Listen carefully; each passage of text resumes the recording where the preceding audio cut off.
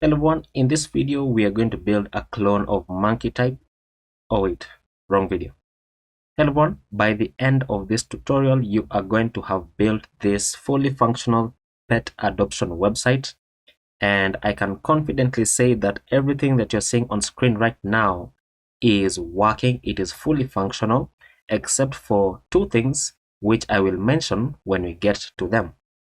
So you can see that I am logged in with one of my accounts right here, and I am on the dashboard page which I've called feed, and it is showing me recommendations based on some settings that I have updated, and we're going to jump into the settings in a moment.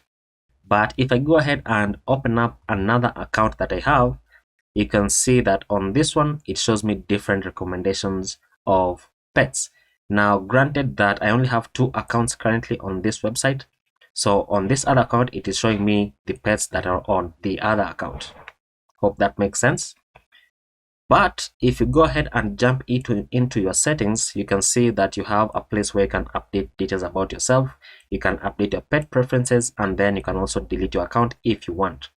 Now on the section about the pet preferences, if you uncheck any of these, or if you check, where can I check? Okay, so if you uncheck or check any of these, then the pet recommendation system in the homepage is also going to update based on your preferences. Now, one of the things that is not functional and that I only realized after I had built the application is the delete account functionality. So I can click on delete account, but it will not delete the account because I think I messed up something in Convex.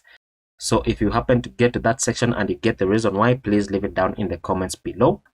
And of course, now once we have that, once you have updated our settings here, you can simply click on save settings. It updates your preferences and then it throws you back into the home page, or it doesn't, but you can see that right there. Now on this other account, you can see that I have two notifications. So if I click on this bell icon, it takes me into the notifications page, and on the notifications page I can see the notifications that I've received. So in this case it is notifications about applications that I've sent and applications that I have received. So when I click on view application, it will take me into the applications page, and then when I click on the eye icon, it will mark the notification as red. So clicking the eye icon, you can see that now the notification is red and the styles have been updated. And then when I click on view application, then it takes me into the applications page, and you can see that I have a tab that says sent applications and received applications. So in this case, this was the application that I received the notification for, and I have the option to view details only when it is accepted. By the way, am I able to send a message to the owner of the pet? So if I click on view details rather, it takes me into this more details page about the application, where we are getting the application ID, and then we render details about that application right here in this page, which is going to have more details, but depending on the status of the application, in this case it is accepted. And then when I click on start conversation, it takes me into this page, which is the messages page. And granted, it is very minimal. You can say I didn't have even the name of the what's it called. But just to demonstrate that this is a real-time thing, I'm going to paste this to the left and right, and then I'm going to navigate into the messages page. You can see that this is the conversation that I was having with this other guy. So when I click, let me just say, hello, this is test message. When I send it, you can see it is received immediately on this other side. Very nice. And don't worry about these dates. These dates are from different times, so perhaps you can format that properly. And when I send a reply from this other side, I can say test message received, and this other person is going to receive it immediately. So that's looking very nice. And I hope you noticed that when we cleared our applications here, or rather when we marked one of it as red, then it also updated the notifications count here, which we have marked as unread. The other page that we have is the discover page, which is going to have all the pets that are currently listed on the website, and you can filter them by the pet type, by the size, by the ages, and you can see all these filterings that are here. And then of course you can filter it by the name. So for example, if I want to search for Scooby-Doo, I can simply type in Scooby-Doo and it's going to filter out the pets right there. And then of course when you click on this, and the button is going to be dependent on, that is a bad demonstration, but the buttons on the pets right here are going to be dependent on whether you've sent an application or not, and whether it has been accepted or rejected, or whether it is in progress. So there's no pet here that I have that shows in progress. So let me check this other side right here. So I sent an application for this one and it says in progress, and you can see that I cannot click it. So that is the functionality that we wanted from that. And now when I click on the adopt me right here, you can see that it takes me into the details page about that pet. And if I'm the owner of the pet, it says edit pet details. So this probably is not a good example. So let me go back. Let me select this one. And once it loads in, you can see that it has a button that says start adoption process. And then it gives me details about the owner. And if they have updated their bio and more details about them, then it's also going to show up here. And then of course I can view their profile, and then details about the dog is right here. In this case, it is the dog, but it is supposed to be details about the pet. And then you can filter through the images if you want. Filter through the images. There we go. And there we go. Once it loads in, fantastic. Now, next page that we want to take a look at is the profile page. And I want to take a look at this page first, the view profile. So the way that I built it is that when you're viewing the profile from the pets page, it is going to take you into the users page, and then the ID of that user, meaning their profile. And this is the profile page that we're going to get. So basically some details about them on the left, and then the pets that they have listed on the website is going to be on the right, as you can see right here. And then you can go ahead and click on these buttons. So if you send an application and it has been accepted, the button is going to say accepted, and then when you click on it, it is going to take you into the messages page where you can start some discussions with the owner of that particular pet. But if you click on the profile page right here that is in the sidebar, you can see that the profile page looks just a bit different. So basically it has this on the top, and then more details about the pets that they have listed is on the bottom. And then right on the bottom, on the very bottom, is the applications that they have sent and applications that they have received and their status. So you can see that this one is a received application, but it is pending. So very nice. And then next we have the add pet page where you can add your pets. So for example, if you want to go ahead and add a pet called Shepherd, which is a dog, which is a German Shepherd right here. Let's say 5 years, let's say gender male, let's say size is going to be large. Activity level, let's say high. Oops, my mouse is issues. Location, let's just say Belgium, doesn't really matter. The description, you can give a description here, and just for the sake of showing it out. So random text generator, let's get some text, and let's just copy that. So copy and then paste it here, and then you can upload pet images. And unfortunately I don't have any images right here, but the characteristics of the pet, you can say good with kids, good with other pets, and it is also house trained, so depending on your pet. And then adoption fee, let's say 5,000 or 50,000. And then medical information, let's just paste in the text. Let's remove this first one, and then let me go ahead and just select some images that I have on my computer for the sake of demonstration. Okay, so it turns out I actually do have some pet images, so I'm going to choose this one, and then I'm going to say open, which is going to upload it. And we're using upload thing for our upload functionality right here, so you just need to wait a moment for it to upload into upload thing, and then it's going to give us a preview, as you can see right there, looking very nice. And there we go. So it uploads it, we receive a toast notification and receive a preview image right there. And then I can say add pet, which is going to add the pet and then redirect me into my profile page where I can see that I have added this pet.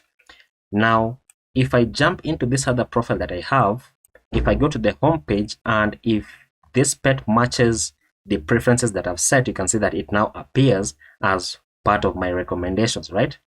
Very nice. And then finally we have our profile icon right here, which gives me a drop down for the profile page and the settings page, and then the logout. So when I click on logout, we are redirected back into a home page which looks like this. So a very simple looking home page, looking very nice. And in the video you'll notice that we build the home page as one of the last items, probably even the last page.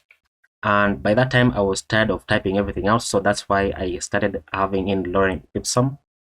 But you can see that it looks very nice, just a simple home page. And then if you want to sign in, you can click on the sign in right here, which will take you into the sign-in page, which looks like this. And then you can sign in with your Google account, and it is all managed by Clark. So I hope you're ready to begin, and let's go ahead and get started. So to begin, I already have my Next.js application created right here, and I created it using the following settings. So I did not record this part, that's why I have this photo. So I used npx create next app at latest, and I called my application pawprint. For TypeScript, we are not using TypeScript. I selected ESLint. We are using Tailwind. We don't want the source directory. We want the app router. We are not using TurboPack, and we are not changing the default alias. So if you want to follow along with the settings that I'm using, then these are the settings right here. And once you open it up in your favorite code editor, you can see that this is the application that we have. And I'm already running our app on localhost 3000 right here, so that we can see the default Next.js application. Now I want to mention a few things. We are going to be installing quite a number of packages. So we're going to be installing shadcn, we're going to be installing Clark, datefns, and a bunch of other things which we will get to once we have need of them. But I do want to mention that the font that I am using is called Hack, and the VS Code theme that I'm using is called Abyss. So I think we should just go ahead and get everything ready. So basically get done with our setup. So what I'm going to do is we're going to install shadcn first, because it is the easiest of all of this. So simply shut down this, and then I'm going to say npx, and let's say npx shadcn init. And take note that for this project I'm using npx as opposed to pnpx, which I've been using for quite a few of the previous projects on the channel. So right here we're going to say yes. For our base color, I'm going to select neutral, so enter, and then this is going to create a components.json file right here, which is going to be housing the configuration for shadcn that we have just selected. You can see that we're using the New York style, and the icon library that we're using is called Lucid React. And then for our CSS, it is going to be inside the app folder and then inside the global.css. So this is all correct. So let this finish. I think it should be faster for you. And there we go. So you can see that it also creates a lib folder right here, which houses this function from Tailwind CSS, or rather not really from Tailwind CSS, but this function that helps us to conditionally render Tailwind CSS classes. So now that we have shadcn installed, let's go ahead and install this, which is going to help us to format Tailwind CSS classes. And if you just go ahead and Google prettier formatter Tailwind CSS, I can't remember its name, Tailwind CSS, it should give us a link to the GitHub repository. Yes, it's called prettier plugin Tailwind CSS. So you can simply scroll down right here, and then you can copy this and then paste it inside here, and then enter, wait for that to install. And then as it is installing, we need to go ahead and copy this and then paste it inside a file called .prettierrc. So copy this and then right inside your workspace, create a new file, .prettierrc. Make sure that it is in the root of your workspace and not inside any other folder. And then simply paste that in, but remove the comment so that you don't get that error. And then you can save that. And that's basically the entire configuration for that. And then it has finished installing. Fantastic. And then the next thing that we need is to install these packages. So let's go ahead and say npm install, and we want to install date-fns, which we're not going to use until a while later. And then we want to install Clark, and then we want to install convex as well. And let's begin to set up our application using Clark first of all. So the way that we're going to do that is we're going to go into clark.com right here. And then if you're not logged in, it's going to have a sign in button right here. But you can see that I'm already logged in, so I can just click on the dashboard. And right here, you can see that I am now in the dashboard of Clark. but I want to go back into my apps, so I can just click on this icon right here, which is now going to give me this page. So I'm going to create an application, and the name for application, I'm going to call this PawPrint, and that you can log in with Google. That's okay. So simply create application, and there we go. And we need to now go ahead and install this. Oh, I've installed the wrong package. Oops, I've installed the wrong package. It is not called Clark, it is called @Clark Next.js. So we're going to do that. But as we wait for this to finish, let's go ahead and copy this env. So copy, and then once again inside the root of your workspace, just double click and create a new file called .env.local, and then simply paste that in. This is going to be useful to us, and then we can save that. And then we need to go ahead and set up middleware. So once again, copy this inside the root, double click, create a new file called middleware.js, and then paste this in. And then we need to modify our middleware just a bit, because we want to check for the sign in and sign up route as well as the home page, and we don't want those pages to be restricted. So what we're going to do therefore is this. We're going to say const is public route is equal to create route matcher, and this should be coming from right here, so we need to import it. So create route matcher,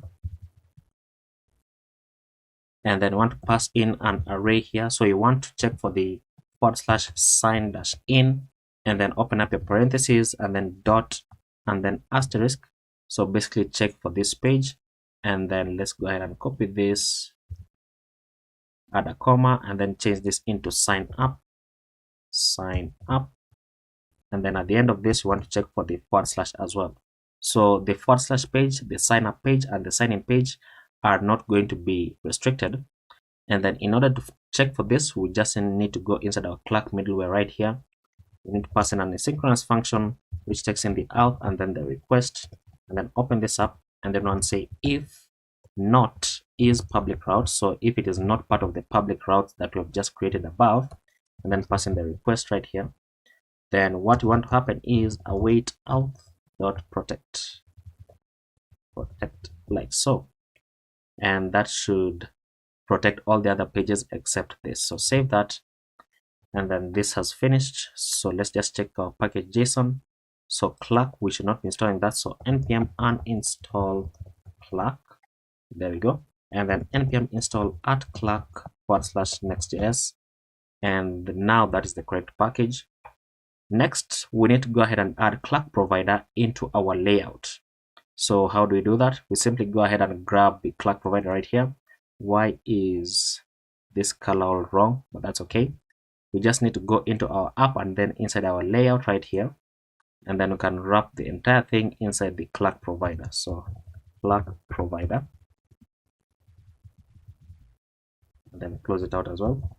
Clark provider. It has not finished installing, not yet.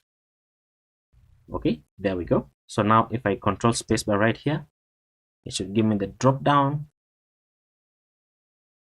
but it is not giving me the drop down. Okay, there we go.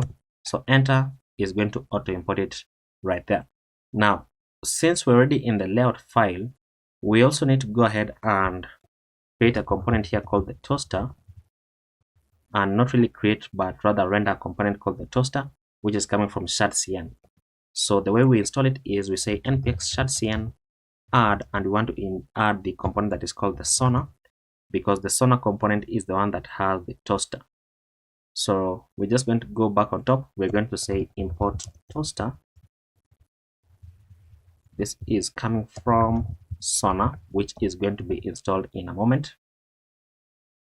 And after installing any shardcn component, it is going to create a components folder if you don't already have it, and then inside the components folder, it is going to have a UI folder, and then add in the components from shardcn, so that if you want to modify anything that you don't like, you simply jump into that file, and then you can modify the styles, for example.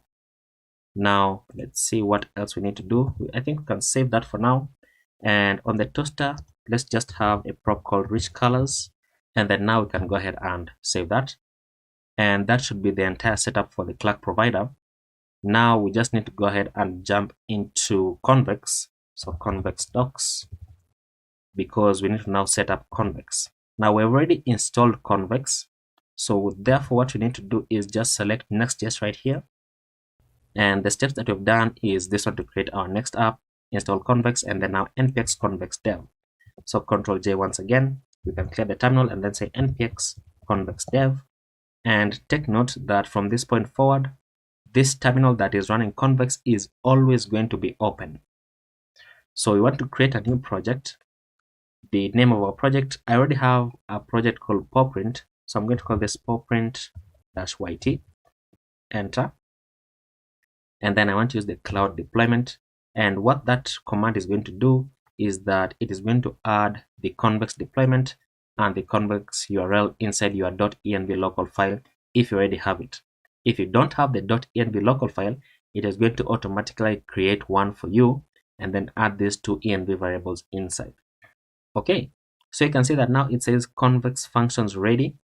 Once again, take note that from this point forward, this terminal is always going to be open because we're going to be doing quite a bit of Convex stuff. Now, I'm going to add a second terminal here, which we are going to be using for our localhost, and I'm going to rename it using F2, rename this into localhost, and then rename this first terminal into Convex, and then I'm going to add a third terminal here and rename it into installs. So anytime that we want to install something, we're going to be using the third terminal. And in order to run our dev server, we're going to be using the second terminal. And we can go ahead and say npm run dev. And then let's see what you have on the screen. So if we go ahead and reload this, the colors should change just a bit. If you're in dark mode, you should now see white if I'm not wrong. And there we go. So the reason why the color changes is because when you install a shardcn component, it also jumps into the globals.css file and it updates some of the colors, as you can see right there. Now, let's go ahead and jump back inside Convex docs because we need to go ahead and do something. And the something that we need to do is we need to create the Convex client provider. So we are using JavaScript, so I can just select JavaScript from right here, and then I can copy this, and then inside our application, I'm going to close down all of these folders, and then I'm going to create a new folder here called providers, and then / I'm going to say convex client provider JSX, which is going to, oops, I've done the wrong thing. So inside providers, create a new file called convex client provider.jsx, and then paste in this code, which takes in the next public convex URL that we have in env local because we have run npx convex dev. And then basically this is what we're going to be using to wrap our entire application. So that means that we need to jump inside layout.js, which I'm going to rename into .jsx, and then page.js, rename this into page.jsx. So inside layout, we're going to go ahead and grab the children right here, and then add in convex client, what was it called? Convex client provider. So convex client provider from providers convex client, which we have just created, and then paste in the children right there. And then once we save that, let's jump into our globals.css, because on the bottom I want to use a certain font which is already available for us. So let's go ahead and change up these styles as well. We want BG orange -100 for our default background.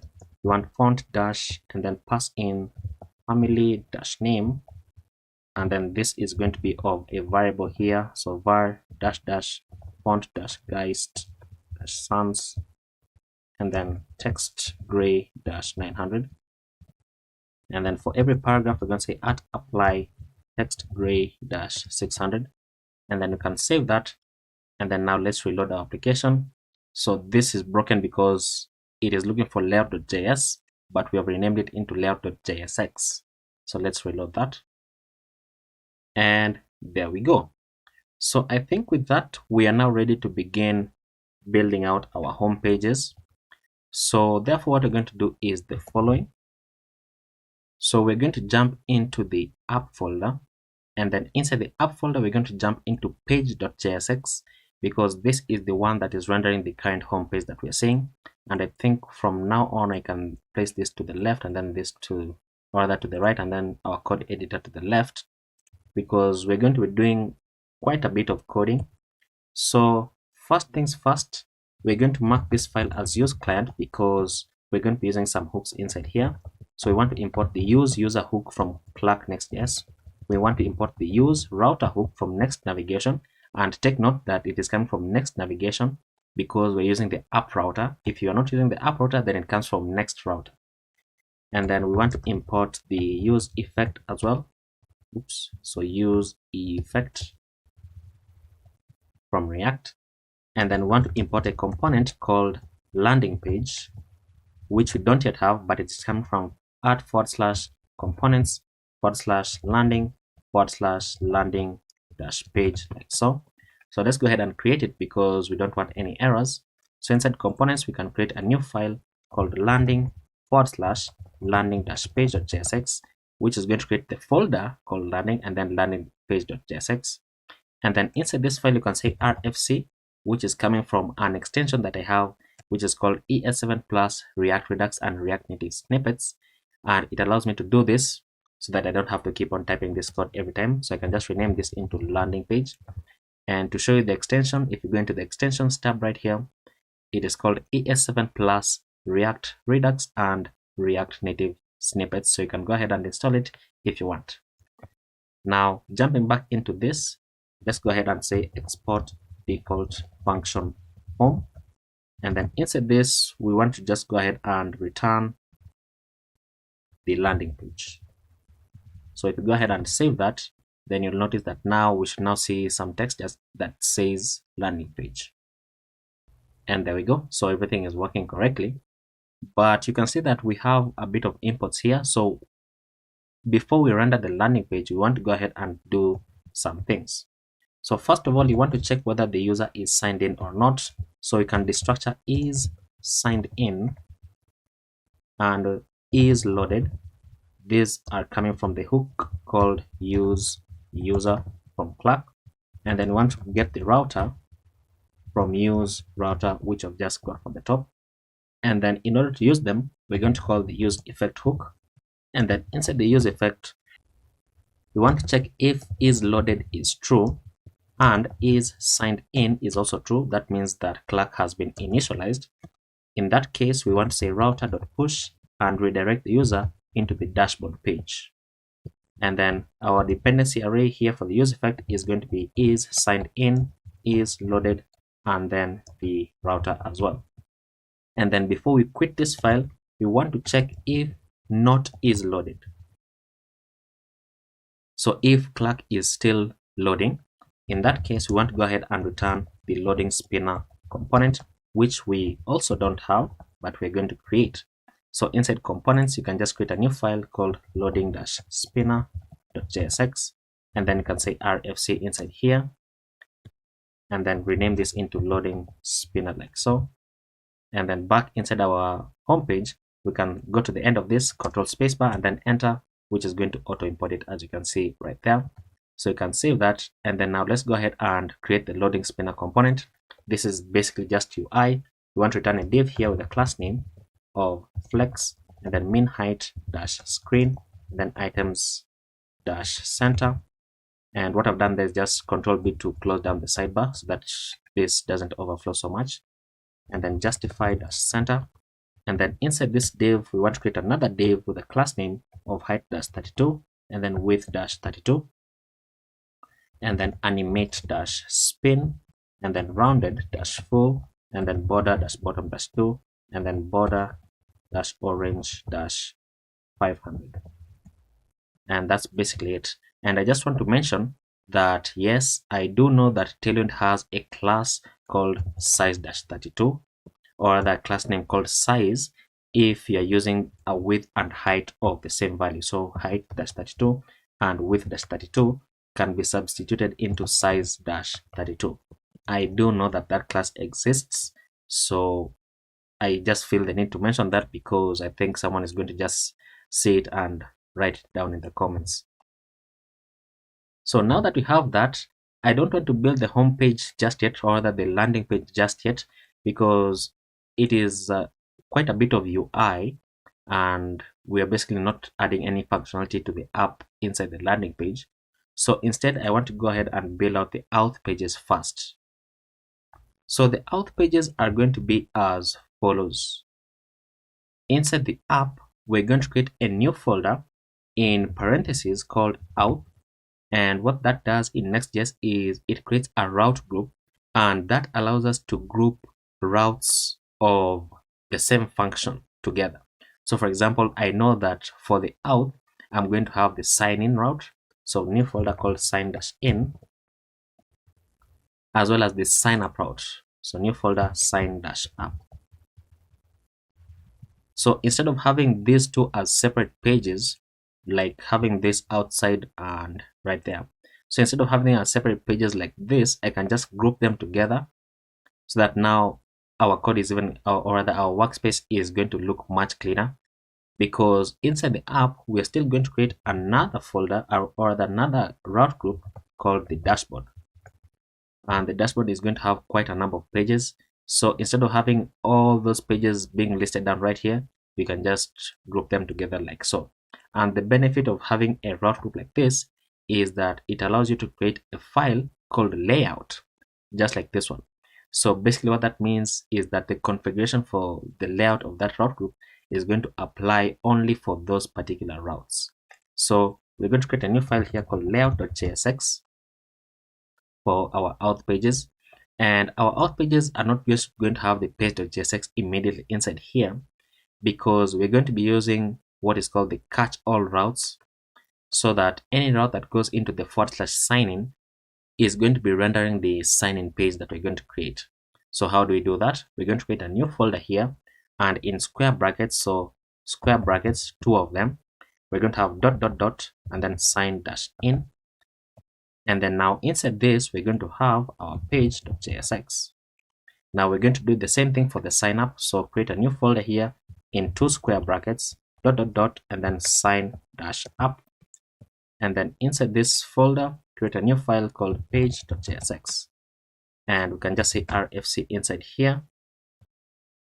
Let's just have it as sign up for now. And then for the sign in rfc, let's have it as sign in. And then for the layout that we've created, and take note once again that this layout is inside the auth, we can just say rfc, and then let's call this auth layout like so, and then we can save that. Now let's jump inside the sign in right here. Let's build out this sign in page. So the sign in page is going to be as follows. We're going to be using some components which are coming from TsbSankara. So let's go ahead and install them. So inside our third terminal for the installs, let's go ahead and say npx TsbSankara add, and we want to add the button, and we want to add the card as well. And then as those install, let's go ahead and import them. So first of all, let's mark this file as use client, and then we're going to import the sign in component from Clark Next.js. We're going to import the button component, button, which is coming from /components components /UI/button. And then we want to import the card component as well. We want to import the card content, the card description, want to import the card header, and then the card title. These are all coming from /components /UI/card, and it has not yet finished installing.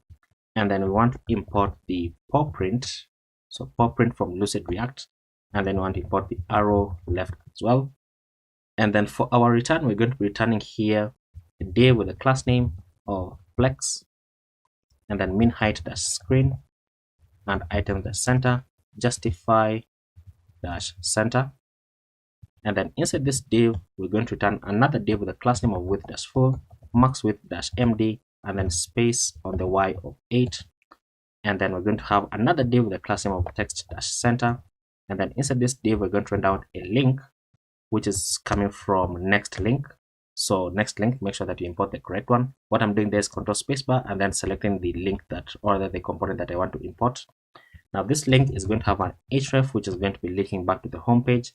It is going to have a class name here of margin bottom of 8, and then inline flex, and then items dash center, and then text dash sm, and then text gray dash 600, and then on hover we're going to say text gray dash 900, and then close this out. It is going to be rendering the arrow left component, which I've just imported.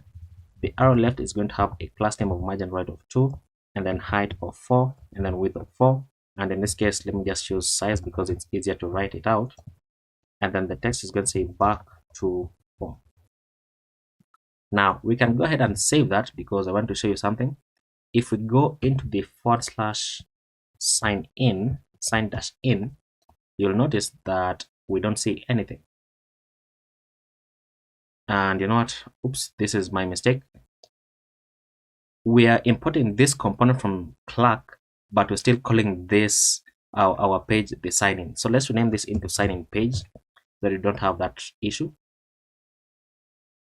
And what is it saying? Components UI button not found. This is not finished installing. What did I call it? Oh, TsbSankara, add button. Okay, so this is finished. So let's reload our application. And there you go, looking fantastic. So now you can see that even though we are on the sign-in page, we are still seeing the auth layout. So why is that? It is because we need to go ahead and destructure the children from inside the auth layout inside here. That now when you render out the children, instead of now just rendering the text, it's going to check for the pages that exist inside that particular route group in this case, and then it's going to render the content. So you can see that what we have been building is the back to home page right here, the link right here. So let's go ahead and continue building now that you can see everything that we're doing. So we're going to go below this link. We're going to have a class name or the div with a class name of margin bottom of 4, and then flex, and then justify dash center. Then inside this div, we're going to have another div with a class name of flex, and then size dash 16, and then items dash center, and then justify center with a rounded dash full, and then bg orange dash 500. And then inside this div, we're going to be rendering out the paw print, that the paw print icon with a class name here of size dash 8, and then text dash white. Close this out, and then below one div and two div, we're going to create an h1 with a class name of text dash 3xl, font dash bold, and then text gray dash 900, and then the text is going to say welcome to paw print. So you can save that. Let's see what I have on the screen as it is reloading. And okay, there we go. I was wondering why the classes were not applying. So there we go. Now below the h1, we're going to have a paragraph with a class name of margin top of 2, and then the text is going to say sign in to find the perfect furry companion. Okay, that's okay. So you can save that, and then below this first div, we can now go ahead and create the sign in component. So sign in component. So we're going to have a card here with a class name of border dash 0, then shadow dash large. Close this out. We're going to have the card content, and remember that we have already imported all this from TsbSankara. This is going to have a class name of padding all round of 6. Close it out, and then we're going to have the sign in component from what's it called, from this, the sign in component from @Clark Next.js, and then we can go ahead and save that. Let's see what you have on the screen. And there we go, looking fantastic. Now below the card, I had a section here called the features section. So for the features, let's just go ahead and it's just some UI, but it's a div here with a class name of space on the y4, then text dash center, and then inside this div we have a paragraph with a class name of text dash sm, and then text gray dash 500. The text is going to say what you get, and then below this paragraph we're going to have another div with a class name of grade, and grid columns dash 1 with a gap of 2, and then text dash sm, and then text gray dash 600. Inside this div, we're going to have another div with a class of flex, and then items dash center, justify dash center, and then space on the x of 2, space on the x of 2. And then inside this div, we're going to have another div with a class name of size dash 2, rounded dash full, bg orange dash 500. And then it is a self-closing div, so we're going to go below this, and we're going to have a span that says personalized pet recommendations.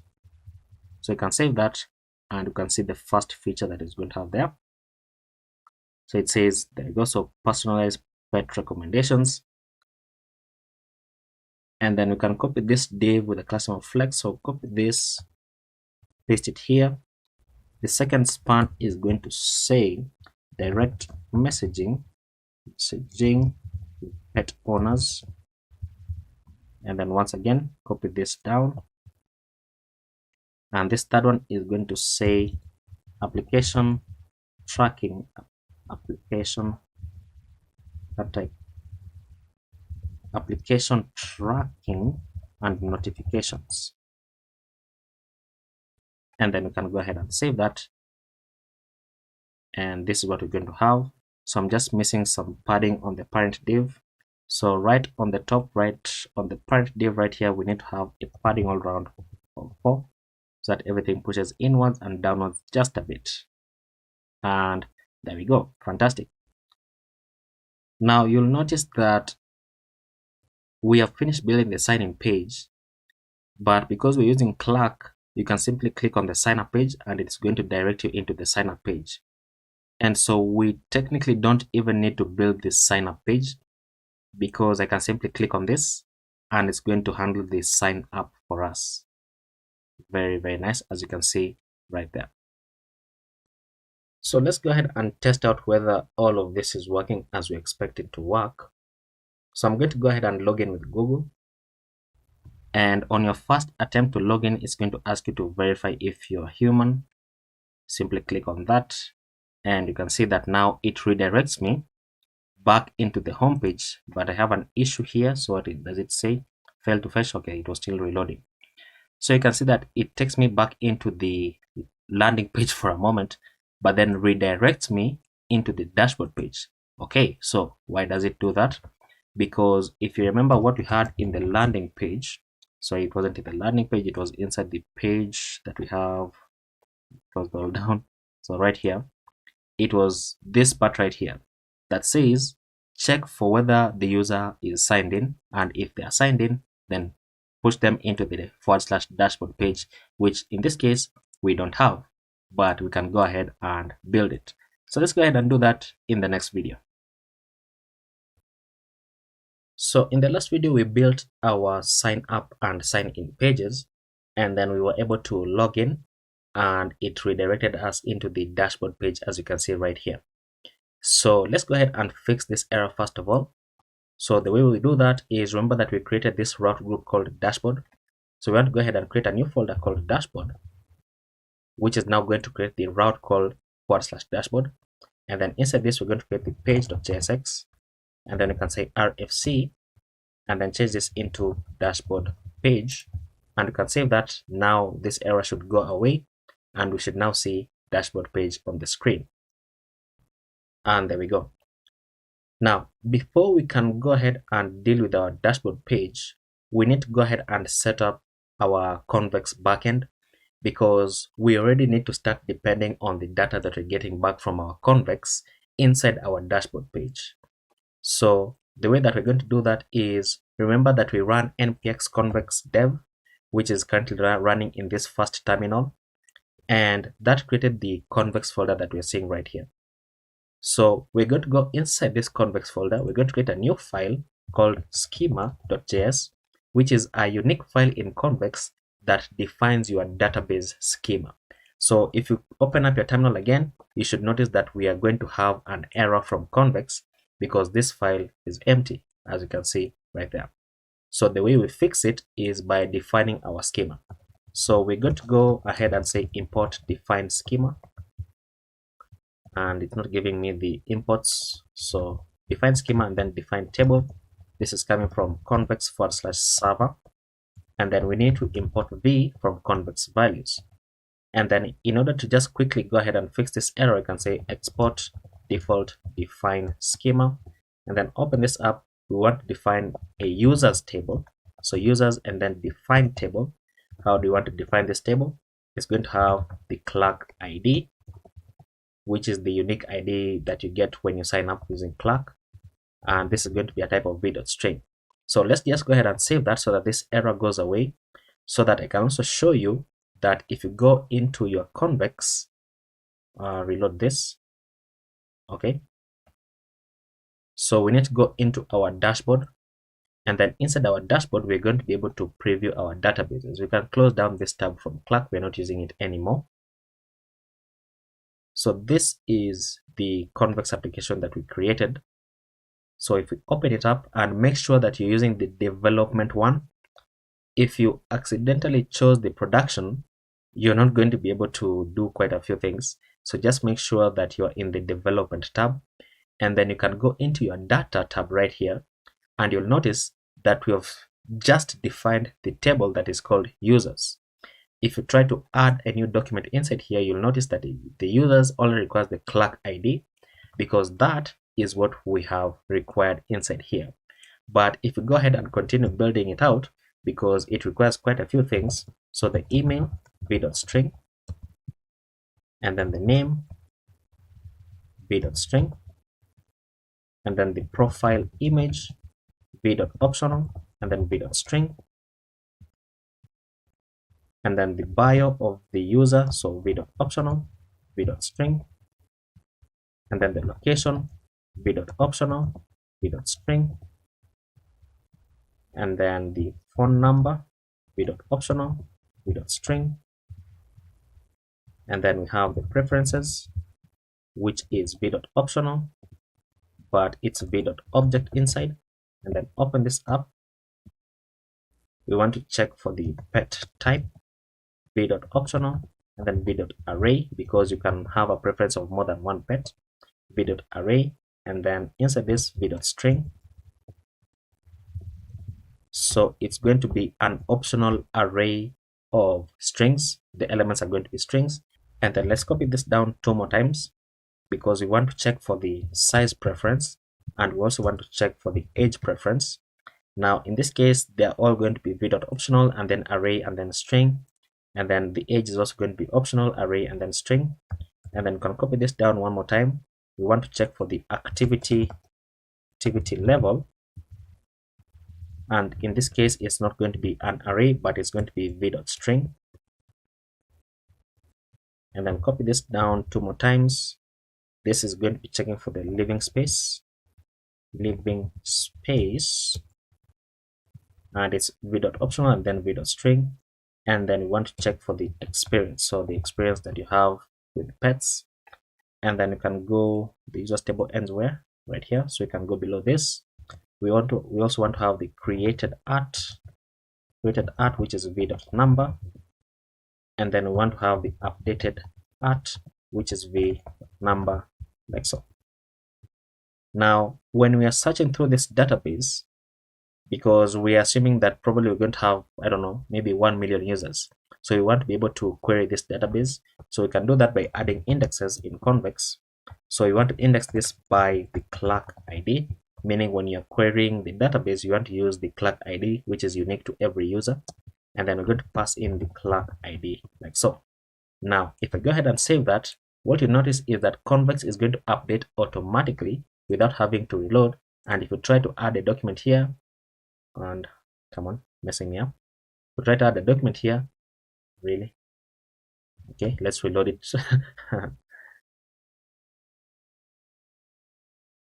So once again, let's try to add a document.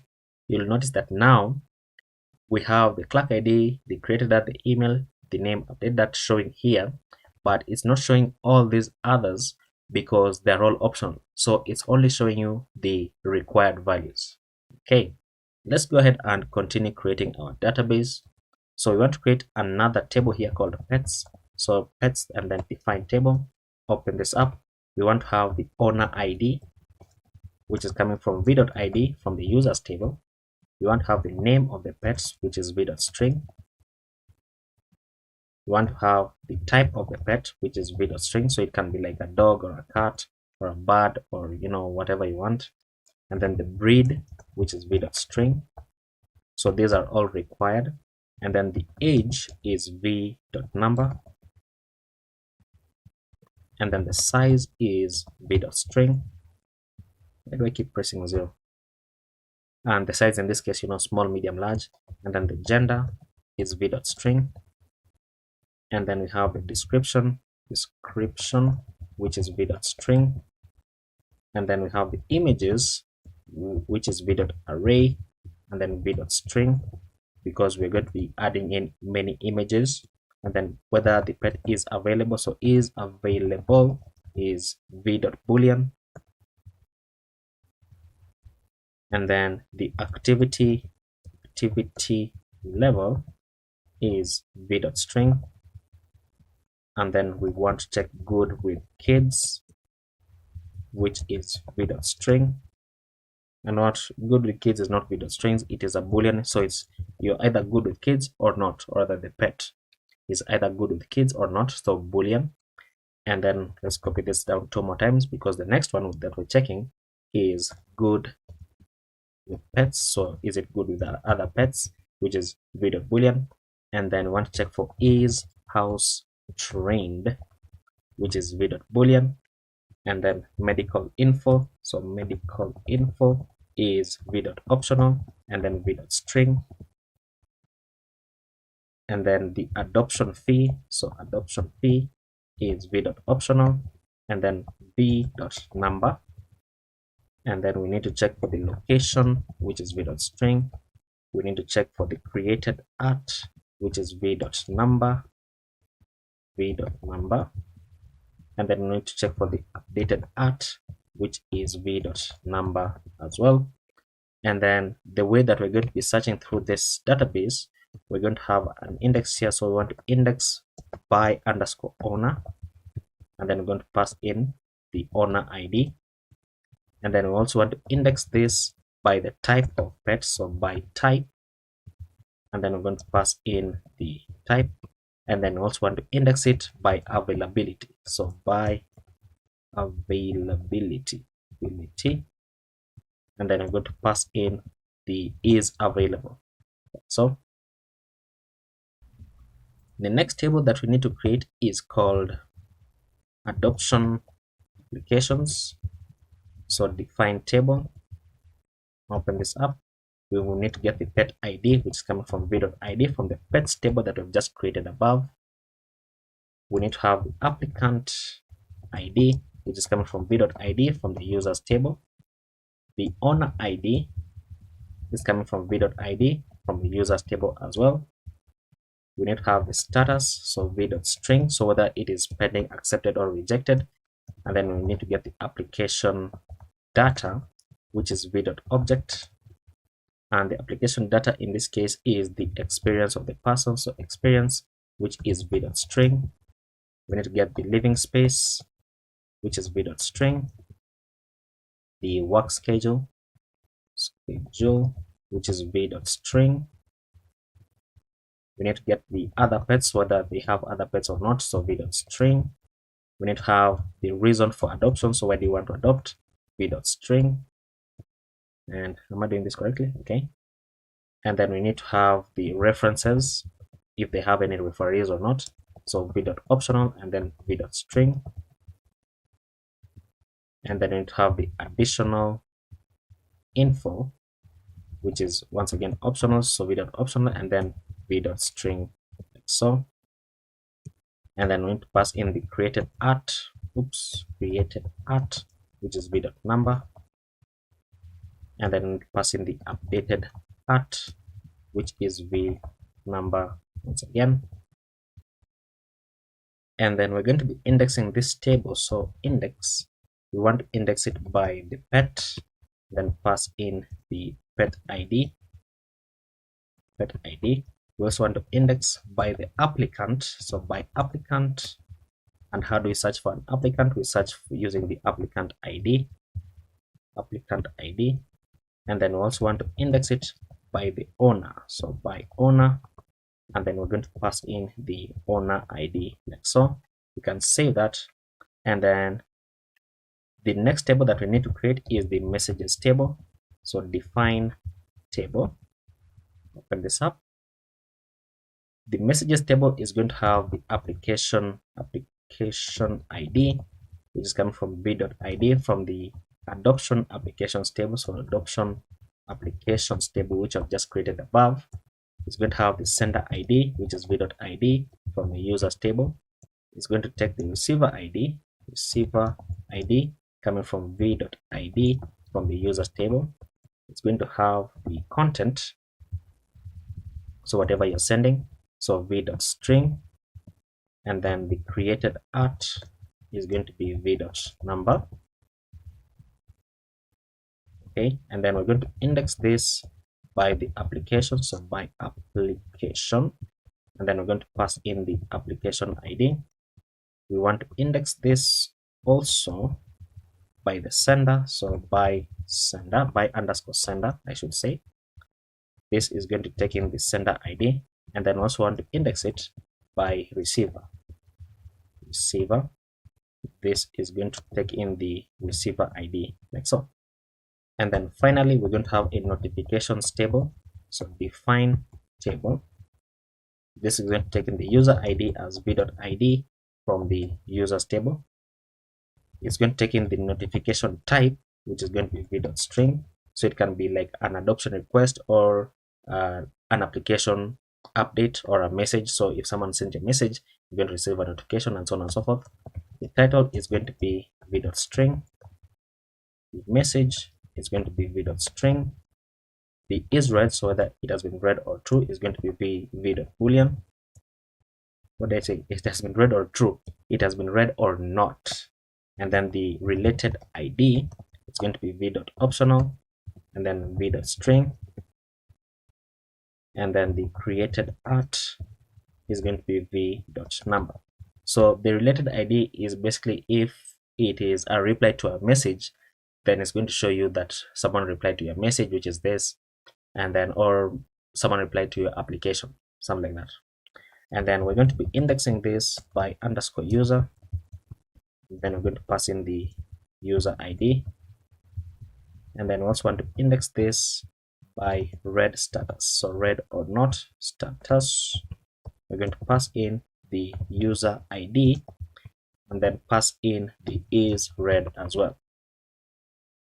Fantastic. So if you Control J and then save your schema, you'll notice that it's going to do some things inside here. There we go. And then once it's done, you'll notice that without reloading, it creates all the tables that we have just been typing out inside here. Very, very nice. So now we can actually begin to work on the dashboard. So jumping back inside our dashboard, before you can begin typing away, I just want to mention that this is a very huge project. So we're going to be jumping back and forth between Convex and our UI. So just be prepared for that. And it's going to begin in this very file. So the first thing that we're going to do is we're going to create we're going to mark this file as use client. And then we're going to begin to set up our imports. So we want to import use query, which is coming from Convex React. We want to import the use user hook from Clark Next.js. We want to import API from Convex generated API. We want to import a component that is called pet card, which we don't have, which comes from art/components/pet card, pet-card. And then we want to import the button component from shardcn. We want to import the card, and then card content, then card description, and then card header, and then card title. And then we also want to import the PowerPrint from Lucid React, and then the settings icon from Lucid React as well. And then we can now import the link component from Next Link. and then we can begin to set up our dashboard. And actually, before we do that, let's go ahead and create this component because we're going to forget it. So inside components, create a new file called pet-card.jsx, and then inside you can say rfc, and then enter, change this into pet card like so. Save that, and then you can begin, or rather you can continue building this out. So we're going to destructure the user from use user, which is coming from Clark, and then we want to go ahead and get the current user that is logged in, that has been saved into Convex. So we're going to say const current user is equal to use query, and then we're going to pass in API dot users dot get user by Clark ID. Now this is a Convex function that we need to create, so we don't yet have it. So if we were to save it, then our application would break. So inside here, we're going to check if the user .id exists. So if that is true, then you want to pass in the Clark ID as the user.id. Otherwise, we want to skip the query. And then we want to also check for recommended pets. So const recommended pets is equal to use query. They import use on top right here. I do not want to import that.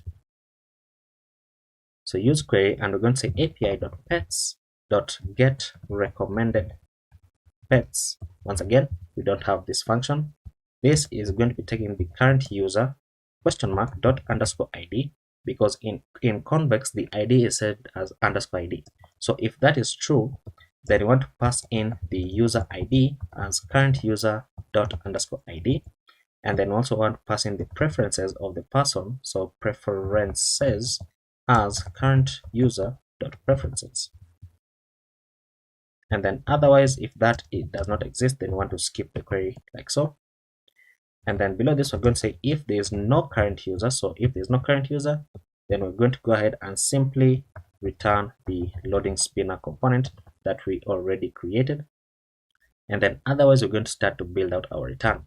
So you can have a div here with the class name of mx-auto, mx-auto, then max width -7xl, and then padding all round of 6.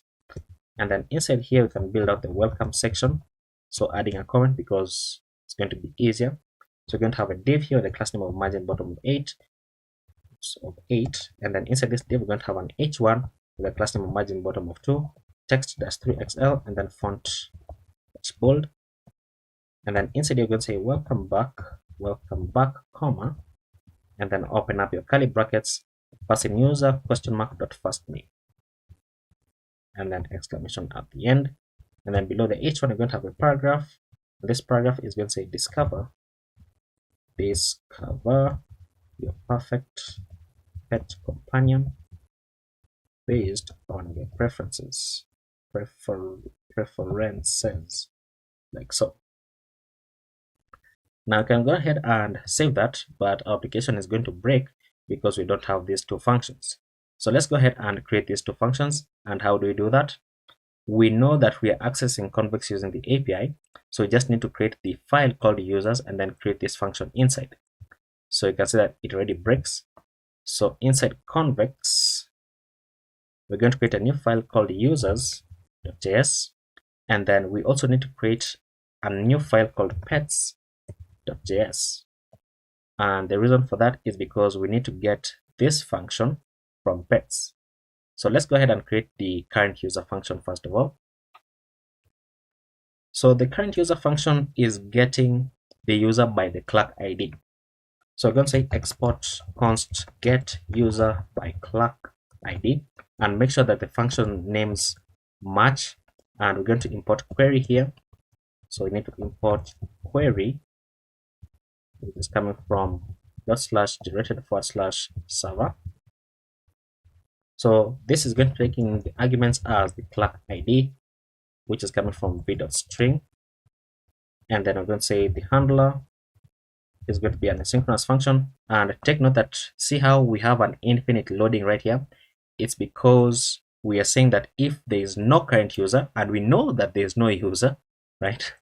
So if there's no user, then we get an infinite loading. So the handler here is going to take in the context and then the arguments, and then we're going to say return await context.db.query, and we're querying the users table with index. So we are querying it with the index of by clerk ID. Remember that we created it.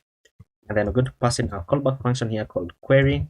We're going to say query.equals, and then we want to pass in the clerk ID and then compare it with the arguments.clerk ID.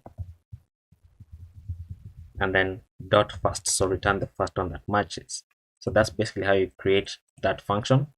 So now once convex reruns, let's see, you should be able to access that function. And we're getting an error here that v is not defined because we need to import it. So right here from convex values.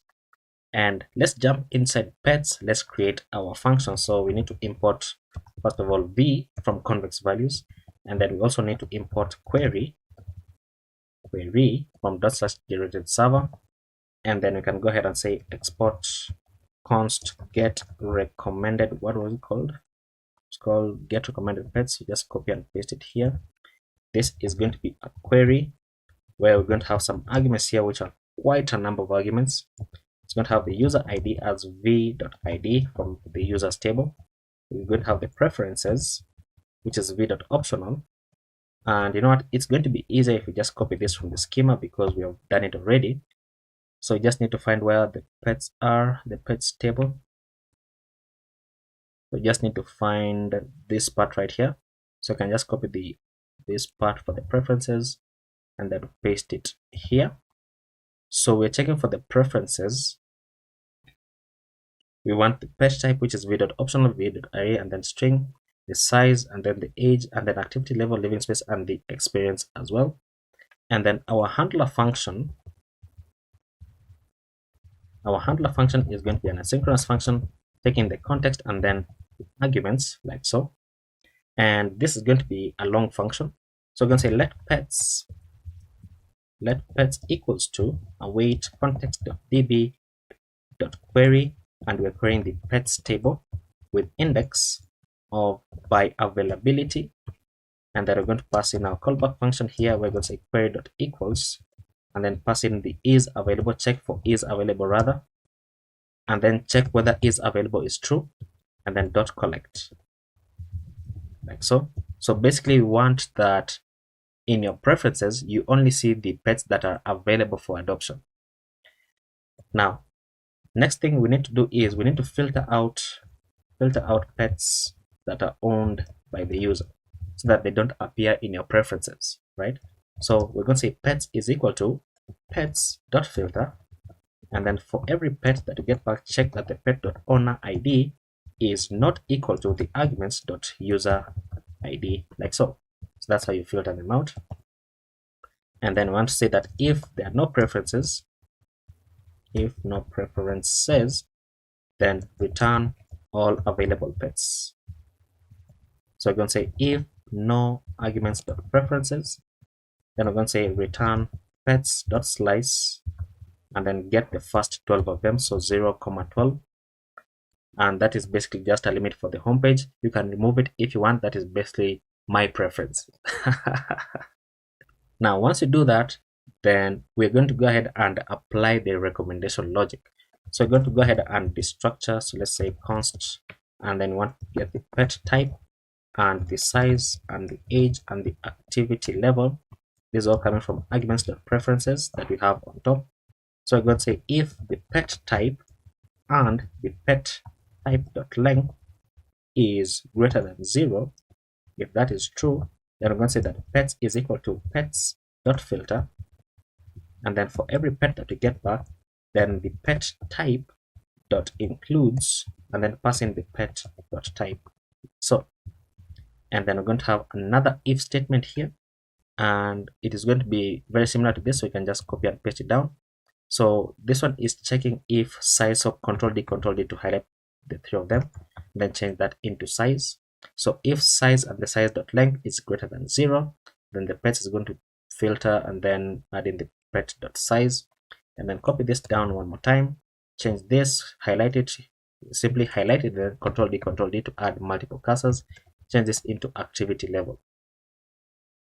And activity level here is not what's it called? It's not an array, so we're not mapping over them. So if activity level, then the pets is equal to pets filter, and then activity level, this should not be this. So we're going to say, what is it? Activity level, or the pet dot activity level is triple equal to the activity level, like so. And then next we want to check for the preference of age. So if age and age dot length is greater than 0, then we're going to say pets is equal to pets dot filter, and then for every pet that we get back, then we're going to return age dot sum, and then pass in the age range as follows. Oops, open this up, and then having a switch statement. So switch and then pass in the age range. Open this up again, and then in the case that you want a young pet, then we're going to be returning the pets dot age, which is less than or equal to 2 years old. And then in the case that you want an adult, then we're going to return the pet dot age, which is greater than or equal to 3, but less than pet dot age less than or equal to 7. So that is an adult pet. And then in the case that you want a senior pet, then we're going to return the pet dot age, which is greater than or equal to 8 years old. And then the default case is going to be saying return true. Now let's go below all this right here, and what we're going to do is the following. If there are no preferences, then return some random pets. Send return random pets. So we're going to say if pets dot length is triple equal to 0, then pets is equal to await context dot db dot query, and we are querying the pets table with index of by availability, then having our callback function here, query dot equals, and then passing is available, check for whether it is true, and then dot collect, so get all of them. And then we're going to say pets is equal to pets dot filter, and then for every pet that we get back, then we want to return the pet dot owner id not equal to the arguments dot user id. So basically don't show the pets that the user owns. And then below this, we're going to go ahead and say return pets dot slice and get the first 12, so 0, 12, like so. And that is our recommendations. So we can go ahead and save that. So our convex functions are now running, but you can see that we are still getting the infinite loading. Well, that is because the way we set up our dashboard page is that it is checking for if there's a current user, and if there's no current user, then it's returning an infinite loading. But where's the user coming from? The user is coming from convex. Now we logged in, but the user is not being saved to convex because we don't yet have that convex mutation to save the user in convex. So let's go ahead and do that. And how do we do that? Remember that the dashboard is a route group. So because it is a route group, we can create a layout file inside here, so layout.jsx, so that inside this layout file, we can simply check for whether the user is signed in or not, and whether they are stored in convex, without having to check for that in every single page. So inside this layout, we're going to be doing the following. We're going to mark it as use client, and then we're going to say import use user from class. We're going to import the use router. We're also going to import the use effect, and we also need to import the use state as well. So use state, we need to import use query, and we need to import the use mutation.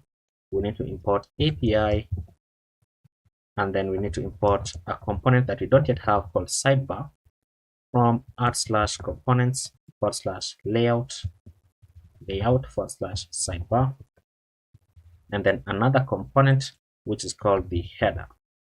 So these two components, let's go ahead and create them. So components, create a new file called what's happening. Create a new file here called layout/sidebar.jsx. Let's say RFC inside here, not doing anything. Export default function sidebar, return sidebar, or the div that says sidebar. My extensions are broken. Let's save that. Let's create another file here inside the components, inside layout. Create a new file called header.jsx. Paste this in, change this into header like so. Save that, and then we can continue building out our homepage, rather the dashboard layout. So we can say export default function dashboard layout, and because it's a layout, then it is wrapping every other component, so we can access the children. And then I'm going to say const is signed in. Why are my functions not working? I need to fix this. Now let's just continue. So is signed in, and then is loaded, and then the user. This is all coming from use user, and then const router is coming from use router, and then const sidebar open, and then set sidebar open. This is coming from use state, and by default it is going to be false. And then const create user is going to be coming from a use mutation from api.users.create user. So we don't yet have this function, we're going to create it. And then const current user is equal to use query. Now we already created this function before, so you can copy paste it if you want. So api.users.get user by clerk ID. Remember that this checks for the user !ID. If that is true, then we want to pass in the clerk ID as user.id. Otherwise, we want to skip the query. And then we're going to call our use effect inside here. So inside this use effect, this is where we're going to be checking for if is loaded and not is signed in is true, then router.push and push them into the /auth/sign in page. And you know what, the auth is a route group, so it should just go into the /sign in like so. And then the dependency array for the use effect here is the is signed in, and then is loaded, and then router. And then below this, we're going to have another use effect, which is going to create the user in convex. So the dependency array for this one is going to be user, current user, and create user function. So inside this, we're going to say if there is a user and there is no current user, it means that the user is signed in, but they have not been saved to convex because current user is using convex. So if that is the case, then we want to create the user in convex, and we're going to create user using clerk ID. So clerk ID, which is coming from user.id. We're going to have the email, which is user.email addresses, and this is all data from clerk. Get the first one, !email address if it exists. If it doesn't exist, then simply return an empty string. And then the name is going to be user.fullname if it exists, or if it doesn't exist, then we want to open up our template literals, and then $ curly bracket user.firstname, and then attach also the user.lastname like so. And if that doesn't exist, then simply return user. And then for the profile image, we're going to say user.image URL if it exists, otherwise return undefined like so. And then below this use effect, we're going to say check for if not is loaded, or not is signed in. Then we're going to go ahead and return the loading spinner component.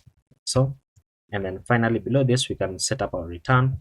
So our return, we're going to be returning a div with a class name of main height dash screen, and then bg gray dash 50, and then on large screens we're going to say flex. And then inside you're going to render out the sidebar component. The sidebar component is going to be taking the is open prop, which is going to be calling this sidebar open. So sidebar open, which is our state value, and then it's going to take on close, which is a function here, which is basically going to be an inline function that says set sidebar open to false. And then below the sidebar, we're going to have a div with a class name of on large screens flex-1 so that it takes up the entire remaining space. Inside here, we're going to have the header component. The header takes in the on menu click prop, which is going to be an inline function that says set sidebar open into true, like so, and then close that out. And then below this, we're going to have a main element with a class name of padding on the top of 16, and then this is going to be rendering out the children, like so. Now we can save that, and hopefully inside convex we should see a new user being registered. If I reload this, actually, then the new user should be registered, hopefully, and there we go. So we're getting issues here, but let me wait for it to finish reloading. We're getting issues that says create user. Oh yes, create user. We have not created that function. Okay, so let's go ahead and create it. So we are not going to see anything inside here. So let's go ahead and get the create user function. So for create user, we're going to jump into convex. Let me make this full screen. So inside convex, we already have the users.js. So you can just go on top of this, and then you can say export const create user. This is going to be equal to a mutation, not a query. So mutation I can spell, which is also imported from /generated server. The mutation takes in some arguments inside here. It takes in the clerk ID as v.string. It takes in the email as v.string. It takes in the name as v.string, and then it takes in the profile image as v.optional, and then v.string. What am I typing? Like so. And then for the handler function, handler is an asynchronous function, as it is with every convex function that we're going to create. So it takes in the context and the arguments. And first of all, we want to check if there is an existing user, because we don't want to create multiple users with the same data. So const existing user is equal to await context.db.query, and we're querying the users table with index of by clerk ID, and we're going to pass in a callback here. We're going to say query.equals check for the clerk ID compared to the arguments.clerk ID, and then get the first one that matches. And then once you do that, we want to check if existing user is true. Let's simply return the existing user dot underscore ID. And then if it is not, then we want to create the new user. So const user ID is equal to await context.db.insert, and we're inserting into the users table, and we are inserting everything in the arguments, so spreading out every other thing in the arguments. And then we want to attach the created art as date.now, because if there's a new user, then they've just been created at that particular time. And then the updated art as well is going to be date.now, because once again they're a new user, so created art and updated art is going to match. And then finally below this, we're going to say return user ID. So now we can save that. Control G to open up your terminal, ensure that this is giving you a nice green tick. And there we go. And then if we check convex, if we reload perhaps this, if we reload it, then you have convex. Look at that, looking very nice. So this is what we already began building. And now there we go. Look at that. So the user has been created without having to reload. That is really something that I like about convex, because it is described as a reactive database. Now you can see that the user has a bunch more data that is not filled. That is because this other data is all optional. And once we get into building the profile pages, then we're going to be able to insert this data in your database if you want. But for now, we need to go ahead and continue building the dashboard page. So let's jump back inside the dashboard, and then inside the page.jsx, let's close out these other files. You know, close everything to the right, like so, that we remain with the page, and then we can continue building it. So as we continue to build out this page, I just want to mention that since we don't have any data about the pets in the database, we are going to be seeing only the empty state until we get to the page where we're going to be creating the pets inside the database. So for now, let's just go ahead and build it. So below this paragraph and then below this div, we're going to create some cards inside here, which are going to show if you don't have any preferences yet. So we're going to go ahead and open up our curly brackets and check for if there's no current user preferences. So if no preferences exists, then we want to go ahead and open up the card component here. The card component is going to have a class name of margin bottom of 8, and then border orange -200, and then bg orange -50. And then inside the card, we're going to have the card header. And you know what, something is bothering me. I set this to bg gray somewhere. I set it to bg gray somewhere, so let's just search for where we have bg gray. Not, it's inside the layout, inside the dashboard layout. Let's remove this, save it, and then let's continue building it out as it is reloading. There we go. I think probably, perhaps maybe that is better. If I don't like it, then I'm just going to change it back to bg gray, because that is what I used when I was building it out. So inside the card header, we're going to have card title. Card title is going to have a class name of flex, then item center, then text orange -800. And then inside here, we're going to be rendering the settings icon. The settings icon is going to have a class name of margin right of 2, and then size -5. Below the settings icon, we're going to have some text that says set your preferences. Let's capitalize it, preferences. And below the card title, we're going to have card description.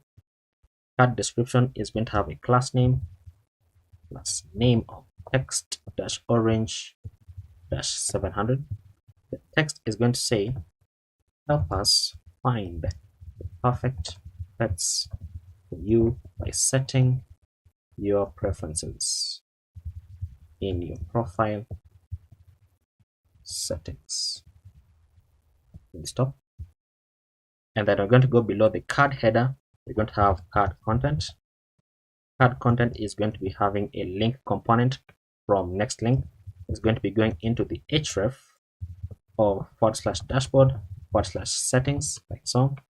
And then we're going to be rendering out the button component. The button is going to have a class name of bg orange -50. Then on hover, we're going to say bg orange -600. And then the text is going to say update preferences. Let's capitalize it as also preferences. You can save that. Let's see what I have on the screen. What is happening inside here? This should say 500. Okay. And okay, yeah, so I've just noticed that I think let's just trace this back into bg gray -50. I think that is going to be a better contrast. Yeah, I think that's okay. So update preferences. Now I know that we're going to be using this button elsewhere in our application. So instead of having to have all the class names like this, what I'm going to do is I'm just going to edit the entire button file. So simply control and then click on this, which is going to take you into this button. And then the variant that I want to edit is the default one, because the default one is the one that is showing currently, as you can see, this dark one. So instead of bg primary, I want bg orange -500.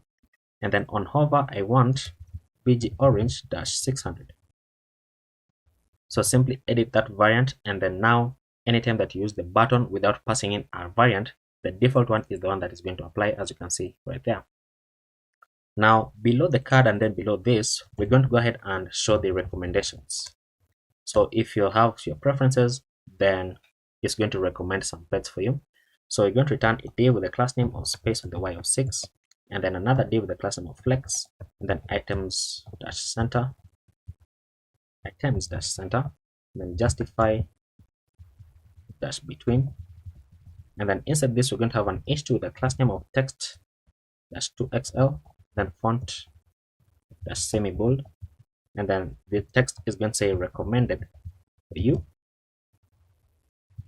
And then below the h2, we're going to render out a link component with an href that is going into the /dashboard/discover, and then inside here we're going to have the button component with a variant of outline, and then the text is going to say view all pets, and then we're going to go below this link, below this div.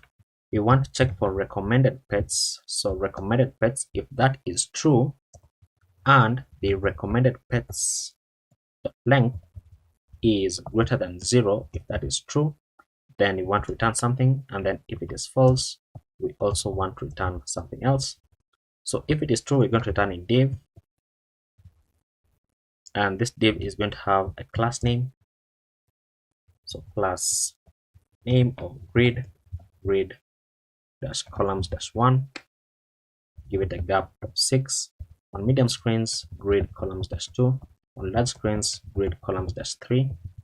And then inside this div, we're going to say recommended pets dot slice, and we want to get the first 8 of them, and then map over that. So dot map. Then for every pet that we get back, we want to go ahead and return the pet card component, which we already imported, and this is going to have a key of pet._id, and then it's going to take in the pet as pet, and then the current user ID as current user._id, like so. Otherwise, right inside here, we're going to return a card with a class name of padding on the Y of 12, and then text center. And then inside this card, we're going to have the card content. The card content, inside this, we're going to have the paw print icon. So paw print. The paw print icon is going to have a class name of text gray -400 mx auto, and then margin on the bottom of 4, and then size -12. And then below this, we're going to have an h3 with a class name of margin bottom of 2, and then text -large, and then font -semi-bold, and then the text is going to say no pets found, so. And then below the h3, we're going to have a paragraph with a class name of margin bottom of 4, and then the paragraph is going to say we couldn't find any pets matching preferences. Try updating your settings or browse all available pets. And then below this, the paragraph, we're going to have a div with a class name of space, the x of 4. And then these are basically going to be 2 links which you already have, so you can copy this link right here, paste it here. So this first link is going to be going into the /settings, and the button variant is not going to have a variant. The button rather is not going to have a variant, and then the text is just going to say update preferences. And then this second button, the link, is going to be going into the discover, and it's basically this button that we've just copied. Fantastic. Now let's go ahead and save that. Let's see what you have on the screen. And there we go. So if you were to click this, it will take you into a page that doesn't exist, so you'd get a 404 page. So before we handle all that, I think it will be prudent of us if we do the sidebar and then the header next. So let's begin with the sidebar. So in the last video, we were able to finish building out our dashboard. So now in this video, we're going to begin to build out our sidebar. So inside components, layout, and then sidebar.jsx, let's go ahead and begin building this out. So first of all, we're going to mark this file as use client, and then we're going to import a bunch of things. So import cn from libutils, which is a helper function that is created when you're using shardcn. And then import the button component from the UI button, import the scroll area, which we don't have, so we need to install it. So Ctrl+J, open up your terminal. Inside your third terminal for the installs, simply click the up key and then change this to say you want to install the scroll-area, and then enter. And then this is coming from /UI/scroll-area. That's its name, so it's scroll-area. And then we want to import a bunch of icons here. So we want to import the paw print we want to import the home icon, search, bell, message, circle, circle. We want to import the user, the settings, we want to import the X icon, the plus circle, and then the file text icon as well from Lucid React. And then we want to import the link from next link, the next / link, and then we want to import use path name from next navigation. And then once we have that, then we need to go ahead and set up our navigation. So const links is equal to, open this up, and we're going to have an array of objects. So the name for this is going to be feed. The href is going to be going into the / dashboard, and then the icon that we are showing is the home icon. And then let's copy this down a bunch more times. So copy, and then let's paste it 1 2 3 4 5 6 7. I think those should be enough. The second one is the discover page. So discover, going into the / dashboard / discover. This is going to be showing the search icon.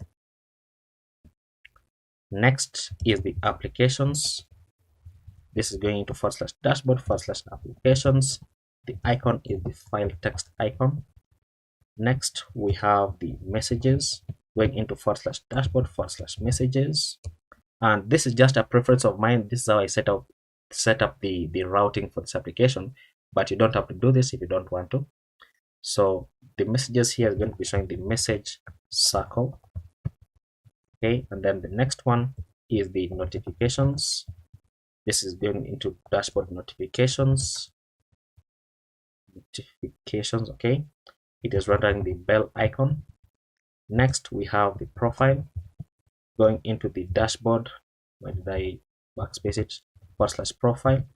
This is showing the user icon. Next, we have the add pet, going into / dashboard / add pet. This is now showing the plus circle icon. And then finally, we have the settings page, going into / dashboard / settings, and then this is showing the settings icon like so. And then we can begin to build out our component. So export default function sidebar. Remember that it takes in some props here called is open and on close.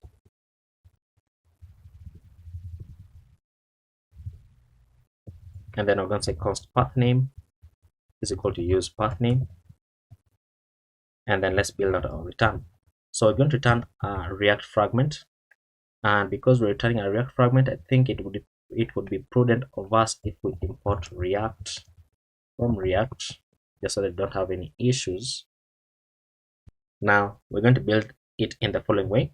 So we're going to have the mobile overlay first of all. So mobile overlay, which is basically like a kind of like a dark background when the sidebar is open, which when you click on, it should trigger the on close function right here so that it closes the sidebar. So you want to check if is open is true, and only when it is true, that's when you want to return a div here with a class name of bg-opacity -25, and then fixed, and then insert-0, give it as index of 40, bg-black, and then on large screens we want to say hidden. And then when you click on this, so when you click on this div, so on click, you want to call the on close function like so, and it is a self-closing div. And then you can go below this, and then now we can actually build out the sidebar. So the sidebar is going to be as follows. It's going to be a div, not dvi, but a div. This div is going to have some dynamic class names. So we're going to call the cn utility and then open this up, and then we're going to pass in the fixed insert-y-0 left-0 z index of 50, and then width-64, and then transform bg-white shadow-large, and then transition-transform, and then duration-300 is in out. And then on large screens it's going to be a static sidebar so that it scrolls with us. And then on large screens we're going to say insert-0, and then on large screens translate on the x of 0, like so. And then right where this ends, we want to have a comma, and we want to check for is open, and only when is open is true, that's when you want to have translate on the x of 0, meaning it's going to bring the sidebar into view. Otherwise, you want to say minus translate, I can't type translate on the x of full, meaning it's going to hide it. Now, inside this div, we're going to have another div with a class name of flex, height dash 16, items dash center, justify dash between,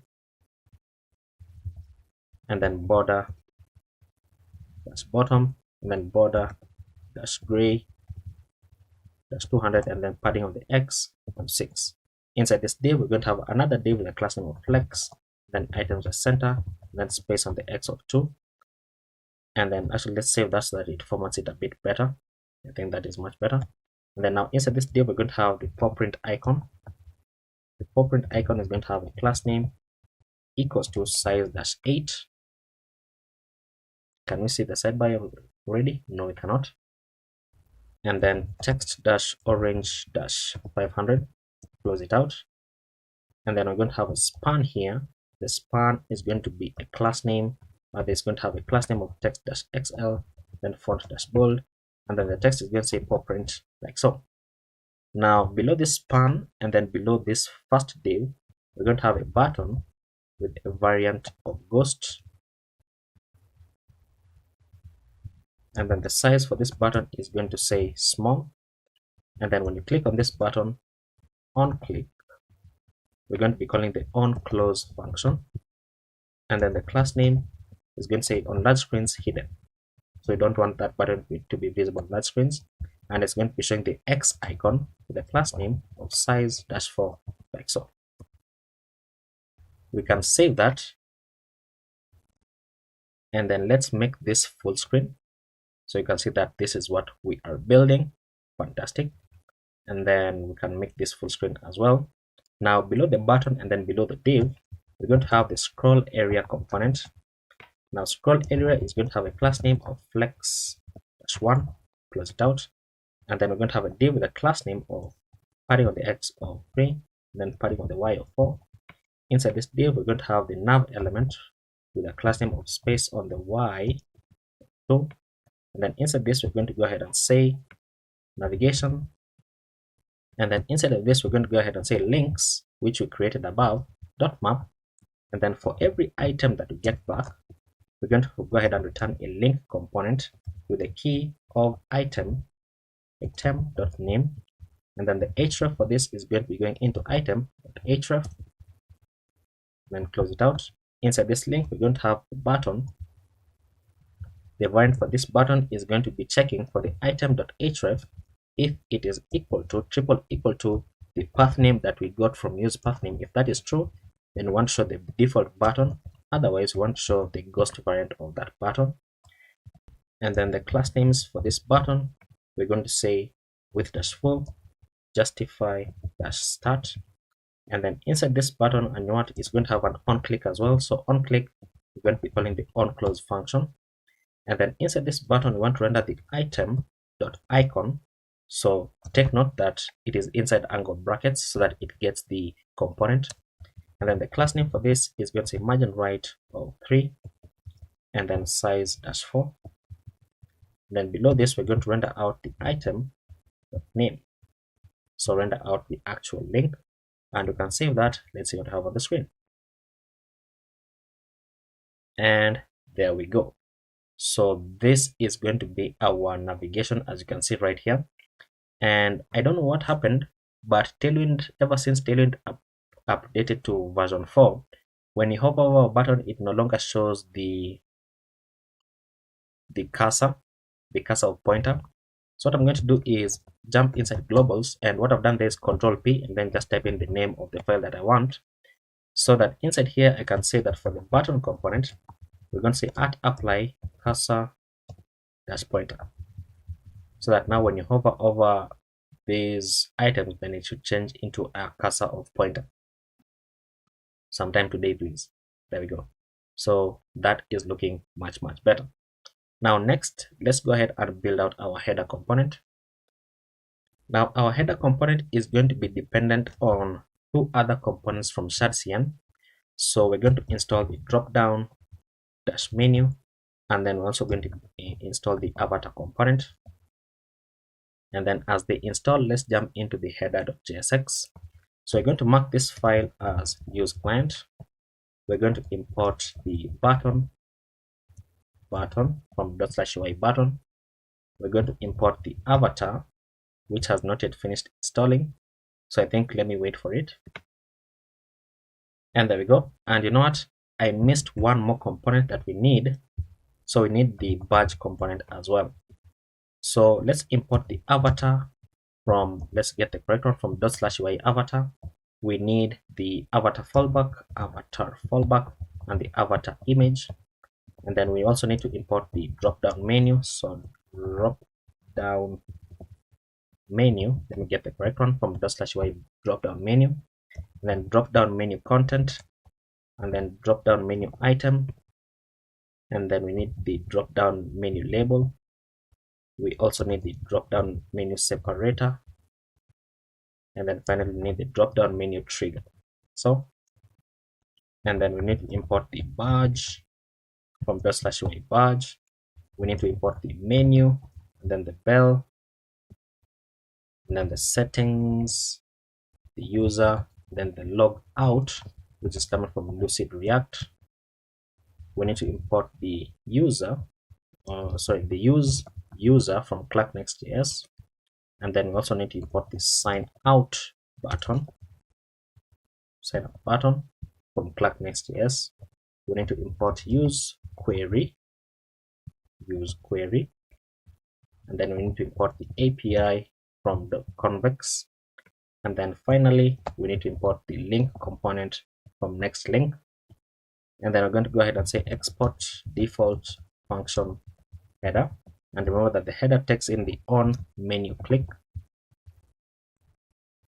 And then we're going to go ahead and destructure the user coming from use user, and then get the current user, so const current user. And do not, let me go ahead and just grab this. Where is it? Is the current user? It's not here. Let's just type it out. So const current user is equal to use query, and then pass in api.users.get user by Clark ID. Check for user .id. If that is true, then pass in the Clark ID as user.id. Otherwise, we're going to skip the query. And then const, oops, is that correct? Did I do this correctly? This should say user.id. Okay. And then const, we're going to get another thing from convex here. So const unread count, so we don't have this yet, is equal to use query, and then pass in api.notifications.get unread count. And then this is going to check for the current user _id. If that is true, then pass in the user ID as current user _id. And then otherwise, we want to skip the query, and then we can begin to build out our return.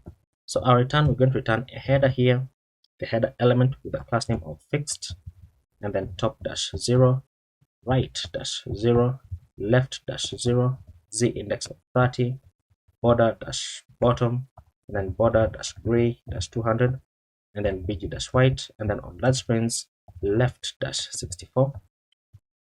Inside this, we're going to return a div with a class name of flex, height -16, items -center, justify between, then padding on the x of 4, and then on small screens padding on the x of 6. And then inside this, we're going to have the button component. The button is going to have a variant of ghost, a size small, and then on click is going to be calling the on menu click function. And then the class name for this one is going to say on large screens hidden. Once you close that, we're going to be showing the menu icon with the class name of size -5, and then close it out. below the button, we're going to return a self-closing div with a class name of flex-1, just like that. And then below this, we're going to write out another div with a class name of flex, and then items-center, and then space on the x4. Inside this, we're going to have our notifications. So the notifications is basically going to be showing the bell icon, but it's going to be a link which is linking into /dashboard/notifications. And then inside this, we're going to have a button with a variant of ghost, and then size of small, and then class name is going to say relative, because inside this we're going to have the bell icon with a class name of size-5, and then below the bell icon we're going to be having the unread count, and we want to check if the unread count is greater than 0. If that is true, then we want to go ahead and render out the badge component from shardcn with a variant here of destructive, and then the class name for this is going to say absolute, so absolute, and then minus top-2, and then minus right-2, and then flex, and then size-5, items-center, justify-center, and then padding all round of 0, and then text-extra small, and then the text is going to be showing the unread count, meaning the number of unread notifications. Now we can't test this out just yet because we don't have the function that gets the unread count, so therefore let's just build out the UI first of all. So below the link, we want to go ahead and build out the user menu. So we're going to have the drop down menu. Inside the drop down menu, we're going to have the drop down menu trigger, and the drop down menu trigger is going to have a prop called asChild, so that its properties are going to pass down into its child element, which in this case is the button with a variant of ghost, and then the class name here is going to say relative, and then size-8, and then rounded-4, and then inside this button we're going to be showing the avatar component. The avatar is going to have a class name size-8. Inside the avatar we're going to have the avatar image, and the source for this is going to be coming from user?image URL. If there is no such source, then we simply want to return an empty string, and then the alt attribute is going to say user?full name, otherwise return just an empty string like so, and then it is a self-closing component. Below, did I do this correctly? Is this correct? This should say user. I think that should fix it. No, it doesn't fix it. What's the problem? Let me write it again.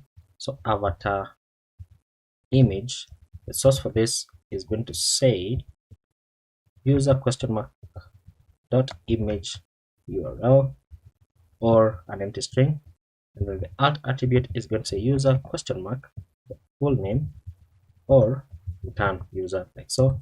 Close it out. Okay, so now it's not a problem. And then we're going to have the avatar fallback, which is going to say user?first name ? And then get the first character like so. Oops, get the first character. If that does not exist, then simply return U for user. Now let's go ahead below this button and not below the drop down menu trigger. We're going to have drop down menu content. This is going to have a class name of width-56, and then align is going to say end. Let's close this out, and then we're going to have the drop down menu label. This is going to have a class name of font-normal. Close it out. Inside the drop down menu label, we're going to have a div with a class name of flex, then flex-column,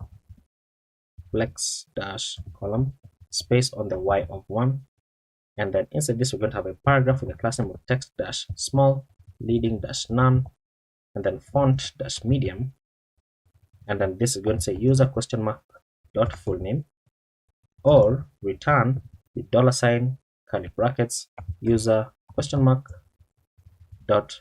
name and then also attach the user question mark dot last name, like so. And then below this paragraph, we're going to have another paragraph with the class name of text dash muted dash foreground text dash extra small, and then leading dash none.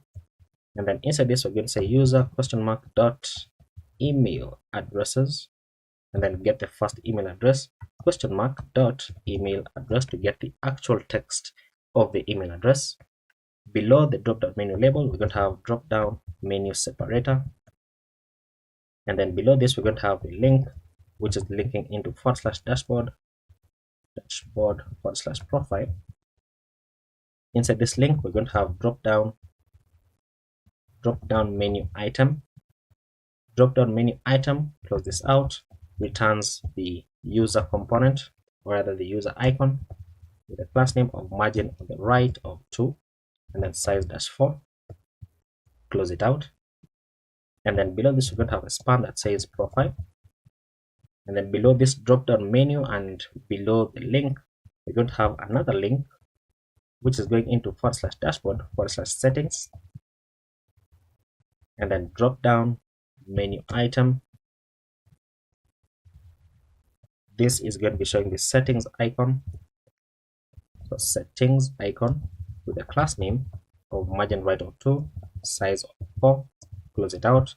And then the span is going to say settings. And then below this link, we're going to have drop down menu separator again. And then below this drop down menu separator, we're going to have the sign out button. This is going to say drop down menu item. Then open it up. It's going to call the log out icon with a class name of margin right of 2, size of 4. Close it out. And then the span is going to say log out. And I think we should be able to save that. And then let's jump into Convex and create a new file here called notifications.js. And then let's go ahead and create our function to get unread notifications. So let's go ahead and say import query from /generated server, and then import v from convex values. And then we're going to say export const get unread count is equal to query. Open this up. It's going to take in some arguments here as user ID coming from v.id from the users table, and then the handler function. It's going to be an asynchronous function taking the context, and then the arguments.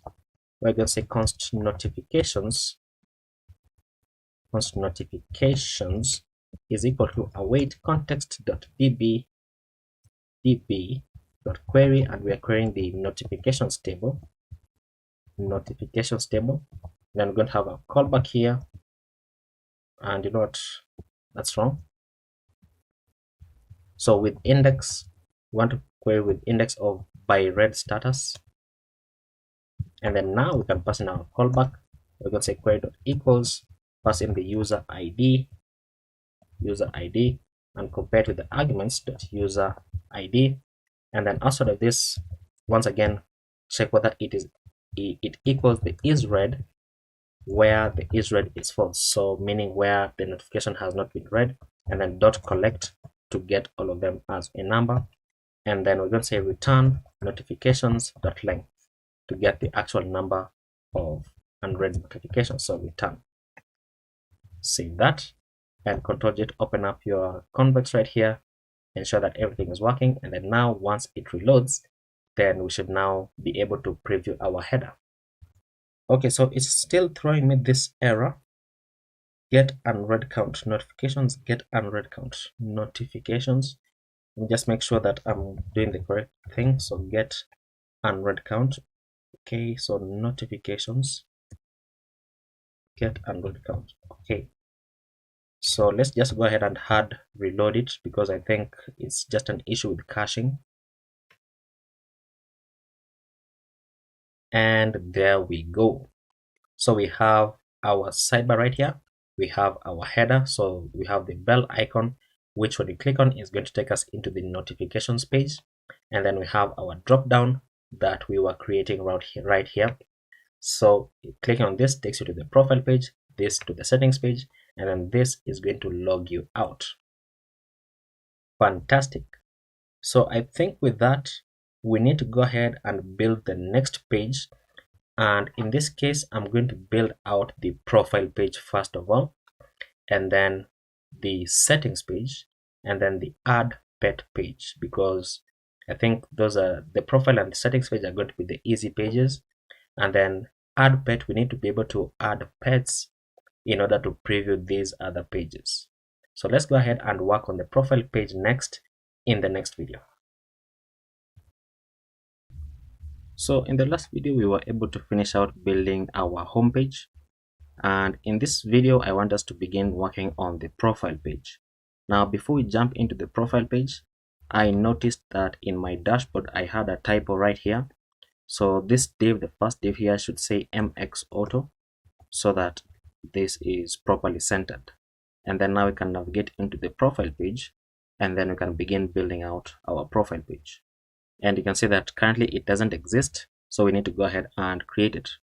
And it says right here that a patch update is available. So let me shut this down. I think it is good if we install it. So let's say npm install convex at 1.27.3. That should now install that version. And then as it is installing, we need to go ahead and create our profile page. So remember that our entire route lives inside the dashboard. So inside the dashboard, I'm going to create a new file called profile/page.jsx, which is going to create the folder called profile and then the file called page.jsx. And then I can say export default function profile page. And then inside here, I can just return a div that says profile page and then close this out. And then when I save it, save please, okay. And then you can take a look and this should reload. And it says, what is this? Convex. It has an issue with convexes because of this. Let this finish running and then let's try it again. Okay, so this has finished. Let's try this again. Let's reload it. And there we go. So you can see profile page right there, because remember that our layout, let me see if I can demonstrate it, because this is a new dev recording for me. So our layout is right here. So it shows the sidebar and then the header and then the main element right here, which in this case is this one. So you can place this to the right and then place this to the left. And then let's jump into our layout, which is this one right here, or rather our profile, sorry. And then we can begin to build this out. So we need to mark this file as use client because we're going to be importing a few things. So we need to import the use state hook from React. We need to import the use query. And I feel as though this is zoomed out quite a bit. So let me zoom in. I think it's going to be better. And then let's remember to run convex. So npx convex dev, because we're going to be creating convex functions and we want to have that running. So we are importing use query and then import use user from Clark Next.js, then import API from convex generated API, and then import the button from components UI button, the TsbSankara button, and then we want to import the card, and then import the card content, and then the card description, and then the card header and the card title right there. And then we also want to import the badge. I think we installed it right here. So you can see that we have a badge icon and then the badge component. So just make sure that you choose the component in this case. We also want to import the avatar from components UI avatar. You want to get the avatar image and the avatar fallback as well. And then we need to get the tabs, which we don't yet have. So Control J, and then inside our installs right here, let's go ahead and say npx TsbSankara add, and we want to add the component that is called tabs. And then as this is installing, we can import. So you need to import tabs. We need the tabs content. We need the tabs list, and then we need the tabs trigger. This is all coming from add components UI /tabs. And then we need to import a number of icons. So we need to import the user icon, the map pin. Actually, let's do this user and then enter to add this from Lucid React, so that we can just import the icons of map pin. We need the font, the mail, the print, and then we need the plus circle.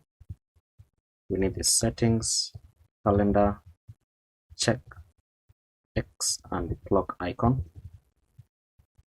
And then we need to get the link component from next link for our navigation purposes. And then we need to import the pet card component, which we created, and it's basically empty right now.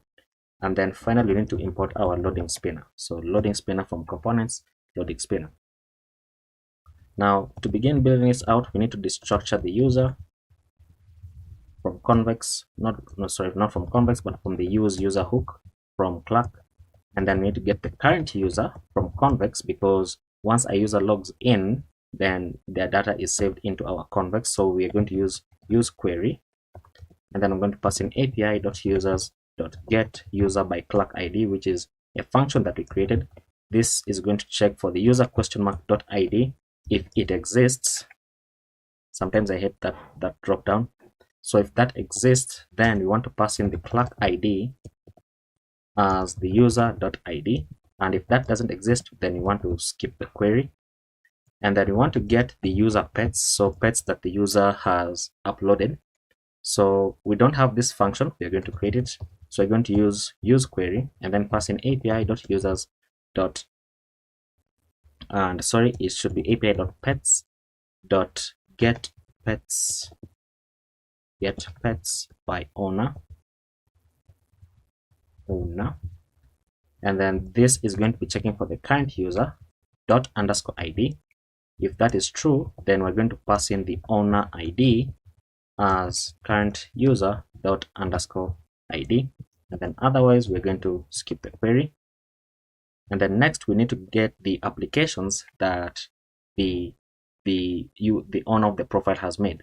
So const applications is equal to use query, and then we're going to pass in api.applications. Once again, we don't have this .get applications by applicant, and then this is going to be checking for the current user and ._id. If that is true, then we want to pass in the applicant ID as current user ._id, and otherwise we want to skip the query. And then next we want to check for received applications, so applications that have been made to the user. So received applications is equal to use query, and then we're going to pass in api.applications.get applications by owner, so by owner. This is going to check for the current user ._id. If that is true, then we're going to pass in the owner ID as current user ._id, and if it doesn't exist, then we want to simply skip the query like so. And then right here on the user pets, it is also possible that the page is going to load before the current user is gotten from convex. So we also want to have a question mark here, so that in case it doesn't exist, then we're going to skip the query until it is going to exist.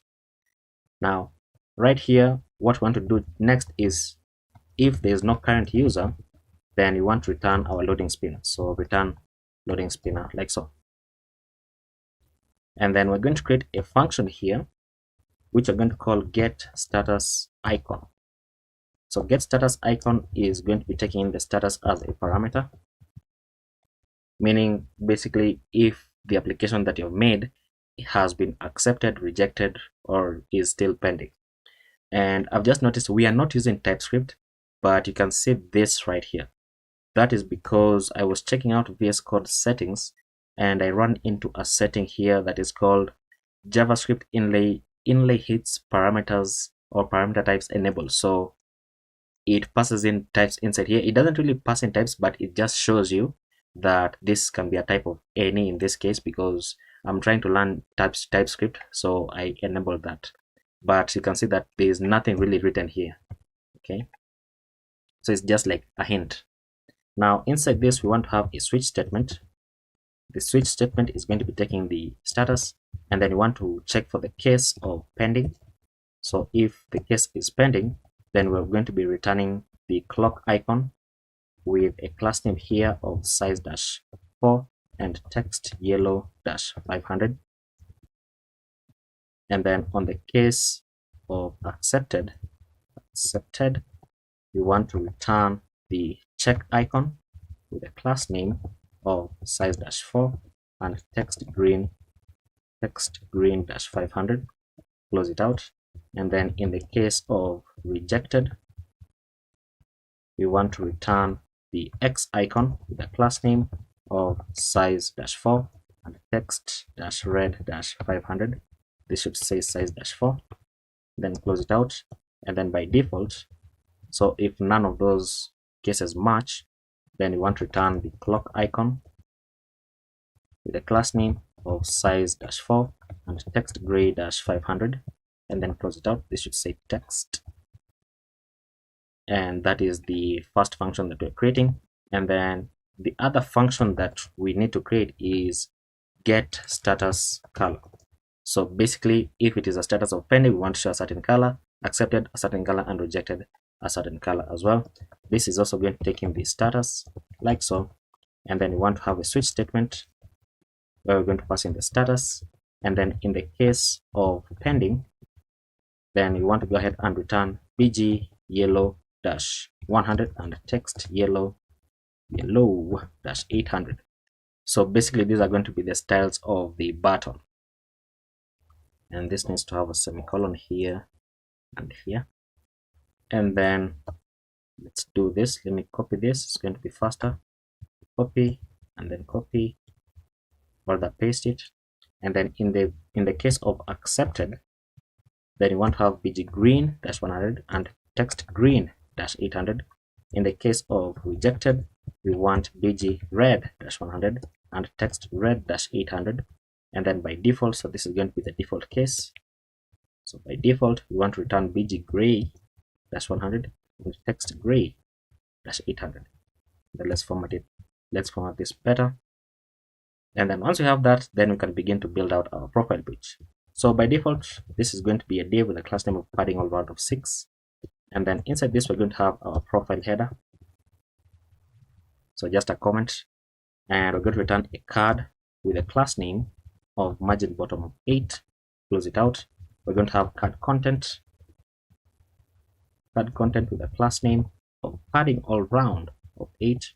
And then we're going to return a div with a class name of flex and flex-column items-start space on the y of 4. And then on medium screens, we're going to say flex-row. And then on medium screens, again, we're going to say items-start. And this should not say item start, it should say item center. And then on medium screens, space-y-0.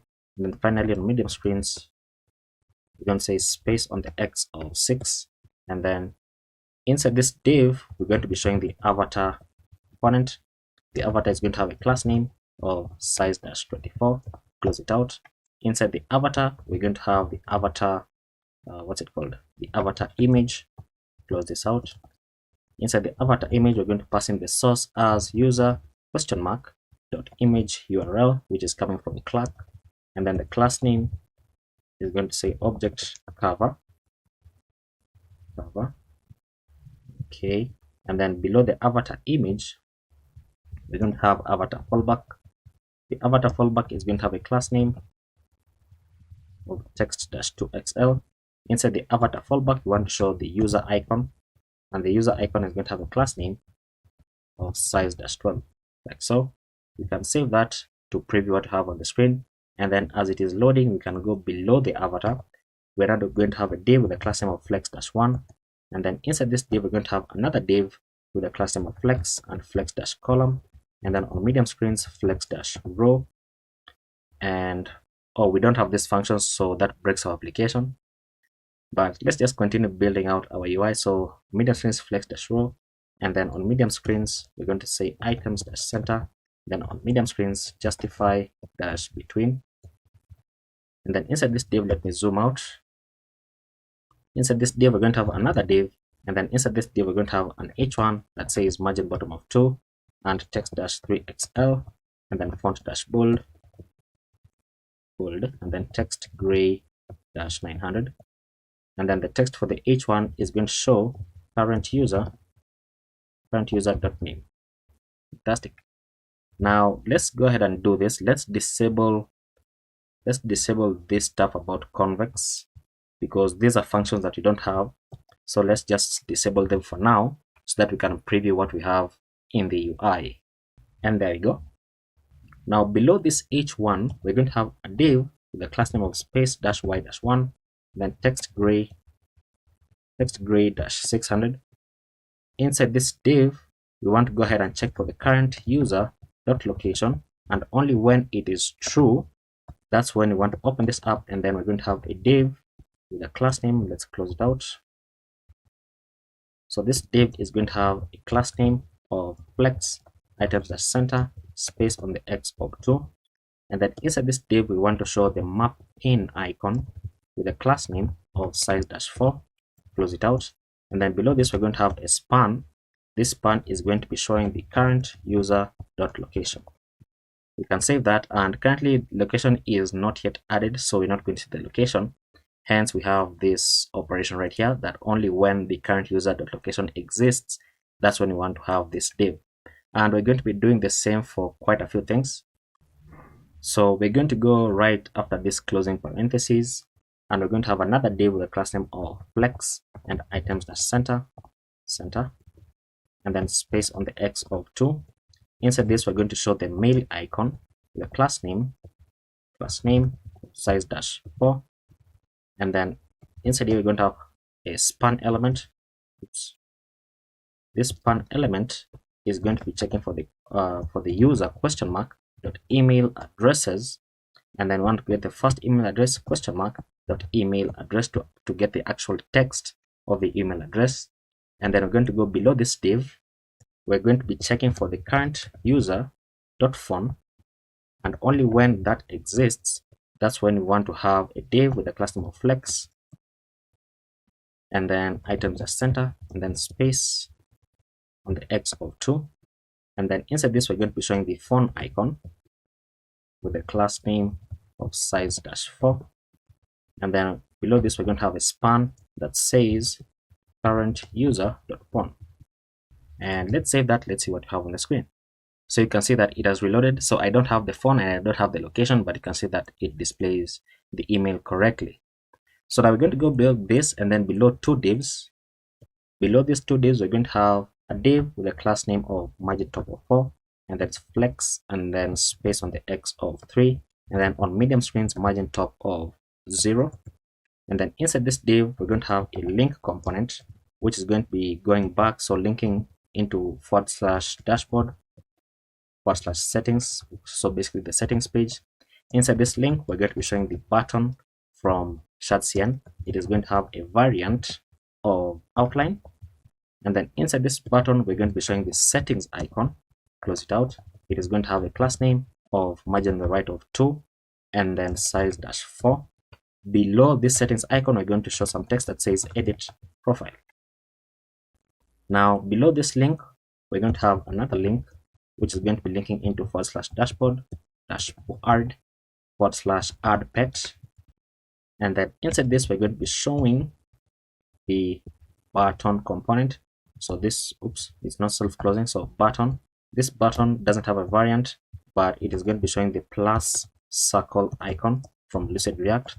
It is going to have a class name of margin on the right of 2 and size dash 4, like so, and the text is going to say add pet. And then we can save that, and then as it is reloading we're going to go below this link and then below two divs, and you can see the buttons now appear right there. So below these two divs we want to check for the current user dot bio, and only when that is true, that's when you want to have a paragraph with class names of margin top of 4, and then leading dash relaxed, and then inside this paragraph we want to go ahead and pass in the current user dot bio. So if the user has a bio, it's going to show up right there, but currently because we are still creating these pages, so it's mostly going to be empty until we are able to edit it using the edit profile here, so basically the settings page.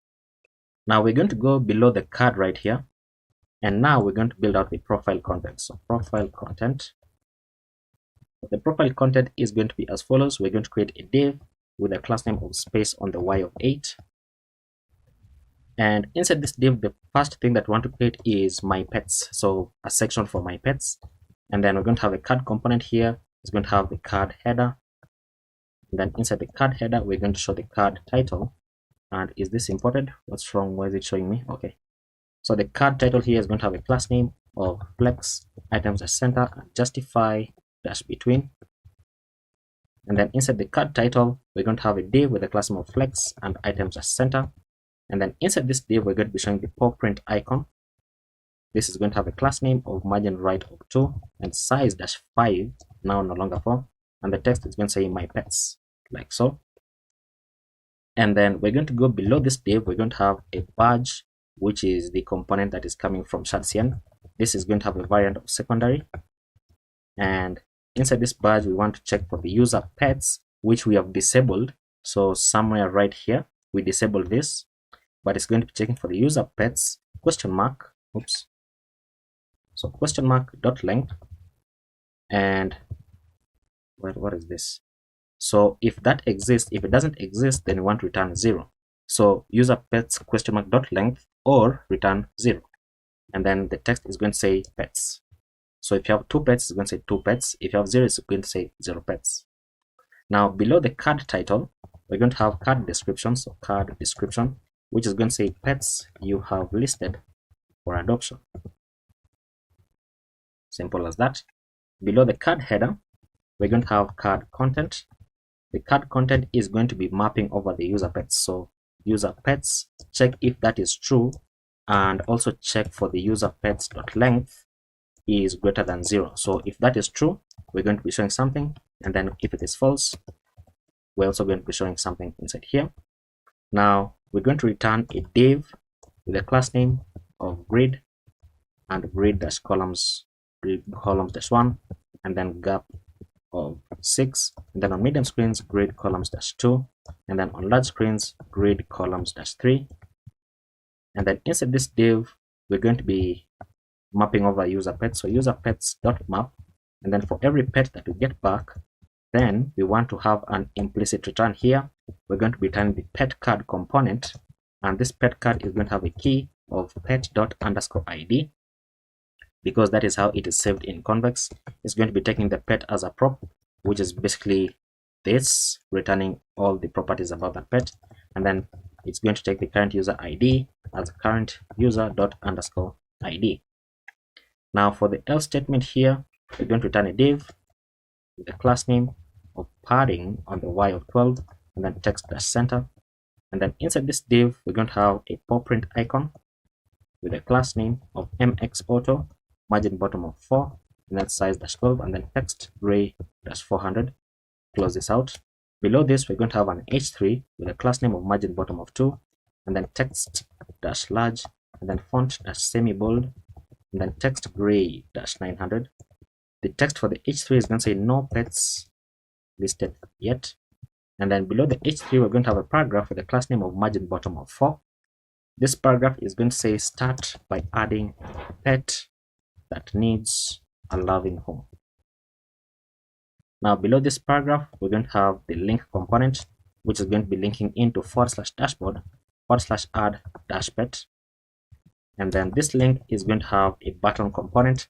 The button is not going to have a variant, but it's going to be showing the plus circle icon. And the class name for this is going to say margin on the right of 2 and size dash 4. And then below this, we're going to have some text that says add your first pet. And I think we should actually, if we save that, it's going to break because this does not exist. So let's go back on top. Let's enable this. And that therefore means that we need to create these convex functions before we can continue. So let's go ahead and do that. Remember that we already have convex, and then we already have pets right here. So all we need to do is create the function to get user pets, and then create all the other functions as well. Now the function that we need to create inside here is called get pets by owner. So right here you can say export const get pets by owner. This we know that it is a query, and it's going to take in some arguments inside here. So it's going to take in the owner ID as v.id coming from the users table, and then the handler function is going to be an asynchronous function taking the context and the arguments, where we're going to say return await, and we want to return await what's it called, context.db.query, and we're querying the pets table with index of by owner, so getting the pets by the owner, and then passing in a callback function here where we're going to say q.equals, and then pass in the owner ID. Come on, give me the dropdown. Okay, owner ID, and then compare to the arguments dot owner ID like so, and then dot collect to get all of them. Now I think let me disable this setting that I have, because now it's becoming a bit confusing. So if I just go to the settings and then I search for inlay hints, it should give me is it this one? I think let's say off. What am I doing? It's already here, so I can just remove that, change this to into false, save that, and then that should get rid of that. Okay, so that's basically how you get pets by the owner. We can save that and then Control J to open up your terminal, check convex and ensure that it is running. And then the next thing that we need is this function. So get applications by applicant. So inside the applications, we're going to create, rather inside convex, we're going to create a new file called applications.js, and then inside here we can begin to create that function. So we're going to say export const, and then that is the function get applications by applicant. This is going to be a query, so enter auto import it from generated server, and then it's going to be taking some arguments.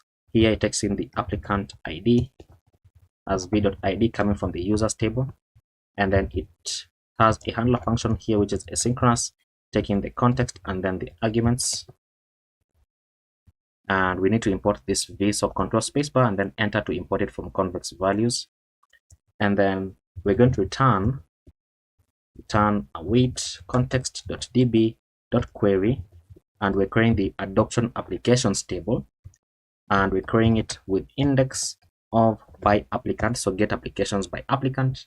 And then we're going to pass in our callback function here called q. We're going to say query.equals and then pass in the applicant ID and compare it with the arguments.applicant ID that we're receiving, and then dot collect to get all of them. So that is one function. The other function that we need right here is get applications by owner. So right below this, we're going to say export const and then paste that, so get applications by owner. This is a query also, and it takes in some arguments here, the owner ID as v.id coming from the users table, and then the handler function is an asynchronous function taking the context and the arguments, and then we're going to say return await context.db.query, and we're querying once again the adoption applications table. We're querying it with the index of by owner, and then passing in our callback function here. We're going to say q.equals and then pass in the owner ID and compare to the arguments.owner ID, and then dot collect like so. And we should be able to now save this, and let's see, is there any other function we need? I don't think so. So that now we can save our page.jsx and it should no longer break. As you can see right here, it says convex functions ready, but it should still be preparing something here. So class name, I've misspelled that on the paw print. It should be somewhere on the bottom. So right here, class name, and there we go. So that's this issue. That's the same thing that we've just fixed. And there we go. So you can see that there are no pets listed yet. And let me mention something because I've just noticed it. Sometimes in convex, after you have fixed the errors, in this case we have the issue where we did not have the functions, sometimes it doesn't show you convex functions ready. So what you can do is maybe just open up a convex file and then just save it again, and then that should trigger the save function again, and it should show you now a check mark, and there we go. So that's much better. So you can see that this is the UI that we have been building, and we have reached right here where we're saying add your first pet. So we are not yet done, because now we need to show this section for applications. So the applications that you have made and those that you have received. So below the card right here, we're going to have a comment here that says applications. And then below this, we're going to return a div with a class name of grade, and then grade columns -1 with a gap of 8, and then large screens grade columns -2. Inside this, we're going to have the card component, and then the card header, and then the card title, and this is going to say my applications. Below the card title, we're going to have card description, which is going to say applications you have submitted. And then below the card header, we're going to have card content. Inside this card content, we want to go ahead and check for applications and applications length if it is greater than 0. If that is true, then we're going to be returning something, and then if it is false, we are also going to return something else. So let's begin with the true statement. Here we're going to return a div with a class name of space on the y4, and then inside this div we want to map over applications. So map applications.map, and then for every application that we get back, so the object that we get back, we want to go ahead and have an implicit return here. We're going to return a div with the key of application _id, and then this is going to have a class name of rounded -large, and then border, and then padding all round of 4. Close it out, and then inside this div we're going to have another div with a class name of margin on the bottom of 2, and then flex, and then items -center, and then justify -between. Inside this we're going to have an h4 with a class name of font -medium, which is going to say pet application. Below the h4 we're going to have another div with a class name of flex and items -center, and then space on the x of 2, and then this is going to be calling the function called get status icon. So remember the function called get status icon, and then passing application.status. And then below this we're going to have a badge component from shadcn. This is going to have the class name, and then inside this class name we're going to say get status color, and then we're going to pass in the application.status, because that is how it is saved in the database. And then the text for the badge is going to say application.status, so whether it is pending, rejected, or whatever else that the status is going to be. Now below this badge, and then below two divs, we're going to go below two divs. We're going to turn a paragraph here with a class name of margin bottom of 2, text-sm, and then text gray-600.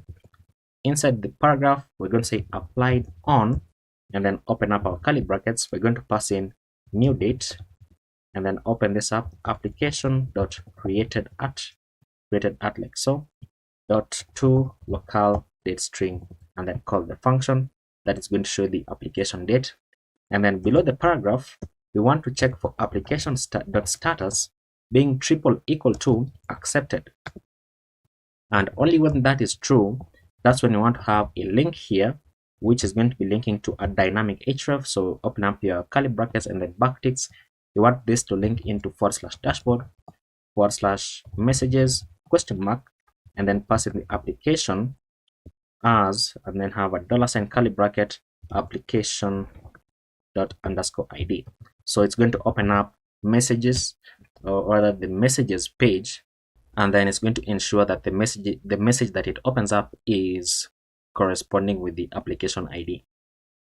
Now inside this we're going to be showing the button component with a size of small, and then the variant is going to say outline, and then this text is going to say, after you close out the button, the text is going to say message owner. Now for our else statement, we're going to go right here. We're going to return a div with a class name of padding on the y of 8, and then text-center. Inside this div we're going to be showing the calendar icon, so calendar icon with a class name of mx auto, margin bottom of 2, size of 8, and then text gray-400. Close this out, and then the paragraph below this is going to have a class name of text gray-600, and the text is going to say no applications submitted. just like that.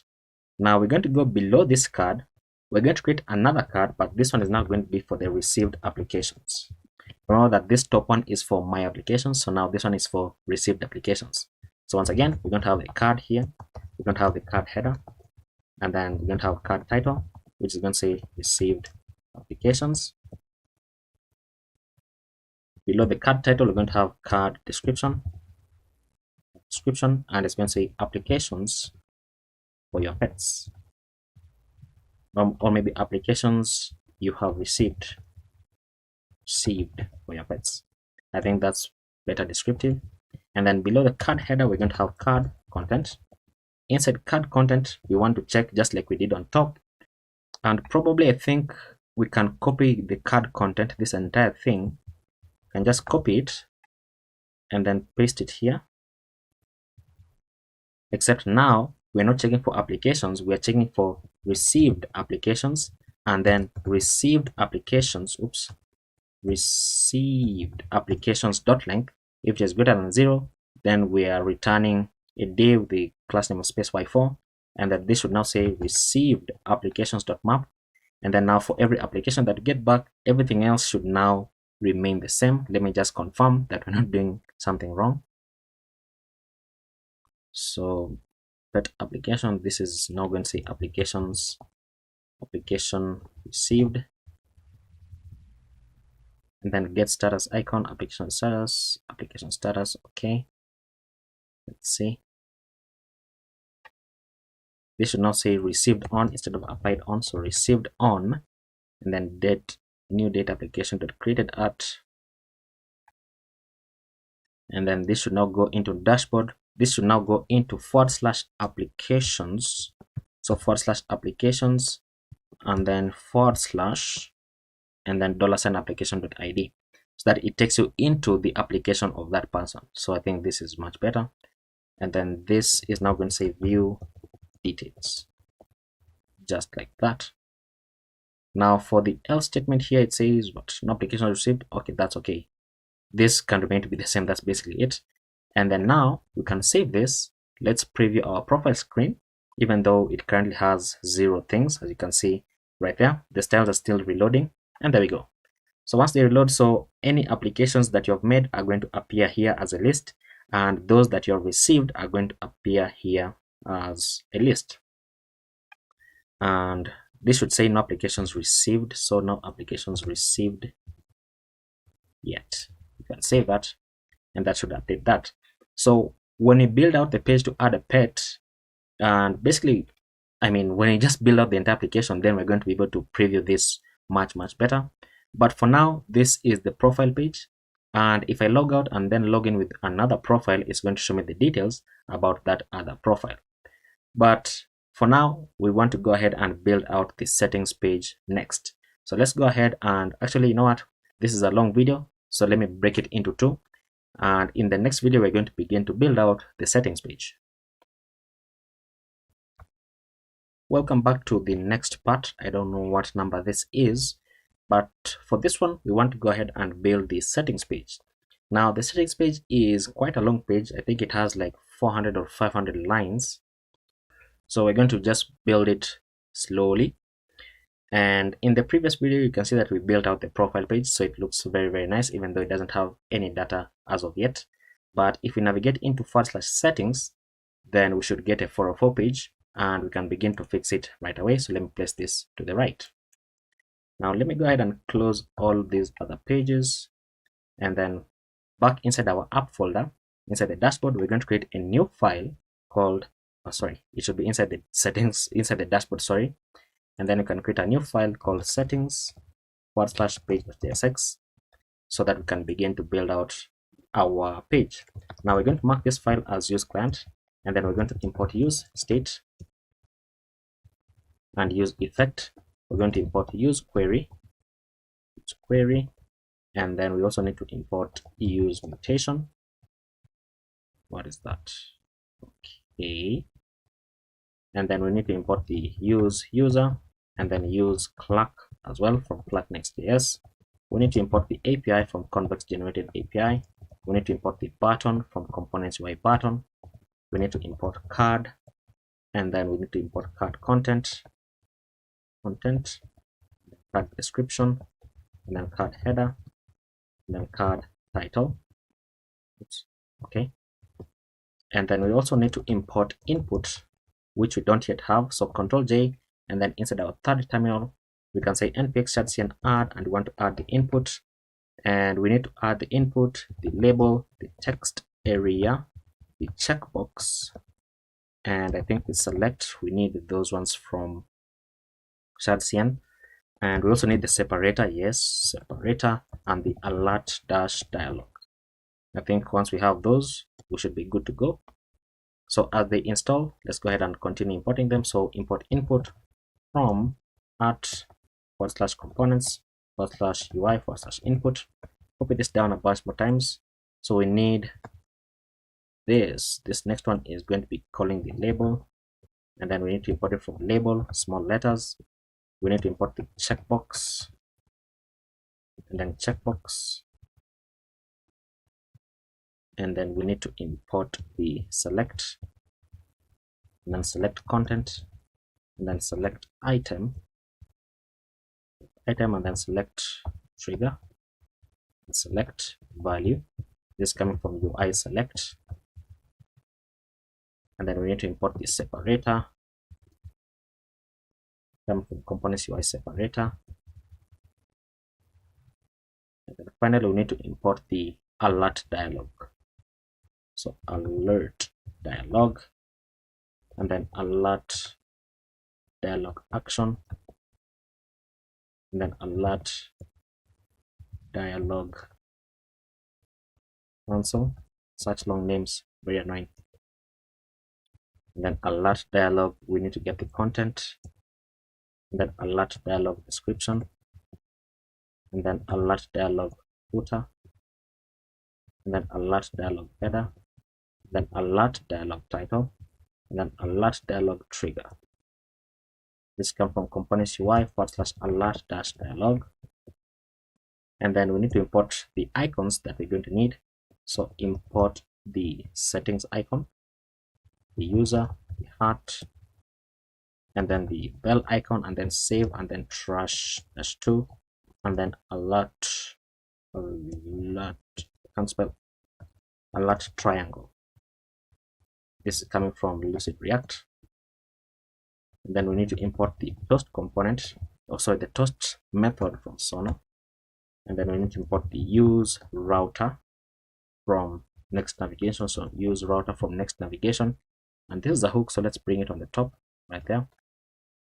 And what I've done there is just hold down the Alt key and then move it up or down depending on what you want to do.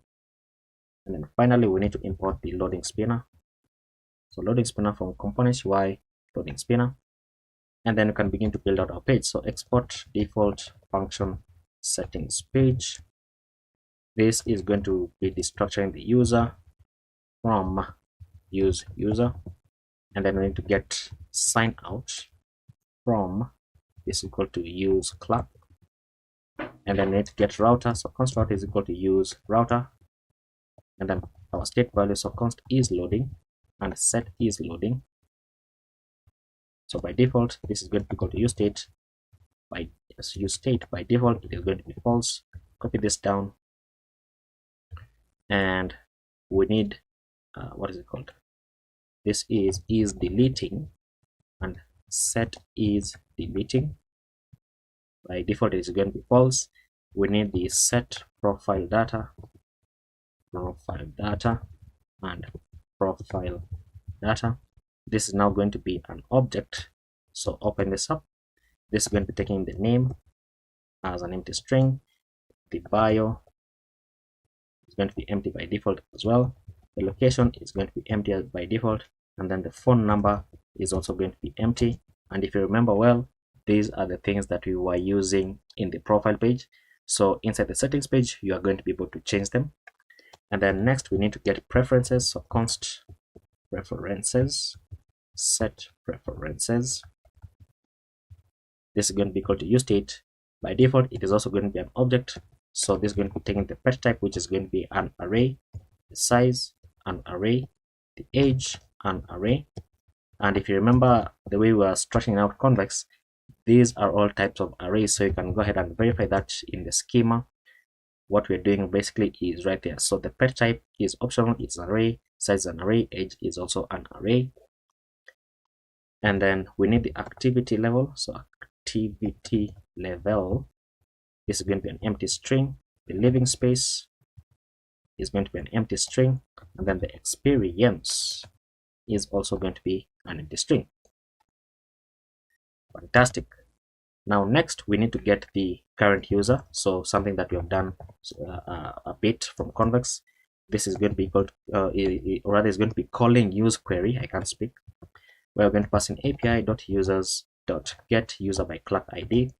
This is going to be checking for the user .id.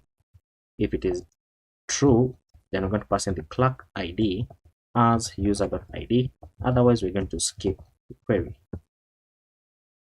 And then next we need to get update user, which we have not yet created. This is going to be a mutation. We're going to pass in api.users.update. So update user. And how do you update user? When you type inside the inputs that we're going to be creating for this. And then next we need delete user. So delete user, use mutation again, api.users.delete user. And these are functions that we need to create. Now we're going to have a use effect, so we're going to be calling our use effect right here. And this use effect is going to check if there is a current user. And if there's a current user, then we're going to say set profile data into, and then set the name as current user.name if it exists. If it doesn't exist, just return an empty string. And then the bio is going to say current user.bio. If it exists. If it doesn't, return an empty string. And this is just basically to populate the inputs with the data about the currently logged in user. And then location is going to say current user.location. Otherwise, return an empty string. And then the phone is going to say current user.phone. Otherwise, return an empty string. And then below this, we want to have an if statement rather. If the current user.preferences exists, then we're going to say set preferences, and open this up. You want the pet type as current user.preferences.pet type if it exists. If it doesn't exist, return an empty array. And then do the same thing for size. So let me copy this down. So this should now say size, so Control D and then highlight both of them, and then just change that into size. It's much easier. And then right here, highlight it, Control D, and then change that into age. And then now this one, we have to type it out. So activity level, we're going to say current user.preferences.activity level. And if that does not exist, then return an empty string. And then copy this down 2 more times.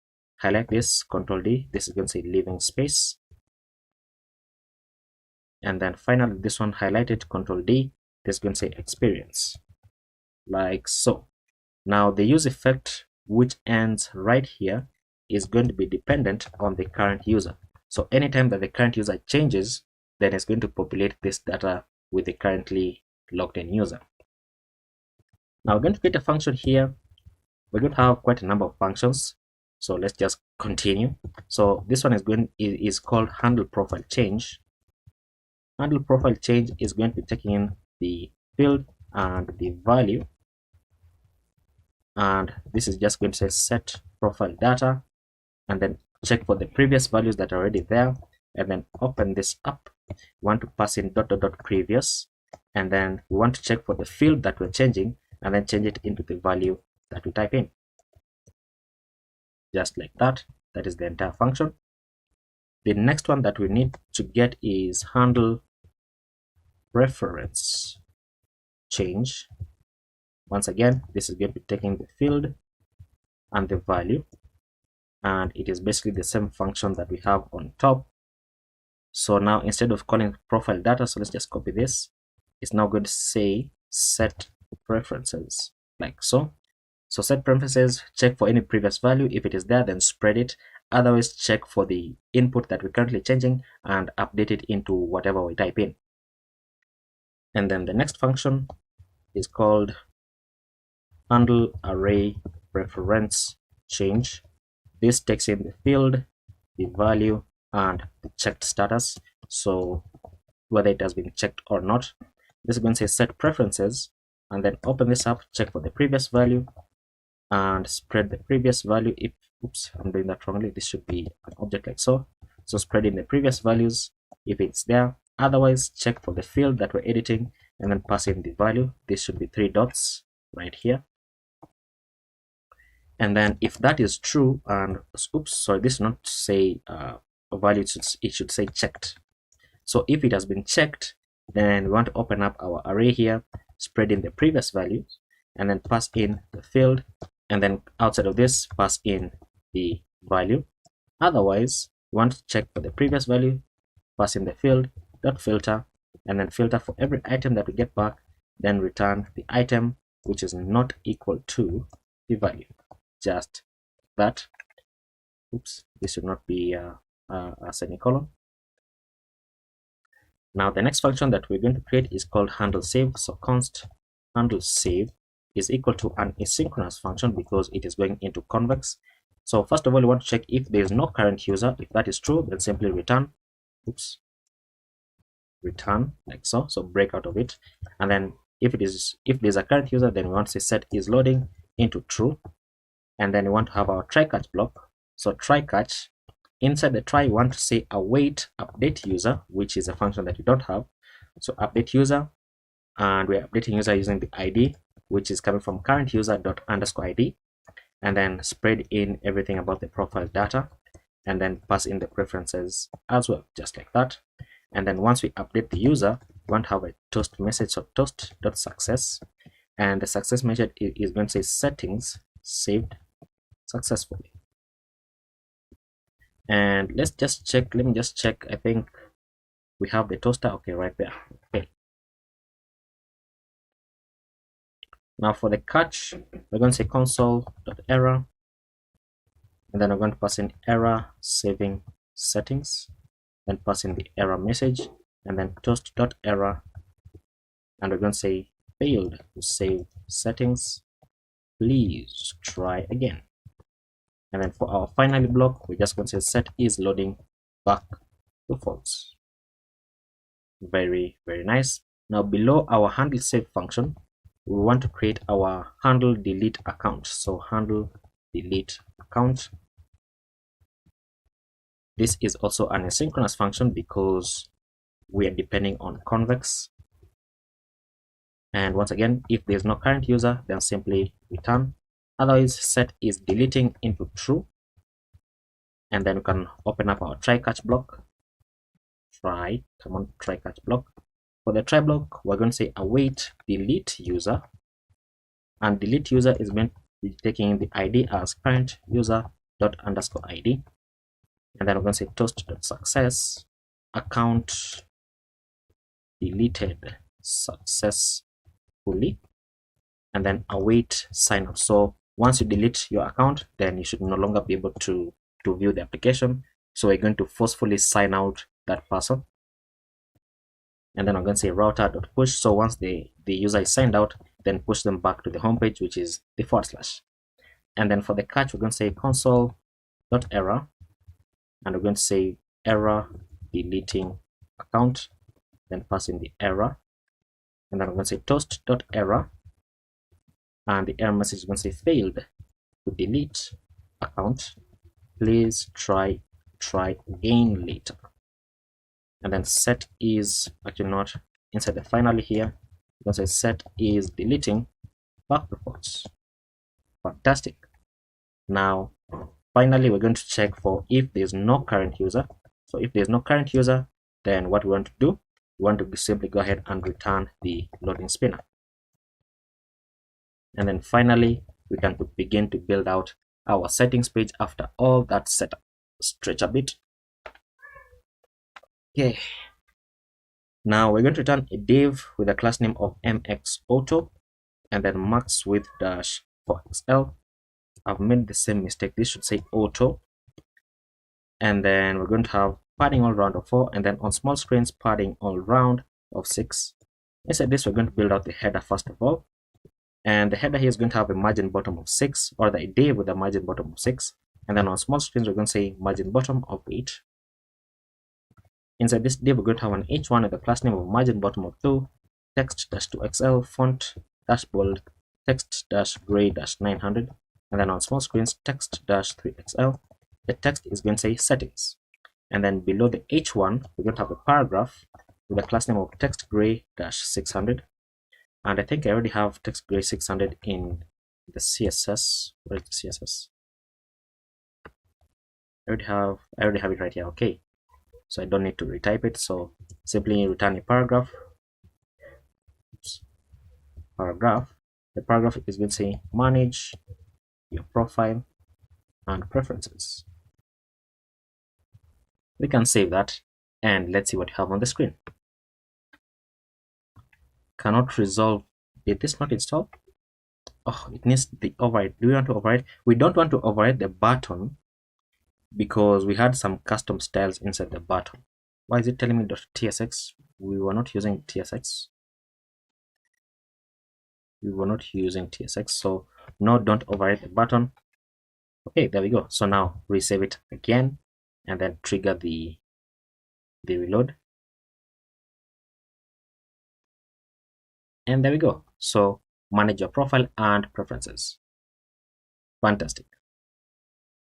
Now below this div, we're going to have another div with a class name of space on the y of 6, and then on small screens, space on the y of 8, and then this is going to be showing the profile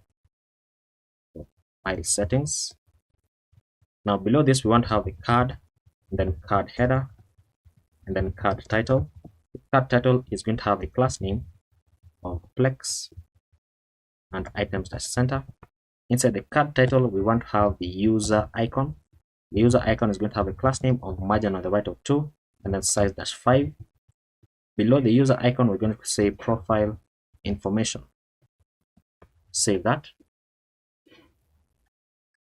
Now below the card title, we're going to have card description, which is going to be saying update your personal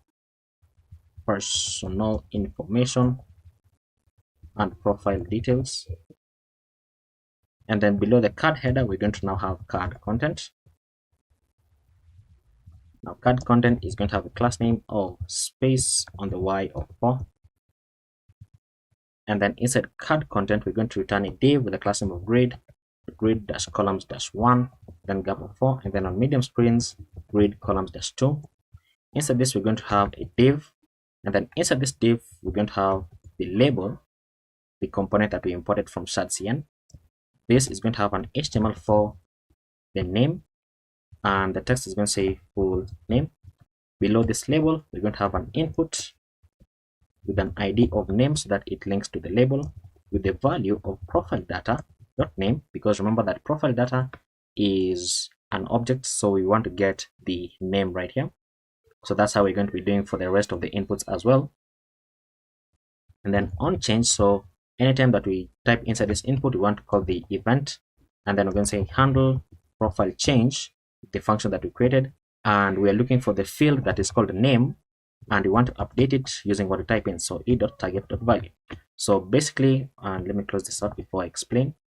So handle profile change right here takes in the field. In this case, the field is name and the value is what we type in. So that's basically why we destructed this, so that we don't have to type it out as set profile data and then call in name and then e.target value every single time, you know.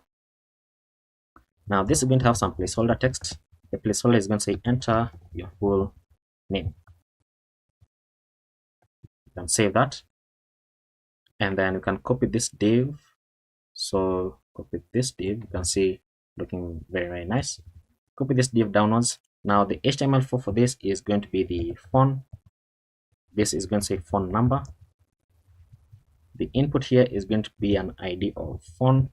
This is going to say profile data.phone. And then on change, we want to access, or we want to check for the phone field and then update it using e.target.value. This is going to say enter your phone number. And then next we can copy this div, and then now we are going below two divs. So two divs, paste it inside here. Now this is going to say location. The text is going to say location. The input here is going to have an ID of location, and then profile data dot location. Handle profile change, we're changing the location, and then enter your city or area for the placeholder. And then below this div, you can paste it once again. Next is bio, and then the text here is going to say bio, and then this is now going to return the text area component, text area. The ID for this one is going to say bio, and then this is going to say profile data dot bio, and then handle profile change is going to be calling it bio, and then the text here is going to say tell us about yourself dot dot dot, and then this is going to have an extra prop called rows. We want to set the number of rows equal to 4 by default. Now we can save that and let's see what we have on the screen. So it says text area is not defined. I did not import it. So let's just go ahead and say right here at the end of this, control spacebar and then enter is going to auto import it for us right here. But let's bring it right there after the inputs for the input for the UI rather. And then once it reloads, we should be able to preview it. And there we go. So full name is there. You can enter your phone number, and then you can enter your location, and then tell us a bit about yourself. And it's going to save into convex once we have the handle save function. Now we're going to go below this card. Now we're going to build the card for pet preferences. And let's have this on a larger screen, and this is how it looks on a larger screen. It looks much better, as you can see. Now for the pet preferences, we're going to have the card component once again, then card header, and then card title. It's going to have a class name or flex, and items as center, and then this is going to be showing the heart. And you know what, I imported the wrong thing. This should show the core print from Blazor React with a class name here of margin right of 2 and size -5. So let's remove the heart import that we have on top. Where is it? Where is this one? Remove that one. And I've auto imported this, by the way. I hope you noticed. Now below the core print, we're going to say pet preferences,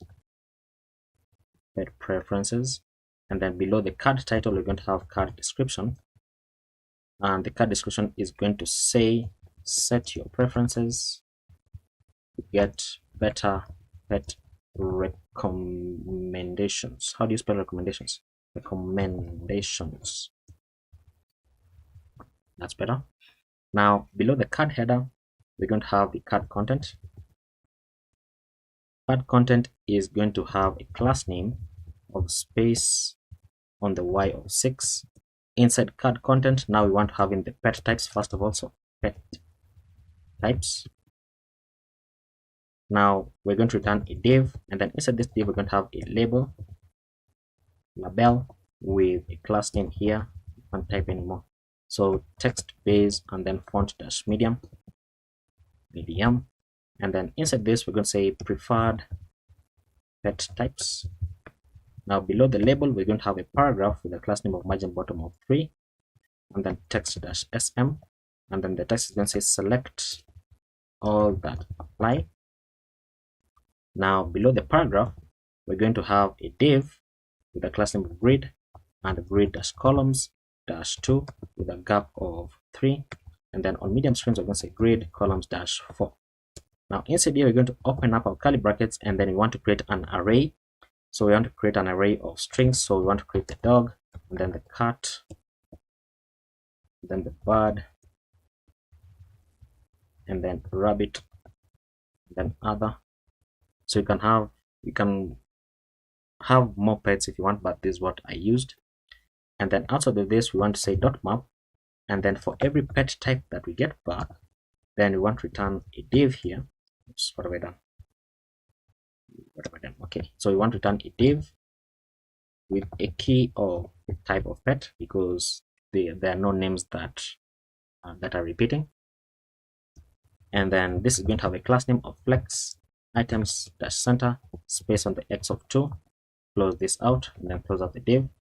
And then inside this div we want to show the checkbox and the checkbox is going to have an ID of the type of pet, so that when you click on the checkbox, it's going to highlight the correct pet that you clicked on.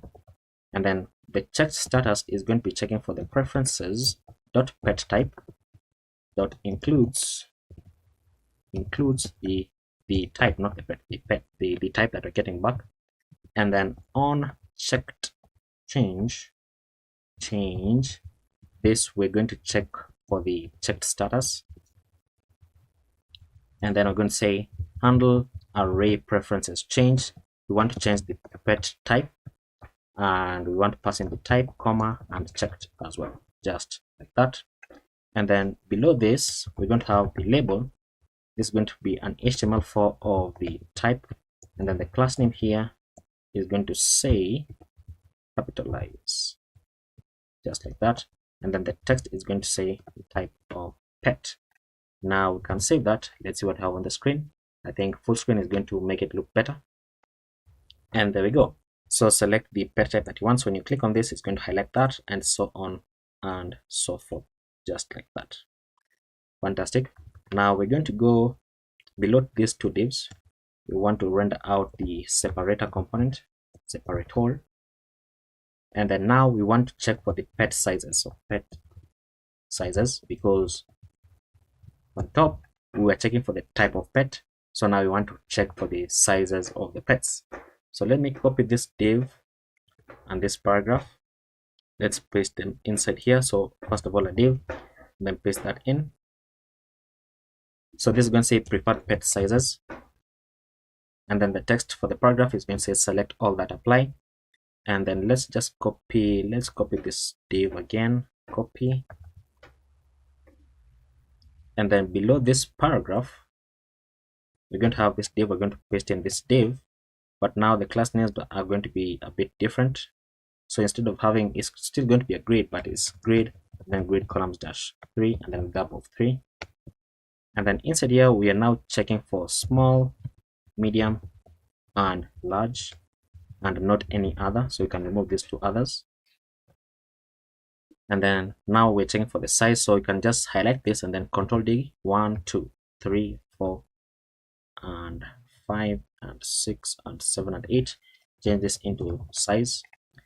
But now we are checking for, let's first of all confirm this class name. So checkbox ID size checked is, this is not pet size. This should now say size.includes, and then the size. On checked change, we want handle array preference change. We're checking for the size and then passing the size and then checked. And then the label for this is linked to the size, capitalize, and then size. That looks okay. And then once again below these two divs, add in a separator. And then once again, let's do some copying and pasting. So first of all, let's have a div, and then this div, let's copy the label and the paragraph right here, paste it inside here. This is now going to say preferred age range. And then below this paragraph, we're going to have a div with a class name of grid and grid columns dash 1, and then gap of 3. And then on small screens, we're going to say grid columns dash 3. And then inside here, we're going to create an object, or an array rather. What am I saying? So we want to create an array like so. So this array is going to be an array of objects. The value for this first one is going to be young, and then the label is going to say young, and then in brackets 0 to 2, then years like so. And then we can, I think we can copy this down, copy 3 times only, or the two more times.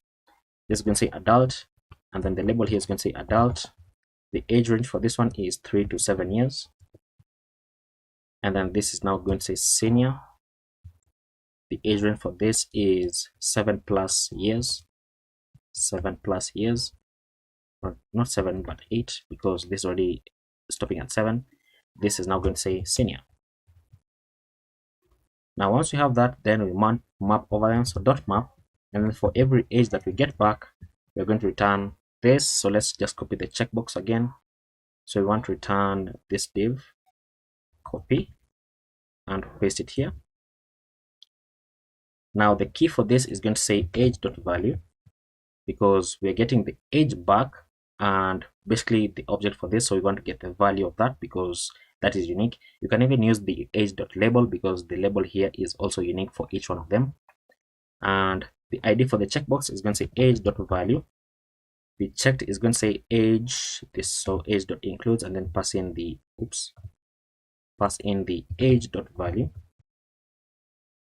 On check change, we are changing the age, and then this is checking for the age.value, and then passing the checked as well. HTML4, this is going to say age.value. The class name is capitalized, and you know what?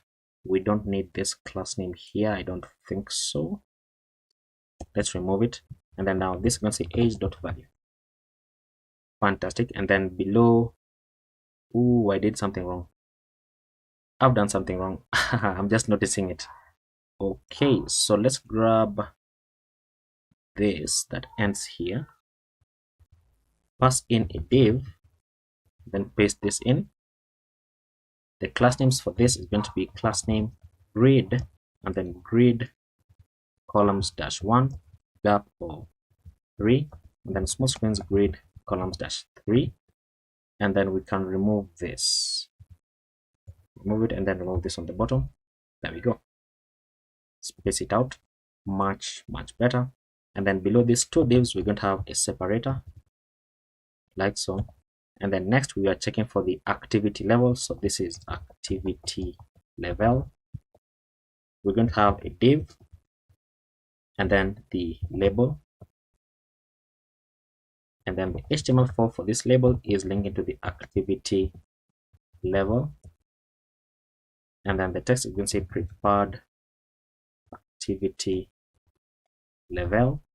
Below the label, we're going to have now a select, now no longer an input. Select, the value for this select is preferences.activity level, and then on value change, so when you change the value of the select, we want to pass in the value, and then we want to call handle, what was it, handle preference change, and then pass in activity level, and then pass in the value that we click on. We can close that out. Now our select trigger is going to have a select value, which is going to have a placeholder that says select activity level. Close it out. Below the select trigger, we're going to have select content. Now select content is going to have select items. So these are the items that we're going to be able to select. So select item, close it out, self-closing. Oh, sorry, not self-closing, sorry. The value for this one is none. The text is going to say no preference, no preference. Okay, let's copy this down about 3 more times. The value for this one is going to be low, and then the text is going to say low dash calm relaxed pets, and then this one is going to say medium. The text is going to say medium dash moderately active pets, and then next we have high dash very active energetic pets, and then the value here is going to say high. And I think with that we are almost done, but not yet. Below this div now, we want to check for the living space. Now this is going to be similar to what we have on top, so basically this div, so you can copy this div, copy, paste it down.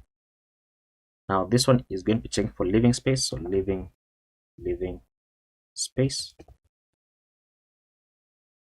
Copy this. This is now going to say your living space.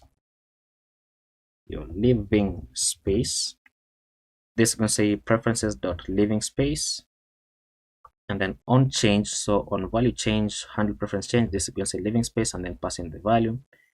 The select value placeholder is going to say select your living space, and type your living space. And then for the select, let's remove the items here. So this first one is going to say apartment. The text is going to say apartment. Copy this down a few more times. This is going to say house dash no yard, no dash yard. Can't spell these things. And then the text is going to say house without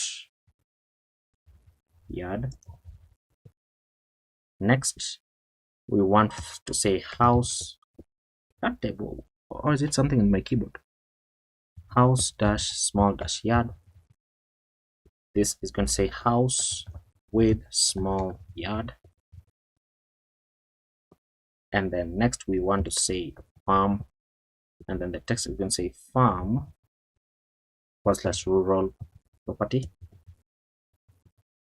And you know what, I'm missing one, so let's remove this. Let's copy this down. This should now say house dash large yard. This is going to say house with large yard. Very, very nice. I think let's save that so that you can see we have typed out quite a lot, but we still have a bit to do. And there we go. So okay, it was still reloading.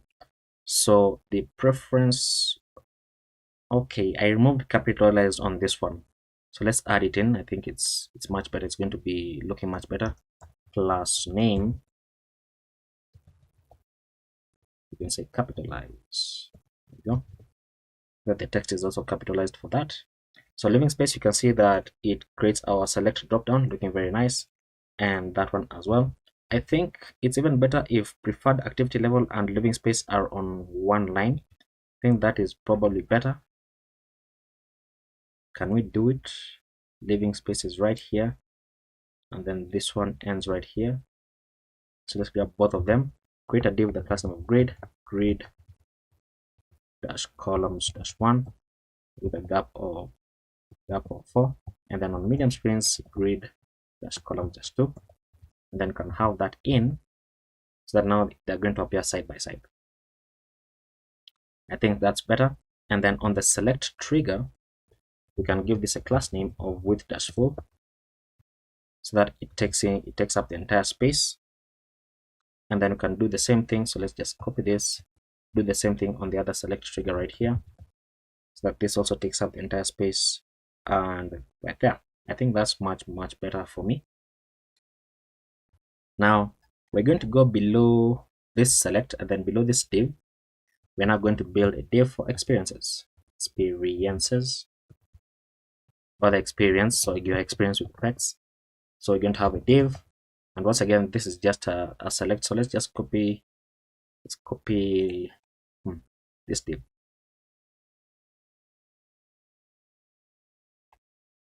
And I've just noticed I'm in the wrong div because I've created an extra div, so this should move outside. But I don't have any issues. So this div, you can copy this, and then you can paste it here. So that's going to say experiences. Now the HTML4 is going to say experience, and then you can copy this, and then the text here is going to say your experience with pets,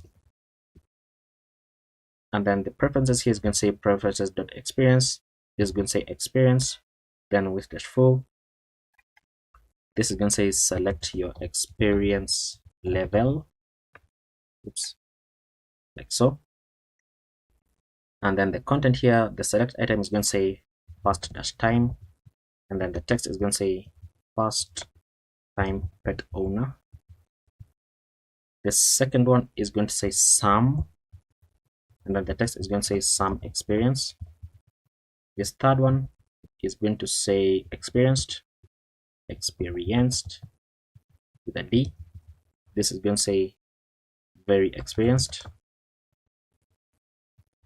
And then finally, this one is going to say professional, so professional. The text is going to say professional, then in brackets vet trainer etc, just like that. And then you can remove this fourth one, we don't need it anymore. And then we can save that. Very nice. And now finally we can go below this card.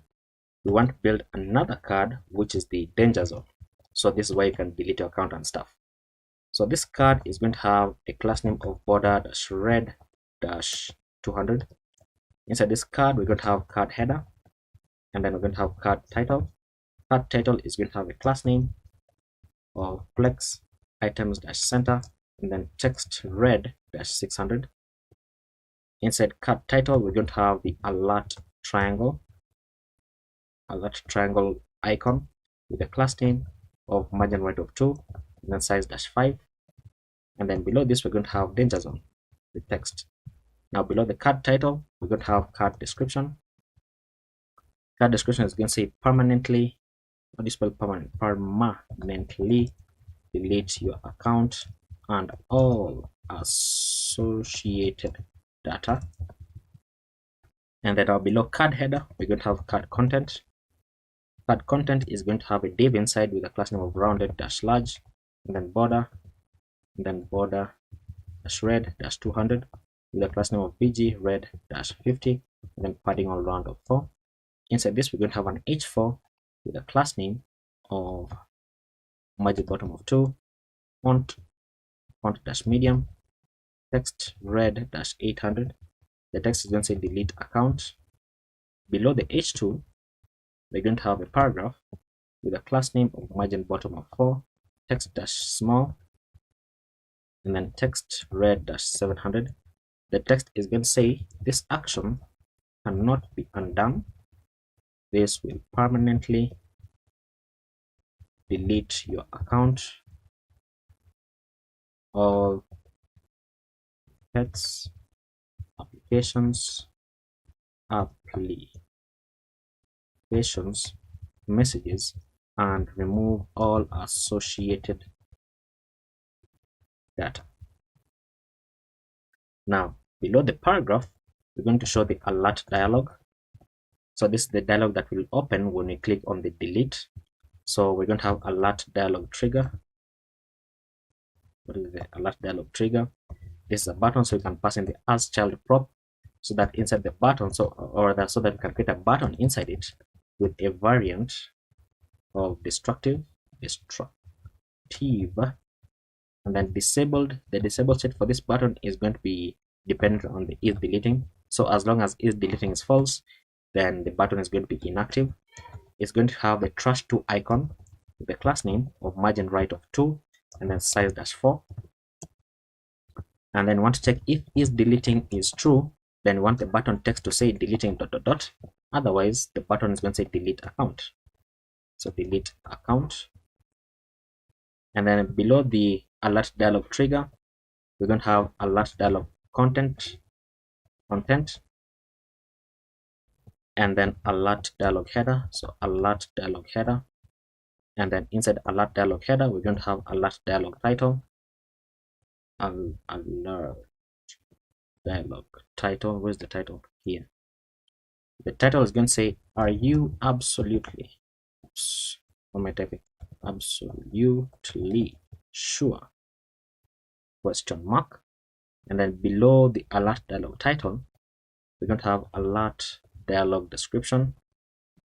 And then the text for this is going to say, this action cannot be undone.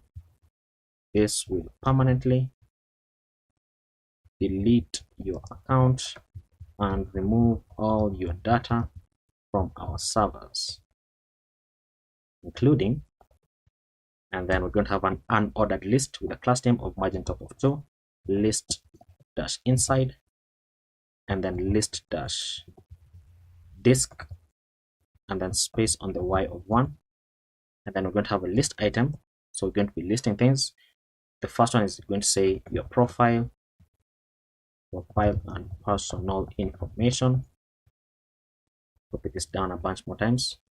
So the second one is going to say all pets you have listed for adoption.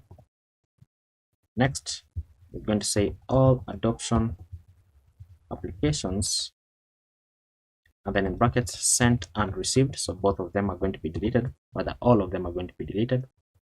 And then next, we're going to say all messages and conversations. And then next, we're going to say all notifications and preferences. And then we can move the remaining two, because basically that is the entire application or the entire data that we have. And then below the alert dialog header, we're going to have alert dialog footer. Inside the alert dialog footer, we're going to have alert dialog cancel. So the cancel button is just simply going to say cancel. And then below the cancel, we're going to have alert dialog action. Now this is going to have an on click, so when you click on this, we're going to be calling the handle delete account function, which we created on top. This is going to have a class name. Class name equals to bg red dash 600, and then on hover, we're going to have bg red dash 700, and then the text is going to say yes, delete my account. Fantastic. We are almost done. We can save that. Let's see what we have on the screen. And there we go. So when you click on this, it opens up this dialog which has issues. What are these? UL cannot be a descendant of a paragraph, and this other about paragraph cannot contain a content. Really, I'm not really going to worry about that. I don't want to worry about that. I'm just going to pretend I didn't see it. So for the delete, so this is basically the list items that we were making, and then the cancel button here closes that, and then when you say yes, delete my account, it's going to trigger a delete account, but it's going to fail here. I've clicked on it purposefully because I know it's going to fail because we have not created the delete functionality. Okay, so let me shift F5 to reload this thing and reset the cache. And the final thing that we need to do now is we're going to go below this card. We now need to create the save button for our form. So we're going to create a div with a class name of flex and justify -end. Inside here, we're going to have a button. When you click on this button, we're going to be calling the handle save function. The disabled state for this is going to be depending on the is loading, and then the class name is going to say with-full, with-full, and then on small screens with-auto. Close it out. So inside this button, we want to check for the is loading state. So if is loading is true, we're going to return something, and then if it is false, we are also going to return something. So in this case, and actually let's return a fragment because I don't want to return a div inside the button, otherwise we might run into an error just like the one we have seen. So we're going to return a div inside here with the class name of margin right of 2, size -4, animate -spin, rounded -full, border full double L, and then border bottom -2, and then border -white, and then close it out. And then below this, the text is going to say saving ... Otherwise, right here, we're going to show the save icon, the class name of margin right of 2 and size -4. Close it out. Below this, we're going to say save settings, like so. And finally, we are done with the settings page. So there we go. So these are our save settings. So if I were to change my name right here and I just save it, it should tell me fail to save settings. That's not what it should tell me. So update user, so we don't have that function. So let's go ahead and create the two functions to update and delete the user. So let's jump into convex. We can now make this full screen, I think. And then inside convex, which is somewhere inside the users, we're going to go below this right here. We're going to say export const. What is the function? Update user. Update user is a mutation because we are changing something that is already in the database. Now update user takes in many arguments and I don't want to type them all out. So we already created them somewhere when we were creating our schema.js. Remember this entire thing. So we're going to copy all of this up to here except the created that and updated that. We're going to pass them in as arguments. So arguments just like that. But now this is not called clerk ID. This is called ID. And it's coming from v.id, coming from the users table. And then we don't need the email, so we're not going to be able to change the email because the email is handled by clerk. Now this is going to take in the name, and all of this is going to be optional because you are updating the user. You don't want to make anything to be required. So just wrap this inside v optional, and then pass in v.string like so. And then the profile image is v.optional and v.string.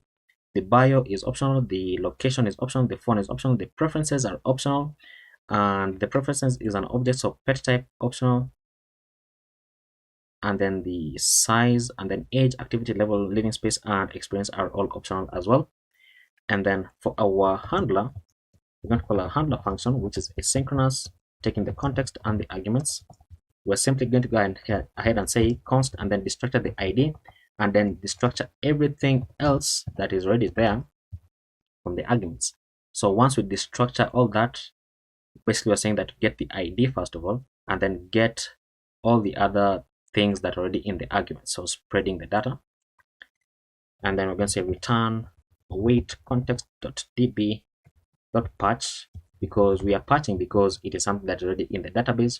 We're going to pass in the ID and then comma. We want to spread everything, so update data, and then have the updated at to date.now, because when we are updating a user, we need to change the updated at date. So that is basically the function. Now we need to create the function to delete the user, which is quite a long function. So export const delete user. Once again, this is a mutation because we are changing data that is already in the database, and this takes in some arguments here. It takes in only the ID, which is coming from v.id from the users table. And then for the handler function, we need async and then pass in the context and the arguments, and then open this up. And then we need to delete quite a lot of things from the database in order for the delete user to actually work. So first of all, we need to delete users pets. How do we do that? We're going to say const user pets is equal to await context, and remember that this is something that we already did in the pets to get the user pets. I think it is somewhere. Oh, this one is it. It was this one, get user get pets by owner, to get the user pets. So await context.db.query, we are querying the pets table with index of by owner to get the pets that the user owns, and then passing in our query here, where we're going to say query.equals and passing the owner ID as arguments .id, just like that, and then .collect to get all the pets that the owner has. And then we're going to create a for loop. So for const pet of user pets that we've just gotten on top, then await context.db.delete, and we want to delete the pet._id. So loop over all the pets and then delete them systematically, or rather recursively. And then next we need to delete users applications. So how do we do that? Once again, we need to get the user applications for the database and then loop over them to delete them. So const user applications is equal to await context.db.query, and we're querying the adoption applications table with index of by applicant, and then passing the query here. We're going to say query.equals and then passing the applicant ID and compare to the arguments.id, and then .collect to get all of them. And then our for loop, so for const application of user applications, which I've gotten on top, then await context.db.delete, we're deleting the application._id, just like so. And then next we need to delete applications for users pets. So delete the applications that have been made to the user. So const owner applications is equal to await context.db.query, we are querying the adoption applications with index of by owner, then passing in our callback here. So query.equals, passing the owner ID as arguments.id, and then .collect, and then for const application application of, did I type it correctly here? Okay, of owner applications, then await context.db.delete, and then passing the application._id, just like that. And then next we need to delete user messages. So delete user messages, and we're going to say const user messages is equal to await context.db.query, and we're querying the messages table. We're querying it with index of by sender. So delete the messages where the user is the sender. And then we're going to have our callback here, where we're going to say query.equals and then pass in the sender ID as arguments.id and then .collect, and then for const message of user messages, then await context.db.delete, and we delete the message ._id. And then next, this should be curly bracket, just like that. Next, we need to delete messages sent to the user. So const received messages, received, what do you write received? We received messages is equal to await context.db.query. We are querying the messages table with index of by receiver, and then our callback function here.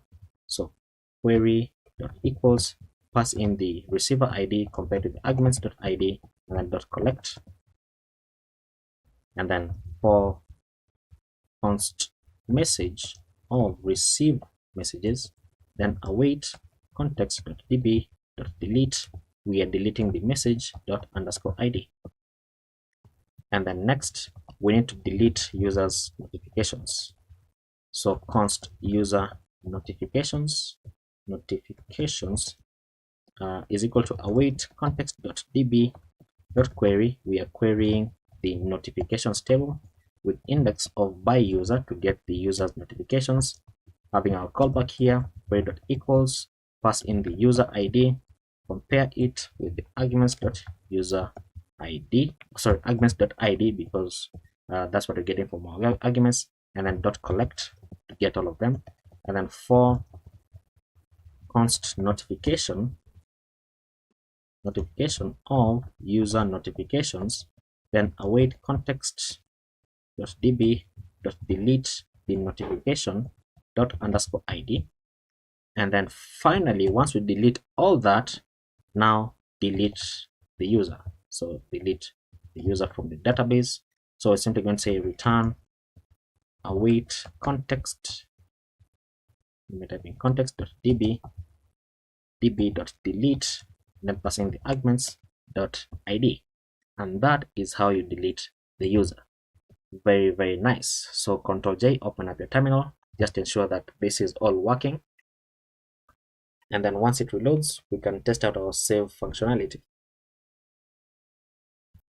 And there we go. So let's try it out again. So I removed my second name, so let's say save settings, and there we go. So settings saved successfully, and that therefore means that if I go to my profile page, now my profile page should only show one name because this is the name that we're getting back from our convex database. Very, very nice. Now that we have built the profile page and the settings page, I think it is now time to build the add pet page so that we're able to add pets to view them in the feed and also in the Discover tab. And then now we can make applications and then messages and then build the notifications as well. So let's go ahead and do that in the next video. So in the last video, we built out the settings page as well as the profile page. And what we need to do next is we need to build out the add pet page, because when I navigate to it, you'll realize that we get a 404 page. So therefore, what we're going to do is simply navigate into our app folder and into the dashboard, and then the dashboard here, and then create a new file called add-pet/page.jsx, which is going to create that folder and then that file. And then I can say export default. And you know what? We need to just go ahead and begin building it out. So let me place this side by side. Come on. Okay. So we need to mark this file as use client because we're going to be using quite a number of hooks inside here. So we're going to import the use state hook. We are going to import the use query as well as use mutation, and then we are going to import the use user from Clark Next.js. We're going to import API from convex generated API. We're going to import the button component. We're also going to import the card component and the card content. And then we're also going to import card description and card header, as well as card title. And then we're going to import the input component. We're also going to import the label, and just make sure that for the label you select the one that is coming from your components, because as you can see there are quite a number of them. And then we're going to import the text area. So text area, is it small or capital? Okay, small text area. And then we're going to import the select from components. Why select? The select content. We're going to import select item and select trigger, as well as select value. These are all coming from components. Why select? We're going to import the checkbox component. We're also going to import a component that we don't have, which is called upload button, and this is coming from our upload service, which we're going to be using. It's called @upload_thing /react. We're going to install that. And then next we need to import our icon. So import the paw print icon from Lucid React. We need the upload icon, the save icon, and the arrow left from Lucid React. We need the link from next link. We need the image, so import image from next image. And I've just remembered we also need the image icon from Lucid React. Now because we already have image here, so we're going to rename this into image icon, because that is possible when you're using Lucid React. And then we need to import our loading, so import loading spinner. And then finally we need to import, there's also an icon which is called the X icon. Fantastic.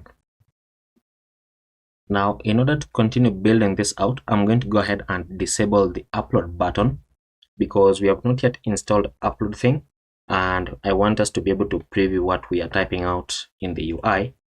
So once you disable that, I'm going to say export default function add pet page, and then inside here let's just return a div that says add pet page, and then you can save that, and then we should be able to preview it on the screen.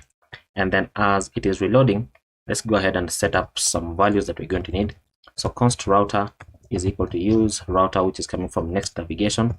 Oh, I did not import use router. We did not import use router, so let's select this and then just alt and then upwards all the top up to where the hooks are. And then I've just remembered something else. We have not imported the toast method, so import toast from Sona, just like that, and then we can continue building this out. So next we need to get the user, so destructure the user from use user, and then we can set up our state value. So const is submitting and set is submitting. This is going to be equal to use state, and by default it is going to be false, because by default we are not submitting the form. And then const pet data set pet data is equal to use state, and this is now going to be an object, and it is going to be an object with quite a number of things which are going to be correlating to the data that we have in our schema about the pet. So basically all of this.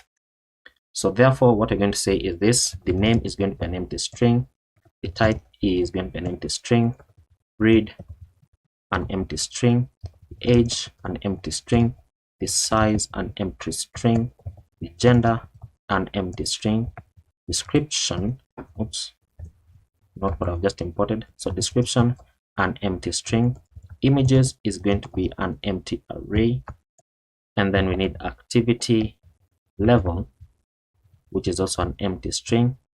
We need good with kids, this is going to be false, and then good with pets is also going to be false by default. And the reason why it's false is because it is going to be a checkbox, so when you check the box it's going to be turned into true. This is a capital K. And then is house trained, this is going to be false. And then medical info is going to be an empty string, the adoption fee is going to be an empty string, and then the location is an empty string, and that's all we need. Now once we have that, then we need to get the current user, which is something that we've done. So current user is equal to use query, then pass in api.users.get user by Clark ID, this checks for the user question mark dot id. If it is true, then you want to pass in the class id as the user dot id. Otherwise, we want to skip the query. And then const create pet is a function that we don't have. Let me remove that space. So this is going to be a mutation. So use mutation and then pass in api.pets.create pet. Now we don't have that yet, but we're going to create it. And then we're going to have a bunch of functions here, but let me create one that we have already created before. I think it was in the settings page. So const handle input change. This is going to be taking the field and then the value. And then we're going to say set pet data and then check for the previous value if any exists, and then open this up. And then we're going to spread in all the previous values, but then we want to check the field that we are on and then updates its value according to what we have just typed in. Now we're going to have a bunch of other functions here. So handle checkbox change. This also takes in the field and then the checked status. This is going to be as follows. We're going to say set pet data and then once again check for the previous values. Open this up. Oops, what am I doing? Okay, open this up. Yes, correct. And then spreading all the previous data and then check for the field that we're on and then updates its checked status.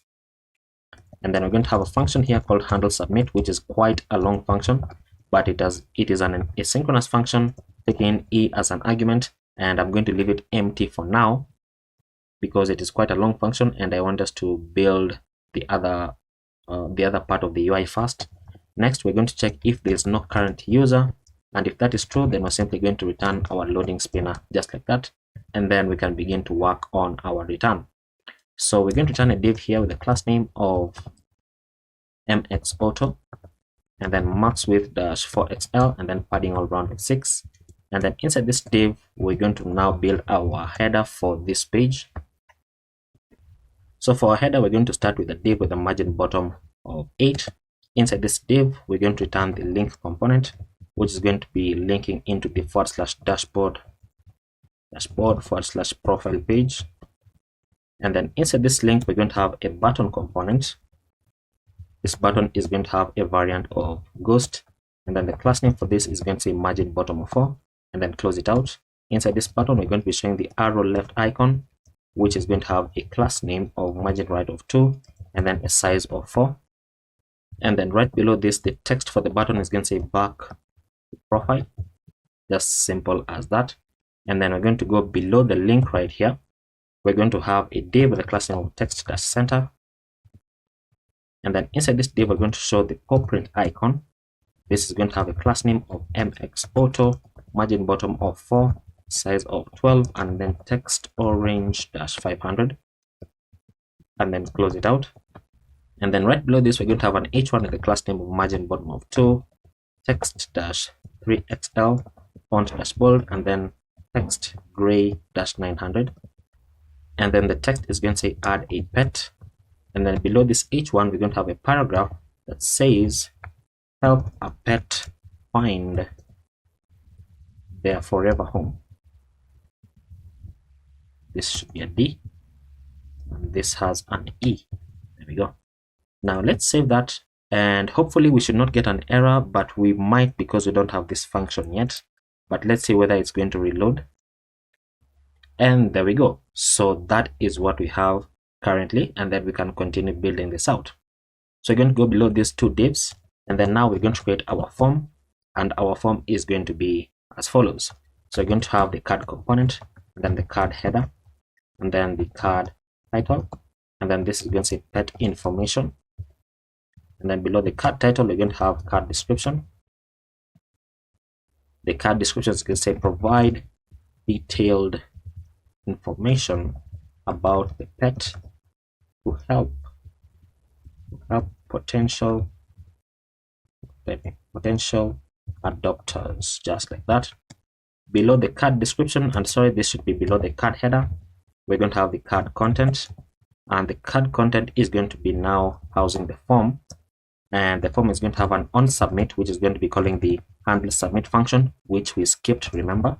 And then this is going to have a class name of space on the y of 6, so space on the top and bottom of 6, So first we're going to build the basic information about the pet. So basic information, and this is going to be as follows. We're going to have a div with a class name of grade, and then grade columns -1, and then gap of 4, and then on medium screens we're going to say grade columns -2, and then inside this div we're going to have another div, and then inside this other div we're now going to show the label component with an HTML4.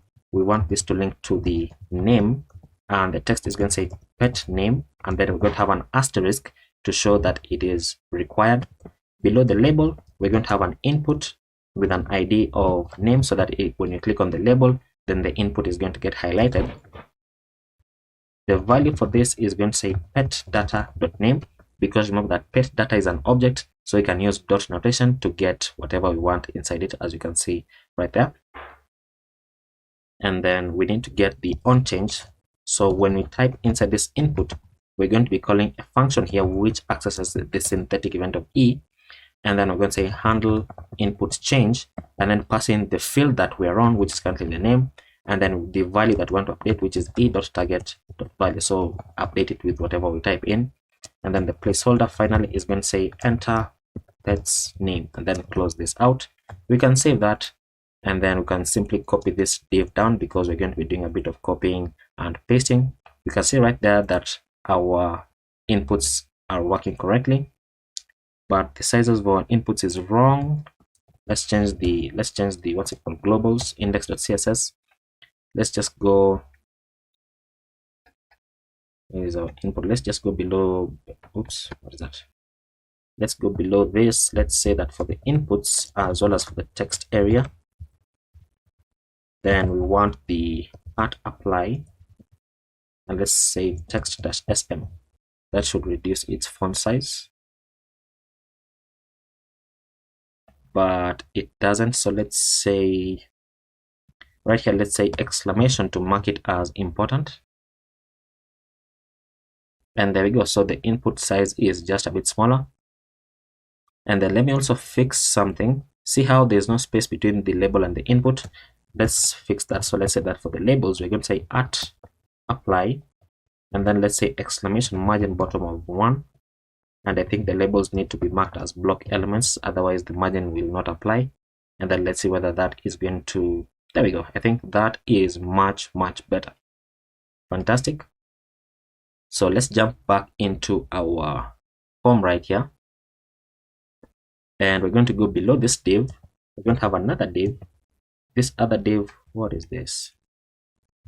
So we're going to have another div, and this other div is going to have the label with an HTML4, which is going to be the type, and then the text is going to say pet type, once again marked with an asterisk. Let's change this name to a capital N.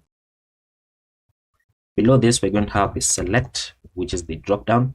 The value for this is going to say pet data.type, and then on value change, meaning when you select a different value from the drop down, then we want to pass in the value as an argument, where we're going to say handle input change, and then we want to change the field called type, and we want to append the value. And then below this we're going to have the select trigger. The select trigger is going to have a class name of width-full, and then inside the select trigger we're going to have select value, which is going to have a placeholder that says select pet type, and then close it out. And then now we can have select content. So select content. Inside select content we're going to have select item. Is this not important? Okay, it was. Okay, so select item. We can pass in the value here. The value for this is going to say dog, and then the text, this should not be self-closing actually. The text inside here should now say dog, and then you can copy this down a few more times. This one can say cat. The text is going to say cat. The next one is going to say bird. This is going to say bird. Next we're going to say rabbit. This is also going to say rabbit.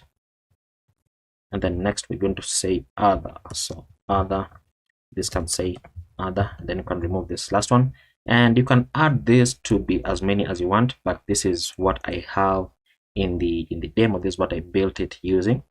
So once again we can save that. Let's preview what we have on the screen, and there we go. So I can click this to show the drop down, and we can select an item from there. I think let's make this full screen. It is much better when you preview it in full screen, and then we can maximize this. And then finally we're going to go, or rather next we're going to go below the select, and then below two divs we're going to have another div with a class name of grid and grid columns -1, and then give it a gap of 4, and then on medium screens grid columns -3. Inside this we're going to have a div. Inside this div we're going to have a label with an HTML4.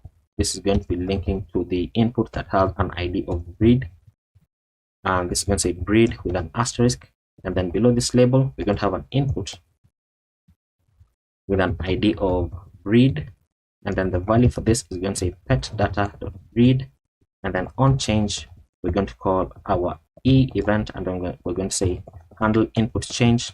We want to change the breed, and we're changing this using what we type in, so e.target value, and then the placeholder is going to say enter breed, just like that. We can close it out, and then we're going to go below this div. We're going to have another div. I think let's copy it because it is similar. We can paste that here, but this is now going to say age, and then this is going to say age, and then in brackets we're going to say years, so age in years. Have the asterisk as well. This is going to be age, and then the input type is now going to be a number, so that on mobile phones it can show you the numeric keypad. The minimum value for this is going to say 0. The maximum value is going to say 30, because I don't know if people have pets that are older than 30 years, perhaps a tortoise. And then the value for this is going to say age, and then on change we want to change the age field, and then e.target.value, and then the placeholder is going to say age in years, just like that.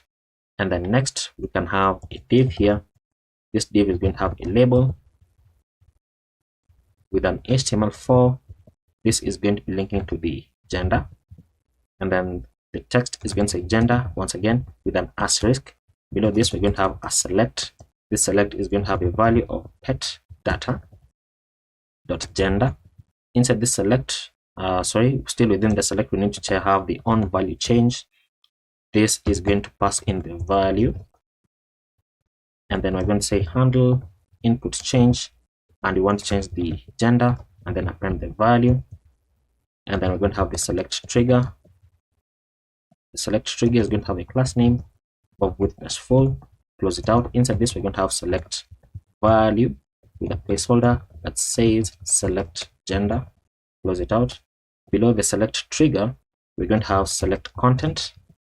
So select content is going to have two select items, so select items, 2 of them, and this is not self-closing. I keep doing that, but the value for this is going to say male, and then the text is going to say male. Copy this down, change this into female, and then change this into female, just like that. And let's save that. Actually, let's preview what we have, and there we go. So this is the result for the 3 grids. So age in years, and then the breed, and then the gender is right there. Fantastic. Now we're going to go below these 2 divs.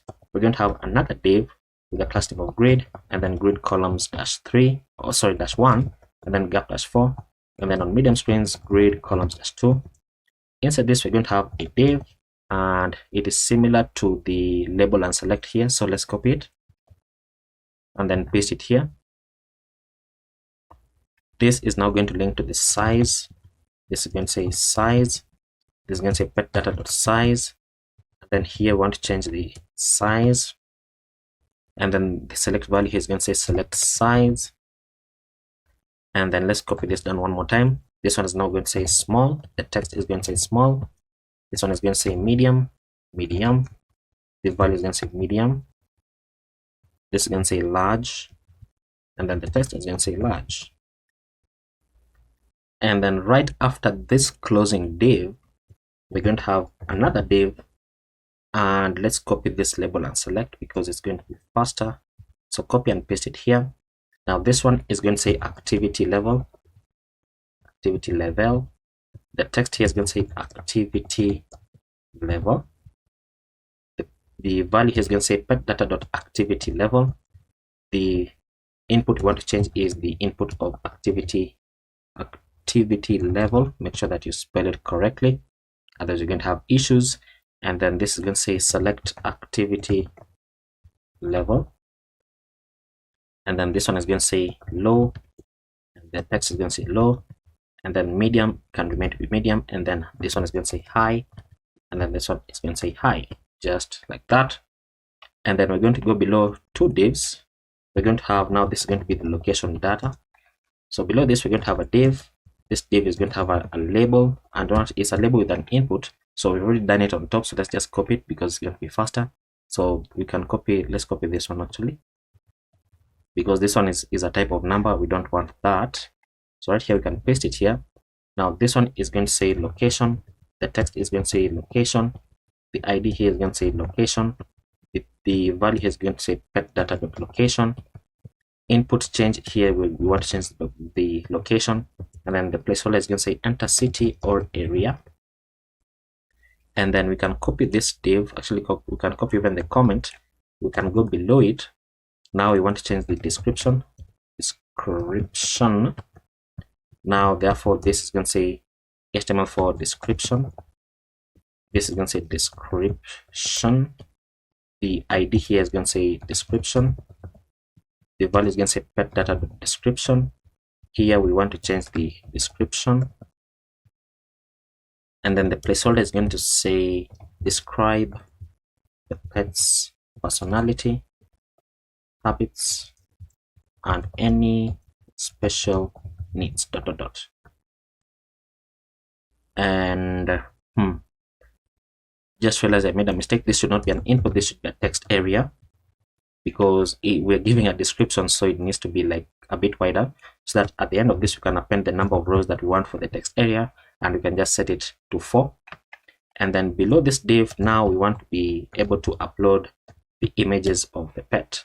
So we're going to have a div here with a label which doesn't have an HTML4, which is just going to say pet images with an asterisk. Spell this correctly. And then below this we're going to have a div with a class name of margin top of 2. And then inside this div we're going to have our upload button. Remember, we disabled it, so I'm also just going to comment it out, even though I know that we're going to have, or rather we're going to need many more props inside here, but because we disabled it on top and we have not set it up, then let's also disable it right here, so that when we need it, then we're going to get it. Now what we need to do is, right below this we need to go ahead and display the images. So we're going to say pet data dot images dot length is greater than 0. Only when that is true, that's when we want to have this div that we're going to build out, which is a div with a class name of margin top of 4, and then grid columns dash 2, and then gap dash 4, and then on medium springs grid columns dash 4. And then inside this div we're going to say pet data dot images dot map, because we know that now they exist.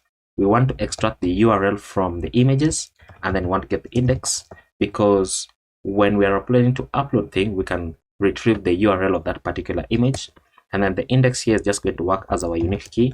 So we're going to return a div with the key of index, and then the class name for this is going to say relative, and then close it out. And then inside this we're now going to render the image component from Next.js. The source for the image is going to be the URL. The alt attribute, in case the image fails to load, we just want to show a dynamic value. In this case we're going to say pet image, and then we want to append the index +1, so that it's going to show like pet image number 1, number 2, number 3, and so on and so forth. So we have +1 here because arrays are 0 based, so you don't want to say pet image 0, you want to say pet image 1 as the first image. Now still within the image component, we need to give a width for the image here, so we're going to say 200, and the height of 200 as well. And then the class name for this, we're going to say rounded dash large and object.cover, or dash cover, not dot cover. And then now below the image we're going to have a button with a type of button, and then the variant for this is going to say destructive. The size for this is going to say small, and then the class name is going to say absolute, and then top dash 2, and then right dash 2. Right has an H, so right dash 2. And then when you click on this, So we're going to be calling a function here where we're going to say set pet data, and we want to check for the previous values that are already there. And let's close out the button so that we don't get that error. So we are checking for the previous values, and then we are passing the previous values, but then we want to set the images and say prev.images.filter. And because we're not interested in returning anything, you can just return an underscore and then the index of the image, and then you can say that we want to get the index which is not equal to the index of the image that we click on. So that is going to successfully remove it. So this button right here is positioned absolute within this div, so that we can click on this button to remove an image if we don't like it. Now within the button, we're going to be rendering the X icon. This is going to have a class name of size-5, and then close it out. And I think we should be able to save this because we already have this data, because the pet data of images is currently 0, so we're not really going to see anything on the screen, but we have an issue here. So let's see what it's saying. It says pet data.describe, so that is description. Why is this on line 241? Pet data. Okay, so we should remove this pet data.description. There we go. And then as that is reloading, we can continue building this out. So you're going to go below this div and below this closing, and then below two divs. Now we want to have the characteristics. So characteristics, and then below this we're going to return a div. This div is going to have a label with a class name of text-base, and then font dash medium, and then the text is just going to say characteristics. Below this label, we're going to have a div with a class name of margin top of 3, and then grid, and then grid columns -1, gap of 4, and then on medium screens, we're going to say grid columns -3. And then inside this div, we're going to have another div with a class name of flex and items-center, and then space on the X of 2. And then within this, now we're going to render out the checkbox icon. Sorry, not the icon, but the component that is coming from TsbSankara. The ID for this is going to say good with, it should be capitalize it, so good with kids. And then the checked state for this is going to be dependent on the pet data dot good with kids, and remember that by default it is false. So by default this checkbox is not going to be checked, but when we check it, so we're going to call the onChecked change. When we check it, we want to pass in the checked status as an argument, where we're going to say handle checked change. Remember the function that we created, check, what is it, not check but checkbox, handle checkbox change. This is going to say good with kids because that is the checkbox that we're currently on, and then we're going to pass in the checked status just like that. And then below this, we're going to return the label, and then with an HTML4 here, we want it to link to good with kids just like that.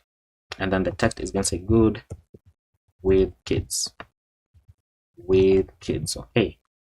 Now I think we can save that just to preview it, because for the next ones I want to do a bit of copying and pasting because it's going to be faster. So there we go. So good with kids right here. So when I click on this, it's going to create that check mark.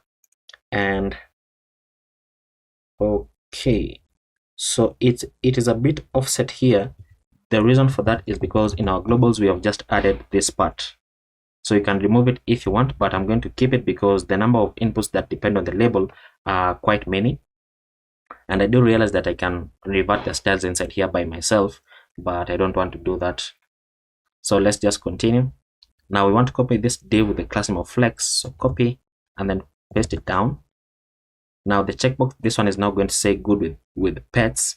So you can just highlight this and then say Control D, Control D, Control D, which is going to add multiple cursors so that you can change all of them at once. So good with pets, just like that. And you don't need to do anything else inside there, except probably change this text. So good with other pets. And then once again, this div, paste it down. Next, we want to highlight this. So highlight and then Control D, Control D, Control D. We want to change this into is house trained. and then the text for this is going to say mouse trained, like so. And then now below 1 div, 2 div, 3 div, we want to create another section for optional information. Now below this, we're going to return a div with the class name of grid and grid columns -1, and then gap -4, and then on medium screens, grid columns -2.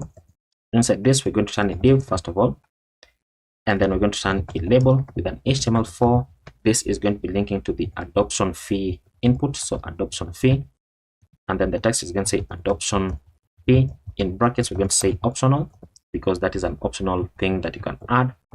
And then the input for this is going to have an ID of adoption fee, not free. Close it out. The type for this is going to be an input type of number. The minimum value is going to be 0, and we want to step by 0.01, so we want to increase the number. If we're going to be using the arrow keys on the input, we want to increase the number by 0.01, and then the value for this is going to say pet data.adoption fee. And then on change, we're going to call the, what was it called, handle input change, and then want to change the adoption fee input. Why do I write free every time? And then this is going to say e.target.value, just like that.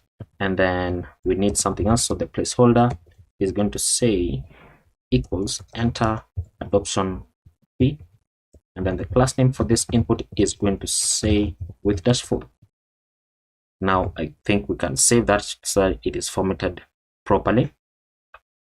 But now we're going to go below these two divs. We're going to get another div. This is going to have a label, and the HTML4 for this label is going to be going into the medical info. Close it out. The text is going to say medical information, and then in brackets it's going to be optional. Below this label, we're going to have a text area. The text area, it is self-closing.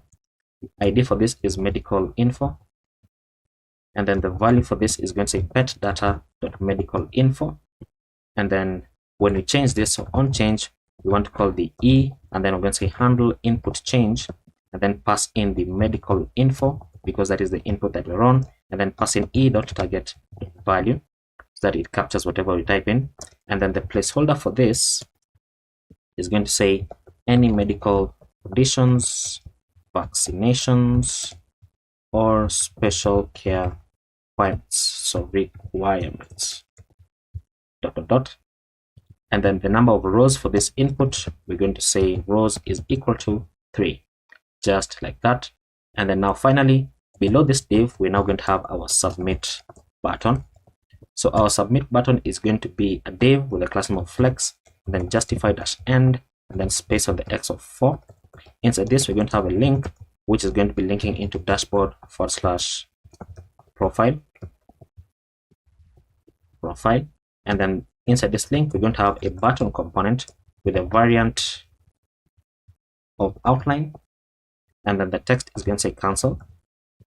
Below this link, we are going to have the button with a type of submit. The disabled state for this button is going to be dependent on the is submitting state value.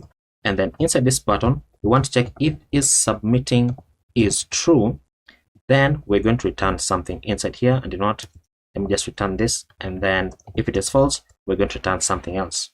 But within this fragment, we want to return a div with a class name of margin right of 2, and then size of 4, and then animate-spin rounded-full, and then border-bottom-2, and then border-white.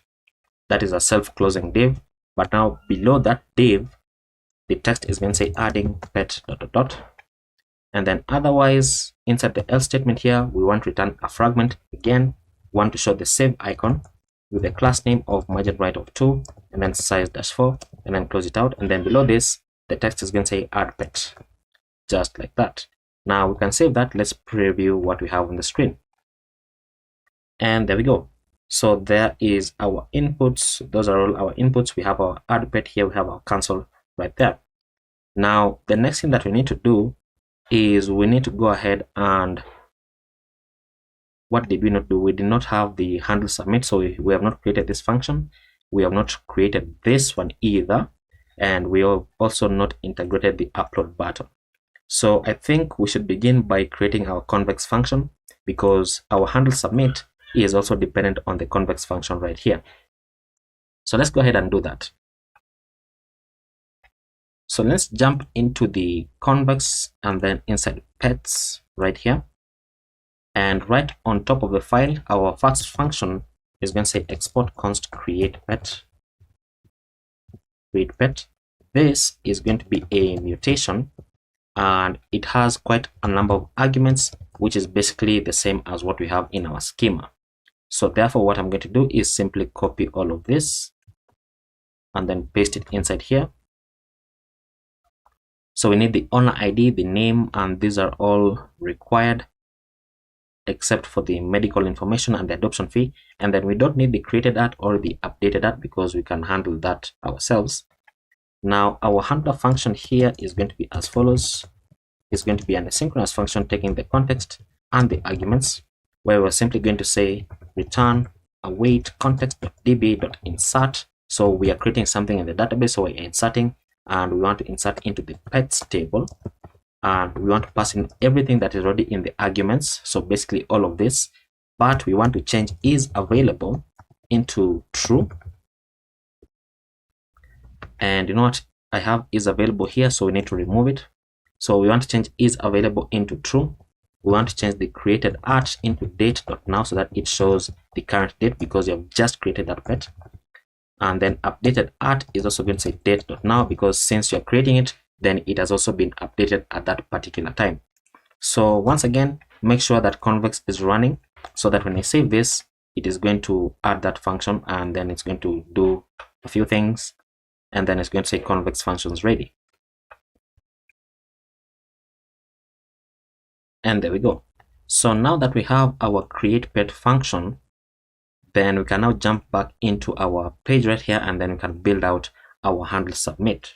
So we're going to start by saying e.prevent default to prevent the default behavior of the form reloading the web page. And then we want to check if there's no current user. If there's no current user, then we're simply going to say toast.error, and then we're going to say user not found, and then return. And then now below this, we want to do a few things. So first thing we want to do is validate the required fields. So we want to check for all the required fields and check whether they have been filled or not. Otherwise, we're going to return an error. So const required fields is equal to, and then open up an array here. So name is a required field, and then let's just type or rather copy this down. So name is a required field, the type is a required field, the breed, the age, the size, the gender, and then description, and then activity level. And then finally, we think the location is required as well. And then once we do that, then we're going to say the following. We're going to create another variable here called missing fields. So const missing fields is equal to required fields dot filter, and for every field that we get back, so we want to return the one that does not have the pet data field, just like that. So that means that it has not been filled, but yet it is a required field. Now below this, we're going to say if missing fields dot length is greater than 0, then we want to show a toast notification here, toast dot error, where we're going to say please fill in all the required fields, like so. And then we're going to say return. And then below this, we want to say if pet data dot images dot length is triple equal to 0, meaning you have not uploaded any pet images, then we also want to show a toast notification here that says please upload at least one image, and then once again return. And then below this, we're going to say set is submitting to true, so that now we can handle our try catch block. And starting the catch block, because it is easier, console.error, we're going to say error creating pet, and then append the error so that we can read out the cause of it. And then I'm going to have a post.error here that says failed to add pet, please try again. And then for our final block, we are simply going to say set is submitting back the false, so that we don't have an infinite loop. Now let's go ahead and deal with our try block, which is very simple, but it just has a lot to type. So in our try block, we want to create the pet in the database. So we can say await create pet, which is our convex function. And what are we creating? So we want to pass in the owner ID as pet data dot not pet data, but current user. So current user dot underscore ID, because that is the person who is uploading it. So we need to get the ID. The name is going to say pet data dot name, because that is the name of the pet. And then the type is going to say pet data dot type. Why is it not giving me the drop downs? Okay. The breed for this is going to say pet data. I need the drop downs. Okay, dot breed. There we go.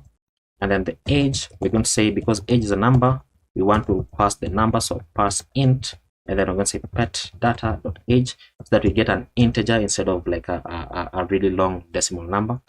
And then the size for this is going to say pet data dot size, and then the gender is going to say pet data dot gender, and then description is going to say pet data dot description, and then we have images. You can say pet data dot images, and then activity level, pet data dot activity level, and then next we have good with kids, pet data dot good with kids, and then next we have good with pets, pet data dot good with pets, then is house trained, pet data dot is house trained, and then medical info, pet data dot medical info, and then adoption fee is going to say pet data dot adoption fee. If that is true, then we want to say parse float, because an adoption fee can be a decimal, so it can be a float. So pet data dot adoption fee, and otherwise we're simply going to return undefined. And then finally we have the location, pet data dot location, just like that. And then once we have created the pet, one shot toast notifications of toast dot success, pet added successfully, and then we're going to say router dot push, and you want to push the user into the dashboard / profile page, because they have successfully added a new pet. Probably you can push them into the dashboard page, or rather the home page right here, but I pushed them into the dashboard profile. That was just my preference. Now we can save that, and we are not going to be able to do anything because we need to deal with our pet images. So just like I mentioned before, we're going to be using upload thing. So we can just search for upload thing,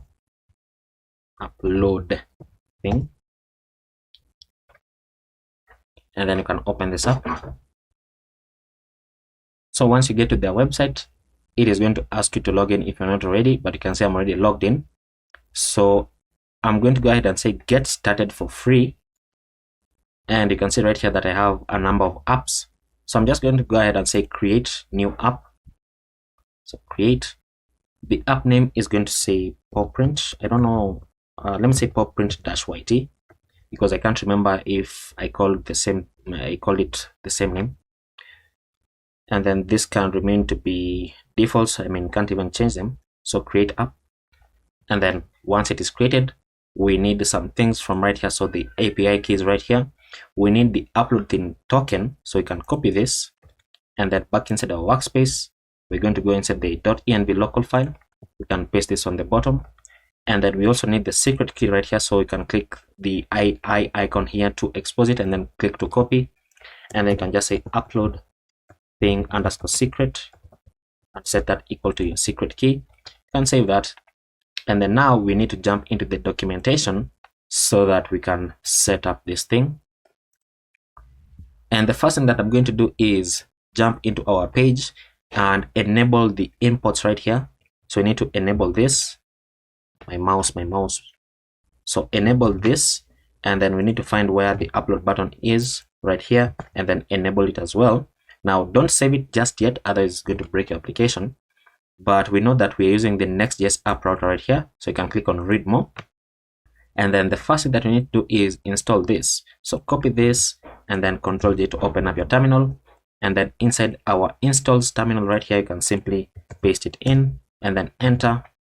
And then we have already done this. So the uploading token is already in our env variables.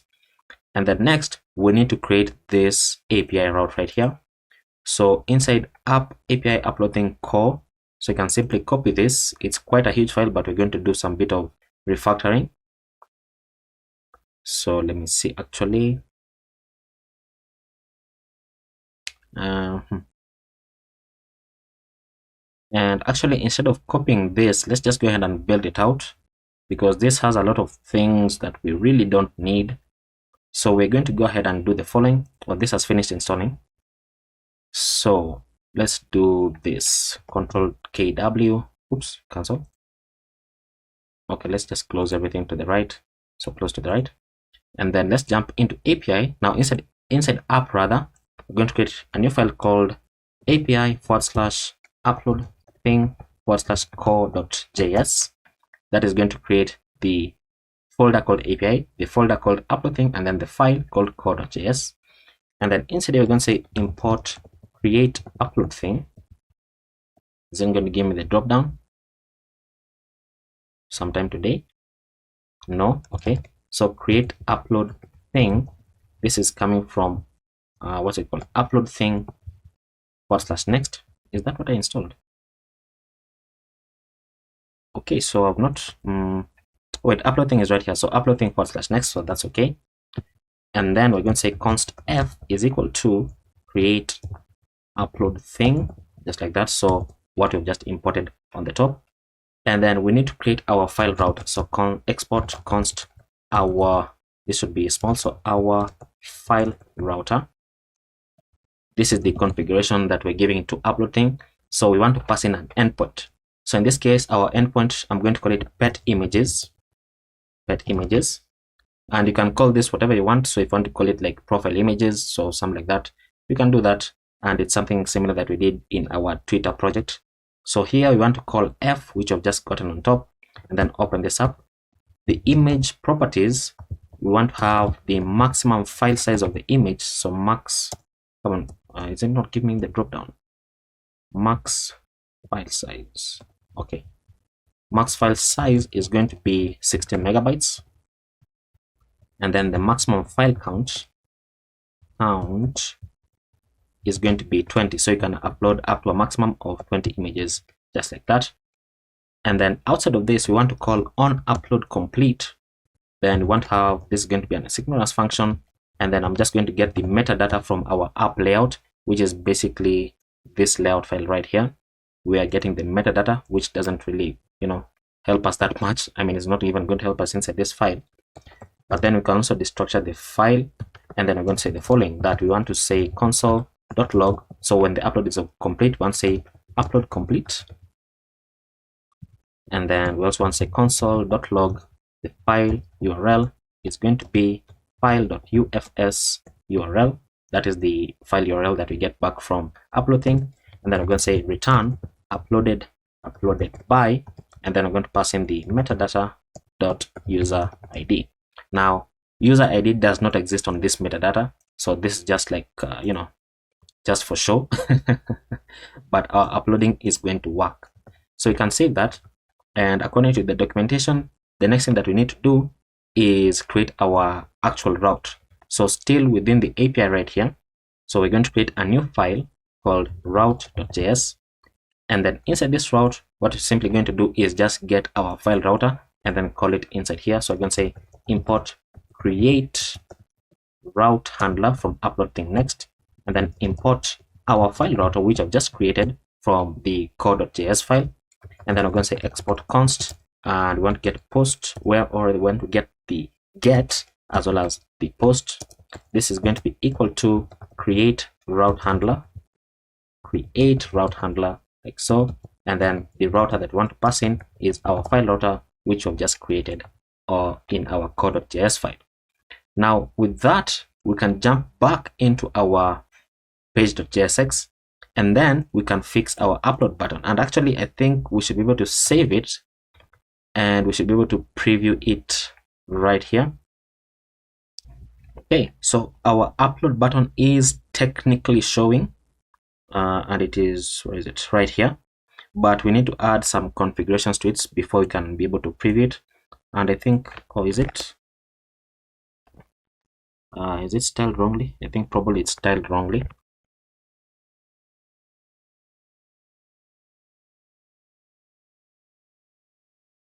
But that's okay. So inside our upload button right here, the endpoint, it takes in a prop called endpoint, and in this case we're going to say pet images. Now why is our endpoint pet images? Because in our core we created the route here called pet images. So if you change this into pet images uploader, for example, then your endpoint inside here should also say pet images uploader. Now why is that necessary? Because if you go ahead into your dashboard inside upload thing, then you can go ahead and find your app. So right here, the app that you just created, and you'll realize that if you go into the files tab right here, it also shows you the route that was used to upload the images. So that is just going to help you to differentiate the images that were uploaded from different routes. Now the endpoint there is the pet images, and then you can also pass on client upload complete.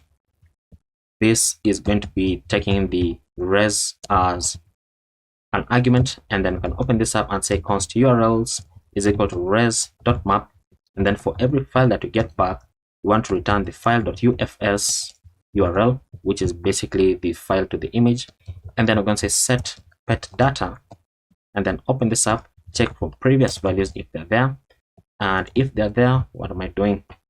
If they're there, then we want to spread out all the previous values, and then we want to change the images here, and we want to attach them into prev.images, and then append everything about the URL. So dot URLs, which you have just gotten from right here. This is not a semicolon. The semicolon should be here. Now once that happens, we want to show a success message. So post.success images uploaded successfully, like so. And then still within the upload button, so still within the bounds of the upload button, we also want to show an error in case there's an upload error. So on upload error, then you can access the error right here, one, where we can go ahead and say post.error upload failed, and then we want to say error.message, so that it shows us the reason why the upload has failed, just like that. And not, let's make this even better. Let's have this inside a description. So description, how do you do it in Toast? So description, description is going to say error.message. There we go. So that this is going to show up as bold, and then the description is just going to show up as normal font.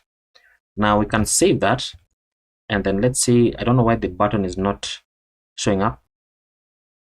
Okay, so you can see that images up to 16 MB. Why is this showing as double S? Did I write anything as double S? Images. I don't have anything as double S, right? I'm going to ignore that for now. Let me see. So pet images, then the route. Okay. Okay. So no file chosen, and then choose files. Did I import this correctly? Upload thing, React upload button. Let me see. Import upload button from upload thing React. Okay, that's okay. And I don't know why it's doing that. Let me try to reset the cache. Oh, and then there's also something that we need to fix. There's something that we need to fix concerning upload thing. That's annoying. Is it maybe something that I have in my globals?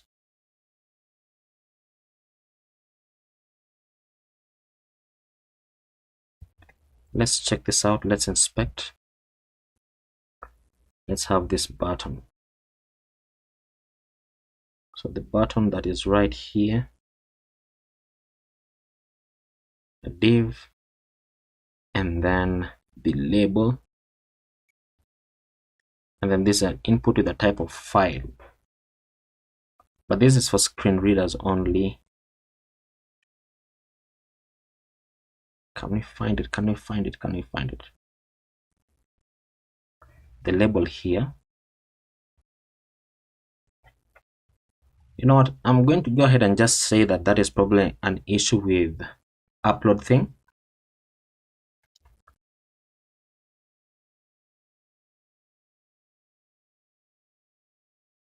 Okay, so the input is working. So what we need to fix is an issue where when your application is still loading, then upload thing shows you loading ... So because we're in Next.js, we can use a server-side rendered plugin, and we need to put it inside our layout. So inside this very same layout, we first of all need to go ahead and import. It's called what's it called? It's called Next SSR plugin. It's not giving me the drop down. This is coming from @upload thing /react /next SSR plugin, like so. We also need to import the extract router config. This is coming from upload thing /upload thing /server, and then we need to get our file router. So our file router which we created, which is coming from API upload thing core, and then once we do that, then we are going to go right inside the convex client provider, and then we want to render out the next, what is it called, next SSR plugin, like so. And then as a prop, we want to pass in the router config, and we want to call extract router config, and then pass in our file router, like so. And then I think we can now save that. And what this will do is that it's just going to improve the loading times of the button. So I think now we can test out whether we can add a pet or not. So let's go ahead and try it out. I'm just going to fill this in because it's quite a number of inputs.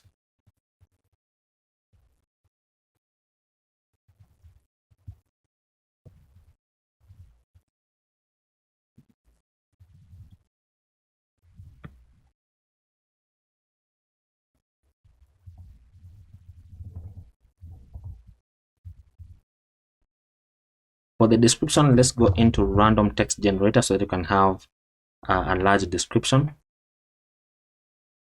And just copy that, that's enough. Paste it here. And then good with kids, good with other pets, and you know what, that's not true for Scooby-Doo. So adoption fee, you can set that it's optional. I mean, even this one is optional, but let's just have some text, and then let's just paste it here. And then just for the sake of testing it out, let's have the adoption fee at 500. And then for the pet images, let's jump into Unsplash, and then let's search for Great Dane. And then we can just download a couple of them. So save image. So I'm saving these images into a folder that I have that is called pawprint. So save. And oh, what was the format of that image? That's not good. Let me say download. I think we should have a JPEG image instead. Yeah, that's better. So JPEG. And then let's have another one. Let's download this one. Oops, I don't want that. Let's download this one. Download. And what is this? Why? I don't want such a large image. Come on. Let's download the small one for the sake of testing it out. Okay, save that. And then let's also re-download this. So download the small one to test it out. Paste that there. And then let's go ahead and upload them. So right here. So let's go ahead and upload these two images. So open, and then they should now upload. and invalid config, invalid file type. Invalid file type. Did I not? Oh, you know what? This should not say images, it should say image. That's why. Probably that's the reason why it also has a double S here. Okay, okay. So probably even the button not showing is also my fault. I hope I figure it out by the end of the video. So let's try to re-upload those two again. Ideally, it should show a progress bar here, but we currently can't really see it. So what is that? So it's uploading. Did it finish? Let's check our backend. Let's try to just reload that. No files uploaded yet. Anything in our console?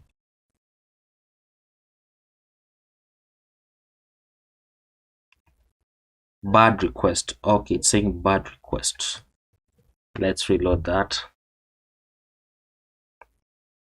Okay, let's try that again. And then let's upload the images again. And then let's wait for that to upload. Okay, so it says the file was uploaded, but the callback failed. And then it says that we can check the upload thing dashboard. Let's check our terminal first of all, because we should be able to see something if I am not wrong. Okay, so there we go. So it says,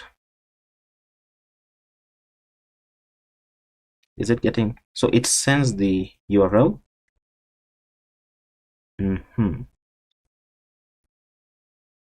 Let's shrink this down a bit. Let me read this. So we are getting back a URL here. Is this the correct URL for the thing?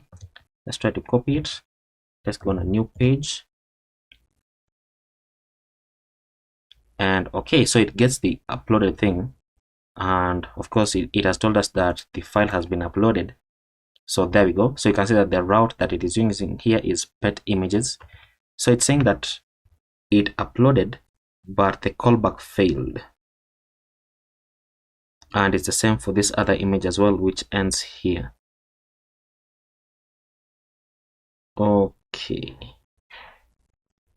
Okay. So there's a problem with our route, probably. And you know what? Actually, let me try something. Let's try to shut this down. Shut it down. And then let's delete the .next folder. So delete that. And then let's say npm run dev again, which is going to regenerate that folder. And then let's test out our application again. Okay, so let's now reload that. Okay, let's try uploading the images again. Let me try with only one. Okay, so still the same error. So let me figure this out before we can continue with the video. Okay, so I have made some progress. You can see that now the error that it is giving me is a bit different, where it says that I need to add this to my host names in next config. So let's go ahead and do that, and then I can explain what I have been up to. So inside next config right here, we need to go ahead and add images, and then remote patterns, and then we need to add hostname. We can accept this from every other hostname so that we don't get that error anymore. And then the protocol is going to say HTTPS, and then that should reload our application. Yeah, there we go. So restarting the server, and then we should be able to preview something. Let this start up first of all.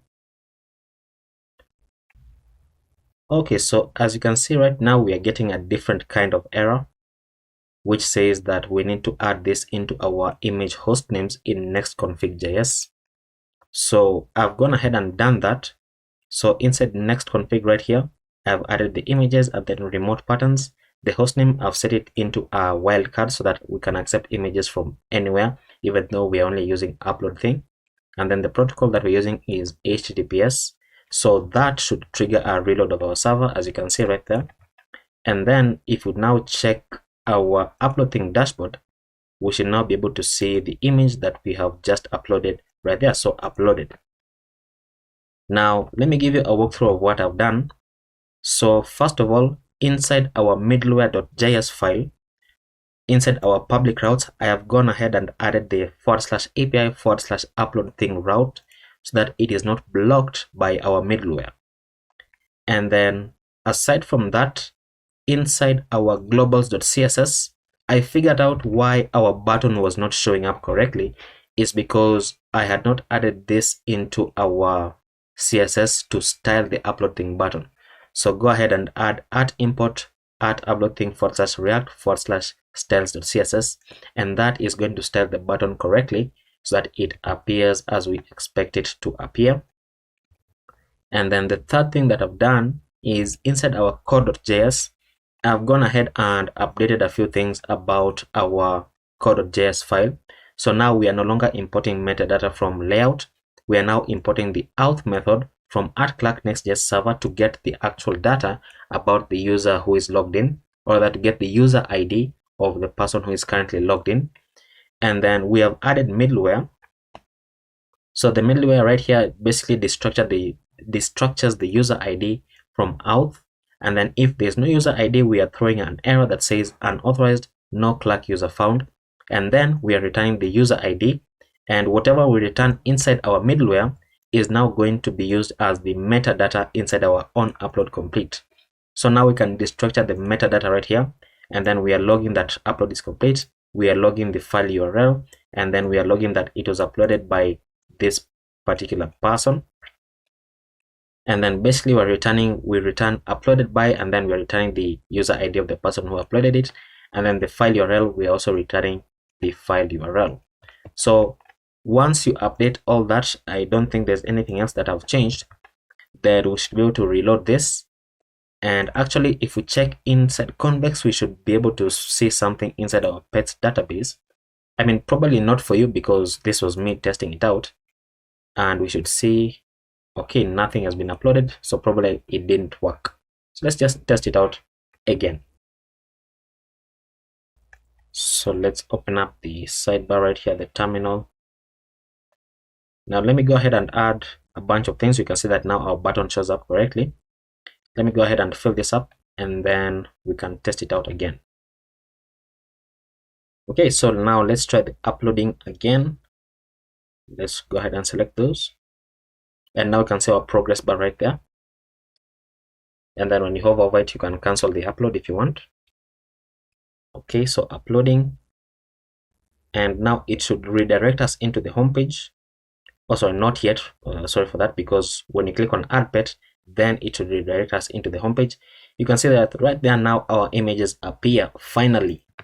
Now, in case of different size images like this, I don't want them to show up like that. So let's go ahead and just tell them out.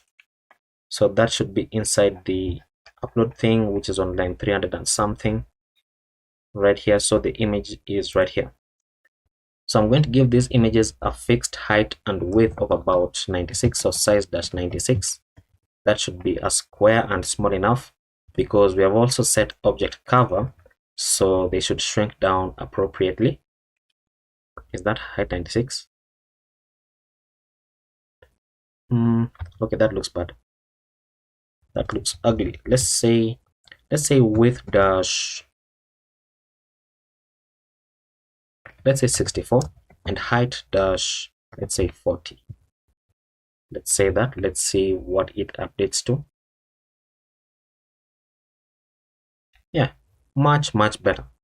And then now when we click on Add Pet, pet added successfully, and then it should redirect us into our profile page. So let's wait for the redirect, and there we go. And now you can see that I have one pet right there. We should correct that grammar, but now it shows the pet card component because that is what we're going to be working on next, so that it shows the actual image and then data about that pet. And then now if you check your pets database in Convex, you can see that the pet has been created successfully. Fantastic. So in the next video, let's go ahead and work on the pet card component. And before I forget, let's change this title. So inside our layout, let's change this title into portrait. That should suffice. And then we can continue in the next video. So we're moving along at a nice pace. And in the last video, we were able to complete our add pet page, where we added a new pet, but you can see that we have the component that is rendering called pet card. So this is the one that we want to work on in this video. So therefore, what I've done is just opened up my pet card component here, and then we can begin to type away. So this is also going to be a client component, so we're going to mark it as use client, and then we're going to be importing a bunch of stuff. So let me just remove this. So we're going to import the use state hook, use state. We are also going to import the card component, the card from ./UI card, and then card content. And then we're going to import the button from ./UI button. We're going to import the badge, not the badge from Lucid React, the badge from ./UI badge, the actual component. We're going to import the avatar component from ./UI avatar, the avatar fallback, and then the avatar image as well. And then we're going to import some icons here. So import footprint from Lucid React, import the map pin, the calendar, the weight, and the user icon. And then we're going to import use query from Convex React. We're going to import API from Convex generated API. And then we want to import the link component from next link, and then import the image component from next image. And then we can begin to build out our application. So I'm going to say export default function pet card. And remember that pet card takes in a couple of props. If you remember when we were on the dashboard page, then pet card was taking in the pet prop right here, as well as the current user ID. And then if you check the profile page as well, just search for pet card inside here, and you'll find that it takes in the pet as well as the current user ID. So those are the two things that we're going to be destructuring inside here. So pet, current user ID, and then we can begin to set up our state values. So we're going to have one state value here. So const image error and set image error. So we're going to be using this state value in case the image fails to load, and so by default it is going to be false. And then we want to get the owner of the pet from Convex. So we're going to have use query here, and we're going to pass in api.users.getUserById, which is a function that we don't have. And oops, don't rename that. And this is going to check for the pet.ownerID, owner ID. And if that is true, then we want to pass in the ID as pet.owner ID, like so. And otherwise, we want to skip the query. And then we want to check if an application has been made for that particular pet. So const application is equal to use query, and then we're going to say api.applications.getApplication by, is it this one? Nope, that's another function. So get application by pet and applicant, that is the function that we want to get. This is going to take in the current user ID as well as check for the pet._ID, and then if they are true, then let's open this up.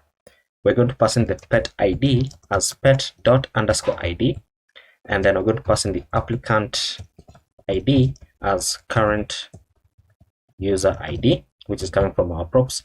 And then if none of those exist, then we want to skip the query. Next, we are going to create a function here called get button content, and for now I'm just going to leave it as empty, so that when we actually need it, then we're going to create it. And then we're going to create a variable here called button props, and we're going to set this equal to get button content, which is the function above. And then we can now work on our return. So we're going to return a card with a class name here of overflow-hidden. then transition the shadow with a duration of 300, and then on hover we want the shadow to be large, so shadow dash large, close that out. And then inside this card we're going to have a div with a class name of relative.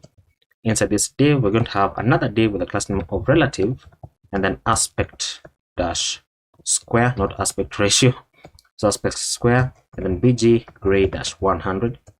And then inside this, then we can map over our pet images. So pet.images double ampersand, and then pet.images.length, length is greater than 0, so checking for both conditions, and there is no image error, which is our state value. So when all those three conditions are true, that's what you want to go ahead and render out the image component from Next.js, and then otherwise we're going to show something else. So let's build up this image. So the image is going to have a source of pet.images, and then get the first image. And the reason why we're getting the first image is because the images are being stored in convex in an array, if you remember how we created them. And then the art attribute, in case the image fails to load, we just want to show the name of the pet. And then we want to have this image to have the fill property, and then the class name here of object dash cover. And then on error is a prop that you can attach to this image, meaning in case the image fails to load, then what do you want to do? You want to say set image error to true, and depending on this state value, we're going to show some kind of state. Now inside our return, our second else statement, we're going to turn a div here with a class name of flex and size dash full, and then items dash center, and then justify dash center. Inside this div, we're just going to go ahead and show the paw print icon, so print, and then we're going to have a class name of size dash 16, and then text gray dash 300, just like that. We can save that, and probably we're going to have an issue because we don't have these two functions, but let's go ahead and check it out in the pet card. Okay, so we do have an error. That's because of convex. So let's just finish building out our UI first of all, and then we are going to work on the convex side. So we're going to go below this. We're going to turn another div with a class name of absolute, and then top dash 3, and then right dash 3. Inside this, we're going to show the badge from shardcn. This is going to have a variant which is going to be dependent on the pet.is available. So if that is true, then you want to show the default variant. If it is false, we want to show the secondary variant. And then inside this, we're going to be checking for pet.is available. If that is true, then the text is going to say available. Otherwise, it's going to say not available, just like that. And then you can go below these three divs. And below these three divs, we're going to now show card content. Let's close it out. Card content, okay. Inside card content, we're going to return a div with a class name of space on the y of 3. And then now this is where we're going to be showing the pet information. Inside the pet information, we're going to have a div. Inside this div, we're going to have an h3 with a class name of text-large and text-large and font-semi-bold. And then we're going to say pet.name. Below the h3, we're going to have a paragraph with a class name of text-sm, which is going to say pet.read, and then ampersand mid dot, which is an HTML entity, and then it's going to say pet.type. So basically showing the breed and then a small dot in the middle and then the type of pet. And then we can go below this paragraph, and then below this first div, now we can show some stats about the pet.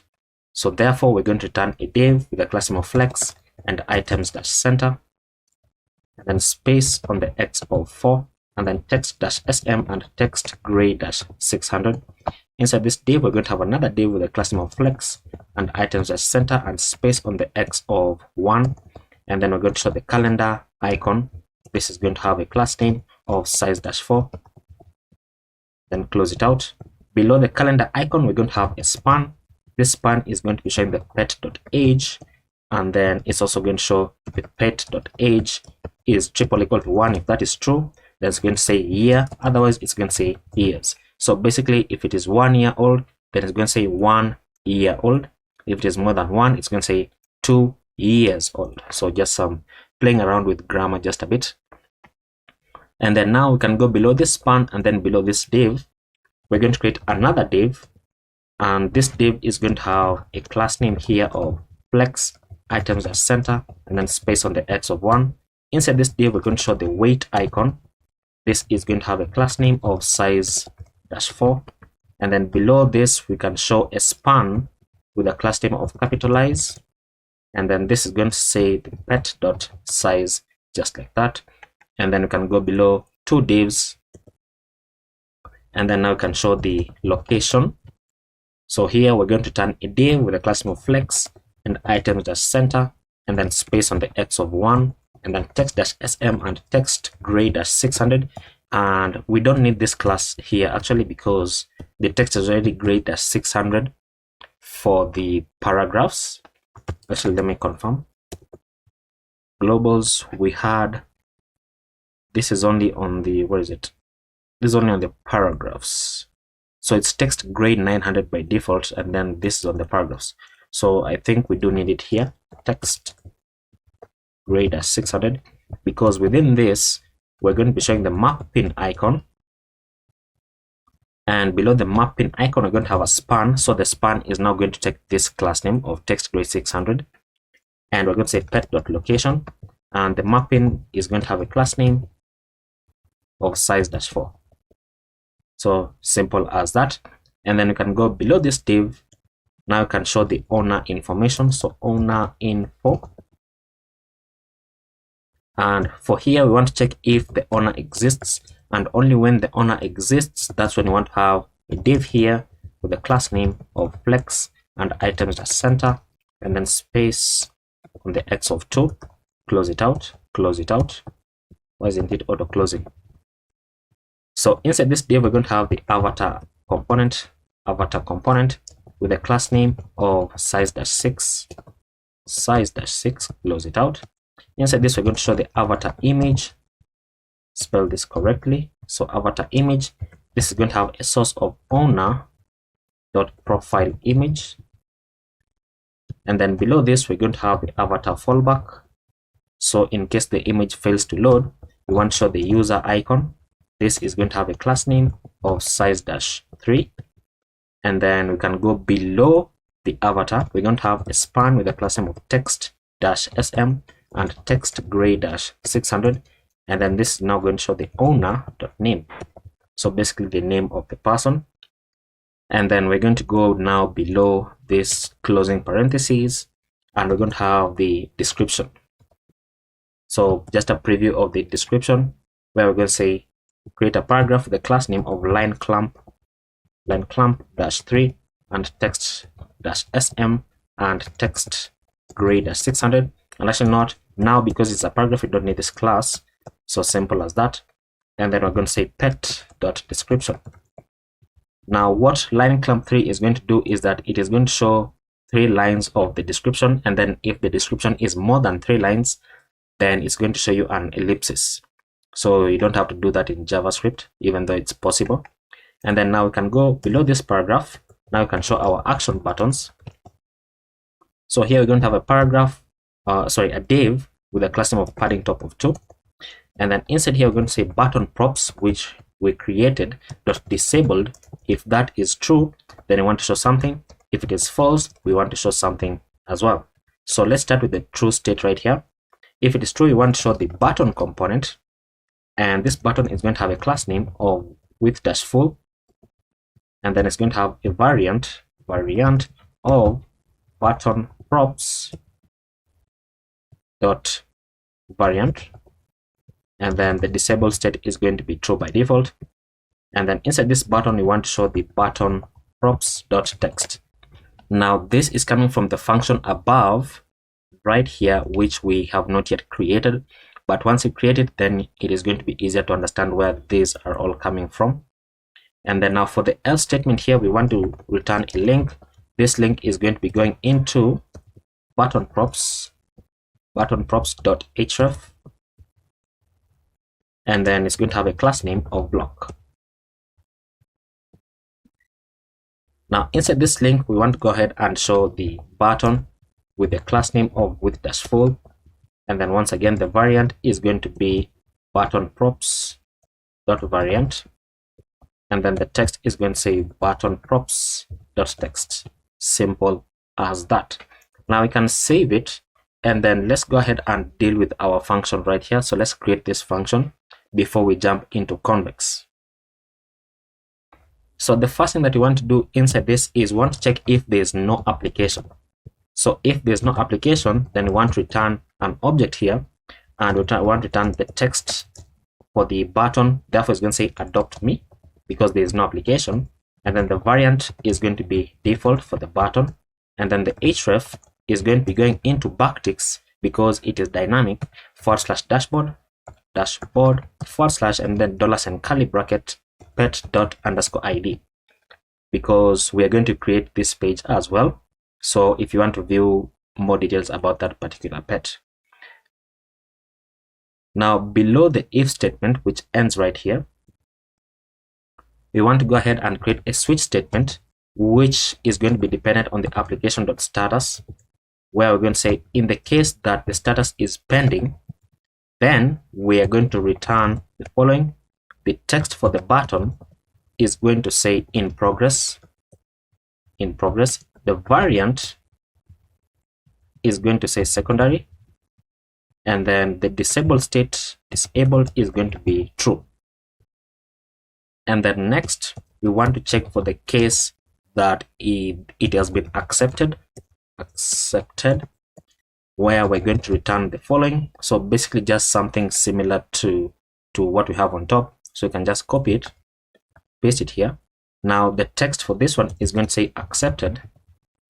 The variant is going to say default. And then now this is not going to have a disabled state. Instead, it's going to have an href.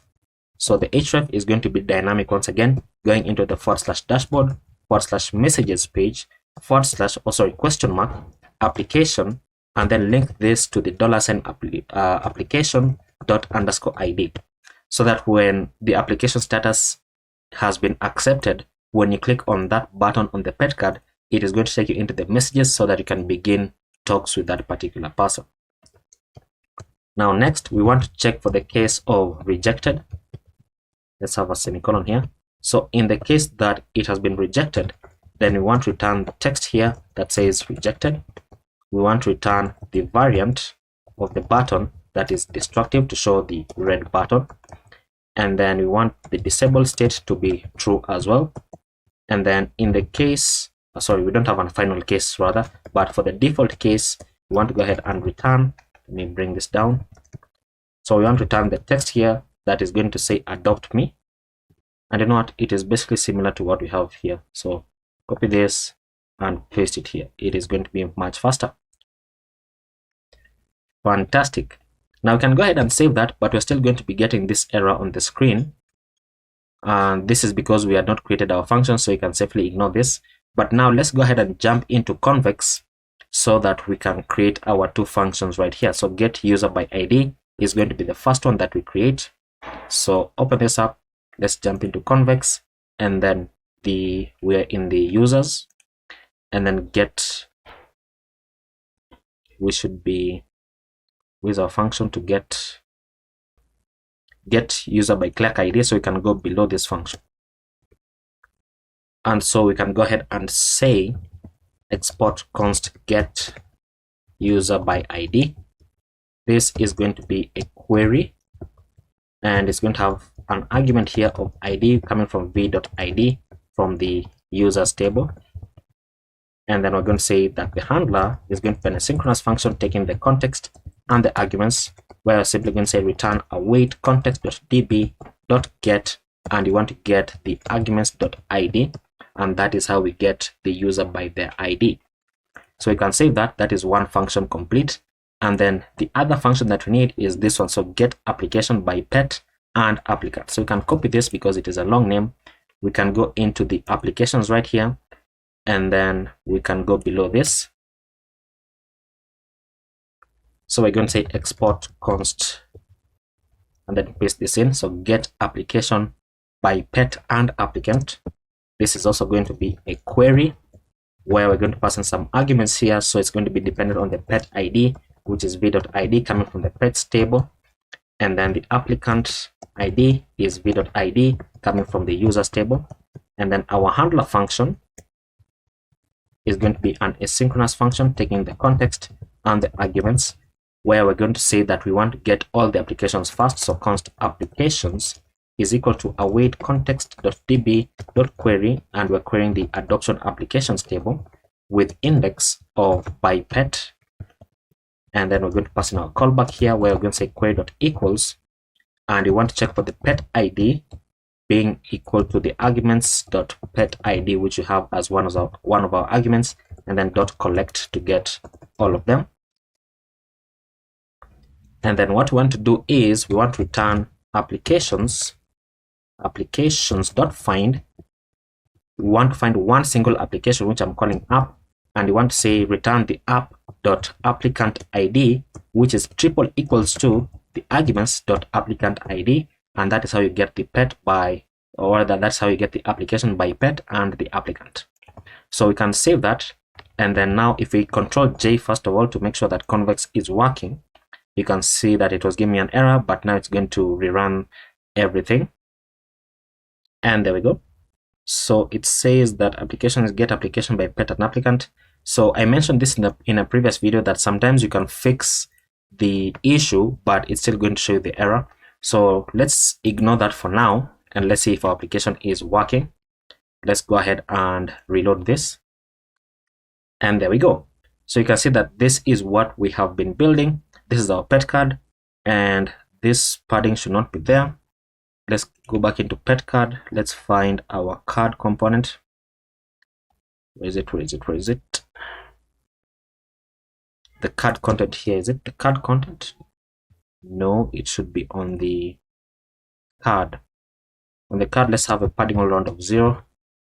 See if that is going to fix it. And there we go. So now we don't have that space on the top, but you can see that this is the pet that we created in the last video when we were on the add pet page.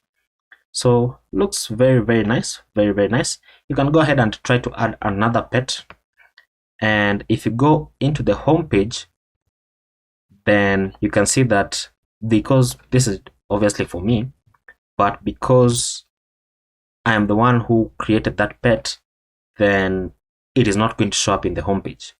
That is how we set it up. But if I go ahead and log out, so let me just log in with another account. Okay, so I've logged in with another account, and you can see that now this one appears as part of my recommendations, right? And I can even see the person who uploaded it. And then if I click on adopt me, it is going to take me into a page that does not exist because we have not yet created it. So we're going to get a 404 page. And you know what? I'm glad I caught this because I've passed in the wrong route here. So instead of button props, this should go into /dashboard/pets and then the unique ID. And that should be the same right here. So pets and then /. Okay, so we have now successfully built our pet card page, or rather our pet card component. Now I want to just go ahead and build these pages first of all before you can continue with our discover and the rest of the pages, because these ones are the ones that are most likely to be forgotten. So when I click on adopt me, it's going to take me into /pets/ the ID of that particular pet. So that is the page that we want to work on right away. And so how are we going to do that? We're simply going to navigate into our app right here, into the dashboard, and then into the dashboard right here. We're going to create a new file called pets/ and then a $, sorry, not a $, but square brackets. We want to navigate into the ID of that page or of that pet, and then /page.jsx. So that is going to be this page right here. So let's go ahead and mark this file as use client, and then let's just say export default function pet page, and then let's return a div that says pet page, and then save it. Let's just make sure that we have something rendering on the screen. And there we go. So from this page forward, I want to begin to use auto imports. which basically means that I can do something like const router is equal to use router, and then from this drop down I can just select the hook that I want. In this case I want the one that is coming from next navigation, and when I click on tab or enter, then it's going to auto import it for me. So instead of having to type out all the imports, because these pages are becoming bigger and bigger and the imports are going to be many, so I don't want to spend so much time typing out the imports. So in case you don't have this drop down, then all you can do is, let me remove that. So in case you don't have this drop down, what you need to do is simply go to the end of the word that you want and then control spacebar, and it's going to give that drop down, and then you can select the one that you want. So in this case I want the one that is coming from next navigation. So we are now on the pet page, and we're going to do the following. We want to go ahead and get const ID. We want to destructure the ID. In this case it is this part of the URL right here, because we know that we are on the /dashboard/pets page. So we want to get this unique ID, which is unique for every pet, so that we can get data about that pet. And how do I know that it is called ID? Because in my route right here I called it ID. So if I were to call it name, then I would destructure it as name. Just take note of that. Now this is going to be equal to use params from next navigation, which is a hook that we have access to, and then get the router. So const router is equal to use router from next navigation once again, because we are working with the app router, and then destructor the user. So user from use user coming from Clark Next.js, and then we can set up our state values. So selected image index, this is going to help us to select particular images for the pets, and then set selected image index. This is going to be equal to use state. By default we want to select the first image, and we know that arrays are 0 based, so the first image is index number 0, and then const image error, just like we did in the previous component, set image error. This is going to be equal to use state. Use state, by default it is going to be false. Now let's go ahead and get the current user from convex. So const current user is equal to use query from convex react. We're going to pass in API and then also import it from convex dot users dot get user by Clark ID, and then this checks for the user !ID. If that is true, then you want to pass in the Clark ID as user.id. Otherwise we want to skip the query. And then const pet is equal to use query once again, pass in api.pets.get pet by ID, which is a function that we don't have. This takes in the ID as the ID that we're getting back from use params. And then const owner is equal to use query once again, pass in api.users.get user by ID, and then this checks for the pet !owner ID. If that is true, then the ID is going to be pet.owner ID. Otherwise we want to skip the query, just like that. And then next we want to get the application. So const application is equal to use query, and then pass in api.applications.get. It's a long one, it's the one that we created in the previous video. So get application by pet and applicant.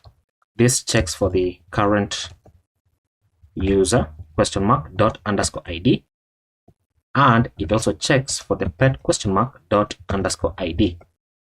Oops. Okay, so if both of them are true, then we're going to pass in the pet ID as pet._ID, and then we're going to pass in the applicant ID.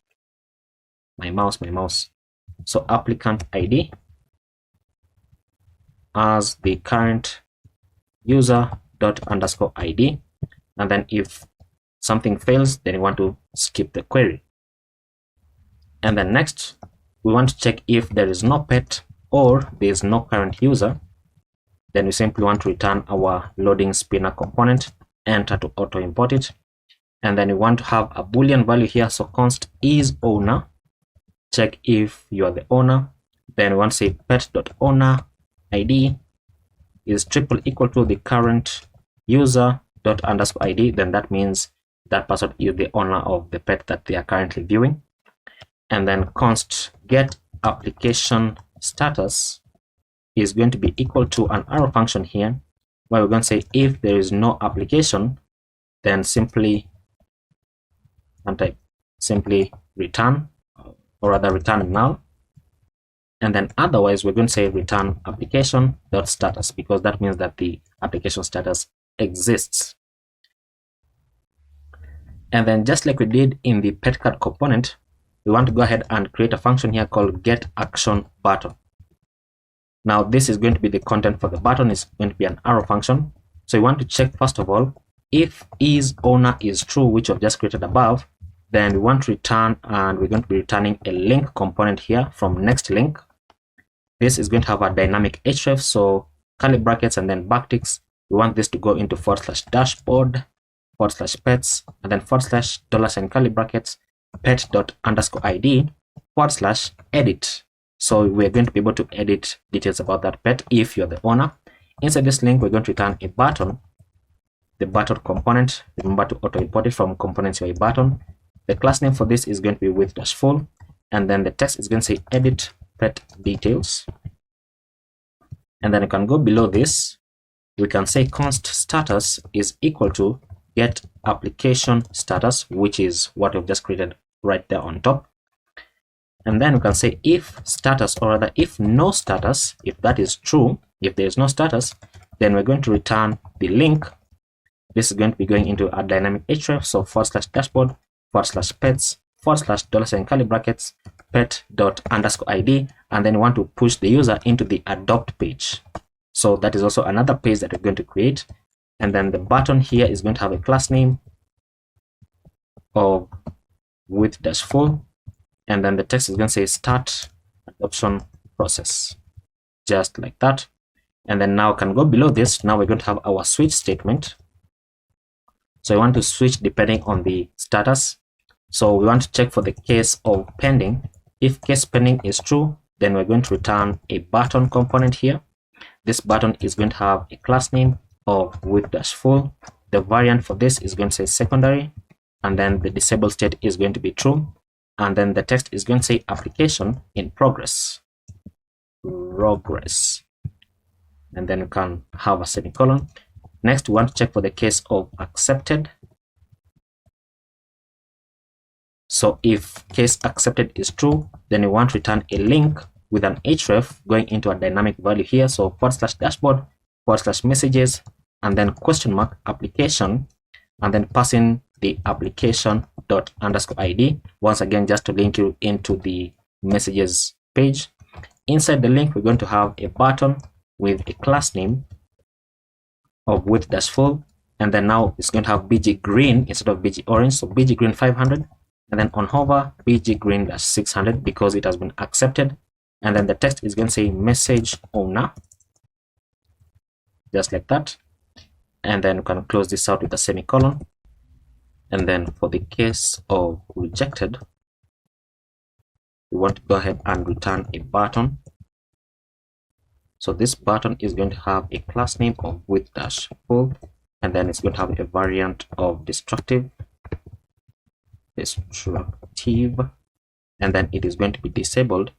And then inside this button, we're just simply going to say application rejected. Let's make this capitalized. And then finally, we're going to have our default case. So for the default case, we're simply going to return the button that says start adoption process, which is this one right here. So you can simply copy it and then paste it here, and that should be okay. Now we can begin to build out our return. So we're going to return a div with a class name of padding all round of 6, so padding all round of 6. And then inside this div, we're going to have another div with a class name of margin bottom of 6. And then within this, we're going to have a button with a variant of ghost. And then when you click on this button, we're going to be calling, we're going to have an inline function here where we're going to call router.back to go back to the previous page. And then the class name for this is going to say margin bottom of 4. And then within this button, we're going to be showing the arrow left icon. So enter to auto import it. And let me confirm that I imported the button as well. Okay. So the arrow left is going to have a class name of margin right of 2 and then size of 4. and then close it out. And then the text is simply going to say back. And then we're going to go below this button and then below the first div. And we're going to create another div with a class name of grid and grid columns-1. So grid columns-1 with a gap of 8. And then on large screens, grid columns-2. And sorry, this should not be 2, this should be 3 because of what we're building inside. And then here, what we're going to have is pet images. So that is what we are building inside what's it called, the grid. And then we're going to have another div with a class name of large screens column span-2, which means we're going to have 3 grids by default, so 1, 2, and 3. But then on large screens, we want the images to take up 2 of those grids by default. So that's what we're having inside here. So we're going to have a card, and then we're going to have card content, and then inside card content, we need to auto import it, by the way. So auto import them. Inside card content, we're going to have a div with a class name of relative, and then aspect dash video, so that it takes up 16 by 9, and then overflow dash hidden, and then rounded dash large, and bg dash gray dash 100. And then within this, we want to check for pet.images, and pet.images.length is greater than 0, and if there is no image error. So we are checking for those 3 conditions. If it is true, then we want to return something, and then if it is false, we're going to return something as well. So let's start with the true statement first of all. Here we're going to have an image, and let's make this self-closing. I like it better that way. The image for this, let's take this to the next line. The image is going to have a source of pet.images, and then pass in the selected image index. So selected image index. So remember that this by default is 0, meaning it selects the first image in the array of images that is provided. But then if you select another image, if you click on another image, then you want to change the index of that image, so that now it is going to update inside here and show the bigger image as the image that you click on. And then the alt attribute for this is going to say pet.name, and it's going to have a field property, and then the class name is going to say what is happening. Okay, it was reloading. Object.cover for the class name, and then on error. So if there's a problem with the image, then we're going to say set image error into true. And then for the else statement here, we're going to return a div. Let's break this down. So this div is going to have a class name of flex size dash full, and then items dash center, and then finally justify dash center. Now within this div, we're going to be showing the paw print icon. So paw print from Lucid React, control spacebar, and then enter to import it. The class name for this is going to say size dash 24 and text gray dash 300. Close it out, and let's save it so that this is formatted properly. Oops, what's happening? Okay, so save it. And then now we're going to go below this div and then below this closing parentheses, and we're going to have another div with a class name of absolute, and just confirm that we're within the div that says relative. That's correct. So class name absolute, and then top dash 4, and then right dash 4, because within this div we want to show a badge which is coming from shadcn. So not the icon, but rather the badge from components UI badge. And this is going to have a variant, and this variant is going to be dependent on the pet.is available. So if is available is true, then we want to show the default variant.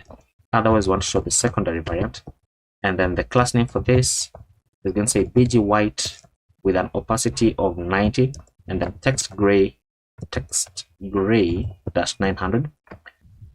And then within this badge, we want to check for pet.is available. And then if that is true, then the text we want to say available. Otherwise, we want to show not available. Simple as that. We can save that so that it formats properly. And then now we can go below these 2 divs, but still within the card content. And now we want to show the image thumbnails. So image thumbnails. Now, these image thumbnails are the ones that we're going to be able to click on. And we don't have this function, so we're getting this error. So let's just ignore it for now so that we can build out our UI first of all. So the image thumbnails are the ones that we're going to be able to click on so that it changes the bigger image on top right here. So for the image thumbnails, we want to check for pet.images, and we want to check for pet.images.length is greater than 0, and sorry, not greater than 0 but greater than 1, because only when there is more than one image, that's when we want to show the images. So when that is true, then we're going to return a div, and this div is going to have a class name of flex, and then space on the x of 2, and then overflow on the x of auto, and then padding all around the 4. So overflow x of auto is just going to ensure that if the images are so many, then it's going to introduce a scroll bar. Now within this, we're going to say pet.images. Why do I keep mistyping that? .map, and then for every image that we get back, we also want to get back the index of the image, because that is going to be useful to us. Now we want to return a button, not the button component, but rather just the HTML button. This is going to have a key of index, and then when you click on this, we want to go ahead and say set selected image index into the index of the button that we click on. Now the button is also going to have a class name here of a dynamic class name, so parentheses and then backticks. Let's open this up on a new line. So it's going to have a class name of size-16, and then flex-shrink-0, and then cursor-pointer, and then overflow-hidden, rounded-large, and border-2. And then we want to check, so $ curly bracket, we want to check if the selected image index is triple equal to the index of the image that we click on. And if that is true, then we want to apply a class name called border orange 500, and if it is false, we want to apply a class called border gray 200. Simple as that. Now within this button, we're going to be showing the image component once again. This image is going to have a source of image, which we are getting from right here, and then the alt attribute is going to be dynamic, so it's going to say $pet.name, and then once again index +1, just like that. So pet, it's going to show the name of the pet and then the number of the image. So for example, I don't know the name of the pet that we uploaded, I've just forgotten it, but it could be like Scooby-Doo 1 or Scooby-Doo 2, things like that. Now the width for this is going to be 64, so that it shows a low resolution image, and then it also loads faster. And then the height for this is also going to be 64, and then the class name for this image is going to say size-4 and object-cover, and we can save that. And I think now let's handle this so that we can preview something on the screen. So we know that this is coming from the pets.getPetById. So let's go into convex. So into convex and then pets, and then we need to create the function to get pet by ID, and we can place it on the bottom.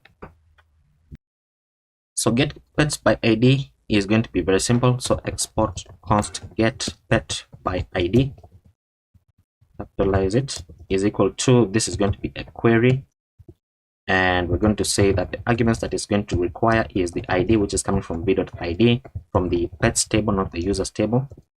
Oops. And then the handler function for this is going to be an asynchronous, taking in the context and the arguments. We're simply going to say return await context.db.get, and then passing the arguments.id, just like that, and that is the entire function. So let's save that, and then let's see which other function we need. We need, oh, this is owner, I misspelled this, so owner ID.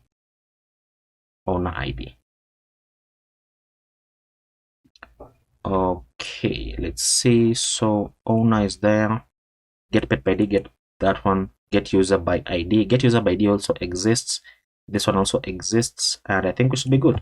So save that. Let's our application reload. So failed to construct image, that's because I have not imported it. So where is our image? Right here, you can say control spacebar, and then make sure that you get the one from next image, and then save it, and then wait for this to reload.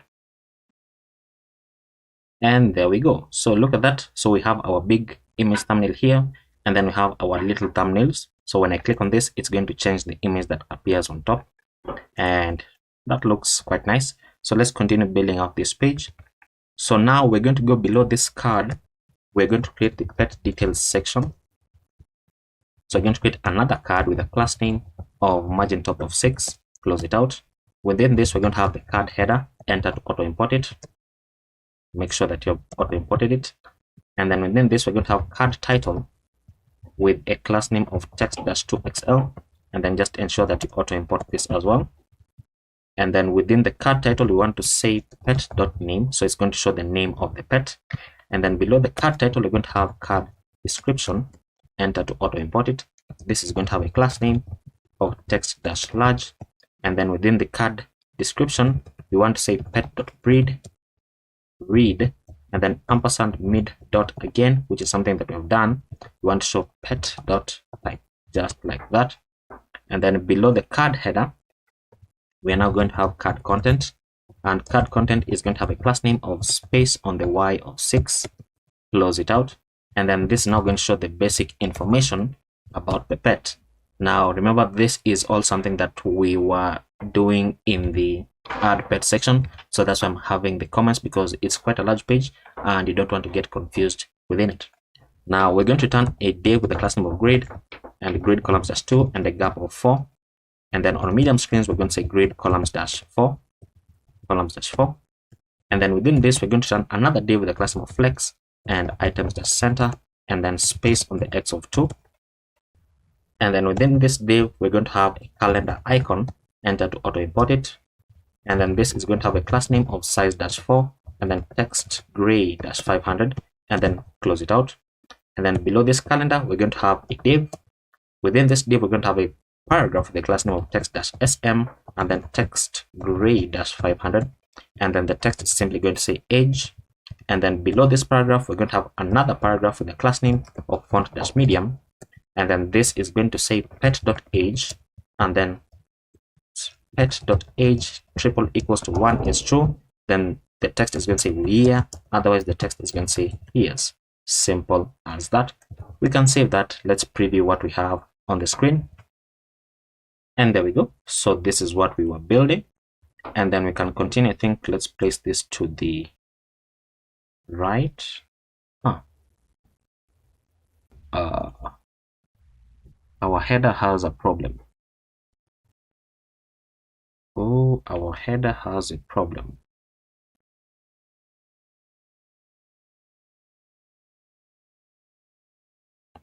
Well, that's not good. That is not good at all. Where is our sidebar? Our sidebar is right here. So let's disable the sidebar for a moment. Yeah, let's just disable it, and then we are going to work on it, because I don't know why that is happening. I haven't changed anything, so that's weird. But let's just have it side by side, and then we can continue building this out. So we're going to go below this paragraph, and then below two divs, we're going to create another div with a class name of flex and items-center, and then space on the x of 2. Within this, we are going to show the weight icon. So the weight icon is going to have a class name of size-4, and then it's also going to have text gray-500. And then below this, we're going to have a div, which is, you know what, it is similar to this. So let's not type a lot. This is now going to say weight, and then this is now going to say pet.size. And oh, you know what, this should say size, not weight. It should say size. And then this is also going to have a class name of capitalize. And then let's save that. Let's see what we have on the screen.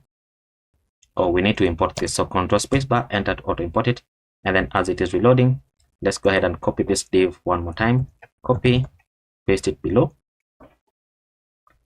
And we're going to have, this is now going to show the user. Control Spacebar, enter to auto import it. The class names are going to remain the same. This is now going to show the gender. And then this is going to say pet.gender. And then once again, below this div, which ends here, we can paste it again. Now this one is going to show the map pin icon from Lucid React. This is going to say location, and then this is going to say pet.location. And then we're going to go below these three divs. We're going to have the separator from Lucid React. Did we create this, by the way? components UI separator. Okay, so we have it. Fantastic. And then now we're going to have out the characteristics. So characteristics. And you know what? Let's save it so this reloads. And then as it is loading, let's have another div here. This div is going to have an h3 with a class name of margin bottom of 4 and font dash semi-bold. Semi-bold. The text is going to say characteristics. Below the h3, we're going to have another div with a class name of grid and grid dash column dash 1, a gap of 4, and then on medium screens, grid dash column dash 2. Within this div, we're going to have another div with a class name of flex and items dash center, and then space on the x of 3. And then within this, we're going to have another div with a class name of rounded, and then bg dash orange dash 100, and then padding all around 2. There we go. And then now within this, we're going to show the activity icon. So activity from Lucid React. This is going to have a class name of size dash 5, and then text orange dash 500, and then close it out. And then we're going to go below this div. We're going to have another div with a class name, or with a paragraph inside with a class name of font dash medium, and then the text is going to say activity level. Below this paragraph, we're going to have another paragraph with a class name of text dash sm, and then text gray dash 600, and then capitalize, and then this is going to say pet dot activity level, just like that. So see how it looks coming together very, very nicely. And then we're going to go below this paragraph and then below two divs. So below these two divs, and not, let's just go ahead and copy this div that has the class name of flex item center, because we are doing something that is repeating. So copy it downwards. Now this one is going to show the users plural from Lucid React, the users icon. This is going to say text blue dash 500. This is going to say font medium, and then the text for the paragraph is going to say good with kids. And then this is going to be checking for pet.good with kids. If that is true, it's going to say yes. Otherwise, it's going to say no. Just like that. And then once again, below this div, we're going to go ahead and paste it again.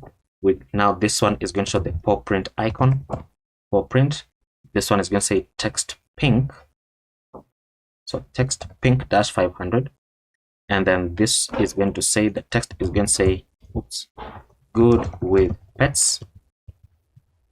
And then this one is going to say pet.good with pets. If that is true, then yes. If it is not true, then no. And then once again, below this div that ends here, paste it one more time. This one is going to show the home icon. This one is going to say text green dash 500. This one is going to say house trained.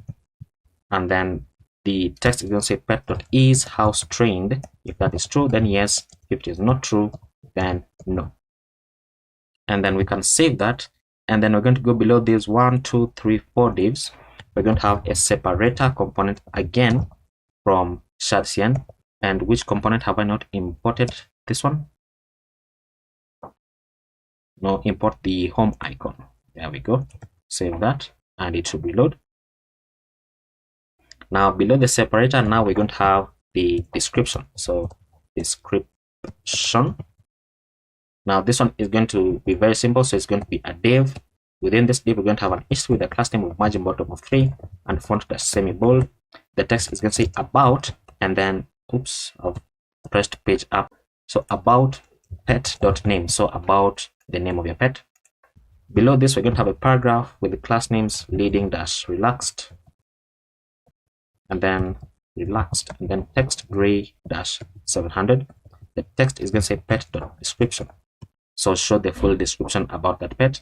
And then below this div, we're now going to show the medical info about that pet. So you want to check if pet.medical info is true, and only when it exists, that's when you want to show this, because remember that medical info is an optional thing. So first of all, we're going to show the separator, and then within the separator, or rather below the separator, we're going to have a div, and then this div, we're going to have an h3 with a class name of margin bottom of 3 and flex items dash center and font dash semi-bold. And then within the H3, we're going to show the stethoscope icon. So stethoscope from Lucid React. This is going to have a class name of margin on the right of 2, size -5, and then text red -500. Below this, we're going to say medical information, just like that. And then below the H3, we're going to have a paragraph with a class name of leading-relaxed, and then text gray -700. Within this paragraph, we're going to say pet.medical info, just like that, which is going to show the medical information. And then we can go below this, closing parentheses. Now we want to show the adoption fee, and remember that the adoption fee is also optional, so therefore we need to check for pet.adoption fee first of all, and only when it exists, that's when we want to show our fragment and then a separator, just like we've done above. And then below the separator, we're going to have a div. Within this div, we're going to have an H3 with a class name of margin bottom of 3 and font dash semi-bold. And then the text is going to say adoption fee. And then below the H3, we want to have a paragraph with a class name of text dash 2XL and then font dash bold and then text dash orange dash 500. And then this one is now going to show the adoption fee. So $sign first of all, and then inside curly brackets, pet.adoption fee. Adoption, not free fee. There we go. Now let's save that, because that is only the first part, which is basically the left part that we have built. Okay, it looks ugly without the sidebar. Let's go back to the layout. Let's enable this. And then let's wait for it to reload. Okay, there we go. So you can see that there's the about section, the characteristics, the medical information, and then the adoption fee is right there. And I've just noticed something on this part. But the background colors for these icons is wrong. So let's go ahead and fix that. So right where we have characteristics, this is BG orange, that's okay. This should now say BG blue -100. And then the next div is here. This should say BG pink -100. And then this should say BG green -100. Save that, and that should now apply the correct background colors, looking much better. Now, once you have built all this, then we want to build the section here that is going to appear on the right, which is the right sidebar. So we're going to go below the card and then below this div, and this div is the one that should have the first grid. Yes, because remember that this div, the div that I've built is this one with column span 2. So we want to go below this div, which is the child of this div with the class name of grid, so that we can build the second grid. So therefore, we're going to say the following. Let's have a comment here that says right sidebar. And then now we're going to create a div with a class name of space on the y of 6. And then we first want to create the call to action button. So the call to action button is going to be for the function that we created called get action button right here, which is going to show the button depending on the status of the application. So once again, right at the bottom, we're going to say that we want to have a card component. Within this card component, we're going to have card content, and then the card content is going to have a class name of padding all round of 6. And then within this, we want to say get action button, and then we want to just call that function like that. Now we can save that to see how it looks.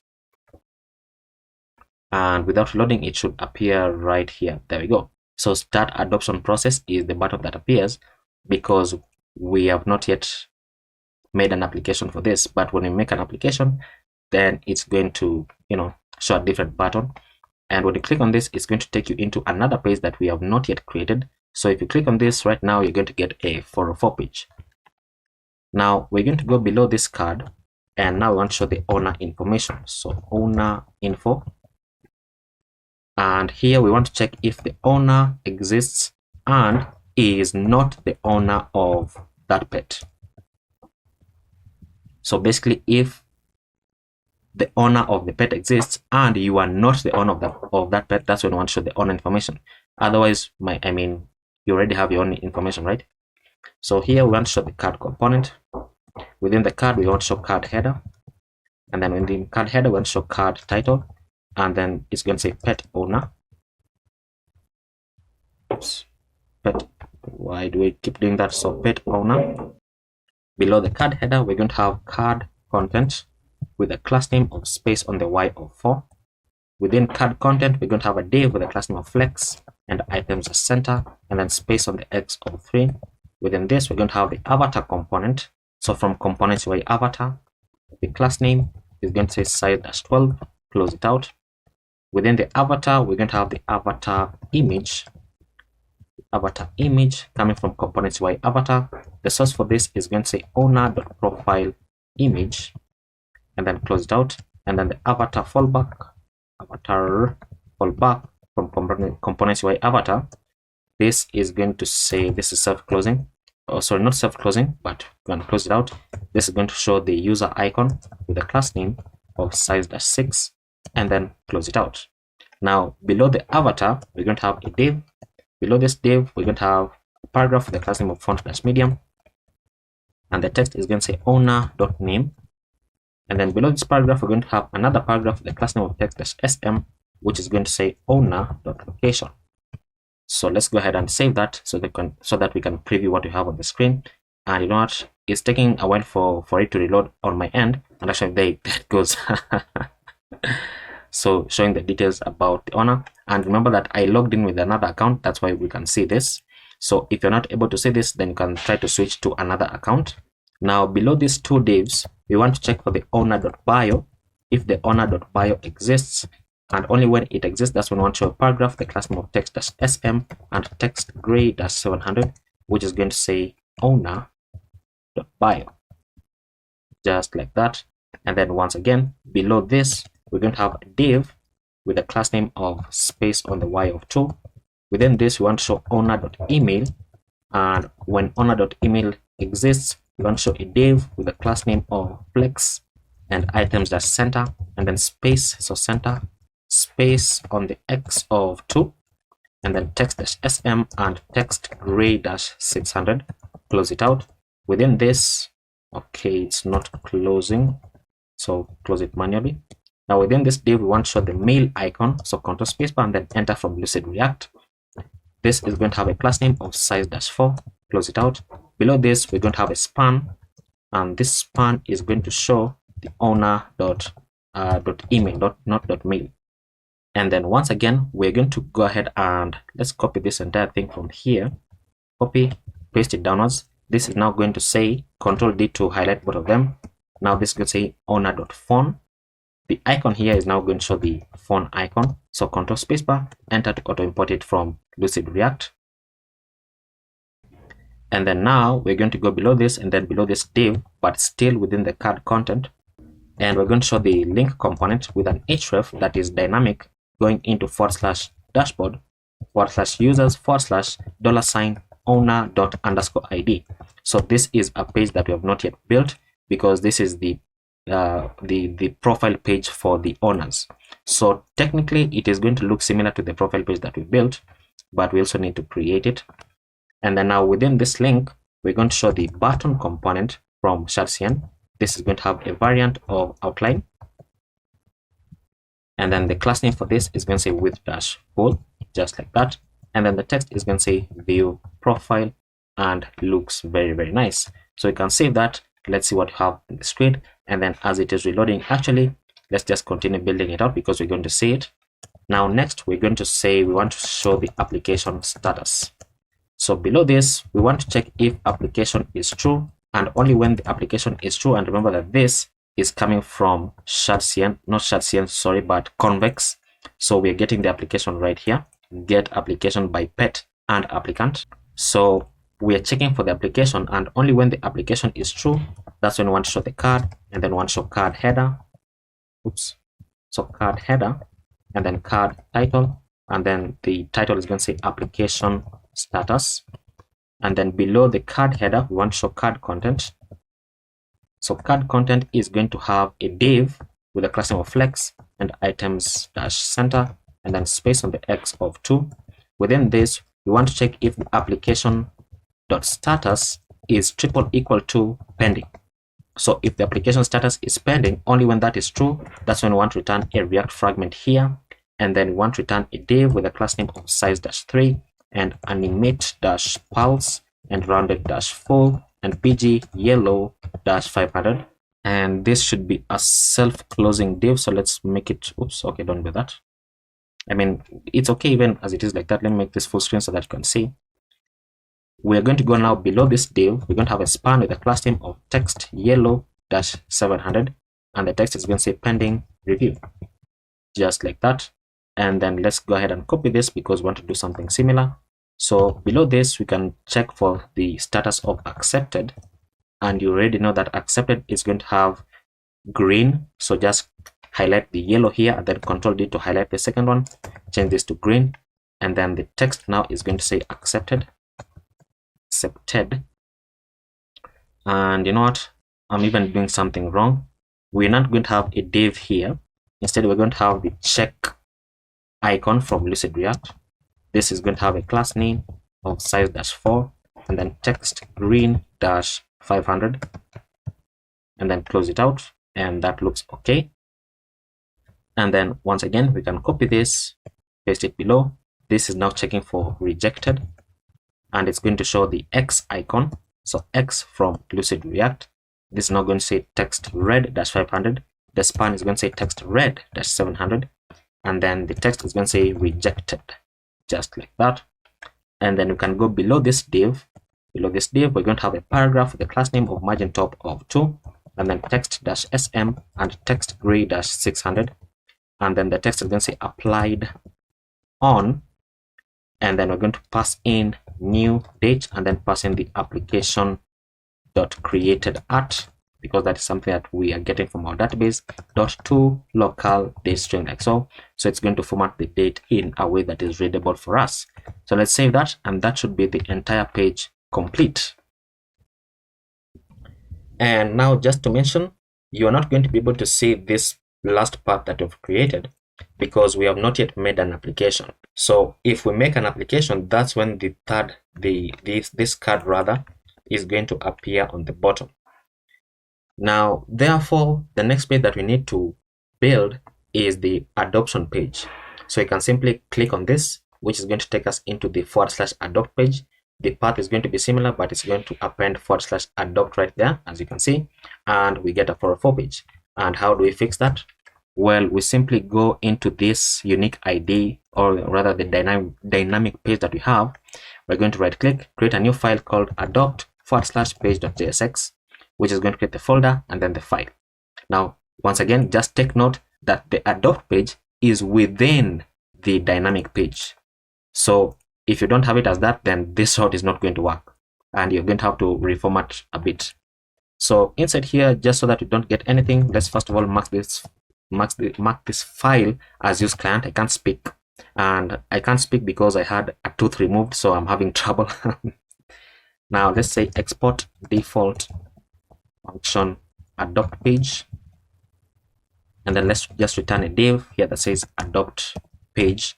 We can save that, and it should reload, and we're going to have that on the screen. And there we go.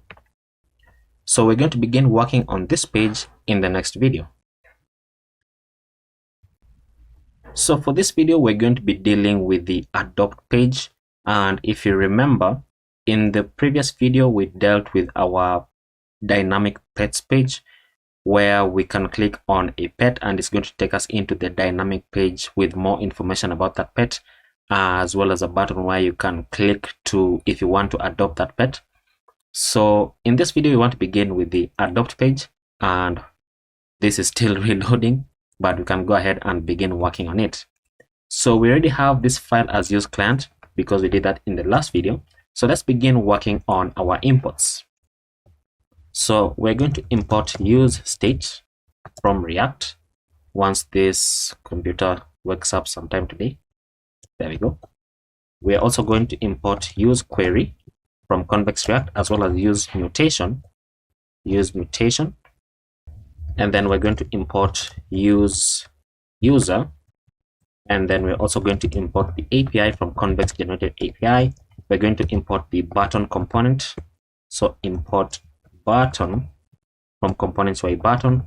Then we're going to import the card component, the card content, the card description, the card header, and card title. This should be card with a D, title. And then we are going to import the input component. So input from components UI input. We're going to import the label component.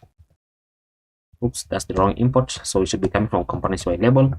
We're going to import the text area. So text area component from components UI text area. We're also going to import the select component from components UI select, and then select content, and then select item, select trigger,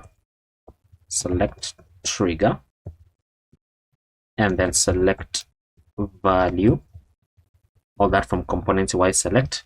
And then we need some icons here, so import the arrow left icon from Lucid React, the paw print icon, paw print, that's the wrong thing, so paw print with a capital P, and then the send icon from Lucid React as well. And then we're going to import use params from next navigation and use router as well from next navigation. And then for the second last, we're going to import the toast method from Sona, and then we're going to import link from next link. Now I've decided that I'm going to be showing the imports, or rather we're going to be importing everything at the top for every file, just so that when we are building out the UI, then you already know that this is something that we already imported. And this is a bit different from the previous video where we were using auto imports. So as I was recording, I was feeling like probably we were typing things out, and perhaps I was moving a bit fast with the auto imports. So I've just decided that I'm going to be showing all the imports at the beginning. Now once we have that, we already used this hook before, use params, so we're simply going to utilize it again to get the unique ID from the params, which is this ID right here. So we want to go into the adopt page, so we're going to click on this, so adopt, that takes us into the adopt page right here. So const ID, we're going to distract it from use params, like so. And once again, I know it is ID because our dynamic route is called ID. And then const router is equal to use router, and const user, destructor the user, this is coming from use user. And then const is submitting, so our state value, so submitting, and set is submitting, this is equal to use state, and by default it is going to be false, so it is a boolean. And then const form data, and set form data, this is equal to use state, and this is going to be an object, and this is going to be the values, or rather the fields that are going to be populating our form. So in this case, we want to get the experience, which is going to be an empty string, the living space, which is going to be an empty string, the work schedule, which is going to be an empty string, and then other pets is going to be an empty string, and then the reason for adoption is going to be an empty string, and the references also an empty string, and then additional info is also an empty string. Now where do we get this data from, or how do I know that we did this data? Well, if you check our schema.js, which is our convex schema that we created quite a while ago, you'll notice that anytime that you want to make an application, so an application for adoption, then we need the experience, the living space, the work schedule, other pets, reason, references, and additional information. So basically all this about the person who wants to make the adoption. So we need to capture that information using this form, and then when they fill it out, then it's going to populate our database. Now once we have that, then we want to get the current user, which is something that we've already done quite a few times. So current user is equal to use query, and then pass in api.users.get user by clerk ID, which is a function that we created a while ago as well. This checks for the user question.id. If it is true, then we're going to pass in the clerk ID as the user.id. Otherwise, we're going to skip the query. Skip has 1p.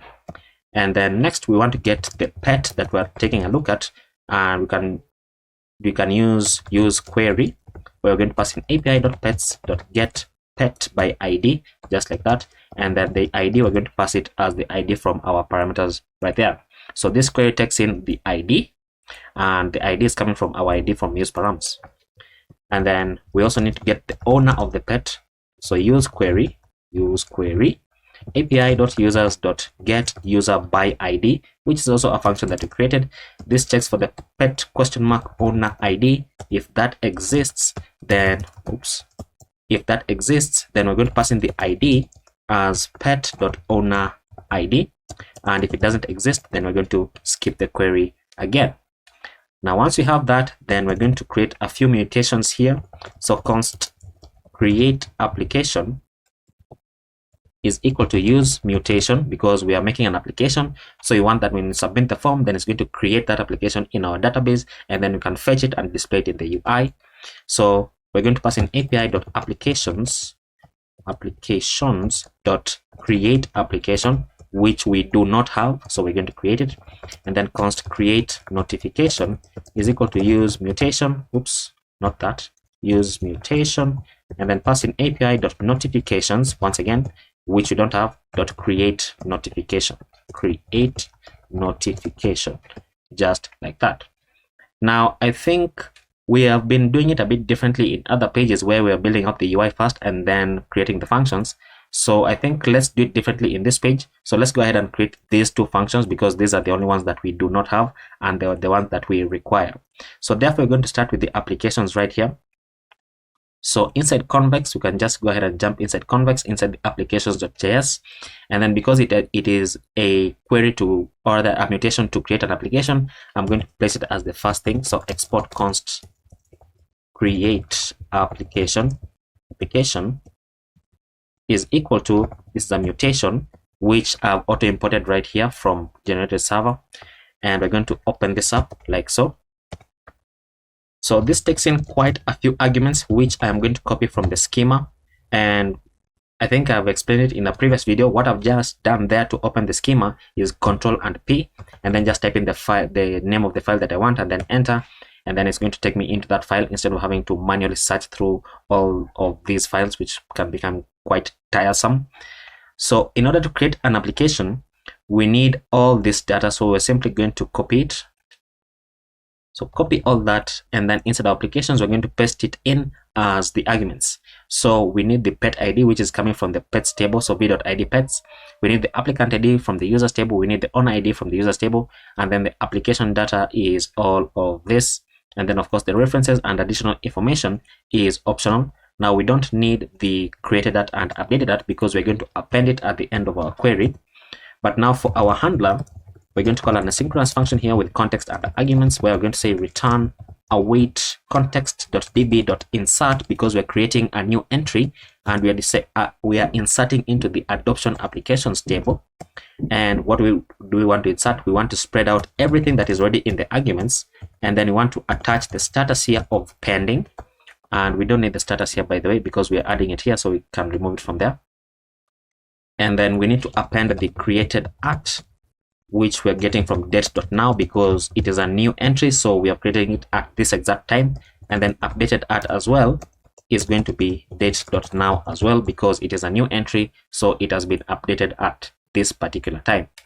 Now that is the first query done, and it is a new day of recording for me. So if it is not for you, or rather if it is for you as well, just make sure that you have convex running here, and then you also have your localhost running right there. So once we have that, then the next function that we need to create is the create notification. So we can copy this, and then we don't have the notifications. Oh, we do. So create notification. So we're just going to go above this, and we're going to say export const create notification. Actually, I copied it. This is also a mutation, and we're going to pass in a few arguments. Now, if you take a look at the schema.js for the notifications table, we can copy all this, so they don't have to retype it every single time. But now, this needs to be inside arguments like so, and then paste it in. So we need the user ID, the type, the title, the message. So we don't need isRead and related. No, we need the related ID. This is good for us. We don't need the created at. But then now for the handler function, we're going to pass in asynchronous context and then arguments, and then we're going to say the following, that we want to return await context.db.insert, because we're creating a new notification. We're inserting into the notifications table, and we're inserting everything already in the arguments. And then we want to say isRead is going to be false by default, because it is a new notification, so it has not been read. And then created at is date.now, just like that. And we are done with those two functions so that we can continue building out this page. Now we're going to create a function here called handle input change. Handle input change, and if you remember, this is a function that we already worked with. It takes in the field and the value as arguments. We're going to say set form data, and then we're going to open this up, or rather we're going to check for the previous value first of all, and then open this up as an object. We're going to say spread all the values already there, and then check for the field that we're currently editing, and then append the value that we type into that. So this is a function that we've already worked with. I think it was on a certain page, like I think add pet, as well as probably settings or the profile. I can't remember very well, but it is a page that we've already worked with, or a function that we've already worked with. And then we need to create our handle submit function, and my mouse keeps right clicking for some reason. So const handle submit, this is going to be an asynchronous function where we're going to access e, and then I'm going to say e.prevent default like so. And then the first thing that we want to check is if there is no current user, or if there is no pet. Is that correct? Oops, this is not double exclamation, it is a pipe. Or there is no pet, or there is no owner. If that is true, then we simply want to say toast.error, and we're going to say missing required information, and then we're going to return. And then below this, it means that all of these values exist. So now we can go ahead and say validate.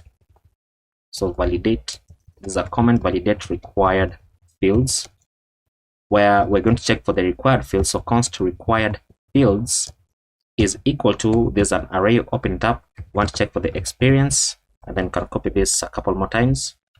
This one checks for the living space, because these are all required fields, and then the work schedule, and then the other pets, and then the reason for adoption. Now we can validate all those input fields. We're checking for each one of them. We want to check if any of them is missing. So const missing fields. Once again, this is something that we have done in another page. I can't remember which page because the last recording was like 3 days ago for me. So required fields dot filter, and for every field that we get back, then you want to check if there is no form data, and then pass in the field as an array like so, because it is an object, so you can access it like that. Dot trim. So basically what we're doing is we are checking for the required fields, we're filtering through them, and we are returning the one that has not been filled in, because if it has not been filled in, then it means that that field is missing a value. So that is the one that we want to return, so that we can show an appropriate error.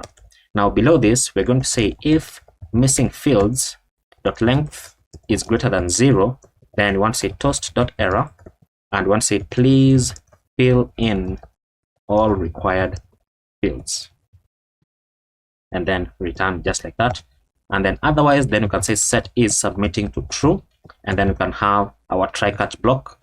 So try catch block, let's start with the catch.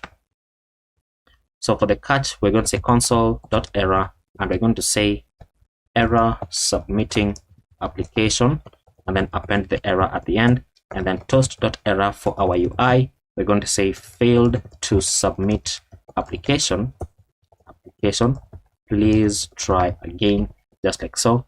And then for our final block, we're going to say set is submitting back to false. Now let's handle our try, because our try is a bit large. So the first thing that we want to do is create the actual application in the database. So we can do that by saying const application ID.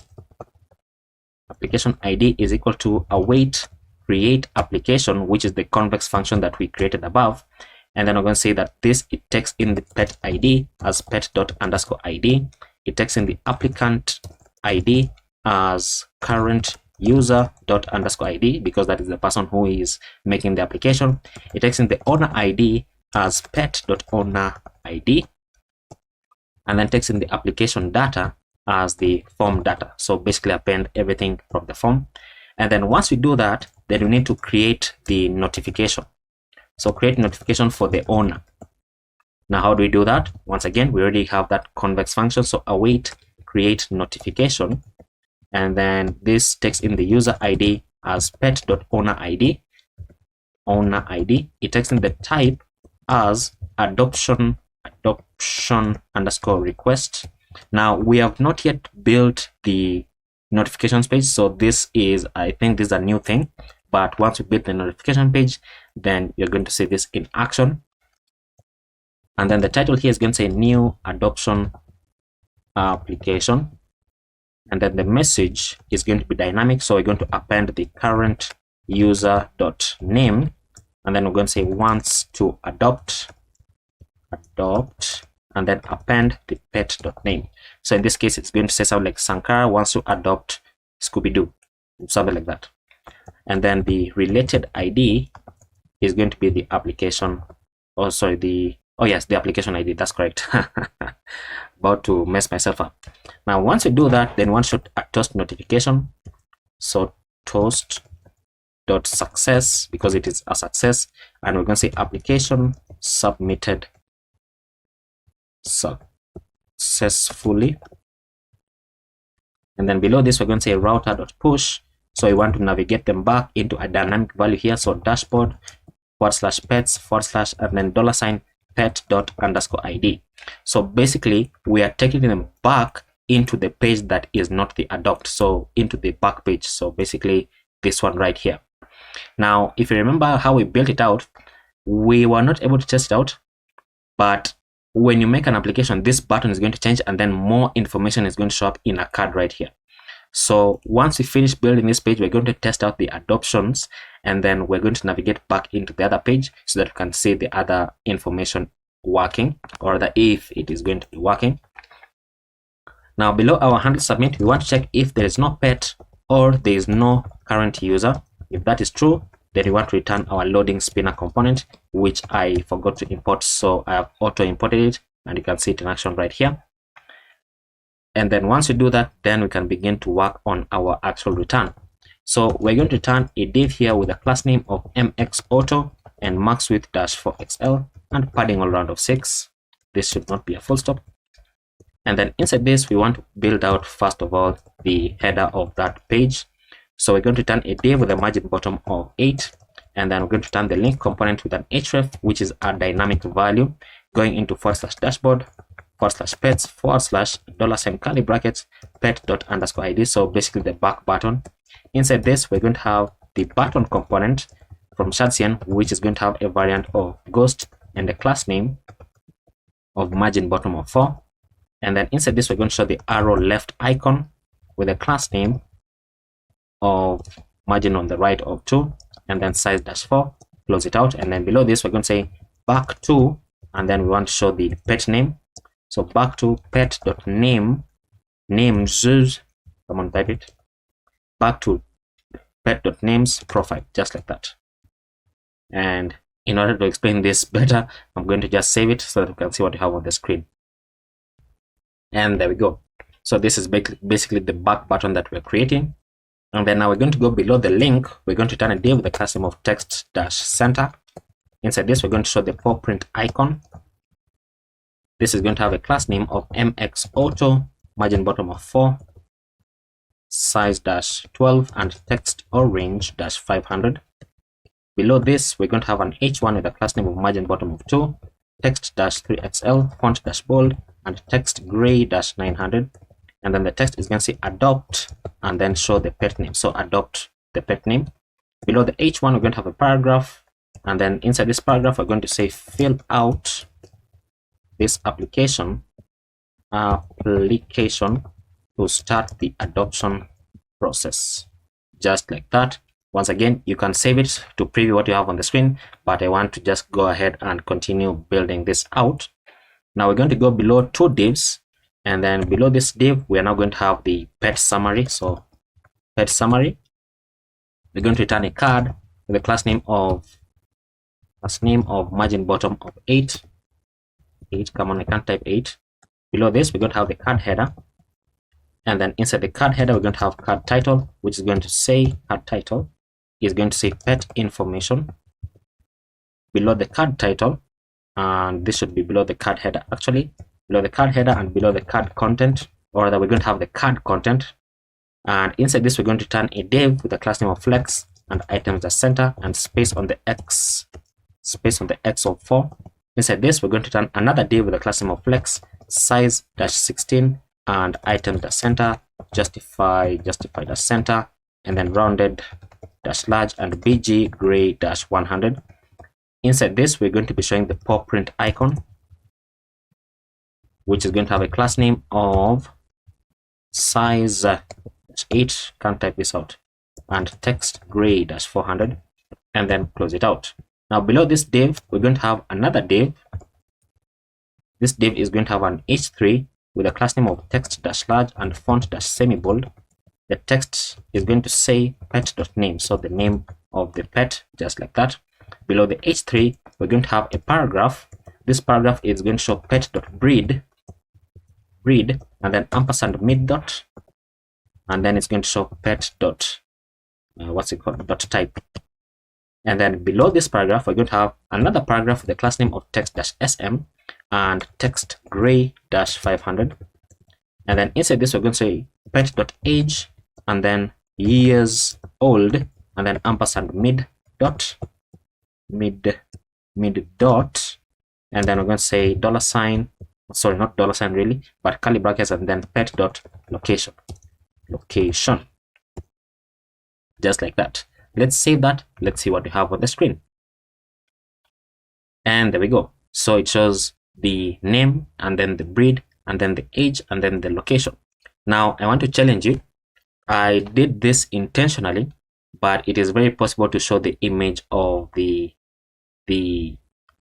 animal that you are adopting right here, because when you get the name, or not the name, but when you're getting the pet right here, you get all the information about that pet. So how would you do that? I'm going to leave that up to you to figure it out. Now below the card, we're going to now have the application form. So application form, and we're going to be building this out a bit faster, I think. So we're going to have the card and then card header and then card title. This is going to say adoption application. Below the card header, we're going to, below the card title, we're going to have card description. Come on, I can type it today. And the card description is going to say, please provide detailed information to help us ensure the best match for, and then pet.name, just like that.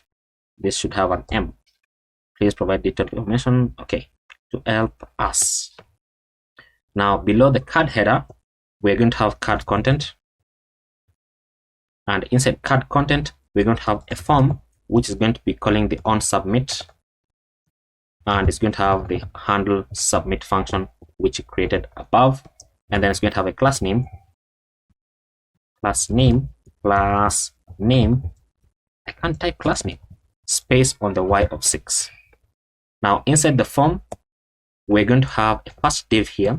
This div is going to have a label with an HTML4, which is going to be linking into the input that has the ID of experience. The text is going to say experience with pets. This is going to have an asterisk to show that it is required. Now we're going to have the select here. The value for this is going to be form data.experience. Inside the select, we need the on value change first of all. So on value change, we want to access the value of the item that we click on, and then we're going to say handle input change, and then we are on the experience, and then we want to attach the value just like that. Now inside the select, we're going to have the select trigger. The select trigger is going to have a class name of with-full. Inside the select trigger, we're going to have select value. Select value is going to have a placeholder, which is going to say placeholder. It's going to say select your experience level.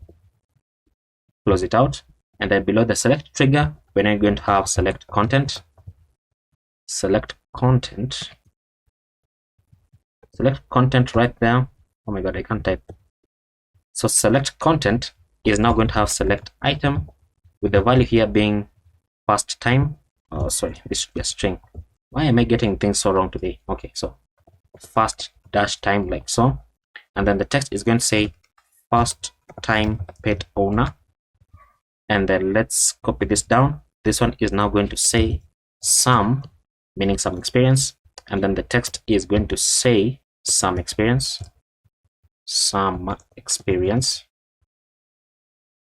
and then copy this down. This is now going to say experienced. The text here is going to say experienced. Copy this down one more time, and this should say actually very experienced. I think that's going to differentiate it better.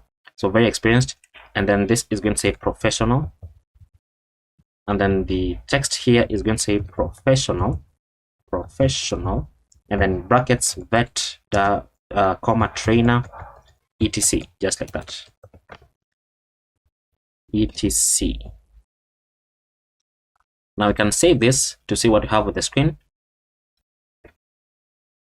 and there we go. So basically this is what we are building. So first name, pet owner, some experience, and then when you click on this, it's going to fill in the input. What is this? Previous not defined. Oh, I messed up that function. I messed up right here. So it says, okay, so I see what I did wrong. So let's move this. So set form data, want to pass in prev here, and then we're going to open this up. Oops, we're going to open this up like so, pass in everything about the previous value, check for the field, and then set it equal to the value. Save that. That is much better, so that once it reloads, then you can test it out again and it should be working. Now because it is going to be faster, let's copy this div which ends here. So copy this div, and then right below it, let's paste it again. This one is now going to say living space. Let's copy this, copy, and then the text here is going to say living space, and then this is going to say form data.living space. This is we are checking for the living space right here, and then the select value here is going to say describe your living space. Oh my god, I can't type. Living space. Okay, now the select value here, the first one is going to say apartment. The text is going to say apartment. The next one here is going to say house dash no dash yard, and I think we built a similar form before, right? House without yard. And then the next one here is going to say house with small yard, and then the text here is going to say house dash small dash yard, and then the next one we have house dash large dash yard, and then the text is going to say house with large yard, and then we're going to build one more. So select item, the value here is going to say farm, not form, farm, and then the text is going to say farm, just like that, or let's say farm slash rural property, just like that. Looks very nice. And then we can copy this div again which ends here, so copy, paste it down. Next we are searching for work schedule, so work schedule, we can copy this. The text here is now going to say work schedule. Now here we're searching for form data to work schedule. This is going to say work schedule, and then right here we're going to say select your work schedule, and then the first value here is going to say work dash from home. The text is going to say work from home. Next one is going to say part-time, so part dash time.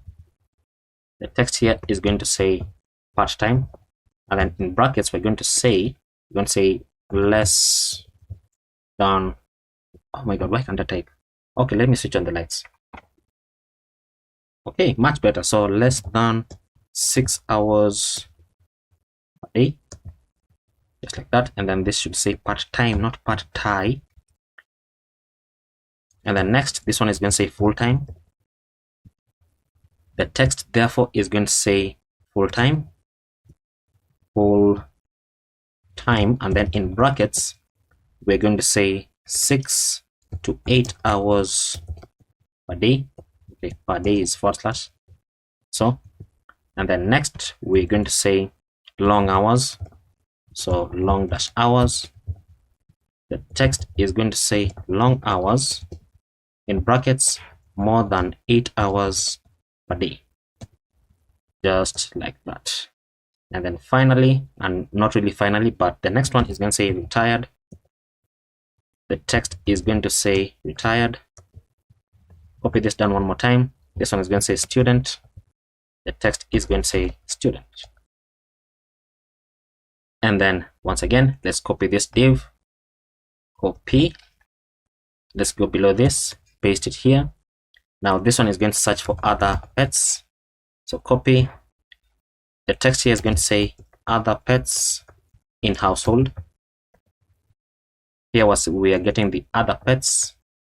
Copy this, paste it here, other pets. And then the placeholder here is going to say, do you have other pets? Question mark. And then let's remove the select items here. Let's build our own that we can copy paste very easily. So here the value is going to say none. The text is going to say no other pets. Let's copy this down. This one is going to say dogs. The value here is going to say dogs. Copy this down. It's going to say cats. This one is going to say cats. Copy this down. This one is going to say both cats and dogs, not the rain. But this one is going to say the value is going to say both. Copy this down one more time. It's going to say other, and this one is going to say other animals, just like that. And then below this div, let's build out a final div, which is going to say, it's going to have rather a label.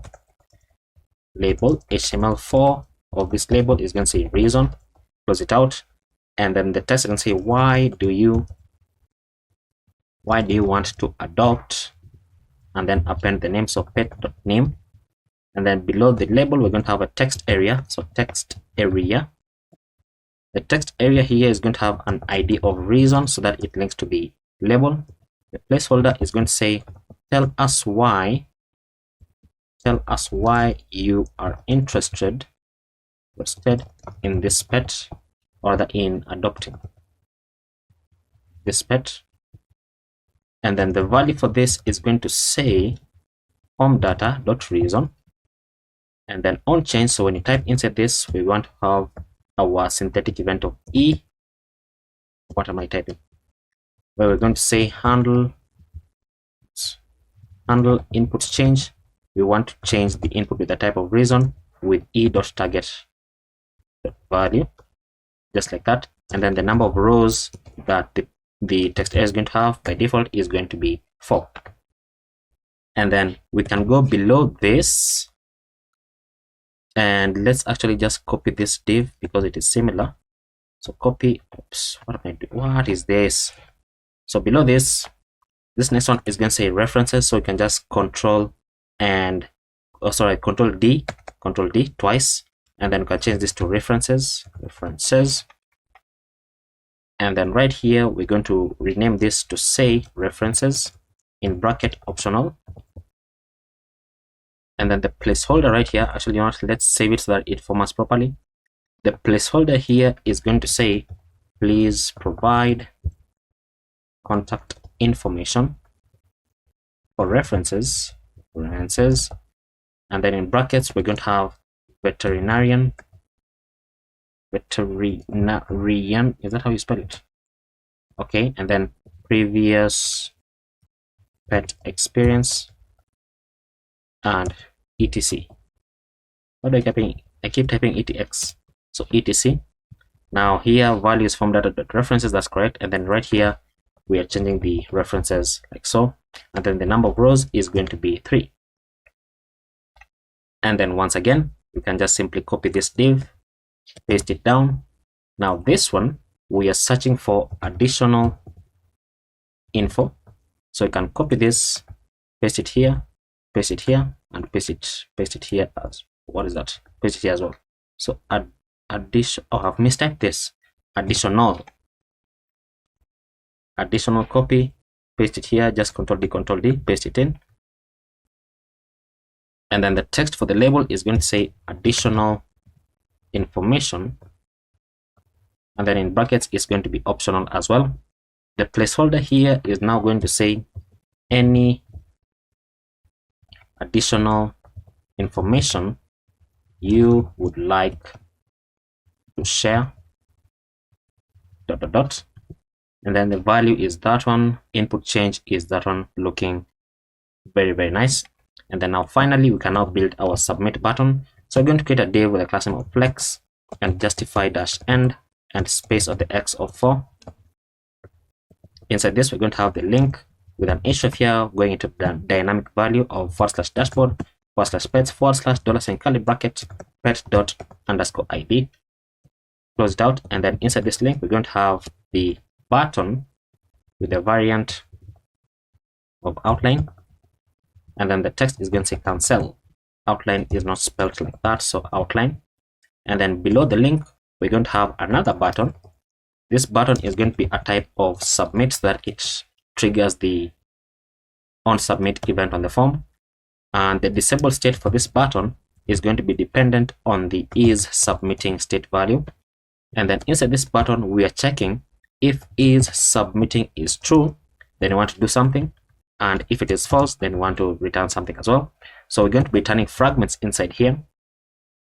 So we're going to return a div with a class name of margin on the right of 2 and size -4 and animate -spin and then rounded -full and border -bottom -2 and border that's right, which is just going to render a loading spinner. Now this div is self-closing, that's why we're returning a fragment. And then the text is simply going to say submitting ... And then for this second one, we're also going to return a fragment, but now we're going to show the send icon with a class name of margin on the right of 2 and then size -4, close it out. And then the text is going to say submit application, just like that. And we can save that, and we can finally preview what we have on the screen right here. And there we go, looking very, very nice. So we can try to fill this out. So let's just say first time pet owner. We can just select the first values here just so that it's going to be faster. Why do you want, is this, why do you want, oh, the reason is not optional. Yes, the reason is not optional. So just so that we can have some text, let's go into random text generator. Let's just select this. We can copy that, and then we can paste it here. And then these two are optional, so we don't need to fill them out. But then now when I say submit application, the button should show the loading, and you can see application submitted successfully. And we can see now it redirects us into this page. It shows now the button, our call to action button now says application in progress. If you remember, if we go back to this previous page, application in progress is right here for the status of pending, as you can see right there. Now it shows this button, no longer the default button. And then the applications, now that we have an application, it now shows us the application status.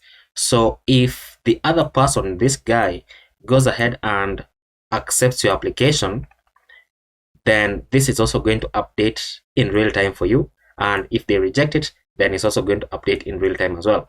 But as we're still on that, if we take a look in Convex, we can check for the adoption applications table, and we're going to see an application has just been mailed right now, and the time is currently 18:05, as you can see right on my clock right there. Fantastic. So we are moving along well. But now I want to go ahead and we need to build this page, by the way. I don't think we built this page, but we're going to build the page for the pet owner. But for now, I want to go ahead and log out and then log in with this other account, because I want to show that it's going to show a different button right here. So let me go ahead and do that. And you can see that I've logged in with this other account, and right away you can see that I have a notification right here, because the header is one of the first things that we built when we were starting this out, right?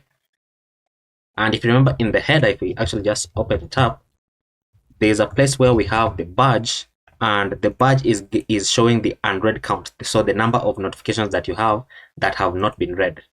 So that is why it is currently showing this. So you can see that it is working as we expect it to work. But now if I go into, which page was I on? I was on the, which one was it? Let me go to the profile first of all so that I can get the pet. So right here I need to say click on this, and you can see that now our button here, because we are the owner of the pet, then the button says edit pet details. So we are going to create this edit pet details page next, so that in case you messed up somewhere or you want to add maybe other photos, you want to update something, then you can update it using the edit pet details. But before you jump into that, I just want to show you something. This is the profile page that we built, and if you scroll down, you'll notice that now that an application has been made on this, then it shows you that, look, you have received an application with a status of pending. It was received on the 20th of September. Very, very nice. So now let me just go ahead and update this because this name is bothering me. So as I was updating the name, I've also updated some other data inside here. And then I'm going to just select some, let's just select the dog and cat. Let's say medium. I think cats are small and then dogs are usually large. Medium, large, that's okay. So we can select that one as well. Let's just say young and adult. And then preferred activity level, let's say low. And house with yard. Experience level is going to say first time pet owner. And that's basically just saving the pet preferences because this is something that we built. And then we can say save settings, and settings says saved successfully, so that now once we get many uploads to this website, then it's going to filter and show you pets depending on the preferences that you've set inside here. But for now, we want to go ahead and jump into, you can see that now the bio is showing. Probably you can style this out to look a bit better, but it suffices for now. So we want to jump into this. We want to go into the edit pet details page. So when I click on this, we should now get a 404 page. So as that is loading, how we fix the 404 page is as follows. We are simply going to close this down. We're going to jump into dashboard, into pets, and then just like we did for the adopt, we're going to create inside the dynamic page here, we're going to get edit/page.jsx, which is going to create the page called edit and then page.jsx inside here. We can mark this file as use client, and then we're simply going to begin our imports. Now this is a huge file because it is almost similar to the add pet page, because we are simply going to be editing the details using a similar form. So if you remember in the add pet page right here, so this is the page that we built to add a pet, right? And you remember how quite tiresome it was. And if I go into the page, so add pet, what was it? This one right here. So add pet, it was how many lines? It was like 465 lines. So what I'm going to do therefore is I'm going to place this to the right, because we're going to be copying many similar components from this file and then just appending them right here, because it is basically like almost a similar thing.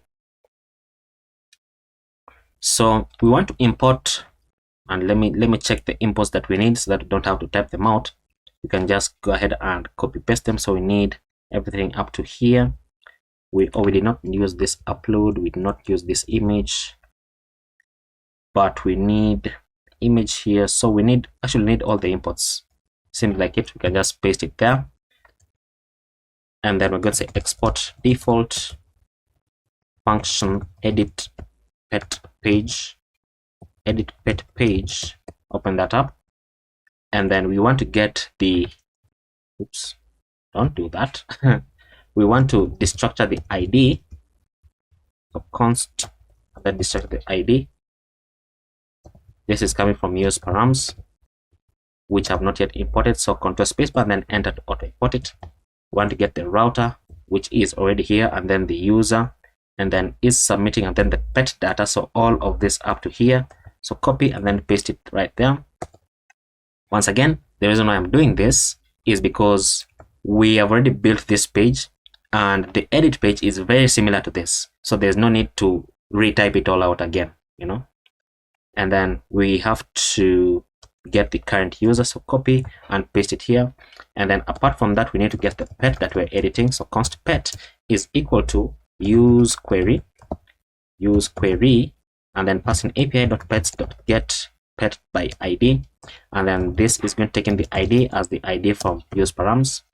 And then we want const update pet, which is going to be a mutation, which I don't think we have it, right? Use mutation, passing api.pets.update pet, and then const delete pet. So if you want to delete it, use mutation. Why do I keep doing that? Use mutation, and then api.pets.delete pet. And then once we have that, then we are going to call our use effect, which we need to import from React. And then this use effect is going to have a callback function which we're going to create, and then a dependency array of pet. Now the dependency array of pet is coming from convex right here, so that when you're getting a different pet by its ID, then it's going to rerun the use effect. Now inside the use effect, we want to check if the pet exists, and if it does exist, then we're going to say set pet data, and then open this up, and we want to append the pet data, which I think we did something similar, right? Yes, should be this one. So we're going to copy all this except the owner ID. So copy that and then simply paste it here. But now we don't have pet data, we have pet.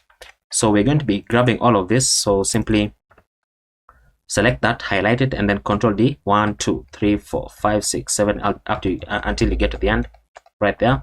And then all of this is going to say pet, so simply like that. And then using the end key on my keyboard, and then I want to remove this cursor right here.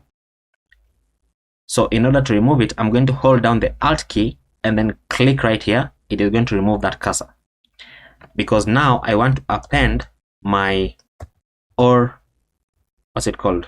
What's that thing called? My double pipe right there. And then I'm going to change this into an empty string like so. So simply like that, but not all of them are empty strings. So beginning with images right here, it is either images or an empty array. And then right here, good with kids is that one or false. Good with pets is a boolean as well. And once again, we know that it is a boolean because that's how we created it in convex. So you are either good with pets or you are not good with pets. And then is house trained is also false as well. And then for the adoption fee, now we are not going to do all this. We're simply going to say pet.adoption fee.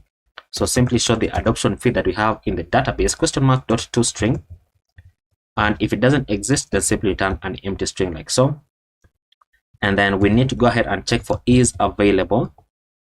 So if is available, we're going to say pet.is available. And if this is not equal to undefined, if that is true, then we're going to say pet.is available and set that to true, just like that.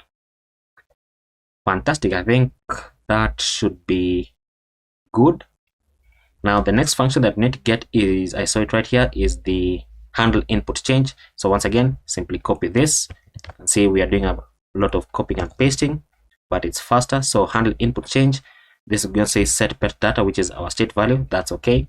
And then next we need handle checkbox change. So we need this, and we also need the handle submit, by the way.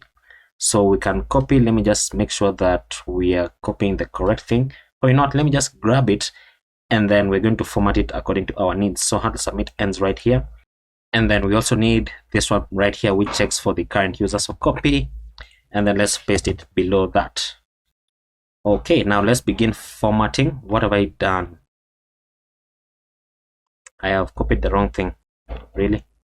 So simply copy this up to the handle checkbox change. Copy, paste it, and then let's begin to format it according to our needs. So handle checkbox change, this is okay. We need all that. So that's basically for the inputs. But our handle submit is probably going to be a bit different. So e.prevent default, that's okay.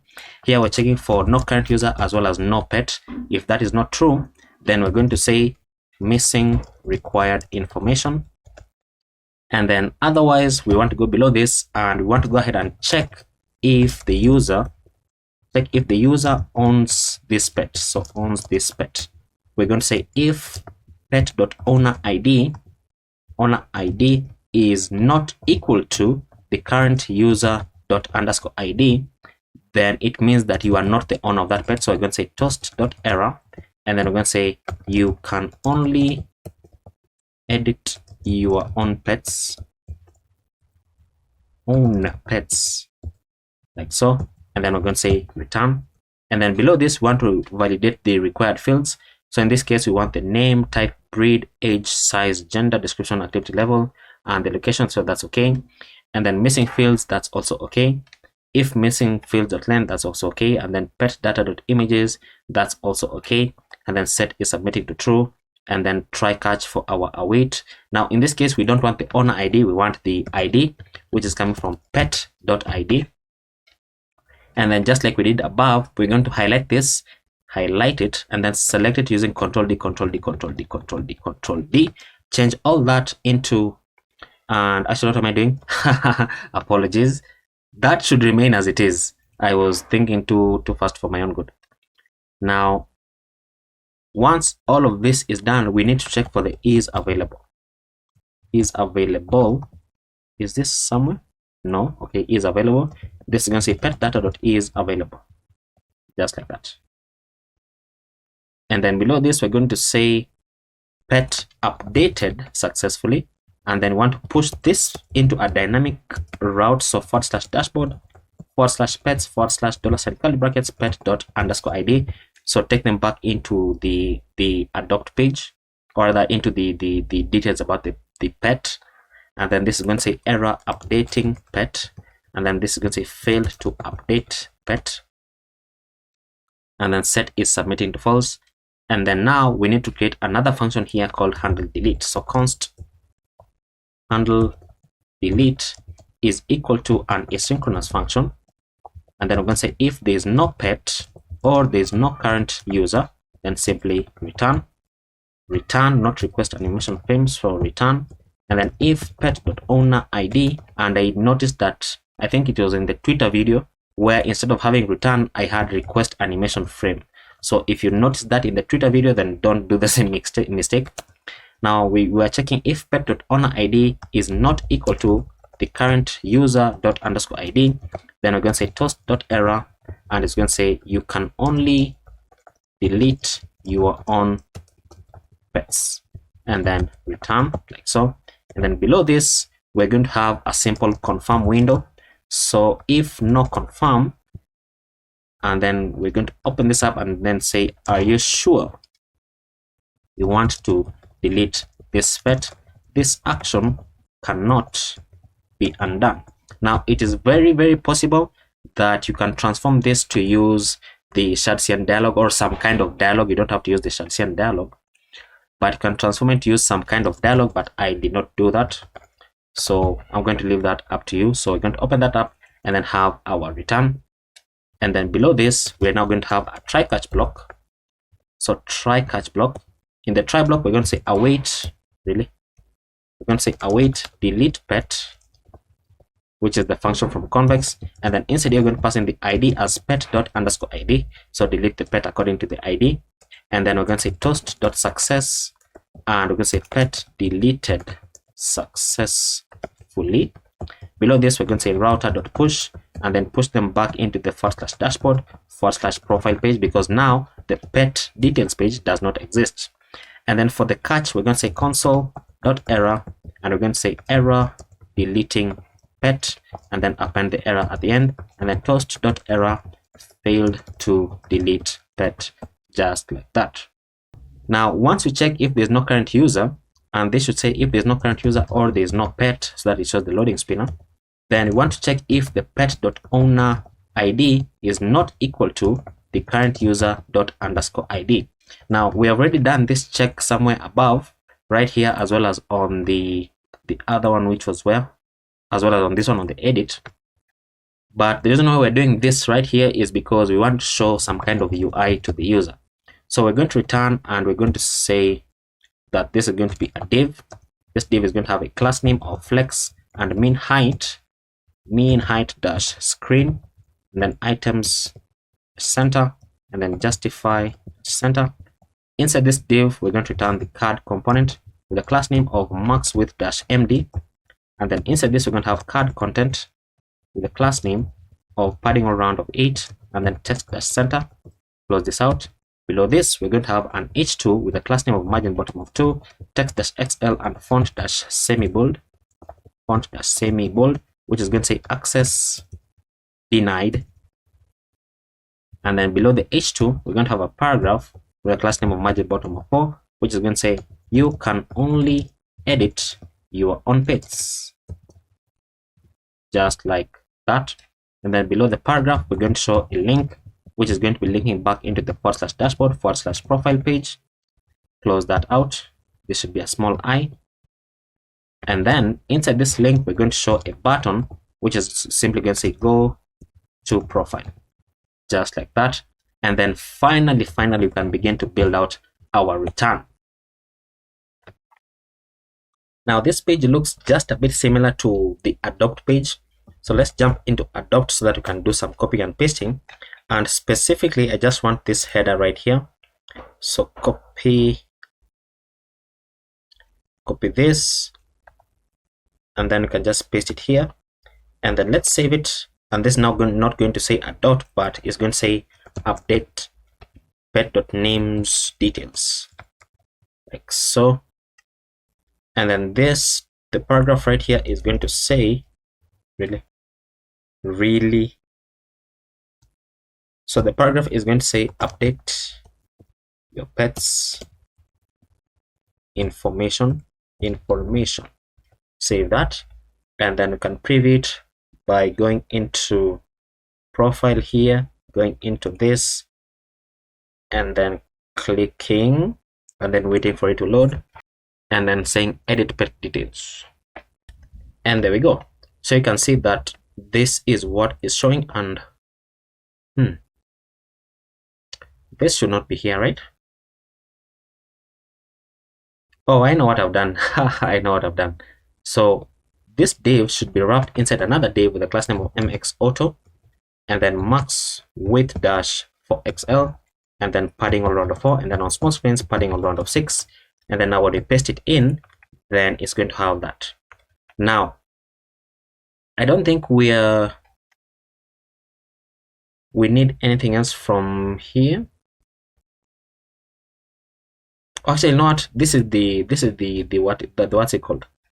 I've already forgot. The add pet page. Fantastic. Yes, that's what I wanted. Now I want to go ahead and do something risky, but it's probably not risky. I want to go ahead and grab this entire form, and this form is the one that houses everything up to the bottom. So how am I going to do that? Simply shrink this down, and then just grab this card, copy, and then right below, or rather right before this closing div, I'm going to go ahead and paste it in. Now I can close this down because it's probably not useful to us anymore. But when I save it, it should now show me the edit page right here fully. So let's go ahead and wait and see. And there we go. Look at that. Look at that. So it pre-fills everything with all the data that we've already provided, because this is a pet that we already have on the website, right? Now probably what you can go ahead and do is just say everything that says add, you can just say update. So this one is going to say update, and this one is going to say updating. And then let's see, I don't know whether there's anything else that we need to change, but I'm going to go ahead and venture and say no. But I'm going to save that. And then now look, the beforehand, this one only had good with kids, but I'm going to add good with pets and is house trained. And then let's change the adoption fee here to 2,000, and then let's just say update pet. Oh, we have an error. So create pet. Oh, create pet. Okay, so we copied quite a lot, and it says this is on line 143. That is because we are not creating pet, we are updating. So update pet, like that. So update pet, and then where's the other function? So delete pet.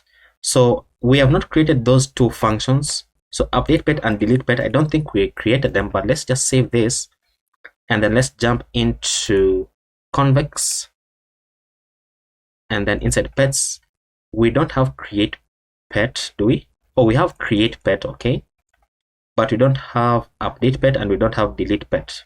So let's go ahead and create those two functions, and then that will be the end of this page. So let's first of all build the delete pet. So export const delete pet, because it's very simple.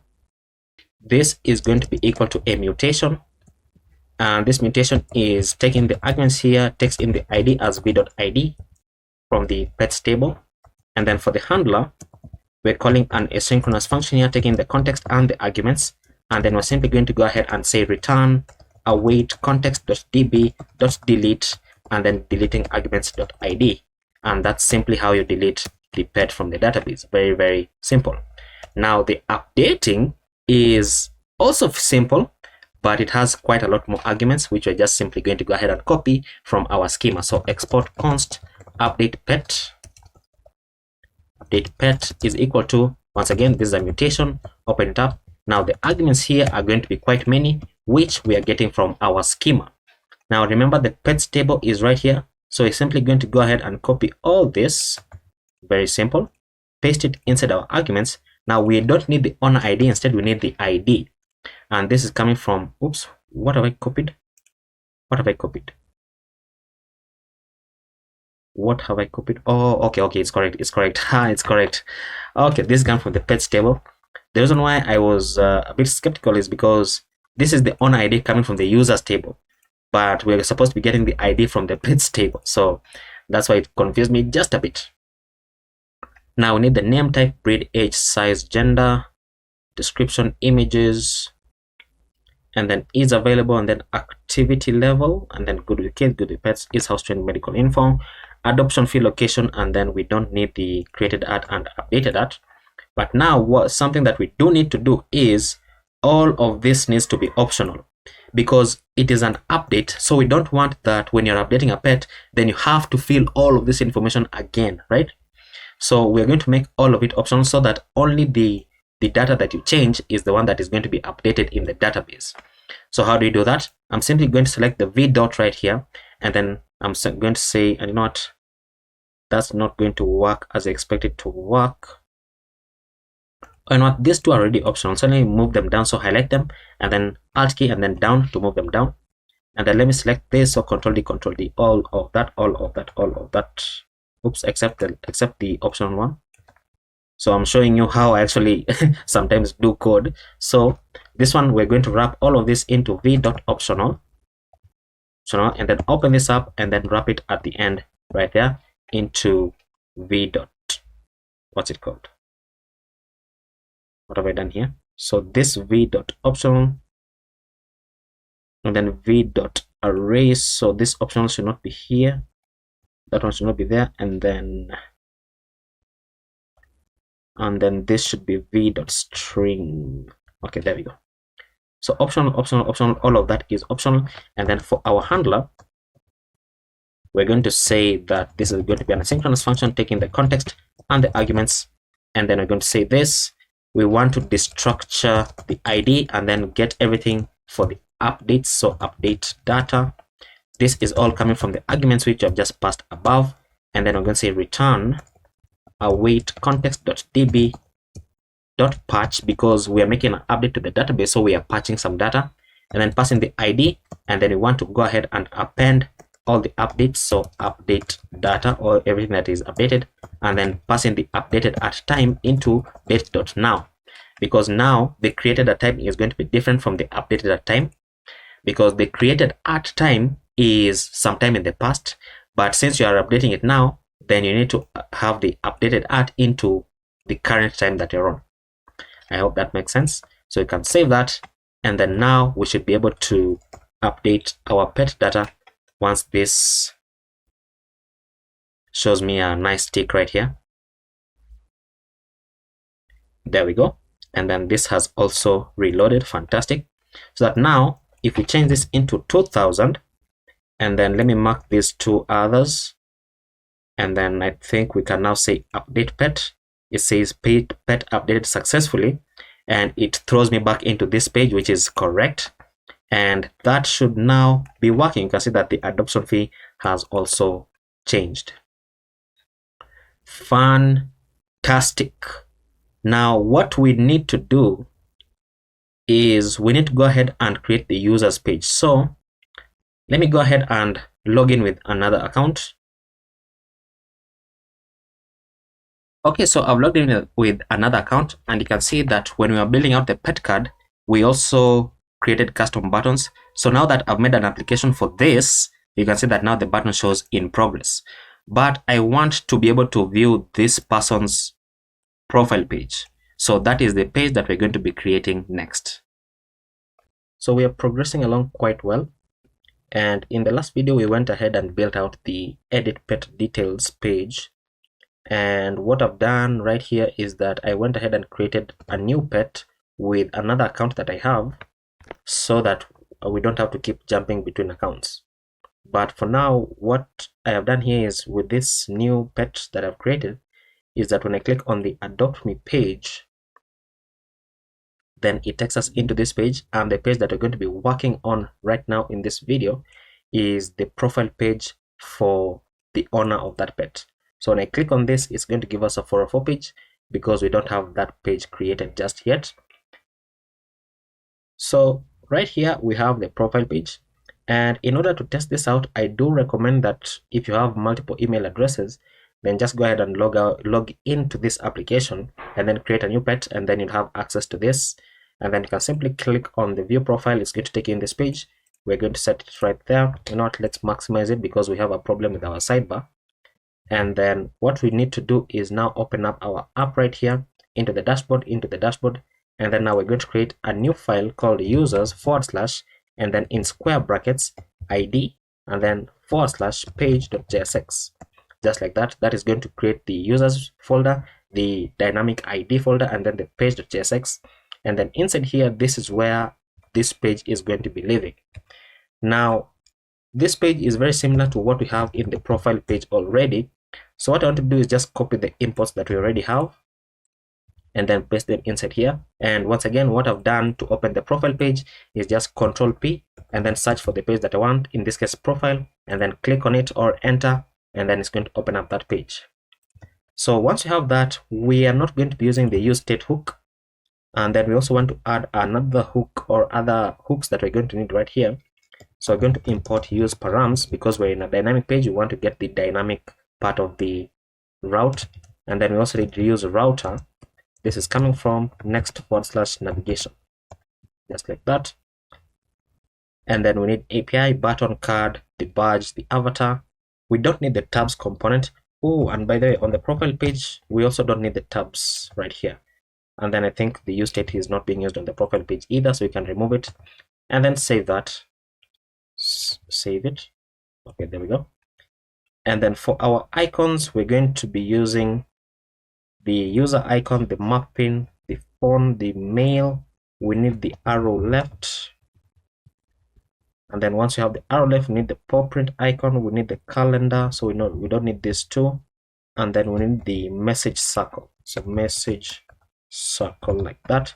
And those are all the icons that we need. And then we need the link, the pet card, and the loading spinner. Fantastic. Now that we have that, then we can begin building out our component, or rather our page. So export default function user profile page. And right here, we're going to destructure the ID. Once again, I know that we're destructuring the ID because our dynamic route is called ID. This is coming from use params. And then we need to get router. So const router is equal to use router from next navigation. And then destructure the user. Again, this is coming from use user from Clark, just like that. And then we need to get the current user. So let's go into the profile page because it's going to be easier. So current user, simply click on copy that rather, paste it right there. We are getting the user by Clark ID, checking for user ID, and then passing that in. So that's correct.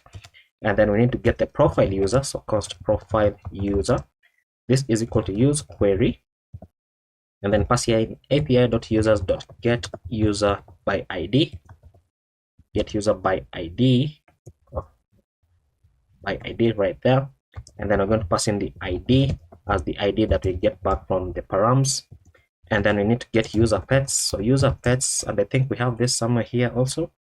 User pets, we can copy this and then paste it here because it's faster. Oops, come on, I can't paste. Okay, so user pets is api.pets.getPets by owner, and then right here we're checking for, let me write this out so it doesn't confuse me.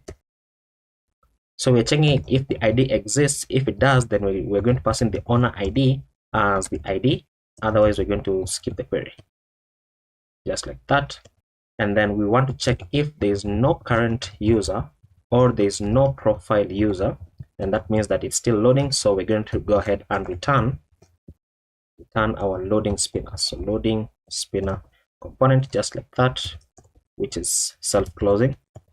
And then below this, we want to go ahead and check if is on profile is true, meaning if you're viewing your own profile. And the way that we check if you're on your own profile is we pass in the current user ._ID, and we check if it is equal to the profile user ._ID. That means that you are on your own profile. And then we want to check the available pets. So const available pets, we want to go ahead and check user pets (filter), and then for every pet that you get back, we want to return the pet that has the is available set to true. Otherwise, we just want to return an empty array, and then we can begin to build out our return. So for our return, we're going to return a div with a cluster of mxAuto and max width -6xl, and then padding all around of 4, and then on small screens, padding all around of 6. And then inside this div, we're going to return another div with a class name of margin bottom of 6. And then inside this, we're going to return a button component with a variant of ghost. And then when you click on this, we're going to call our inline function here, router.back, so take us back to the previous page. And then the class name here is going to say margin bottom of 4, close it out. Within the button, we're going to show arrow left icon with a class name of margin on the right of 2 and size -4, just like that. And you know what, we don't need margin on the right of 2 because there's no text inside the button. And then we can go below this div. We're going to return another div with a class name of grid and grid columns -1, gap -6, and then on small screens, we're going to say gap -8, and then on large screens, we're going to say grid columns -3. And then the first thing that we want to build inside here is the profile info. So profile info. So below this, we're going to return a div with the class name of large screens, column -span -1. So on large screens, it's going to span one of the grid columns that I've created, because on large screens we have 3 grid columns. And then inside this, we're going to return the card component. Inside the card component, we're going to have card content with a class name of padding all around of 6, and then on small screens, padding all around of 8, not 78. And then inside the card content, we're going to return a div with a class name of text-center. Inside this, we're going to have the avatar component. So avatar is going to have a class name of mxAuto, margin bottom of 4, size -24. Then on small screens, size -24. And then on small screens, size -32. Close it out. Inside this, we're going to render the avatar image. This is going to have a source of profile user.profile image. And then it's going to have a class name of object-cover. And let's make this a question mark so that in case it's still loading, then it doesn't show an error. And then let's make this, okay, come on. I mean, it doesn't really matter, but I wanted to make it self-closing. Let's just go below this. We're going to return the avatar fallback. Avatar fallback is going to have a class name of text-2xl. And then inside this, we're going to show the user icon with a class name of size -12, and then on small screens, size -16, and then close it out. And then now we can go below the avatar component. We're going to return an h1 with a class name of margin on the bottom of 2, text-2xl, font -bold, and then on small screens, text-3xl. And then inside this, we want to go ahead and show the profile user.name, just like that.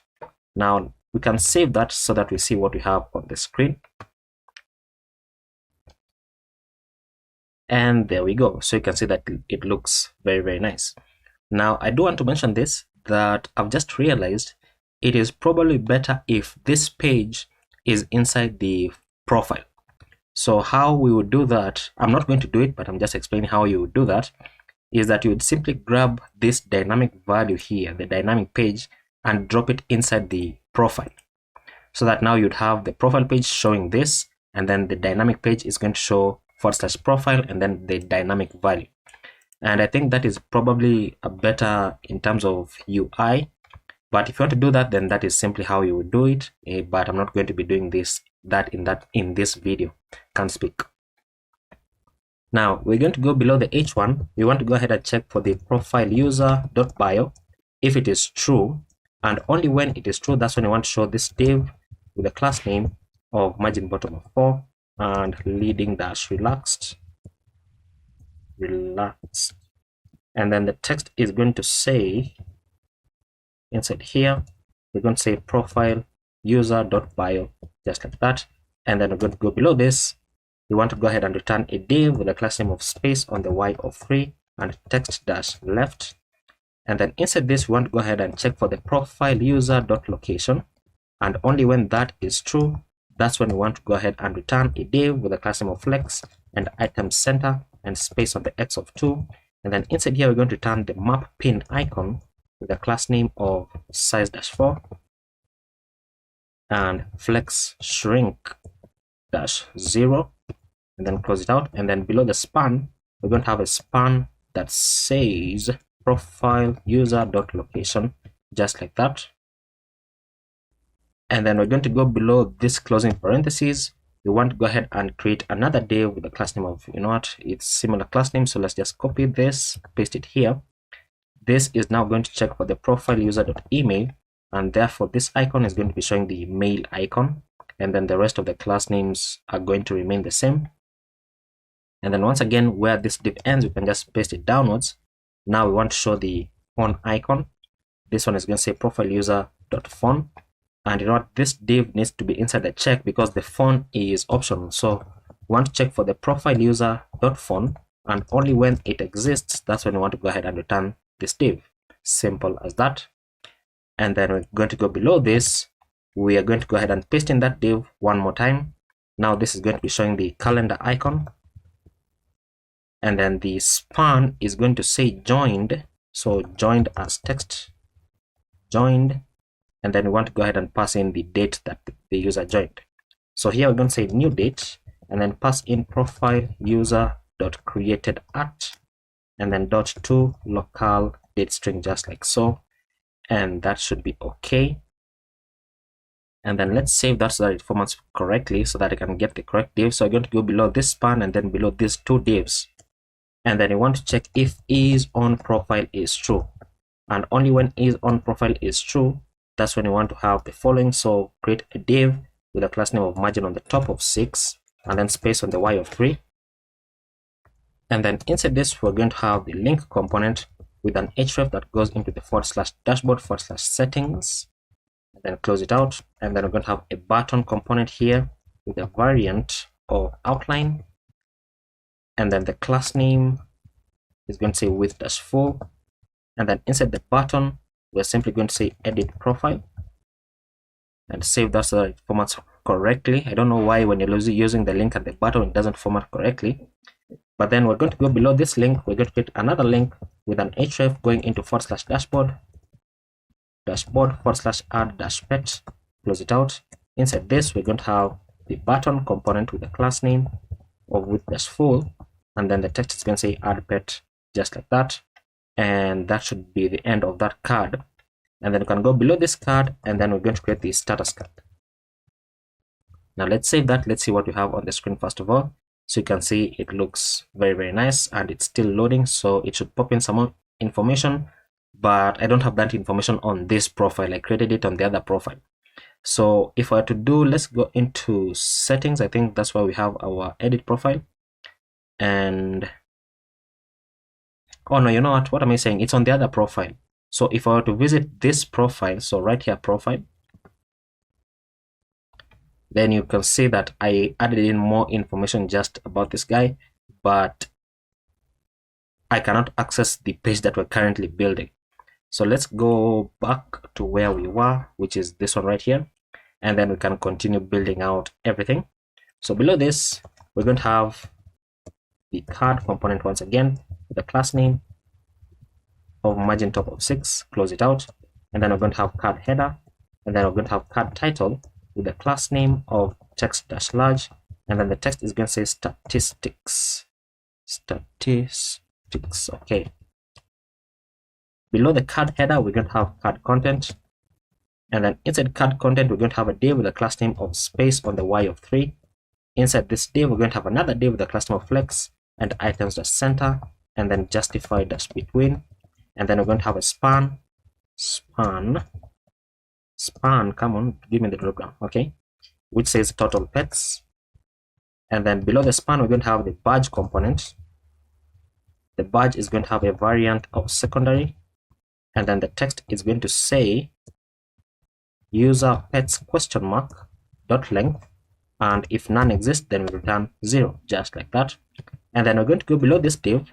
We're going to have another div with a class name of flex and items-center and justify-between. And then inside this, we're going to have the span component, the span element, which says available pets. Below this, we want to render out the badge, so let me copy it, paste it here. Now this one is not going to have a variant, instead it's going to have a class name. The class name for this is bg green-100 and then text green-800, and then this is going to say available pets ? Dot length, just like that. And then that is the end of that card. And then we're going to go below this card, and then below this div, we're now going to create the pets section, just like that. Now what we've created, if you save this, what you've created is, let it load in. There we go. So the statistics right here. So how many pets do you have? You have 1. How many are available? This green showing right there. Now for the pets section, we're going to create a div with the class name of large screens call-span-2, because remember that the parent div has a grid right here which says on large screens, then 3 grid columns. So we have created 1 grid column here, but now we're saying that the other div that we're creating should span these 2 grid columns that are left. So that is what we are doing. Now inside this div, we're going to return a card component, and then the card header, and then inside the card header, we're going to return a div with the class name of flex and flex-column, and then justify-between, and then gap of 4, and then on small screens flex-row, and then row, and then on small screens items-center. Are these class names correct? Between, okay. And then inside this div, we're going to return another div, and then inside this div, we're going to return the card title, which is going to have a class name of flex and then items-center. And then inside the card title, we're going to show the paw print icon.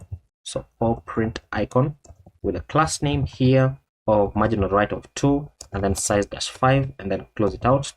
And then below this, we want to check if is on profile is true, then it's going to say my pets. Otherwise, it's going to say dynamic value and then $ and curly brackets profile user dot name and then names pets. So just some English, playing around with English here.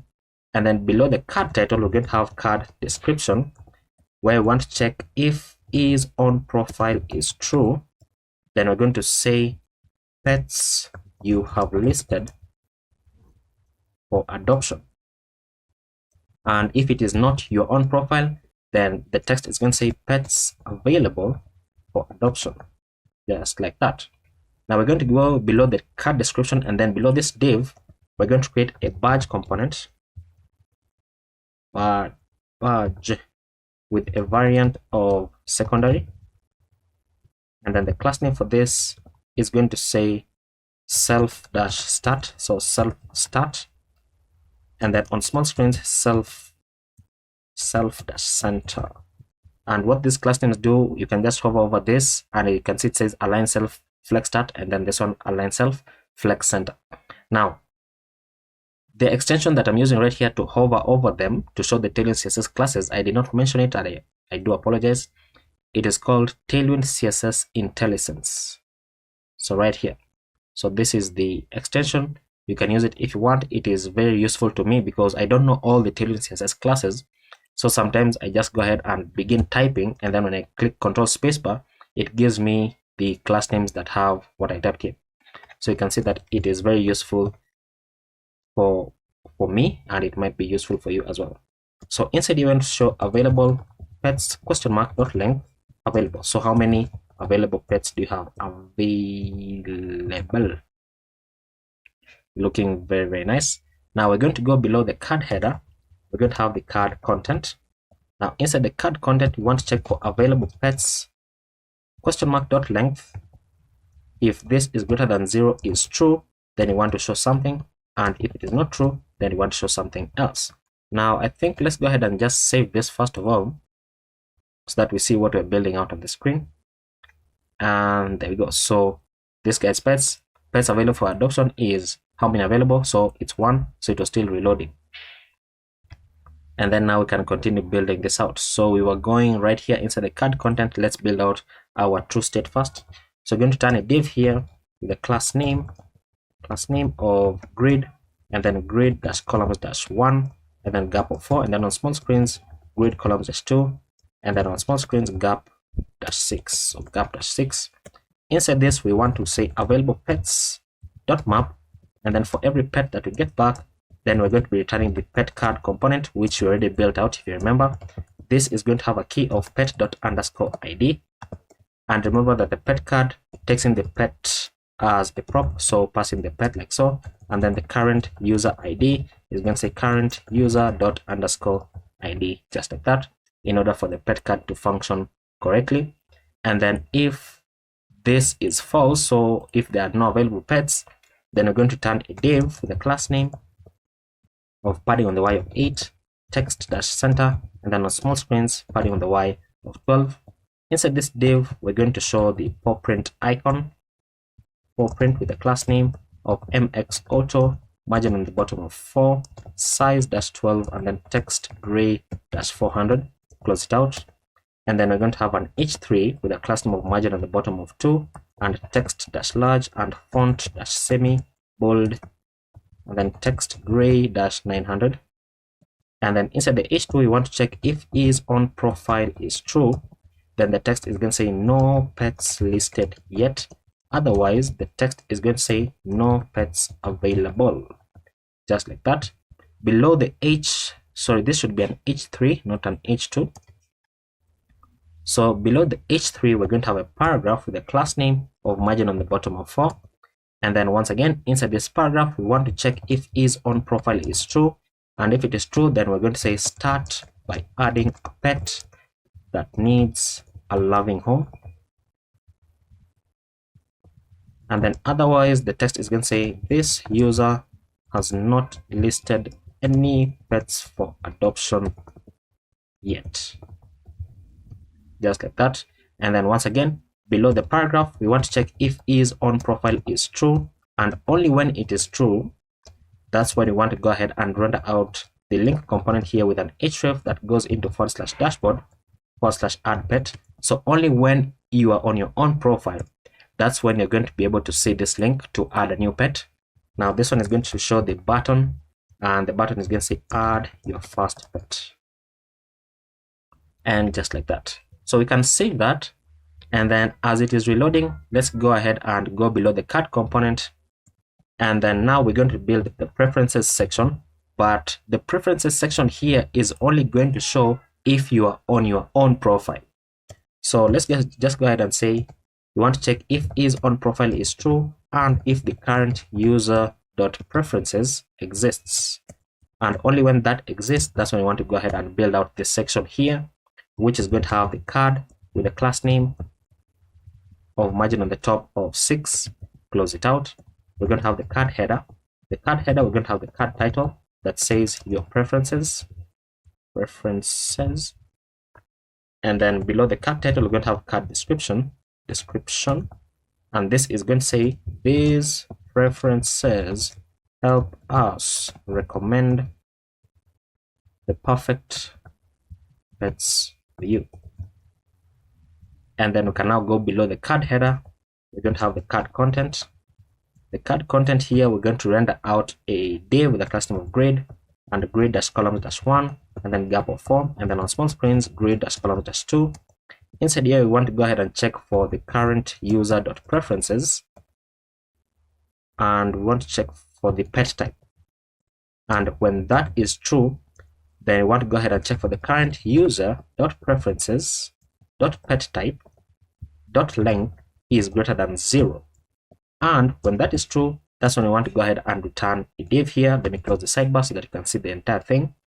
So we're going to return a div, close it out. Inside this div, we're going to return an h4 with a class name of margin bottom of 2, font dash medium, and then text gray dash 900. And then the text is going to say pet types. And then below the h4, we're going to return a div with a class name of flex and flex dash wrap and gap dash 2. And then inside here, we want to check for the current user dot preferences dot pet type. Dot pet type dot map. And then for every pet type that we get back, I'm calling it a type, that we want to show the badge. And this badge is going to have a key of type because the type is unique across all of them. The variant here is going to say outline. And then the class name is going to say capitalize just like that. And then inside the badge, you want to render the pet type. And then we want to do something similar. So we're going to copy this entire thing that ends here, copy, paste it below, and then just select this and then highlight it using Ctrl D to add these two multiple cursors. And then now we want to change this into the size. And then now the H4 is going to say preferred sizes. And then now here we want to go ahead and you can return the type, it's still okay, but for the sake of being descriptive, let's say size for every size that you get back so that it is just a bit more descriptive. And then once again, we can paste this one more time, select this and then Ctrl D to highlight it. This one is now checking for the activity level, just like that. And activity level is not an array, so we don't need this part right here. We don't need that one, but this one is now going to say activity level.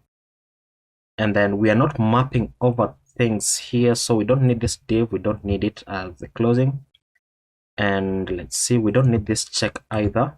So we're going to turn a badge, we don't need the key because we're not mapping over anything. The variant is outline, capitalize, and then now we want to go ahead and show the current user preferences dot activity level, just like that. And then next we're going to copy this, paste it down. This one is now going to say experience, so Ctrl D to highlight both of them. So experience, and then change the text here to experience. And then this is going to say current user dot preferences dot experience, and then dot replace, and then we're going to pass in the dash right here and replace it with a space instead.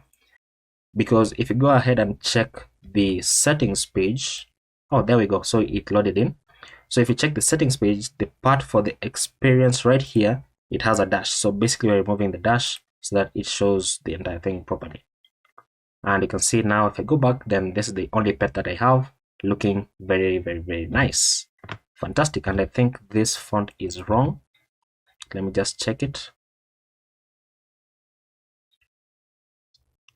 Where is it? Oh no, it's correct. I thought I changed the font size, but it's okay. It's okay. Now, once we have all that, then we're simply going to go below this closing and then below this div, and we're going to return another div with a class name of margin top of 4. And then this is going to be showing the link component, which is going into /dashboard/settings. And then inside this, we're going to show the button component with a variant of outline. And then the size is going to say small. And then the text is going to say update preferences, just like that. So basically, we're adding a link into the settings page so that if you're on your own profile, then it's going to give you this link to update your preferences. So looking very, very nice. And I've just realized a mistake that I made. And the mistake is that this is basically like a profile page, but I built another dedicated profile page right here. But this one has more information. So, probably it's possible to just merge two to merge the information here with this one, or to just remove this page, you know, those are things that we can do later. But since this is what I built for the application demo, then this is what I'm going to use. And then in case of a refactor, I'm going to add in a comment which you can follow along. Now I want to go ahead and test out this part right here. And how do I do that? Well, I already have another user logged in into Convex. So basically what I need to do is get the correct profile. So I know that this 578 and then RAV3A is for this guy. So I just need to go into the users right here and get the other profile. So let me just check the ID. So this one should be the other one. So copy and then paste it here. And then now I should be into this profile. So loading. And it's going to show me more information, as you can see. So because I'm on my own profile, then it shows me edit profile and then add pet. Why is there no space here? So edit profile, space Y of 3. There is no space because the link should be a block element. So class name block. So copy and then paste it so that it is going to add a space now for the margin. And you can see right there, looking very, very nice. And the preferences for this guy, you can see right there. Oh, you know what? I'm zoomed out. That's why the text looks so small. So right here, you can see that the preferences for this guy are this one, this one, this one, this one. And this is all coming from Convex. And then have update preferences, which looks kind of like these other ones. So I don't like it. So for the update preferences button on the bottom right here, let's change its variant to default so that it shows the orange icon. And then now, just to show you that this is working, if I click on update preferences, let's change some of that. So the preferred pet types, let me select all of them. And then let me select the sizes, all of them as well. And then let's see anything else that I can change, probably not. But if I say save settings, so it saved the settings. And then when I go back to this page, now you can see that the pet types have been updated as well. So you can see that all this is coming from our Convex backend. Looks very, very, very nice. Now with that, I think we are now finished with all of these inner pages so that we can begin working on the pages on our sidebar, because that is the thing that we have not yet done. So let me just confirm something. Okay, edit pet details, and then we can select the image here to show. Fantastic. And I've just noticed something, that right here on the pet card, there is no margin or other padding on the bottom of the pet card. Is that the same case on the one on the feed? It is. So let's check the pet card. Let's fix something. So Control P and then search for pet card right there, enter. And then on the bottom we have this button props.text. So this one says padding top of 2. Let's say padding on the Y of 2 so that it pushes away from the card as well. Let it reload. And probably that's okay with you, but I just want to increase this. So instead of padding top of 2, let's say padding top of 2 and then padding bottom of 4, just to increase it a bit. And that is it for this video. But in the next video, we can begin to work on the discover page. We have the discover page, the applications, the messages, the notifications, and I think those are the only pages that are remaining. So let's begin with the discover page next.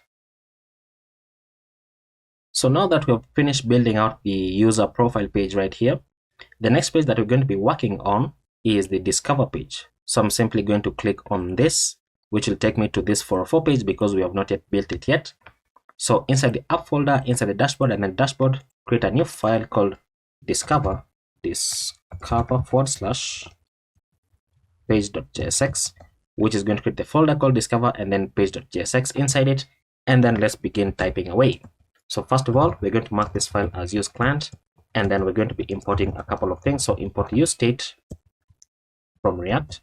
We're going to import use query from Convex, use query from Convex React. We're going to import use user from Clark, use user from Clark. We're going to import the API from Convex. We're going to import the pet card component. So pet card from components pet card. We're going to import the button component from components UI button from shadcn. We're also going to import the input. So import input from components UI input. We're going to import the card component from components UI card, and then card content as well, and then card header, and then card title.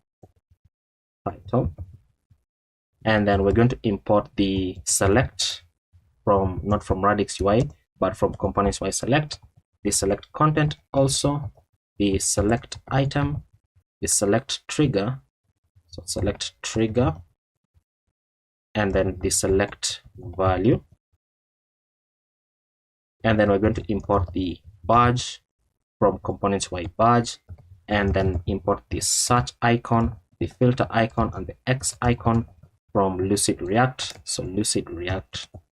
And then finally we're going to import the label from components UI label right there, and then we can begin to build out our page. So export default function discover page. First of all, we're going to destructure the user from use user from Clark.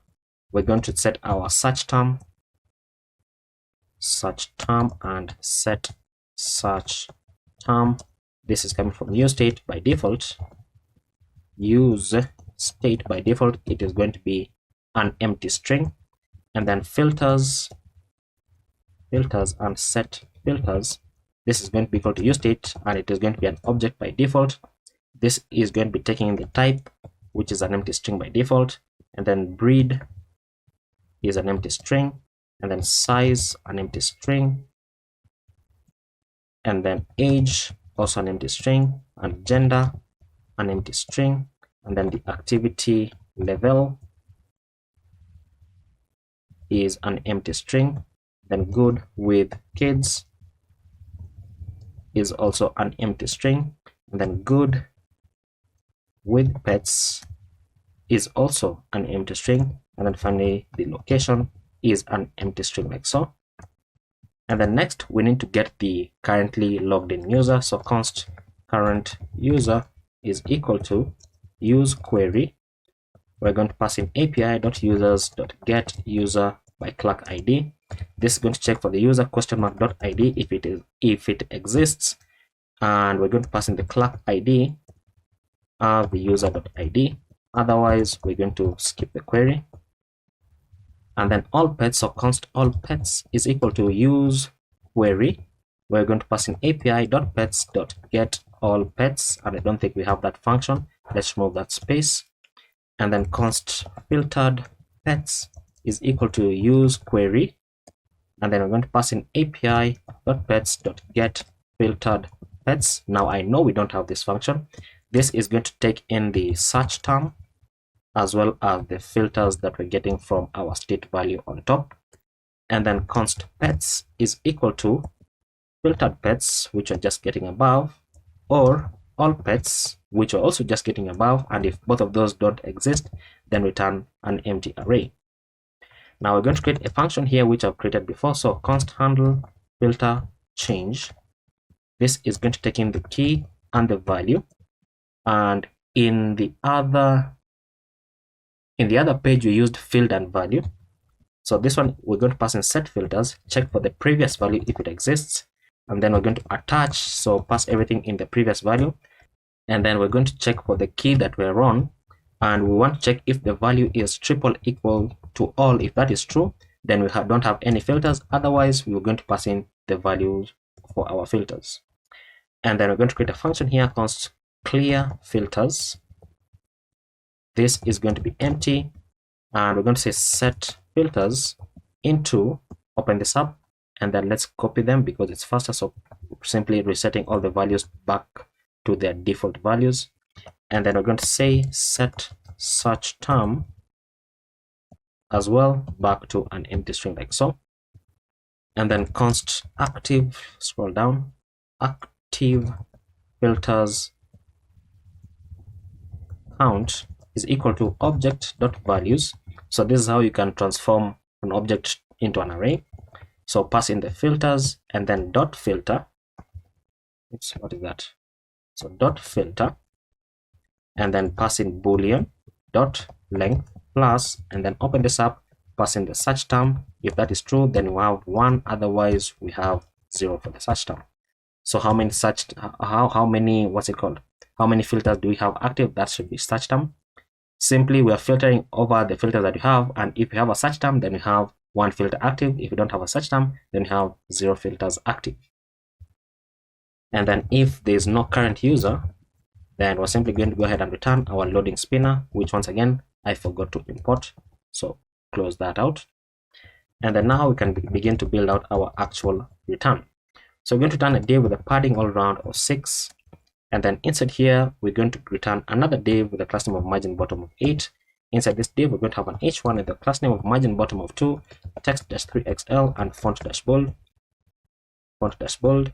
and then the text is going to say discover pets.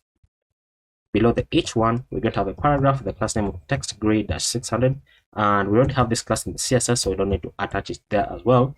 But the text for the paragraph is going to say find your perfect companion for all available pets.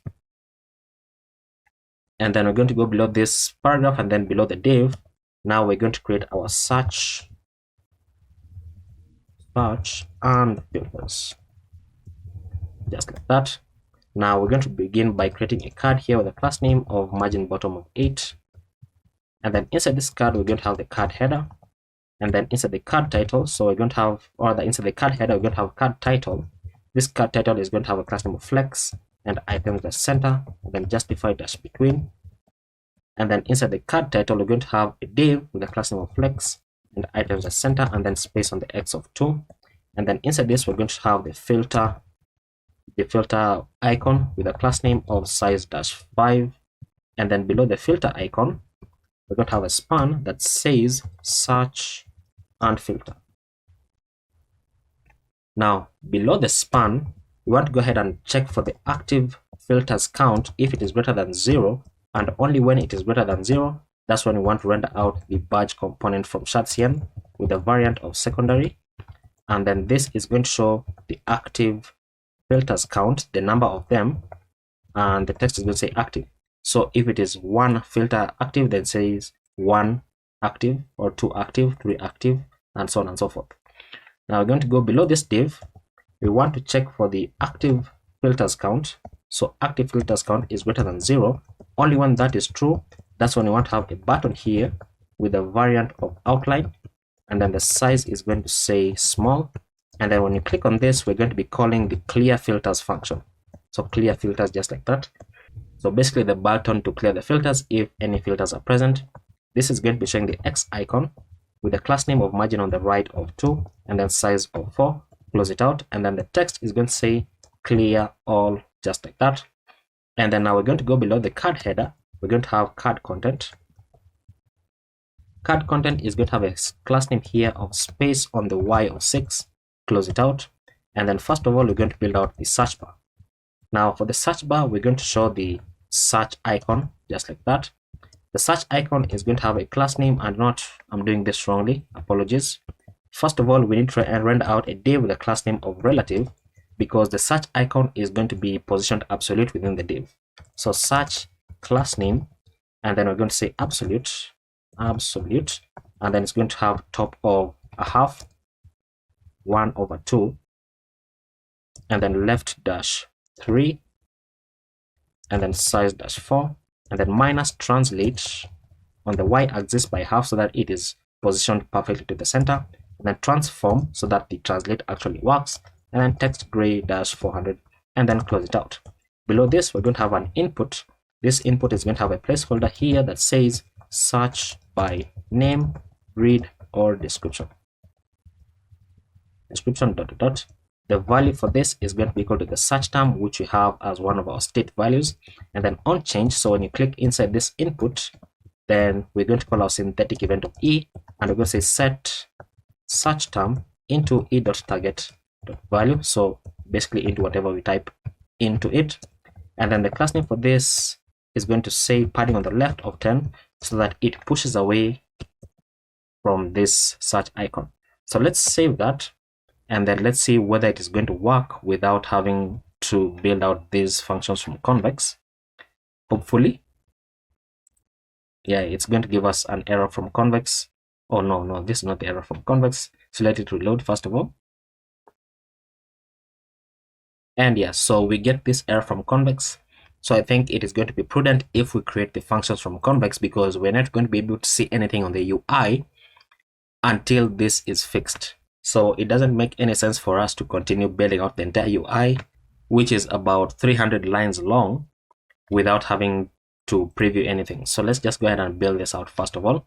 So let's jump into convex. So right here, convex, and into the pets, and then let's begin to build out our functions.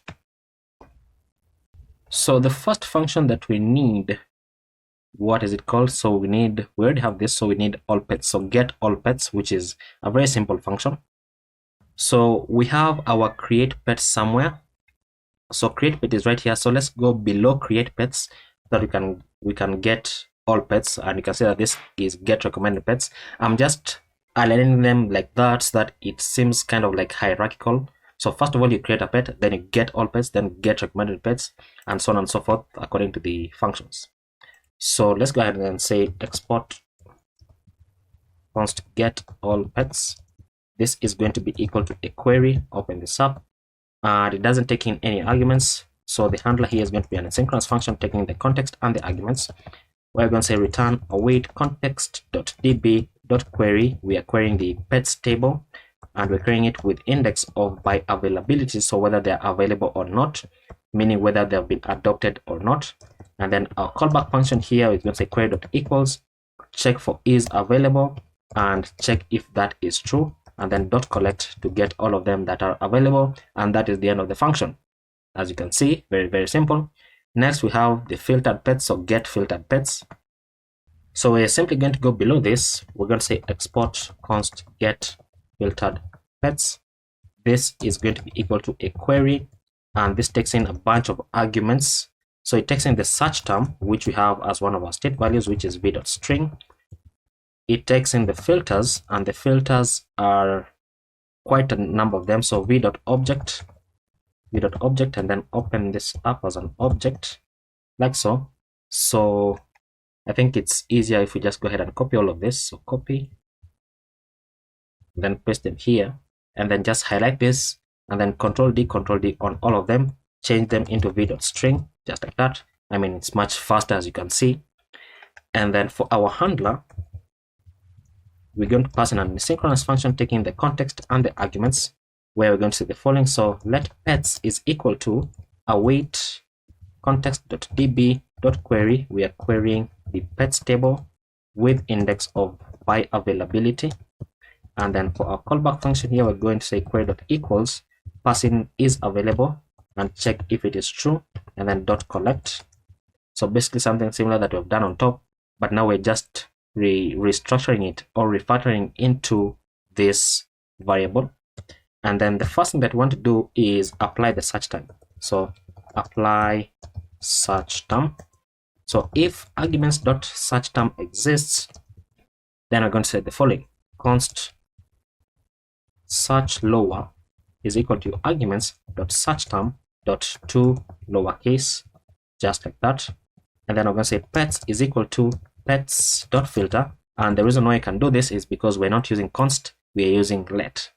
So dot filter, and then for every pet that we get back, then we're going to say pet.name.to lowercase, like so, dot includes, and then pass in the search lower, which we have just created right there, dot search lower. And then, or we want to check, let me spread this on another line, or how can I do this better? Let me see. Let's just have it here. So pet.breed dot to lowercase dot includes, and then pass in the search lower. Or once again, pet.description dot to lowercase, to lowercase, like so, dot includes, and then the search lower. Or the pet.type.to lowercase dot includes, and then pass in search lower, like so. And let's see, this is a problem because this should be pets, not pet. So pets, because that is the value that I have here. Let's say that's that it formats it. So basically this is what we were doing. So if we are searching, if we type into the input, then this is what it's going to do. It's going to check for the name. If the name includes what you type in, it's going to check for the breed if the breed includes what you type in, the description, and the type as well if it includes what you type in. And then we're going to go below this. Next, we're going to say apply filters. So if we have any filters that we want to apply, then we want to apply them here. So const and then destructor the filters. This is coming from everything that we have in our arguments basically on top. So if there are filters, so if filters dot type, then we're going to say pets is equal to pets dot filter, and then for every pet that you get back, then we want to get back the pet dot type, which is triple equal to the filters dot type that we have selected. So this is what we're going to be doing. So let me copy this, paste it here, and let me add a space so that it is readable. So now this is not type, so Control D to highlight both of them. Now this is size, and then once again paste it down, highlight this, Control D. Next is gender, and then once again copy it down, highlight this, Control D. Next is activity level, and then next copy this down, and this is a bit different, so let's do it manual. So good with kids right there. Let's remove that. So first of all we want to get the value here. So const value is equal to filters dot good with kids is triple equal to true. So if we set that to true in our UI, then the pets that we want to get back is pets dot filter, and then for every pet that we get back, then pet dot good with kids is triple equal to the value basically true. And then now we can copy this, paste it down, highlight this, Control D. This is now good with pets, just like that, very simple. And then next is location, so copy that, and we don't need this, is a bit different, so filters dot location, and we're going to say pets is equal to pets dot filter, and then for every pet that we get back, then we want to check the pet dot location dot to lowercase dot includes, and then pass in filters dot location dot to lowercase, just like that. And that's how you filter by location. And then now we can go below this. Want to check if filters dot age, because we are going to be able to filter them by the age as well. Then we're going to say pets is equal to pets dot filter,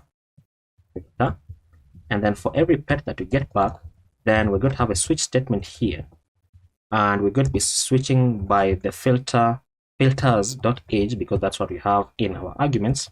And then in the case that we're searching for young pets, then we're going to return the pet dot age, which is less than or equal to 2.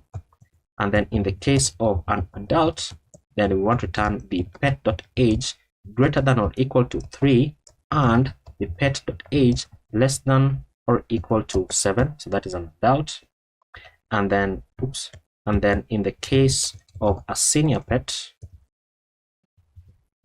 then we're going to go ahead and return the pet dot age greater than or equal to 8 years old. And then by default, we are simply going to return true, just like that. And then now we're going to go below this if right here, and then we're going to say return pets. And that is how we can filter the pets. You can see quite a long function. And just to make sure, Control J, make sure that convex is running. You can save it. It's going to do some things here, and then we can jump back into our UI to continue building, because I think now we have all the functions that we need. And I think now we should be able to see something on the screen. And oh, no, that's not how this search should look like. Let's see, what did I do? So absolute, relative, absolute, top, half, top 1/2. Can't seem to find why this is misbehaving. Absolute, top dash half, and then left dash 3, side dash 4, minus translate on the y by a half. That should fix this, and then transform, and then text away. Can't seem to find the issue. Let's just continue building it out and then ignore it as if it doesn't exist. Next, we want to build the filter grid. So the filter grid is going to be a div with a class name of grid columns -1, gap -4, and then on medium screens of gap -4, and then on medium screens grid columns -2, and then on large screens grid columns -4. Inside this, we're going to create a div, and then we're going to have a label here, the label component, which is going to have a class name of margin bottom of 2, and then block, and then text -sm font -medium, and then text gray -700, and then the text is going to say pet type. Below this label, we're going to have the select, and the value for this select is going to say filters.type, and then on value change, we want to go ahead and pass in the value here, where we're going to call handle filter change, and we want to change the input, or in this case the select, with the type, and then pass in the value, close it out. And then inside this, we're going to have the select trigger. The select trigger is going to have a class name of width-full, close it out. And then inside the select trigger, we're going to have select value. The placeholder for this is going to say all types, just like that, all types. And then below the select trigger, we're going to have select content. Select content is going to have select item. The value for this is going to say all, and then the text is going to say all types. And then you can copy this 1 2 3 4 5 6. The second one is going to say dog, third one is going to say cat, next is going to say bird, and then next is going to say rabbit, and then next is going to say other, and then you can remove this last one. But this one is now going to say dog, and then cat, and then bird, and then rabbit, and then other, just like that. And then we can go ahead and copy this div, which ends right here. So copy, and then below this div, we can paste it down. Now this one, the label here is going to say size, and here we want to change the size. This is going to say width full, and then the select value is going to say all sizes, and then the value here is going to be all, and then this is going to say all sizes.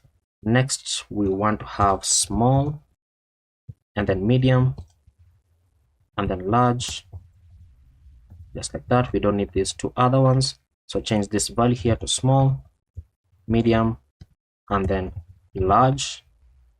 And then let's copy this div once again. It's faster than typing it out every single time.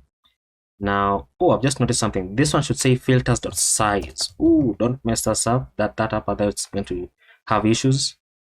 Okay, I think everything else is okay. This one now is going to say the age, because we want to filter by the age. So this one is going to say age as well. The input we want to change here is the age, in this case the select. The placeholder is going to say all ages, and then this one is going to say all ages, and then this one is going to say young, adult, and senior. So senior here is going to say 8 plus years in brackets. Next one here is going to say adult, and then 3 to 7 years, and then this one is going to say young, 0 to 2 years, just like that. And then let's go ahead and paste it down once again. Now we want the filters.gender. This one here is going to say gender, and then this one is going to say all genders, and then the text here is going to say all genders. We don't need this third one, so this one is going to say male, then the text is going to say male.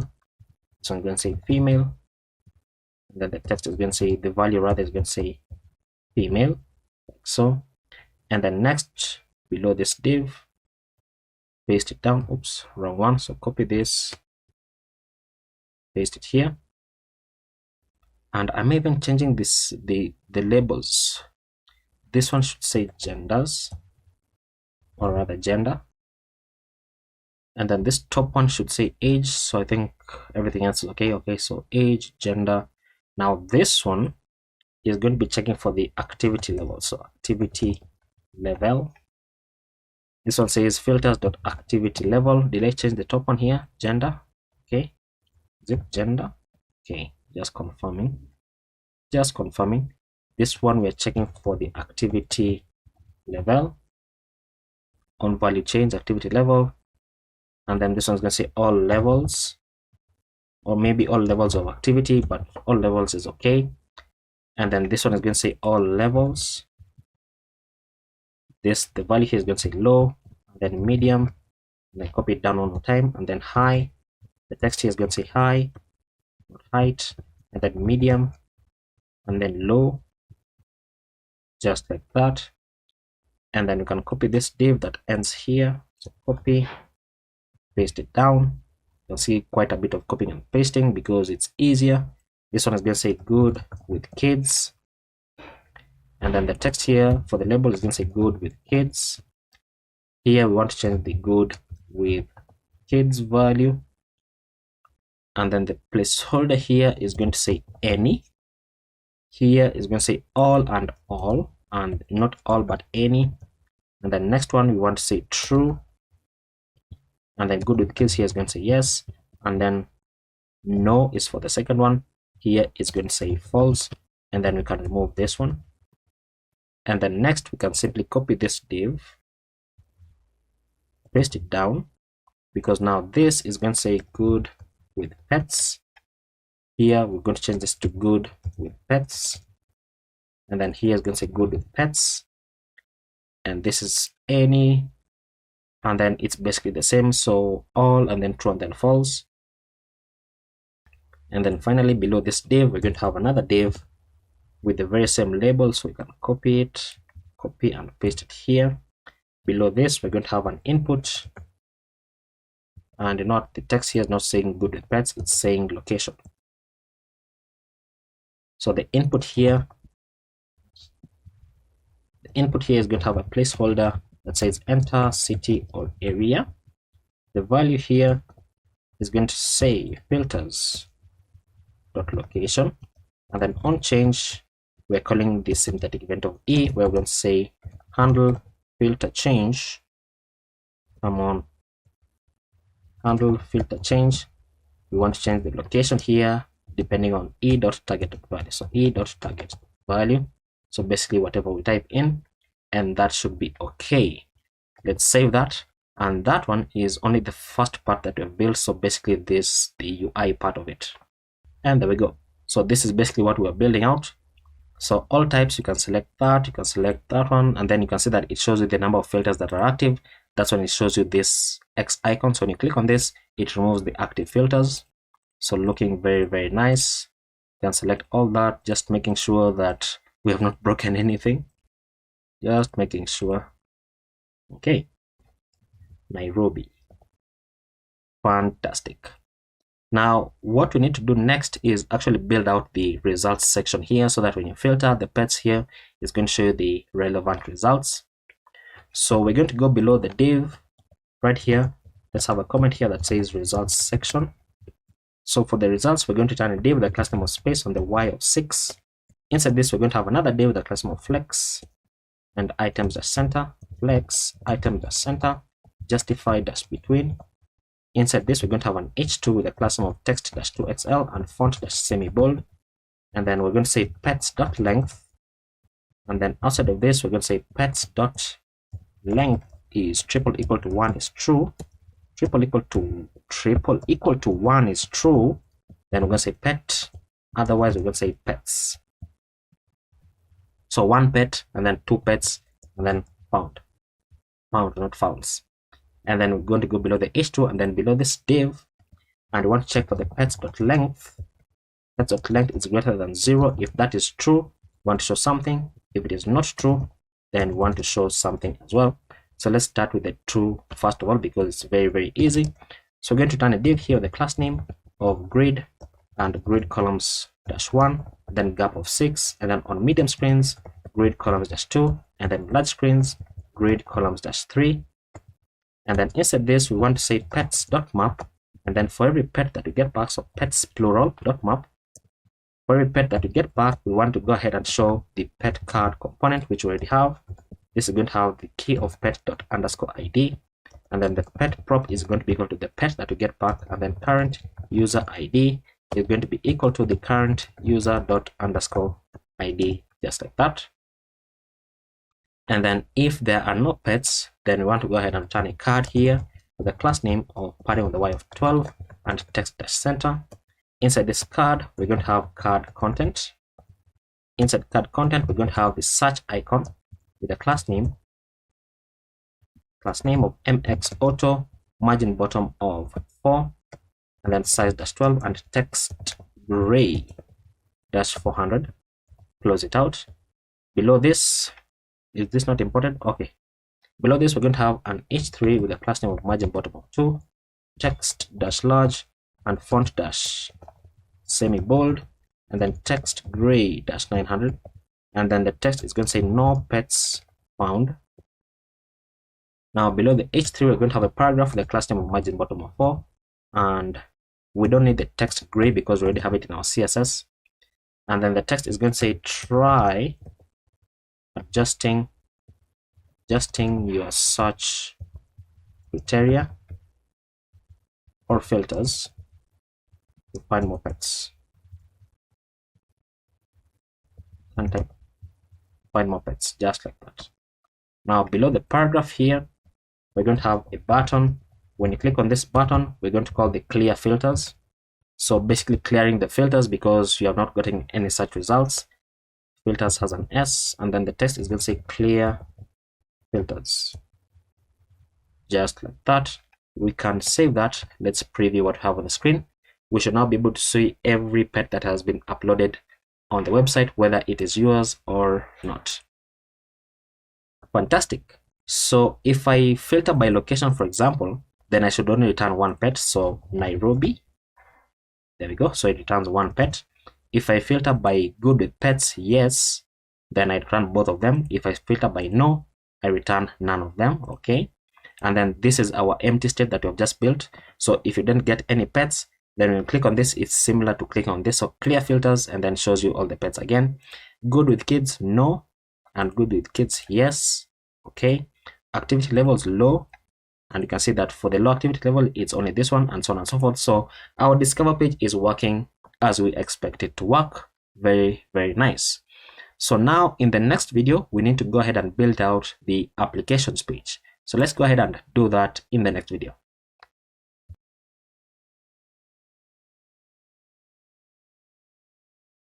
So in the last video, we finished building out our discover page, and right now in this video, we want to go ahead and begin working on the applications page. Before we can do that, I just want to mention that we ran into a problem where this icon, the search icon, wasn't centering properly. So I just came to realize that the reason for that is because this class of -translate is not working. So I'm going to mark it as important in Tailwind using the exclamation mark. And then when you save it, then it's going to recenter properly. So as that is reloading, let us go ahead and jump into the applications page, and then let's begin building this out. So we're going to go into dashboard right here, create a new file called applications/page.jsx, and then we can begin to build this out. So we're going to mark this file as use client, and then we're going to import use state, and then import use query, and then import use user, and then import API, import the button, import the card, and then card content, and card header, and card title. And then we need to import the input, and then we're going to import the select dropdown. So select, and then select content, and select item, and select trigger. And then we're going to import the avatar from components UI avatar, and then avatar fallback. And do we need the avatar image? I hope not. And then we're going to import badge, and not from Lucid React, but from components UI badge. and then we're going to import the loading spinner. It's not a named import, so loading spinner component, and we're going to import the link from next link. And then finally, we're going to import a bunch of icons. So we need the calendar icon from Lucid React. We need the search icon, the filter, the paw print icon,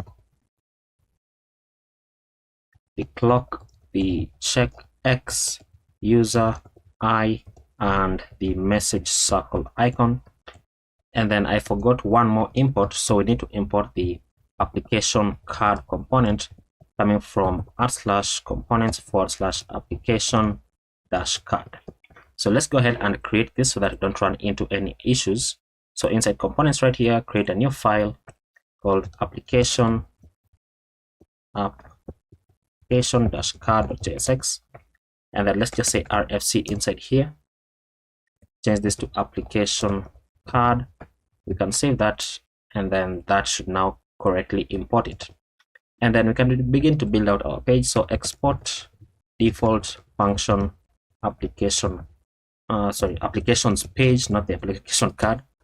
And then we're going to get the user from use user. We're going to have our search term, so const search term set search term. This is equal to use state. By default, it is going to be an empty string. And then const status filter and set status filter. This is equal to use state. By default, we want to filter by all of them. And then const active tab and set active tab. This is equal to use state. And by default, the active tab is going to be the sent applications. And then next, we need to get our current user. So const current user is equal to use query, passing api.users.get user by clock ID. Check for the user question mark.id. If it exists, then we're going to pass in the clock ID as user.id. Otherwise, we're going to skip the query. And then const sent applications is equal to use query, passing api.applications.get applications by applicant, and then current user question mark._id. If that is true, then we're going to pass in the applicant ID as current user._id. Otherwise, we are going to skip the query. And the next function that we need is received applications. So const received applications is equal to use query, passing api.applications.get applications by owner. And then this checks for the current user question mark._id. If that is true, then we're going to pass in the owner ID as current user._id. Otherwise, we're going to skip the query. And then next, if there is no current user, then return the loading spinner component, just like that. And then we're going to create a function here to get the icon. So const get status icon. So just like we did in the pet card. So this one takes in the status, where we're going to say switch and then pass in the status. So we want to check for the case of pending application. And then we're going to return the clock icon with the class name of size-4 and text-yellow-500. Close it out. And then for the case of accepted, we're going to return the check icon with the class name of size-4 and text green-500. Close it out.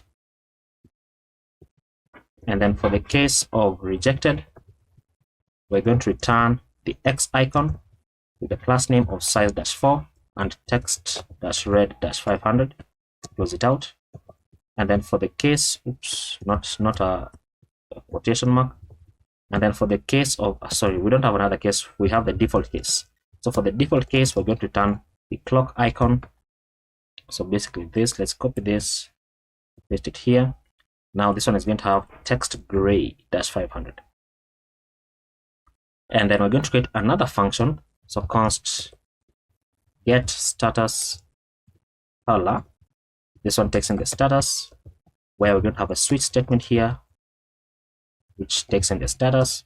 So for the case of, let's just do copy and paste. So copy and paste it here. So for the case of pending, you want to go ahead and return the following class names.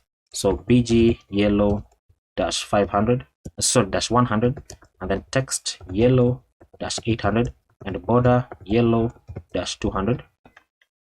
And then you can copy this. And then for the case of accepted, we can highlight yellow, change this to green, just like that. And then right here, paste it there, highlight this, change this to red. And then right here for the default, paste it in, highlight this, change this to gray. And then next, we're going to create a function to filter applications. So const filter applications is equal to, this takes in the applications as an argument, where we're going to say if there are no applications, then return an empty array. And then let filtered is equal to the applications, which we have as our arguments. And then we're going to say the following: if the status filter is not triple equal to all, sorry, not double equal to all, then we're going to say filtered is equal to filtered dot filter. And then for every application that you get back, I'm calling it app, then check for the app dot status, which is triple equal to the status filter, just like that. So status filter like that. And then if such term exists, then we're simply going to go ahead and say filtered is equal to filtered dot filter. And then for every application that we get back, calling it app, you want to check for the app dot underscore id dot to lowercase dot includes, and then pass in the search term dot to lowercase, like so. And then below this, we're simply going to say return filter. And that's how we're going to be filtering our applications. Though I do want to mention that this is just a basic filter. And if you want to implement a better filter, then you'd have to implement one which also checks for the name of the pet that is in that application, so that it can return a better filter. But this one will suffice for our needs. And then now we can begin to build out our return. So we're going to return a div here with the class name of mxauto maxwidth dash 6xl, and then padding around of 4, and then on small screens padding on the x of 6, close it out. And then we're going to return a div here with the class name of margin bottom of 6, and then on each one with the class name of margin bottom of 2, text dash 2xl, font dash bold, and then text gray dash 900, and then on small screens text dash 3xl. This one is going to say applications, and then below the h1 we're going to have a paragraph which is going to say manage your adoption applications. Let's save that. Let's see what we have on the screen. And there we go. So next we're going to go below this div right here, and then we want to build the tabs that we're going to be using to filter out the application, so sent and received. So let's have a comment here that says tabs. We're going to return a div with a class name of margin bottom of 6, and then inside this another div with a class name of flex and flex dash column, and then gap dash 2, and then on small screens flex dash row, and then on small screens gap dash 4. This should say row. And then inside this div we're going to have a button, just the simple HTML button.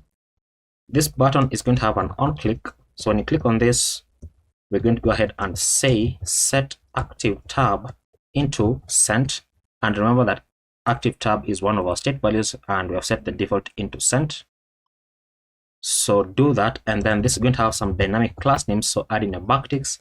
We're going to have rounded dash large, padding on the x of 4, padding on the y of 2, font dash medium, and then transition dash colors, and then $ curly bracket. We want to check if the active tab is triple equal to sent. If that is true, then we want to attach the class names of bg orange dash 500 and text dash white. If I can spelled correctly, so orange. And then otherwise, we're simply going to go ahead and say bg gray dash 100, and then text gray dash 700, and then on hover bg gray dash 200, and then we can close that out.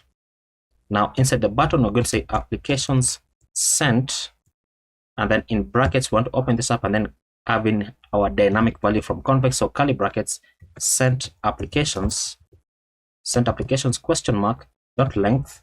If they exist, if they don't exist, then return 0, just like that. Now I do know that it is possible to have this as a TsbSankara button, but I did not want to do that. I just want to show you that if you don't want to use TsbSankara, then you can use the HTML buttons as well. Now we are simply going to go ahead and copy this, paste it down, change this into received, and then change the active tab here into received. And then the class names are going to remain the same, but now the text here is going to say applications received, and then this is going to say received applications.length, just like that. And then we can save that, and we should see our two buttons appear right here. Okay, so these are our two buttons, but they are styled wrongly. Let's go inside the parent here, so flex or small screens flex row. That is not applying for some reason, and it's annoying. Okay, so I don't know why this is not applying the class names correctly, but let's just continue building out our UI. So we're going to go below this button and then below these two divs, and then we're going to go ahead and create our filters. So our filters are going to be as follows. We're going to create the card component with a class name of margin bottom of 6, and then close it out. Then we're going to have card header, and then inside card header we're going to have card title. This is going to have a class name of flex, and then items as center, and text dash 2xl. And then inside the card title, we're going to have the filter icon. So filter is going to have the class name of margin on the right of 2, and then size dash 5, and close it out. Below this, we're going to say filters. And then below the card header, we're going to have card content. Inside card content, we're going to have a div with the class name of flex and flex dash column, and then gap of 4. And then on small screens, we're going to say flex dash row. I hope this one works because the top one is not working. And then we're going to have another div with the class name of flex dash 1, and then inside this another div with the class name of relative, and then inside this we're going to have the search icon. So search, and you know what, we have already built this search icon somewhere, so it should be on the discover page. Let's just go ahead and copy it because it's going to be faster. So copy and then just paste it here. So search icon, the class names should remain the same, and then now the placeholder for the input here is going to say search applications dot dot dot. The value here is the search term because that is also the state value that I've given for this page, and then set search term and then class name padding on the left of 10, so that's okay.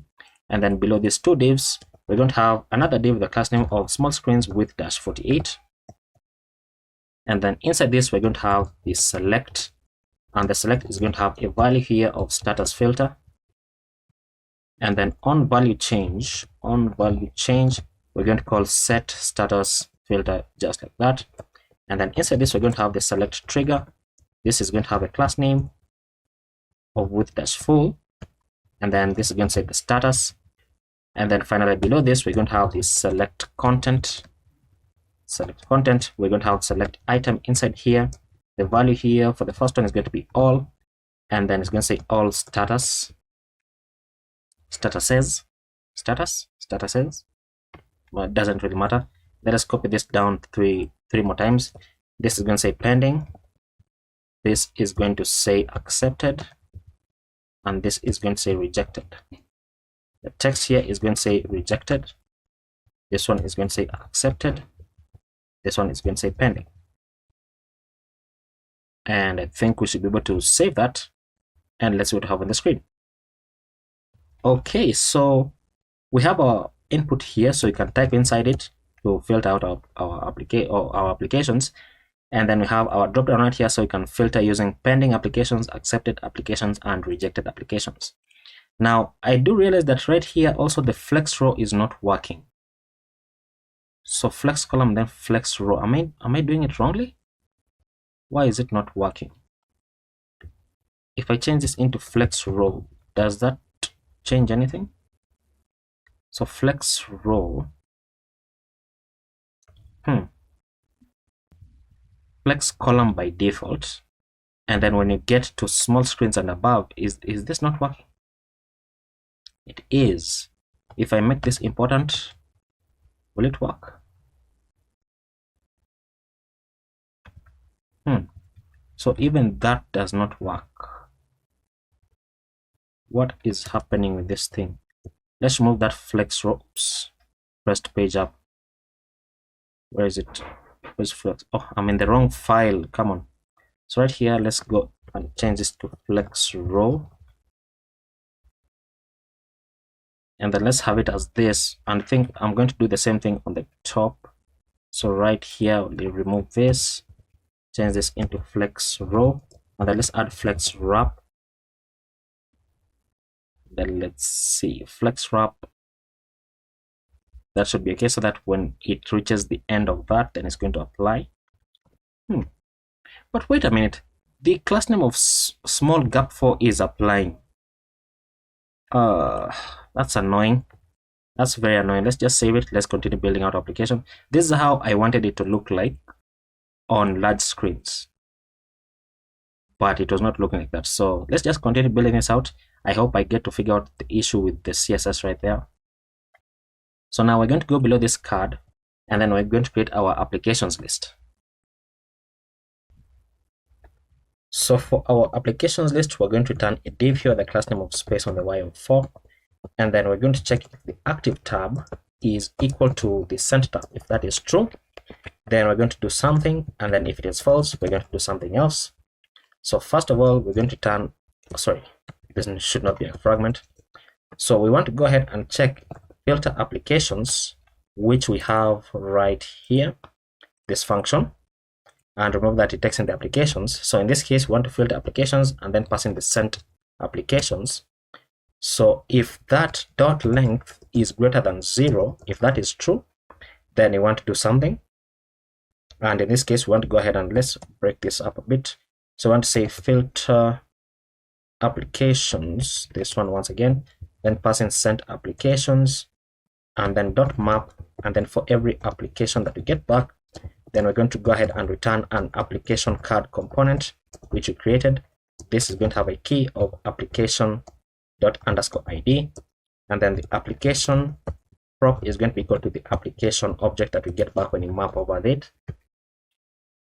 And then the type of application is going to be sent, and then get status icon is going to be equal to an inline function here where we're going to say get status icon and then pass in the application dot status, and then get status color is once again going to be equal to an inline function get status color and then pass in the application dot status like so.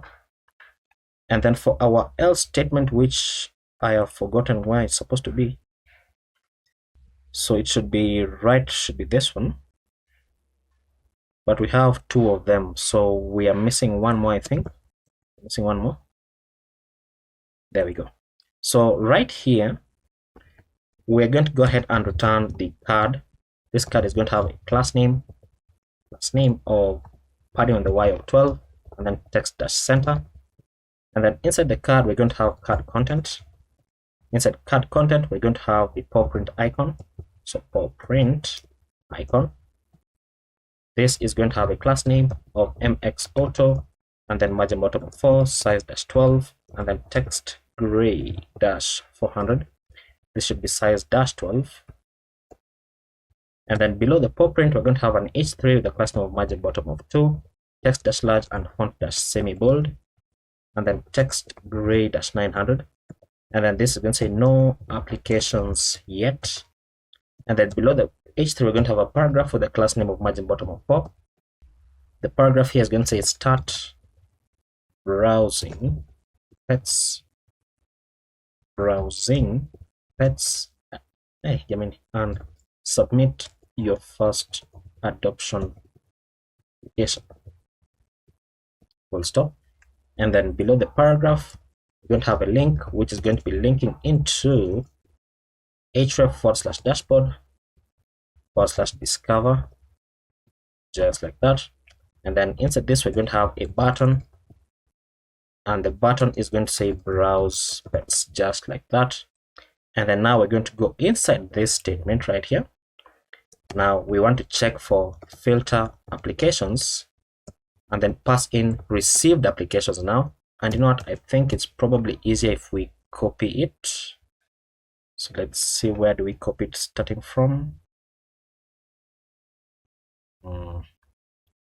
So we should copy it starting from here. So filter applications.length, and then copy the entire thing up to here. So copy and then paste it here. Now this one should not say sent application, so just Control D to highlight both of them and change this into received applications, like so. So dot length, and then this can remain to be the same. We are returning the application card component. And then now the type here is going to say received instead of sent, so received. And then for the H3 here, we're going to say no applications received yet. And then the text is going to be slightly different as well. So when someone applies to adopt your pets, they will appear here. And that should be okay. Now we can save that, and we should be able to see right on this tab, because we already made an application here, we should see application card right there. So we are able to see this because when I was demoing something before in a previous video, we made an application. So that's why we can see this here. If you are not able to see it, then simply go ahead and create a new application for a pet, and you'll be able to see it. And then let's begin to build out the application card component. So the application card takes in a couple of props. So it takes in the application, and then the type, and then get status icon and get status color, like so. And then inside here, we're simply going to go ahead and return the card component. Now let's enter to auto import it. Inside the card right here, we're going to have the card content. This is going to have a class name of padding all round of 6, close it out. And then we're going to have a div here with a class name of flex and flex-column and justify-between, and then gap of 4. And then on small screens, we're going to say flex-row. And then on small screens, we're going to say items-sent, just like that. And then inside this, we're going to have another div with a class name of flex1, and then another div with a class name of margin bottom of 3, flex items-center, and then gap of 3, like so. And then we're going to show the avatar component from /UI avatar, which means we are not using it inside here. We're not even using these ones inside here, so I can remove these two. That should be okay. Now the avatar here is not self-closing, but it's going to have a class name of size-10, and then inside the avatar, we're going to have the avatar fallback, just like that. The avatar fallback is going to be showing the user icon, which you can control spacebar, enter to auto import it from Lucid React. It is going to have a class name of size-5, and then below the avatar, we're going to turn a div, and then inside this div, we're going to turn an h3 with a class name of text-large and font-semi-bold. Inside the h3, we want to check whether the type of the application is triple equal to sent. If that is true, then the text is going to say your application. Otherwise, then we're going to say application received. And then below the h3, we're going to have a paragraph with a class name of text-sm. And then inside here, we want to check once again if the type is triple equal to sent. If that is true, then the text is going to say pet adoption application. And then otherwise, we're simply going to say someone wants to adopt a pet, just like that. Now we can save that. Let's see what we have on the screen. And right here it says card content is not defined. That's because right here, control spacebar, enter to auto import it, save it, and then it's going to reload. Okay, so once again, I noticed that the class names for flex are not applying. So right here, they are not applying at all. So let's remove them. Let's change this into items-center. And then that should now apply the classes correctly as I expect them. Okay. And then now we're going to go below this paragraph and then below two divs. We're going to create another div here with the class name of margin bottom of 3, flex and flex dash wrap, and items dash center, gap dash 4, and then text dash sm. Inside this div, we're going to have another div with a class name of flex and items dash center, and then gap dash 1, and then we're going to show the calendar icon. Enter to auto import it. This is going to have a class name of size dash 4.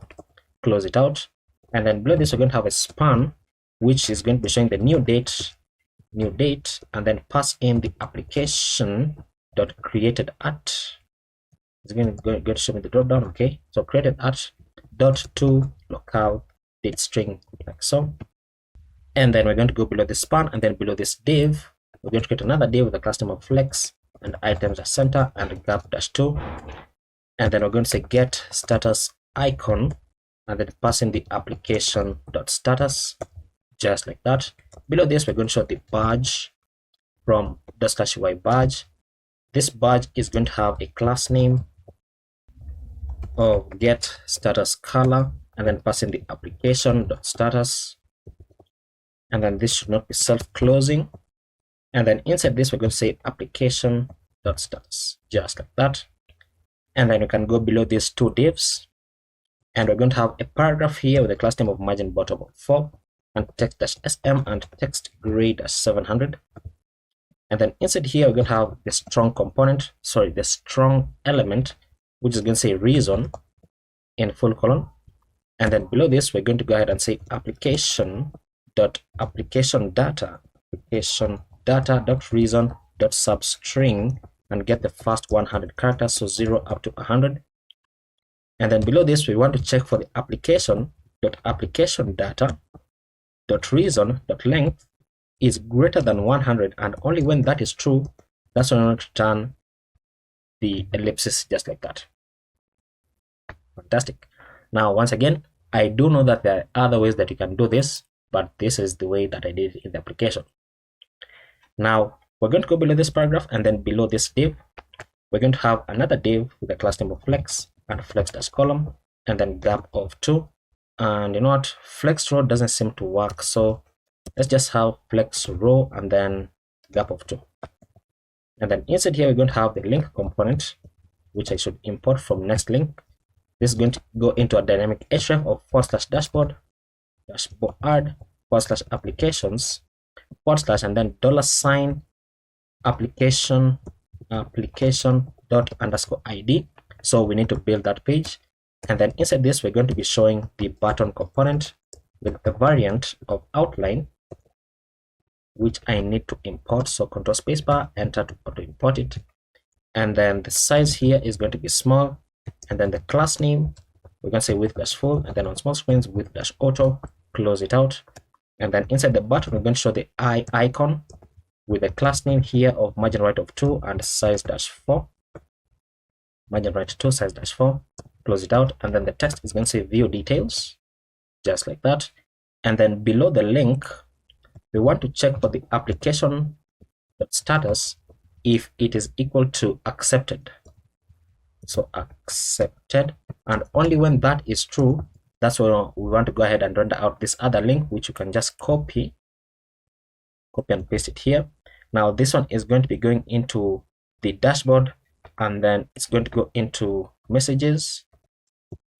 So messages, then question mark application, and set it equal into $sign curly bracket application dot _id, just like that.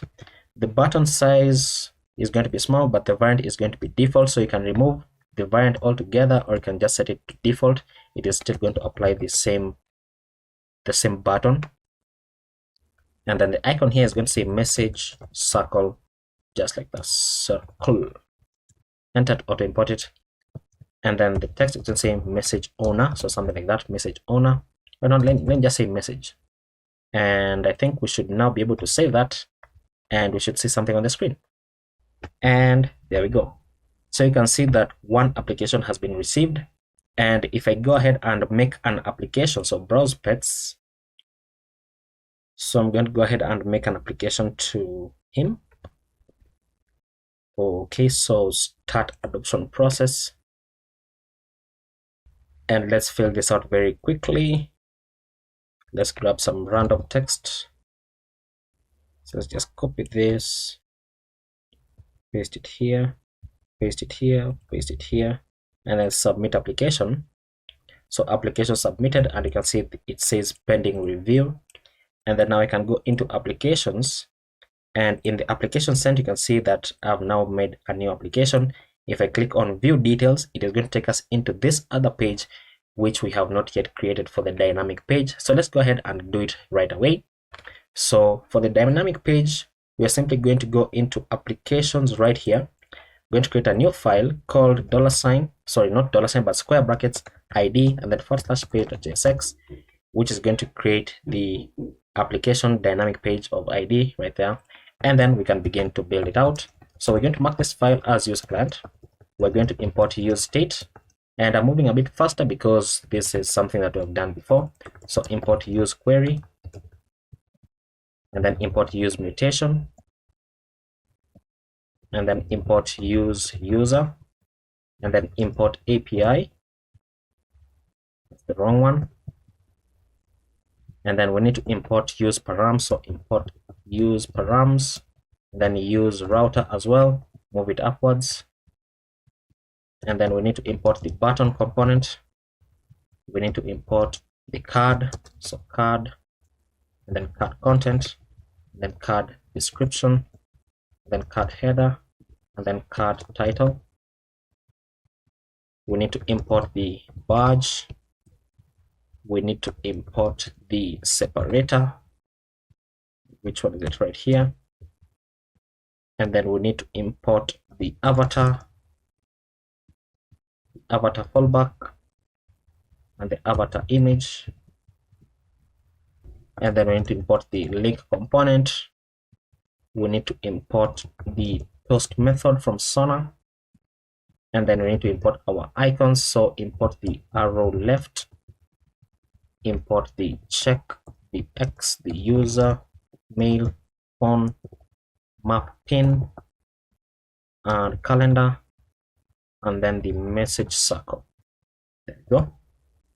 And then we can begin to build it out. So export default function application details page, and we can destructure the ID from params. So use params, and then const router is equal to use router. Then const user is equal to use user. Const is updating, set is updating. This is equal to use state.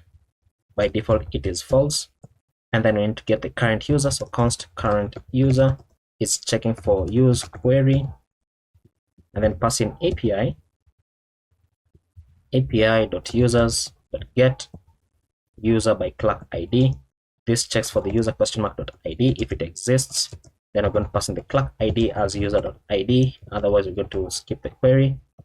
And then const application is equal to use query, and then pass in api.applications.get application by ID, which we don't have, but then we're going to pass in the ID as the ID from use params. And then const pet is equal to use query, and then we're going to pass in api.pets.get pet by ID. This checks for the application .pet ID, and application is right on top, which I've not yet got pet ID. So if that is true, then we're going to pass in the ID as application.pet ID. Otherwise, we're going to skip the query. And then const applicant is equal to use query, and then we're going to pass in api.users.get user by ID. This checks for the application .applicant ID. If that is true, then we're going to pass in the ID as application.applicant ID. Otherwise, we're going to skip the query. And then const update application status is equal to use mutation, where we're going to pass in api.applications.update application status, Once again, we don't have this function, so we're going to create it, and then const create notification. This is equal to use mutation, and then passing api.notifications.create notification, which we have. And then we can create our functions here. So const handle status update. This is going to be an asynchronous function, taking the taking the status, and then we're going to check if there is no application, or there is no applicant, or if there's no pet, or if there's no current user, then we're simply going to go ahead and say return. Otherwise, we're going to say set is updating to true, and then we're going to have our try catch block right here. So for the try, we're going to say await update application status. Once again, we don't have this function, but this takes in the ID as application._ID, and then the status, just like that. And then once we have that, then we want to create notification for the applicant. So create notification for applicant. We're going to say await create notification. Open this up. This takes in the user ID as application.applicant ID, and then the type of notification is application_update, because it is an update to the application. The title is going to be a dynamic value taking the application $curly status, so application status, so application rejected, accepted, or pending. And then the message is going to be a dynamic value as well. Your application for $curly pet.name has been $curly status, so accepted or rejected, and that's okay. And something that I tried to do but failed is to send an email to the applicant. I tried, but I failed to do that, so I'm not going to do it here.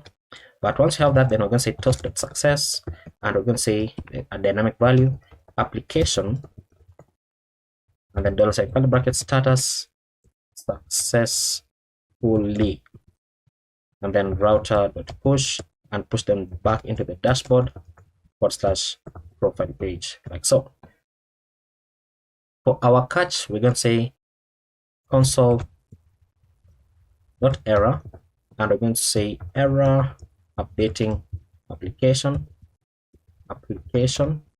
then passing the error, and then toast.error failed to update application.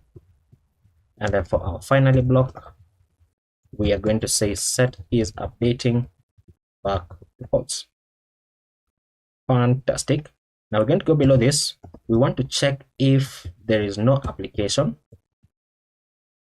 or if there is no pet, or if there is no applicant, or if there is no current user. If that is true, then we're going to return our loading spinner component, just like that.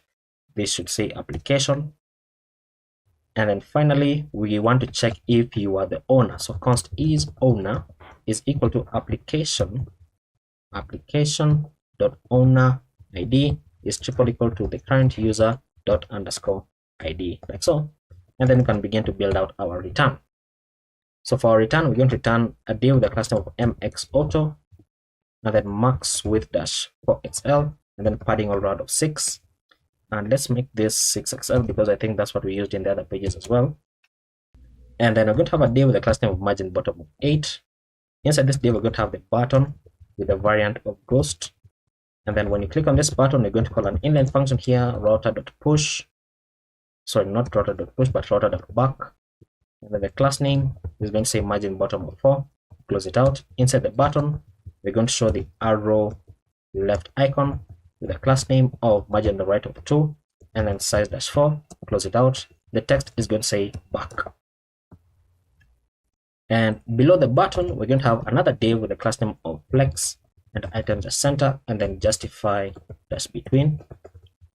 Inside this, we're going to have another div, and then on each one, the class name of margin bottom of 2, text -3xl, and font -bold, and text gray -900. And then the text is going to say adoption application. Below the H1, we're going to have a paragraph which says application for, and then pet.name, just like that. And then we're going to go below this div. We're going to have a badge. So this badge is going to have a class name, which is a dynamic value here, and it is a bit convoluted, but very simple. Let's first of all render the text for the badge.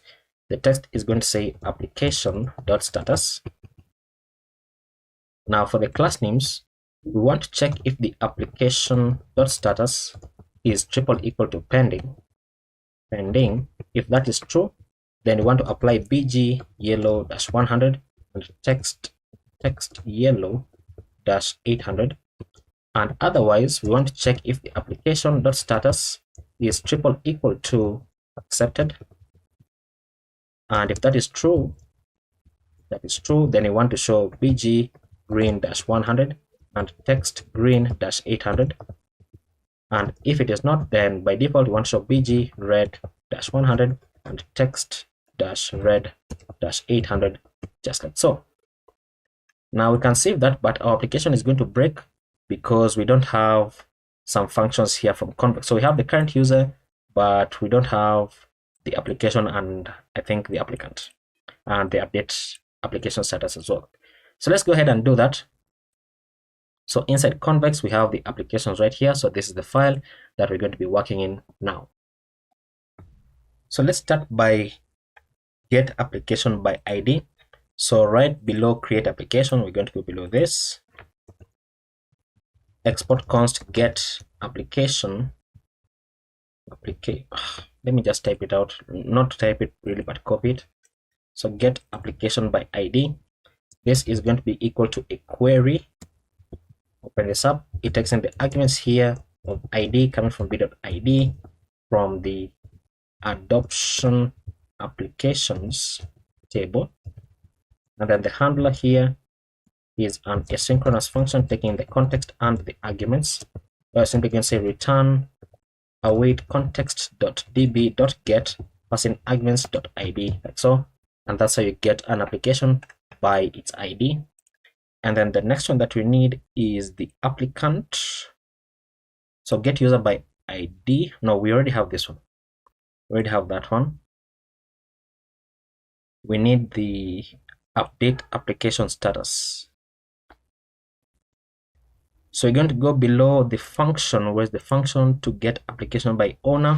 So right here, we're going to say export const. I mean, it doesn't matter the order in which you create the functions, but the reason why I'm doing it this way is because it's kind of like hierarchical, you know. So export const update application status.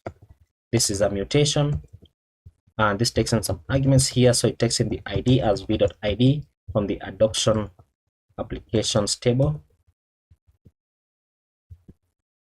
and then it also takes in the status as v.string. And then for our handler function, this is asynchronous, taking the context and the arguments, where we're going to say return await context.db.patch, and then passing the arguments.id, and you want to patch in the status as arguments.status, and then we also want to add in the updated at as date.now, just like that. And I think, is it only those two functions we need? So applicant is get user by ID, api.users.get user by ID, okay. And then update application, create notification. We already have it, right? We already have notifications, create notification. Yes. So I think that should be okay. Now we can jump back into this file. Actually, if we save it, then we should be able to see something on the screen. So you have an issue here that says adoption. I've misspelled that. I've misspelled it. So applications, adoption here. So adoption application, that's okay. Let's reload it.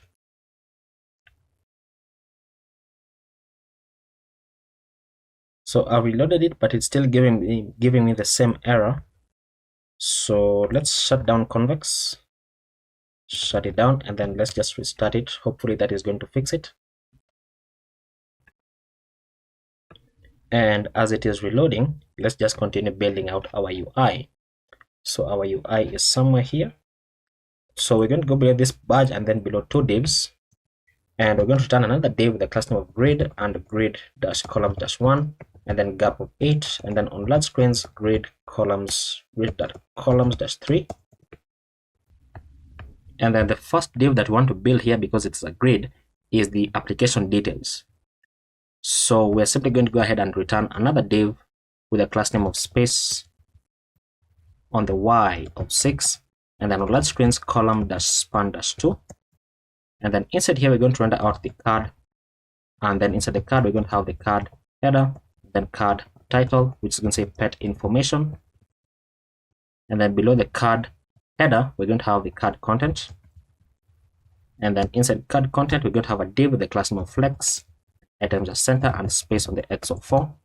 And then inside this, we're going to have another div with the class name of flex and size dash 16, and then items dash center and justify dash center and rounded dash large and pg gray dash 100. And then inside this, we're going to show the user icon. This is going to have a class name of size dash 8 and then text gray dash 400. Close it out.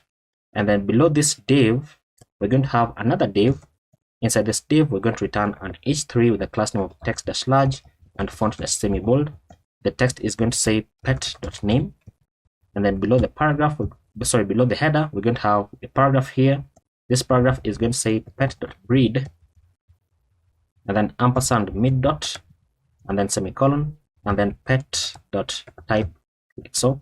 And then we're going to go below this paragraph. We're going to have another paragraph with the class name of text-sm and text gray-500. Inside this paragraph, we're going to say pet.age, years old, and then ampersand mid dot, and then we're going to say pet location, just like that. And then we're going to go below this card. We're going to create another card which is going to say the application data. So we can have a comment here, application data. So create a card, and then card header, and then card title like so, application details. Below the card header, we're going to have card content, which is going to have a class name of space on the Y of 4. Close it out. Inside the card content, we're going to have a div. This div is going to have an h4, the class name of margin bottom of 2, font dash medium, and text gray dash 900. And then the text is going to say experience with pets. Below the h4, we're going to have a paragraph with a class name of text gray dash 700 and capitalize. And then inside the paragraph, we're going to show application data experience, just like that. And then we're going to go below the paragraph, and then below the div, we're going to have the separator component, like so. And then below the separator, we're going to have another div which we can simply copy this. It's faster, so copy and paste. This one is going to say living space, so living space. And then right here, we're going to say living space, just like that. And then once again, below this, have a separator. And then we're going to paste in the div one more time. This one is now going to say work schedule. And then this is going to say work schedule, like so. Have another separator, and then paste in that div again. This one is now going to say other pets. This is going to say other pets. Have another separator, and then paste in that div again. This is now going to say reason for adoption, so reason for adoption. And then this one is going to say reason. And then now below this div, we want to check for application data references if they exist, because references is optional. If they exist, then we're going to return a React fragment first of all, and then return the separator, like so. And you might be wondering why I'm returning a fragment. It's because the fragment is kind of like an inline component. So if I return a div, it's going to return a block component, and I don't want that. So below this, now we can now paste in that div that we've been copying. This one is now going to say references, and then right here references, like so.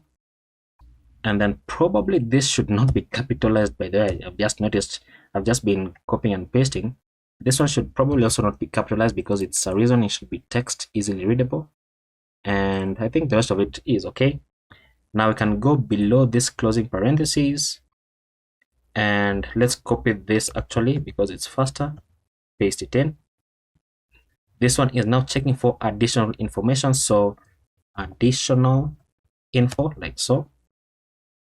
The text here is going to say additional information, and then here we want to check for additional info, like so.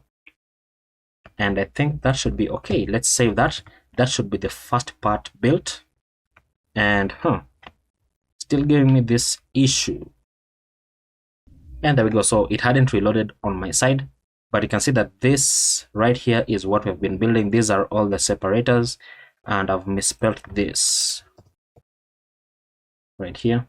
Remove that one L, and everything else should be okay. So now the second part that we want to build is the sidebar that is going to be appearing here. So let's go ahead and do that. So we're going to go below the card, and then below this div, we're going to go ahead and create a div with the class name of space on the y of 6. And then now we're going to have the card component again. Now this part is the applicant information. So applicant information, because the first one was the pet information. So we're going to have card, and then card header, and then card title, applicant information. And then below card header, we're going to have card content with the class name equal to space on the y of 4, close it out. And then we're going to have a div with the class name of flex and the items as center, and then space on the x of 3. And then here we're going to have the avatar component. This is going to have a class name of size 12. And then we're going to go ahead and show the avatar image with the source of applicant.profile image, close it out. And then avatar fallback. The avatar fallback is going to be showing the user icon with the class name of size-6, close it out. And you know what, let me have a class name on the avatar image here of object-cover so that the image takes up the full width properly. And then below the avatar, we're going to have a div.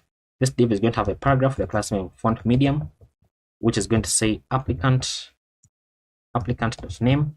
And then below this, copy this down. This is going to say applicant.location, and it's going to say text-sm for the class name, just like that. And then below two divs, we want to check if applicant.bio, and only when it is true, because bio is optional. That's when we want to render a paragraph with the class name of text-sm and text grade-700. And then the text is going to say applicant.bio. So, and then below this, we're going to turn a div with the class name of space on the y of 2, and then another div with the class name of flex and items as center, and then space on the x of 2, and then text-sm. And then inside here, we're going to return the mail icon with the class name of size-4. And then the span here is going to say, the applicant.email. And then below this div, we want to check if the applicant.phone is true. So if they added their phone number, then we are simply going to copy this, paste it here, change this into phone, and then this applicant.phone, like so. And then once again, we can go ahead and let's copy this. Actually, it's going to be faster. Paste it here, highlight this, Control D, Control D, change this into location. But now the icon here is called map pin, and then the rest of it remains the same. And then now we can go below this div. We're going to have a link with an href going into a dynamic value. So /dashboard /users /the applicant._id. So the profile of the applicant. And then here we're going to have the button component. So button variant is going to say outline class name is going to say width dash full, and then this is going to say view full profile, just like that. And then below the card, we're now going to show the application status. So once again, a card component and then card header. So let me see if I can do this in ML. So card header and then go into card title. Okay, so it works. And then this is going to say application status. And then below the card header, we're going to have card content. So card content is going to have a class name or space on the Y of 4. And then inside card content, we're going to have a div with a class name of flex, items as center, and space on the X of 2. Inside this, we're going to have the calendar icon, calendar, with the class name of, am I missing something? The div and then the calendar. Okay, that's okay. So size dash 4, and then text gray dash 500, closed out. The span here is going to say, first of all, it's going to have some class names, text dash sm and text gray dash 600.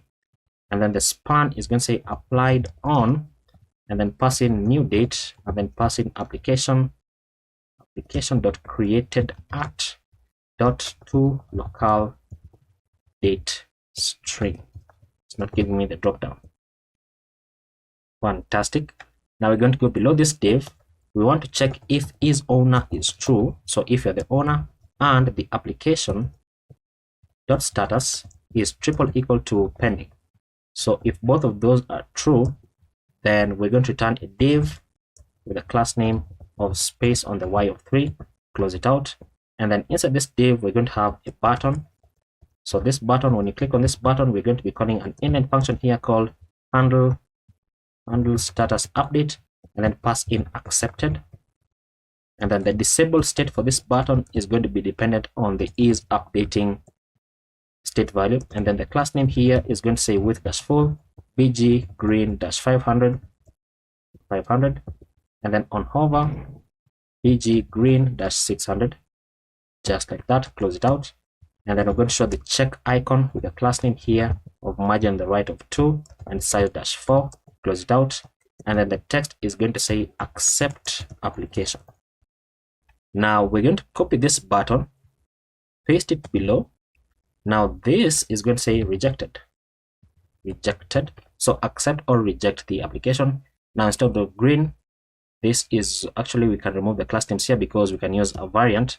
So now this button is going to have a variant of destructive. And let's see, this one should have a class name of width dash full. Does this one have a class name of width full? Okay, it does right here.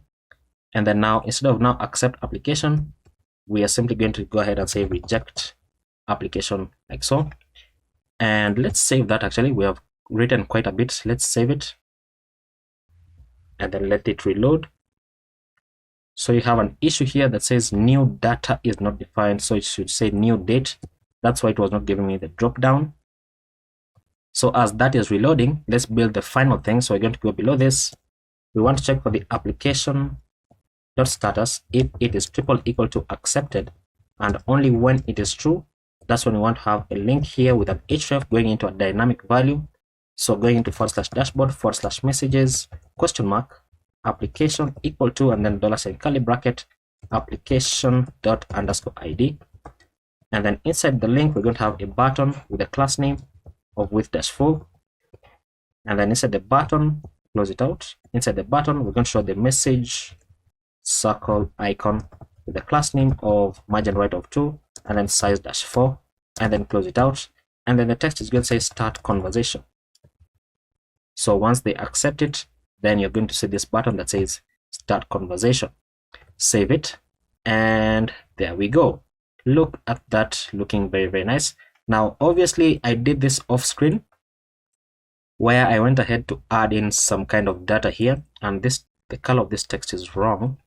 So where do we have the email? So I think this is the div. So if I say text gray dash 600, that should apply to all three of them. And there we go, much better. Very, very nice. And let's see. So the application status here is saying pending, but let me see, which profile is this? Which profile is this? your application is right here. Okay, so I need to accept the application from the other side so that we can see the button on the bottom up here, this button right here. But that's okay. You should be able to test it out. What is this error? It says class. Let me spell that right here. Remove the triple S, and that should be okay. So now we have built the home page, the discover page, the applications page, as well as the dynamic applications page. So now in the next video, we're going to build the notifications page, and then finally we're going to end with the messages page.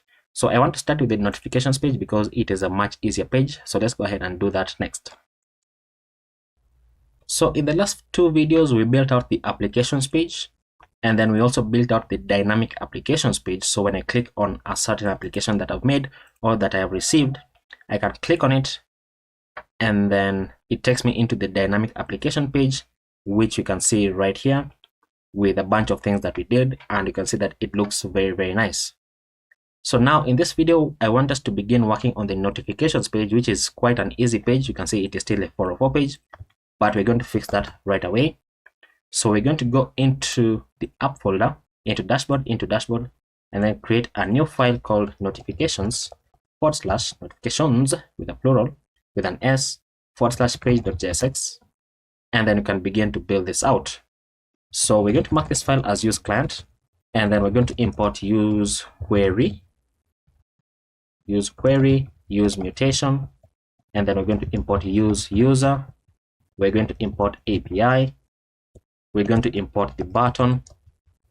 Import button.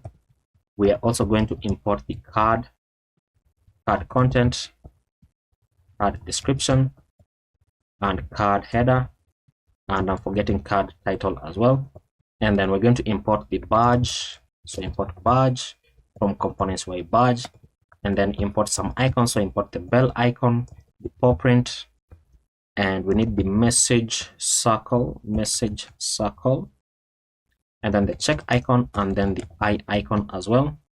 And then we need the link, which is not a dynamic import, from next link, and then import the toast as well. So import the toast method from Sona like so. Now let's begin to build out our page. So export default function notifications page. First thing to do is destructure the user. So const user, this is coming from use user, and then const current user, get the current user from convex. Use query, passing api.users.get user by clerk ID. This checks for user question mark dot ID, and if it is true, then we're going to pass in the clerk ID as user.id. Otherwise, we are going to skip the query. And then next, we want to check for notifications. So const notifications is equal to use query, and the query, and then pass in api.notifications. Can't type what? Can't I type notifications dot get notifications by user, which is a function that we don't have. This checks for the current user question mark dot underscore ID. If that is true, then it passes in the user ID as current user dot underscore ID. Otherwise, we just skip the query. So we need to create that function, and then const mark as read is equal to use mutation, and passing api.notifications.mark as read. Once again, we don't have this function, so mark as read. And then we're going to create a function here to mark as read. So const mark as handle mark as read and speak. This is an asynchronous function which is going to take in the notification ID. So notification ID, and then we're going to have a try catch block here. So try catch.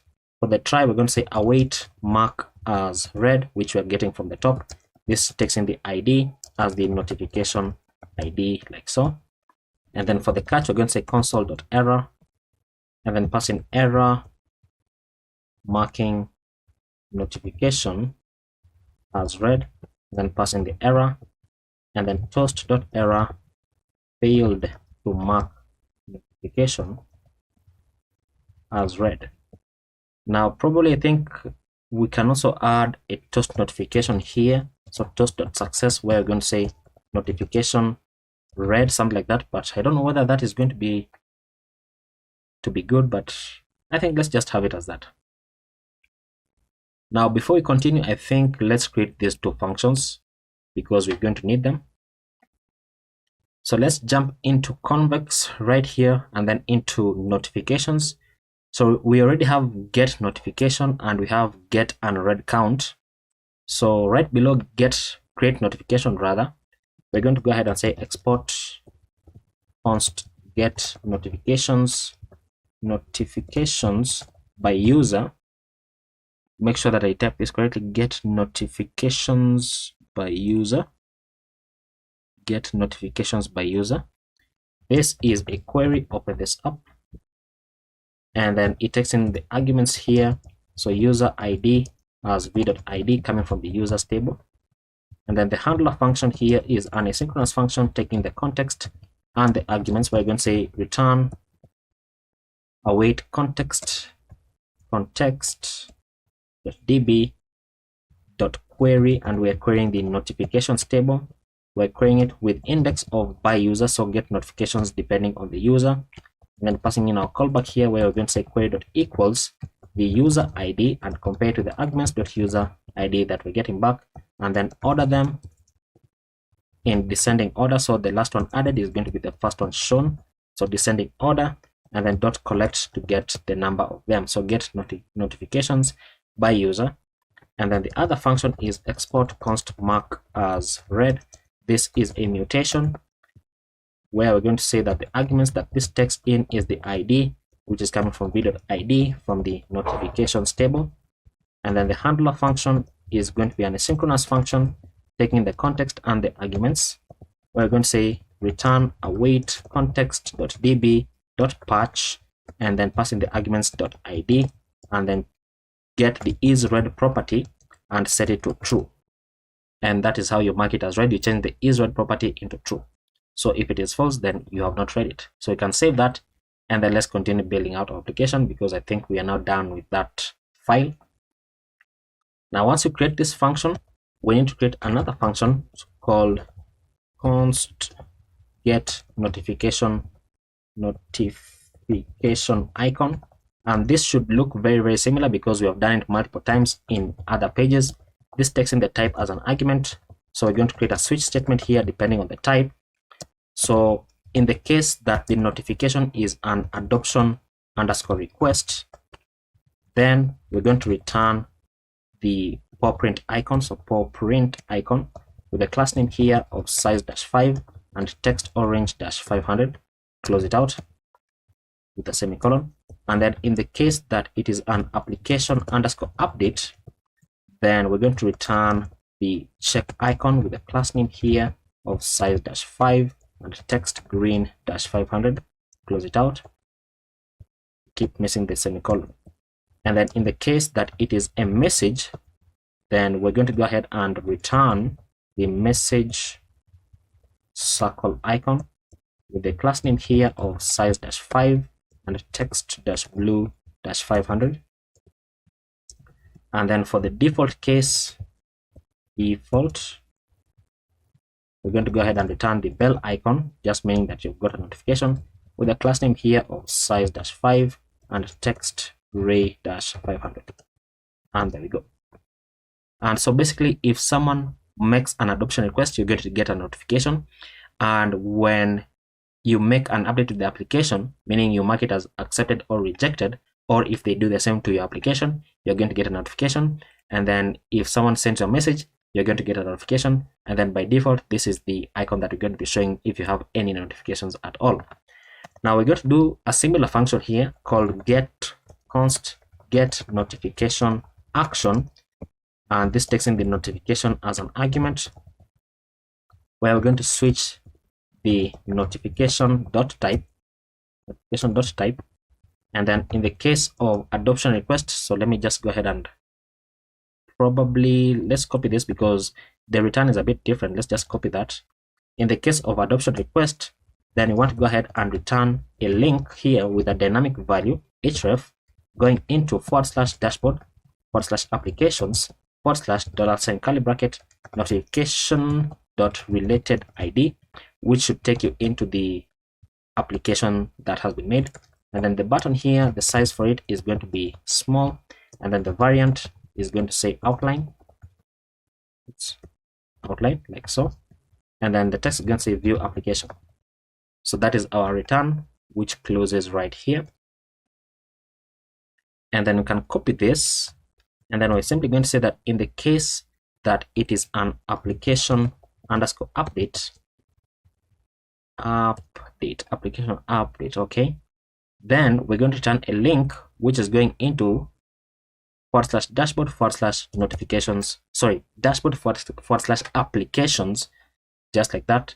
And this is going to be the same thing. And then in the case of a message, then we're going to go ahead and return, we want to return the link with an href here going into /dashboard /messages, and then question mark application is equal to, and then $ curly bracket notification dot related ID, just like that. And then inside this, we're going to have a button here with a size of small and with a variant of outline, and then the text is going to say view message. And then by default, so for the default case, we're simply going to say return null, so don't return anything. Okay, now we're going to go below this function. If there is no current user, then we're going to go ahead and return our loading spinner component, just like so. Once again, I forgot to import it, so this should say return, spell it correctly. And then now below this, we can begin to build out our actual return. So we're going to return a div with a class name of mxAuto, and then max width -4xl, and then padding all around of 6. And are we on the notifications? We are. So let's just go ahead and build something first of all before we save it. So we're going to return a div with a class name of margin bottom of 8, and then an h1 with a class name of margin bottom of 2, text -3xl, font -bold, and text gray -900. The text is going to say notifications, and then below the h1 we're going to have a paragraph which says stay updated on your adoption applications and messages. Save that. Let's see what we have on the screen. And there we go. So let's continue building this out. So we're going to go below this div. We are now going to create the notifications list. So we're going to return a div with a class name of space on the y of 4. And then inside this, we want to check for the notifications, and notifications.length being greater than 0. If that is true, then we want to return something, and then if it is false, we are going to return something as well. So first of all, we are not going to return a fragment, but we're going to map over notifications. So notifications.map, and then for every notification that we get back, we're going to return a card component with a key of notification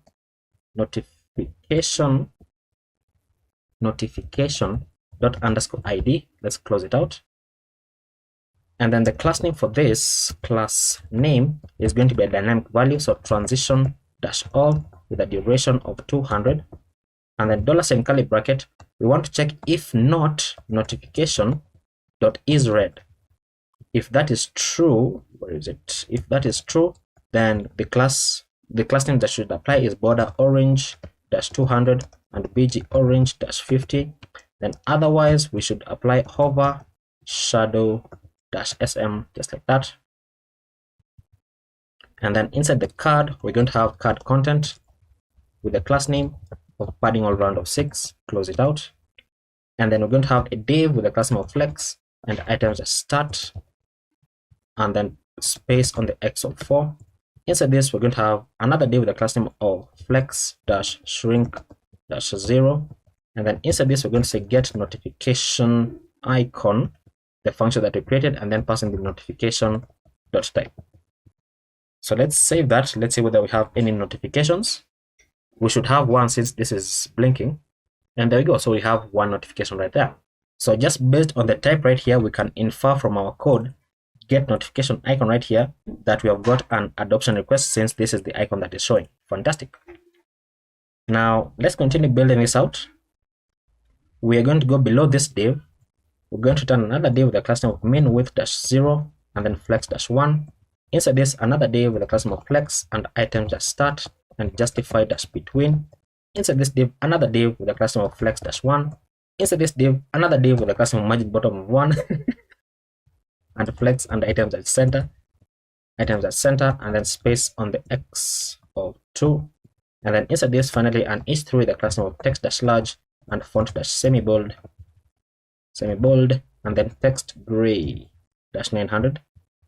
And then this is going to say the notification.title.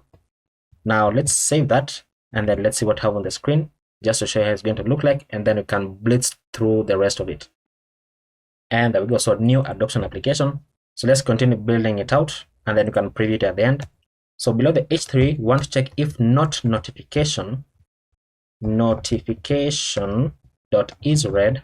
Only when that is true, that's when we want to have a badge here of variant default, and then the class name is going to say bg orange-500, and then this is going to say new, so you have a new notification. And then below this, div, we're going to have a paragraph with a class name of margin bottom of 2 and text gray-700, gray, not graya, so gray.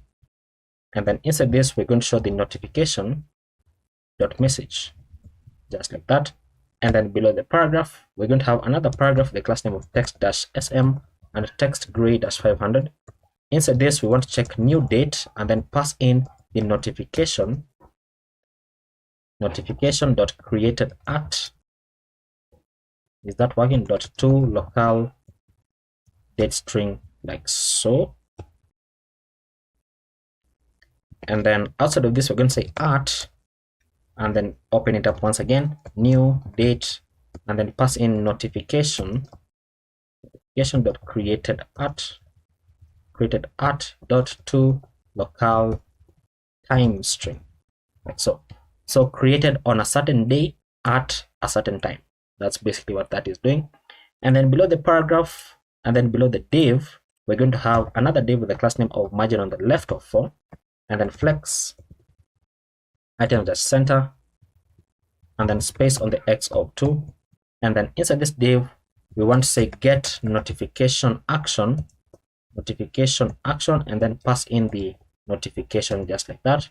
And then below this, want to check if not notification.isRead, and only when that is true, that's when we want to open this up and render out the button with the size of small, and then the variant of ghost, and then on click. So when you click on this button, we're going to call an inline function here called handle mark as read, and then pass in the notification._id, just like so.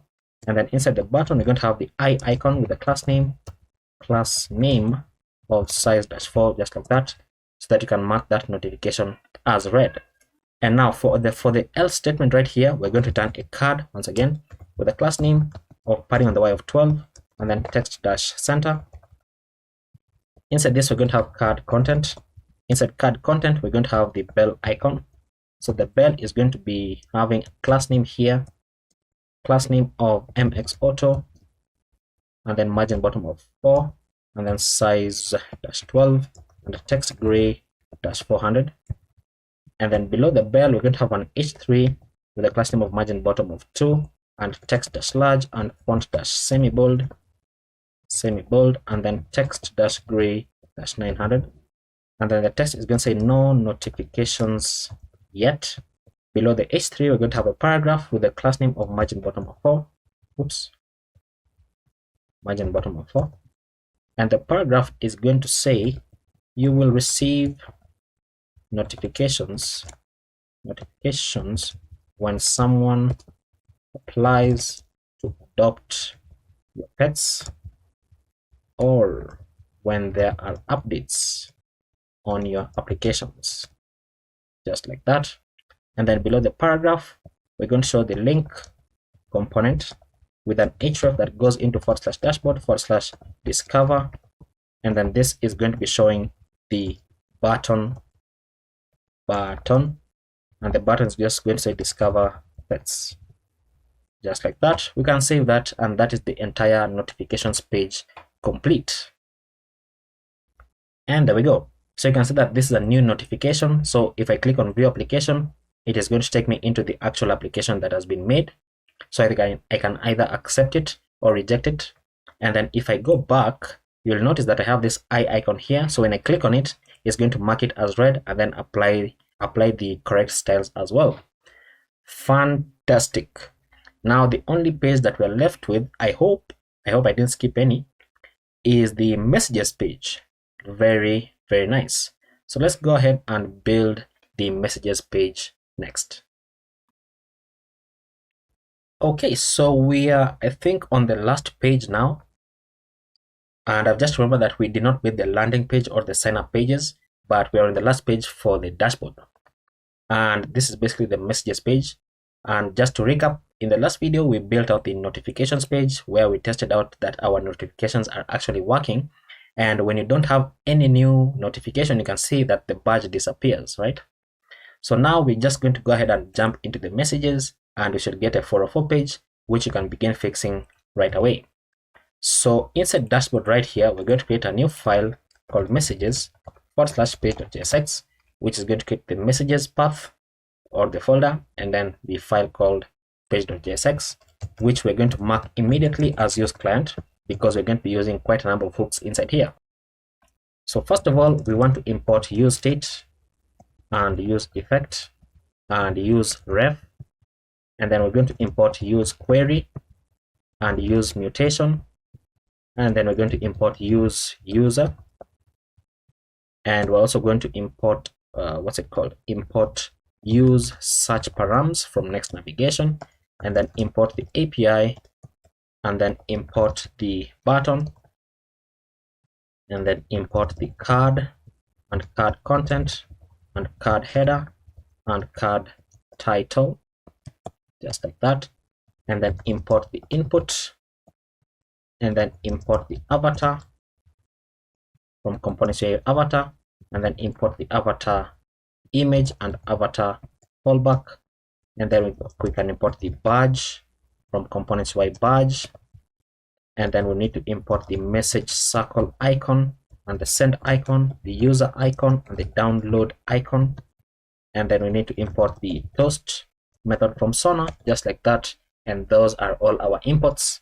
And then we can begin building up the page. We should now have a 404 page right here. There we go. So that is okay, because this has happened because it has detected that we have created the page, but it is not getting a default export. So don't worry about that. That is okay. So export default function messages page, just like that. So first of all, we want to destructure the user. So const user is equal to use user, and then const search params is equal to use search params. Now we have not used this hook before, so what it basically does is that just like in a dynamic page such as like the ID, we were getting the ID using use params, and I think I should be able to demonstrate this better. So let me see if I can get a good demonstration. So where is it? Yeah, this should work. So if I click on view application right here, you can see that in order to get this part of the URL, we were using a hook called use params. But the difference with use search params is if we go ahead and let me search for messages ? Application, just so that I can find where we had such a thing, we were creating a route like this one right here. So dashboard and then / messages and then ? application. So we cannot use params to get this part of the what's it called, the URL, but we can use search params because these are considered search parameters. So using search params, if we are navigating from the notifications page, for example, if we get a message and we click on this button from the notifications page, then use search params is going to detect this part, and then the actual dynamic route that you want is this one right here, which we are going to be using to display the data to the user. I hope that makes sense. Next, we want to get the application ID. So const application ID is equal to search params, which we are getting on top, dot get, and then pass in the application. Now, why is that? Because the part of the search parameters that we want is this one right here. So getting the ID. And how do we know that that is the part that we want? We are getting everything from the application. And the application is this part right here. Okay, let's continue building it out.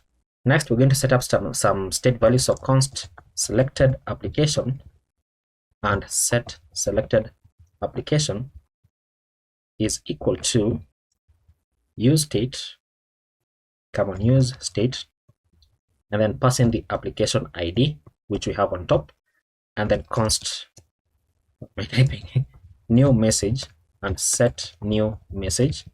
This is equal to use state. By default, it is going to be an empty string, and then const is loading, set is loading.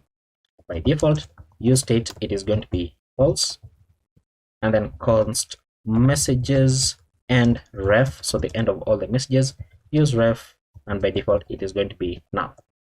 Now we need to go ahead and get the current user, which I've done on top. I don't want to type it again, so let's just copy this, copy and paste it there to get the current user. And then const applications, so we can go into the applications page. We need to get the applications, which we don't have. Let's just type it out.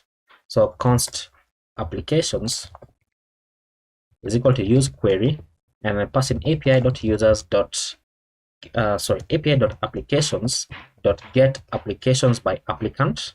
So that's how you get the applications of the applicant. This checks for the current user _ID. If that is true, then pass in the applicant ID as current user ._ID. Otherwise, we skip the query. Okay, let's switch back to that tab. Let's close the sidebar, and then const owner applications is equal to use query. We're going to pass in api.applications get applications by owner. This checks for the current user _ID. If that is true, then passes in the application ID, not applicant now. So application ID, and what am I doing? This should not say application, this is owner, so owner ID. Almost confused myself right there. So this passes in the current user ._ID. Otherwise, we skip the query. And then const messages is equal to use query api.messages.get messages by application. Now once again, we don't have this, so this is going to be checking for the selected application.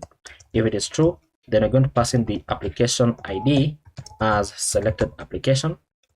Otherwise, we're going to skip the query, just like that. Now this one is going to be populated right here, as you can see. So we're getting the application ID from this dynamic value from the search params, and then populating our use state, so that now we can use it here to get the actual ID from convex. And then let's see, next we need to get or rather to send message. So const send message is equal to use mutation, and then passing api.messages.send message. Once again, we don't have it. And then const all applications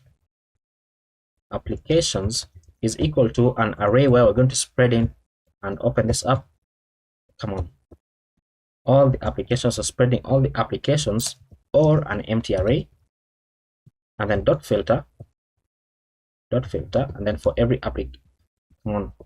application that you get back, then check the application.status and check if it has been equal to accepted, and then comma, spread out once again, open this up, the owner applications, or an empty array, and then dot filter once again for every application that you get back, check for the application status being equal to accepted, just like that. And then below this should be a comma, not a semicolon.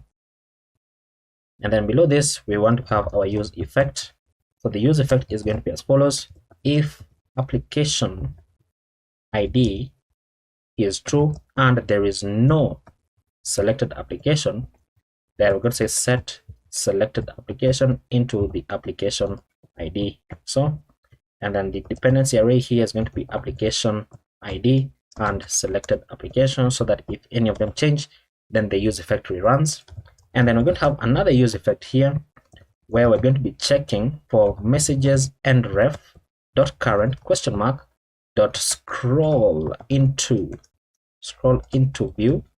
So if we are on the last message that we want to scroll into view, or if we are not on the last message, we want to scroll into view. And the behavior here, behavior is going to be smooth, just like that. And then this depends on the messages that we have. And then const handle send message. This is going to be an asynchronous function accessing the event of e, where we are first going to say e.prevent default,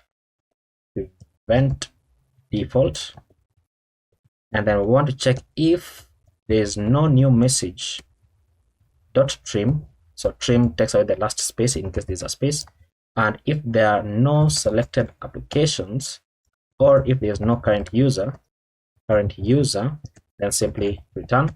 Otherwise, we're going to say const application is equal to all applications dot find, and then find the one application and return it. So get the application dot underscore ID, which is triple equal to the selected application, like so. And then if there is no application, then simply return like so.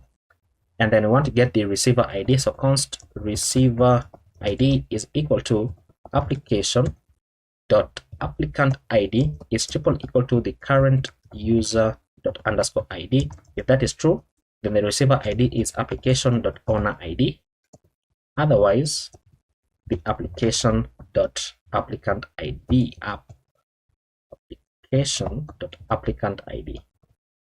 like so. And then we're going to say set is loading to true, so that now we can have our try catch block to send the actual message in convex. So let's paste this out. So for the try, we're simply going to say await send message. Open this up. This takes in the application ID as selected application. It takes in the sender ID as current user dot underscore ID, and then takes in the receiver ID as well, and then takes in the content as new message. So when you type it in, dot trim, so that it removes the last space if you have it a space by default, or by accident rather. And then set new message, so reset it. Once you send a message, then you want to reset the input. And then for the catch console dot error, and then pass in error sending message, then attach the error at the end of it. And then toast dot error is going to say failed to send message. And then for our finally block, we're going to say set is loading to false, just like that. Fantastic. Now below this, we're going to say if there is no current user. So if there is no current user, then simply return our loading spinner. So loading spinner, just like that. And then we can finally begin to build out our actual return. So let's jump into notification right here and copy this div. So we're going to copy which div? I think this one. So copy this, and then here we're going to return a div with a class name of padding all round of 6, and then paste this in. But now this is not going to say notifications, it's going to say messages. And then the text here is going to say communicate with other users about adoptions. Now below this div, we're going to have another div. So we're going to return a div with a class name of grid and h-screen, and then grid-columns-1, gap of 6, and then on large screens grid-columns-4. And then inside this, we're going to show the applications list. So you're going to have the card component here with a class name of large screens call-span-1. Close it out, and then card header, and then card title with a class name of flex and items-center. And then the card title is going to show the message circle icon with a class name of margin right of 2 and size -5. Close it out. And then this is going to say conversations. just like that. And then below card header, we're going to have card content. Card content is going to have a class name of padding all round of 0, 0. And then inside card content, we're going to have a div with a class name of max height -96, and then space on the space on the y of 2, and then overflow on the y of auto, so that it introduces a scroll bar once the maximum height is reached. And then inside this, we want to map over all applications. So all applications dot length is greater than 0. If that is true, then we're going to do something, and then if it is false, we're also going to do something. But if it is true, then we want to say all applications dot map, and then for every application that we get back, then we want to go ahead and return a button here, the HTML button with the key of application dot underscore ID. And then on click, we're going to call our inline function here called set selected application, and pass in the application dot underscore ID, just like that. And then the class name for this is going to be dynamic. So let's open this up and pass in our backticks. So this is going to say width dash full, and then border dash bottom, and then padding all around of 4, and then text dash left, and then transition dash colors, and then on hover bg gray dash 50, and then $ curly bracket. We want to check if the selected application is triple equal to the application dot underscore ID. If that is true, then we want to apply a class name of border orange dash 200 and bg orange dash 50. And otherwise, we don't want to apply any class names. So probably even a better way for this is probably just to have this as double ampersand, and that should be okay. And then close this out, and then close out the button. Okay, what am I doing wrong? Oh, that's the wrong thing. Okay, that's the wrong place. That should be here. There we go. Now inside the button, we're going to have a div with a class name of flex, and the items as center, and then space on the x of 3, space on the x of 3. So, and then we're going to have the avatar component. This is going to have a class name of size dash 8. Close it out, and then we're going to have avatar fallback. Avatar fallback is going to be showing the user icon with a class name of size dash 4. Close it out. Below the avatar, we're going to have a div with a class name of main width dash 0, and then flex dash 1. And then inside this div, we're going to have a paragraph with the class name of truncate, and then text dash sm, and then font dash medium. And then inside this paragraph, we're going to say application question mark dot owner ID. Give me the drop down. Okay, question mark dot name. And then below this paragraph, we're going to have another paragraph with the class name of text dash extra small and text dash gray dash 500. And then inside this, we want to check for the application dot applicant ID is triple equal to the current user dot underscore ID. If that is true, then we're going to say your application. Otherwise, we're going to say application received, just like that. And then we're going to go below this div. We're going to have a badge here with the variant of secondary and a class name of text dash extra small. Close it out. And then this is going to say the application dot status, just like that. And then for our else statement here, we're going to return a div with a class name of padding all around of 4, text dash center, and then text dash gray dash 500.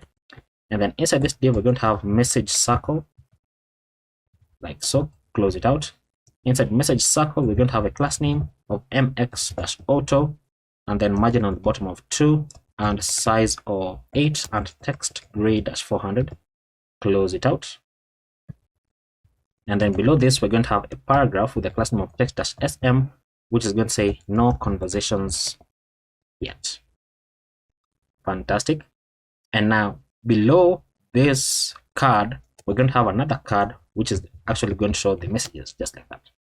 So we're going to create a card here with a class name of on large screens column dash span dash 2. Close it out. And then we want to check if selected application is true. If it is true, we're going to turn a fragment here, and then if it is not true, we're going to do something else. So inside this fragment, we're going to show the card header.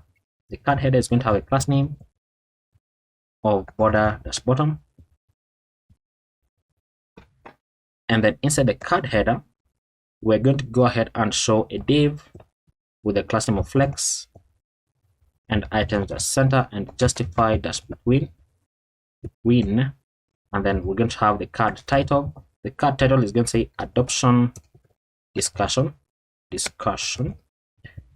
And then below the card title, we're going to have a button here with a variant. Variant is equal to outline, and then the size is equal to small. And then this is going to be showing the download icon, so download. And then the class name here is going to say margin right of 2, and then size -4, and then close it out. And then the text is going to say download PDF. So in this case, I did not implement this because it was also hard and I couldn't get it to work. I wanted to upload a PDF which would have like an adoption application kind of form, so that when you click on this, you download that form. So that is the intention for this, but I could not get it to work. Now we're going to go below the card header. We're going to have card content. Card content is going to have a class name of flex and height-full, and then flex-column, and then padding all around of 0. Close it out. And then now we're going to have our messages list. What's that? We're going to have a messages list. So messages list. So below this, we're going to have a div with a class name of max height-96, and then flex-1 and space on the y of 4, and overflow-y-auto, and then padding all around of 4. And then inside this div, we want to check if messages exists and the messages.length is greater than 0. If that is true, we want to do something, and if it is false, we also want to do something. So for the true part, we want to say messages.map, and then for every message that we get back, then we're going to go ahead and return a div with a key of message._id, and then a class name here which is going to be dynamic, so flex, and then $curly bracket. We want to check if the message.sender ID is triple equal to the current user._id. If that is true, then we want to justify-end, and then if it is false, then you want to justify-start. So basically, it's going to align your messages to the right and then align the other person's messages to the left. And then let's close this out, close out that div. And then now within this div, we're going to have another div, and this other div is also going to have some dynamic class names. So curly brackets, and then open that up. Max width -extra small, rounded -large, rounded -large, padding on the x of 4, padding on the y of 2. On large screens, max width -md, and then $curly bracket. We want to check for message.sender ID is triple equal to the current user._id. If that is true, then we want to apply bg-orange-range-500, and then text-white.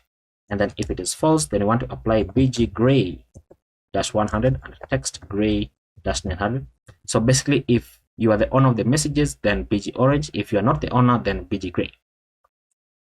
Now inside this div, we're going to have a paragraph here, the class name of text-sm, and this is going to say message.content. And then below this paragraph, we're going to have another paragraph which is going to have some dynamic class names. So paragraph class name, open this up, and we're going to say margin top of 1, and then text-extra small, and then $curly bracket, message.sender ID is triple equal to the current user._id. If that is true, text orange-100, not 500, and otherwise text gray-500. And then inside this, we're simply going to go ahead and show new date, and then pass in message.created@, and then .to local date, local time string. This should show the time, not the date. Time string like so. Now for our else statement right here, we're going to go ahead and return a div with a class name of padding on the y of 8, and then text-center, and then text gray-500. And then inside this div, we're going to show the message circle icon. So message circle. And did we create this somewhere else so that we can just copy paste it? I think this one, you can copy this, paste it on the bottom right here. So message circle, the class names are the same, but now the paragraph is going to say no messages yet, start the conversation, exclamation. Now let's remove the text sm from here, we don't need it right there. And then let's see which error do we have. We have an error where, why? This is the button, right? Do we have the closing button? Oh, it's right here. But what is this? What is this? Oops, that's an issue. And oh, you know what? It's because this should not be here. That should not be there. That's better. So no messages yet. And then now, let's save this so that it formats properly. And before we miss it, we need to go below this div right here. We're going to have a div which is going to be a ref for the messages end ref. And remember that the messages end ref is basically just to smooth scroll you to the latest message. And then now we're going to go below this. We are going to build the message input. Now probably we should have an error on the screen. If we're on the messages page, we should get an error because we don't have the convex functions. Now for the messages input, we're going to have a div with the class name of border dash top, and then padding all around the 4, and this should be 4. And I do realize that I said in a previous video that it doesn't make sense for us to build the entire UI first without having the convex functions, but surprisingly this is working. I did not expect it to work. But what I wanted to say is that particularly for this, I wanted to build out the UI first and then just like show everything at once as if like a surprise. So let's see. So no conversations yet. And then now we need to build out the messages UI. So actually, in order to test this out, then we need to have an application that has been accepted. So let's go into applications here. And then on the received applications, let's say view details and then accept application. Oh no, we did not test this out. What is this? .pat. Oh, I misspelled that. So applications, you probably caught that. So pat, this should have an H, so patch. Save that. And then as it is reloading, let's continue building out our messages input. So right here, we're going to have a form which is going to be calling an on submit called handle send message. Close it out. The class name for this is going to say flex and then space on the x of 2. And this function exists, right? Does it? Handle send message. Okay, there we go. It wasn't highlighting. I was wondering whether we created it. So inside here, we're going to have an input. The value for this input is going to be the new message. And then on change, we're going to be calling e, where we're going to say set new message into e.target.value. Just like that. The placeholder is going to say type your message ... and then the disabled state is going to be dependent on the is loading, just like that. Close it out. Below this, we're going to have the button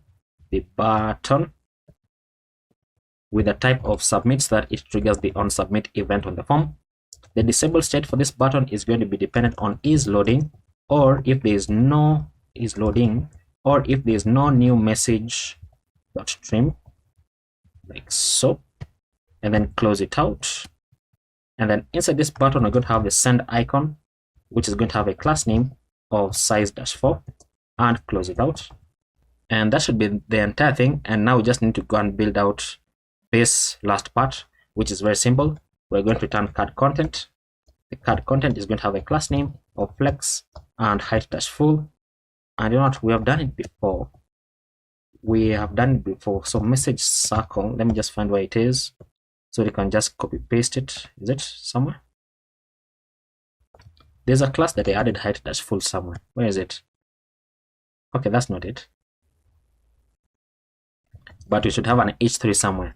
I'm so determined to copy this until I don't want to type it out. Anyway, let's just type it out. So height dash full, and then items dash center, and then justify dash center.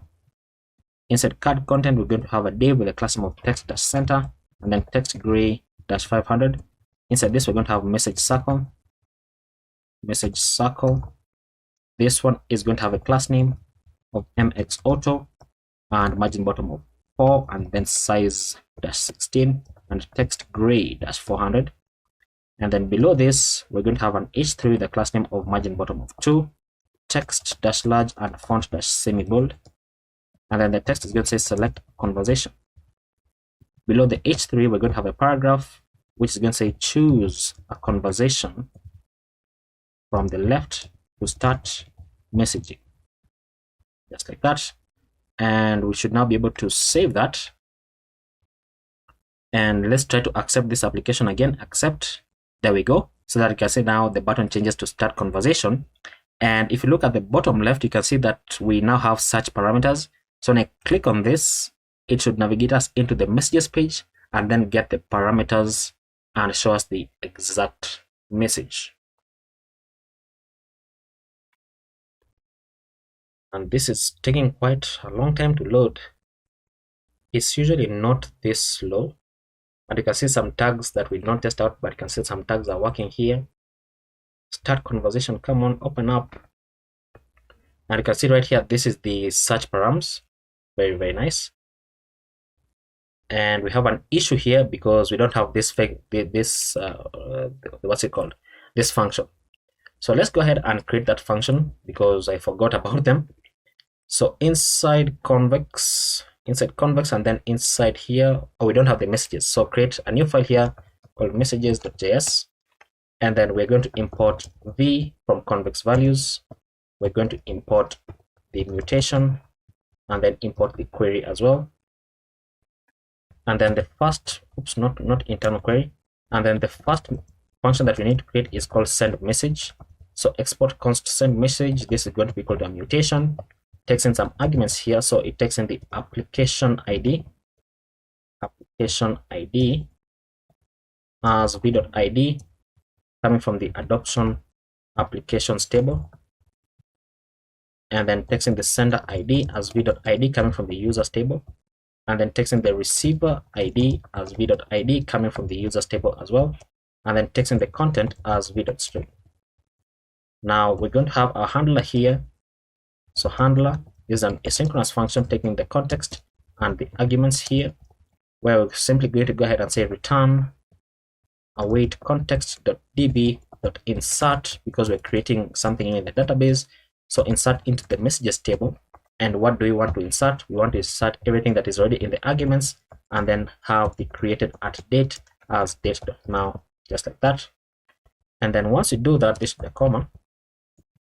The second function that you need to create is called export const get messages by application, which is basically the one that is giving us the error here.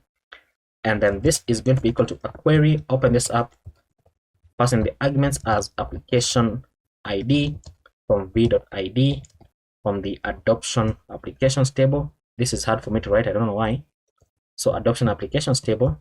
And then for the handler function here, asynchronous context arguments. And we're going to go ahead and say return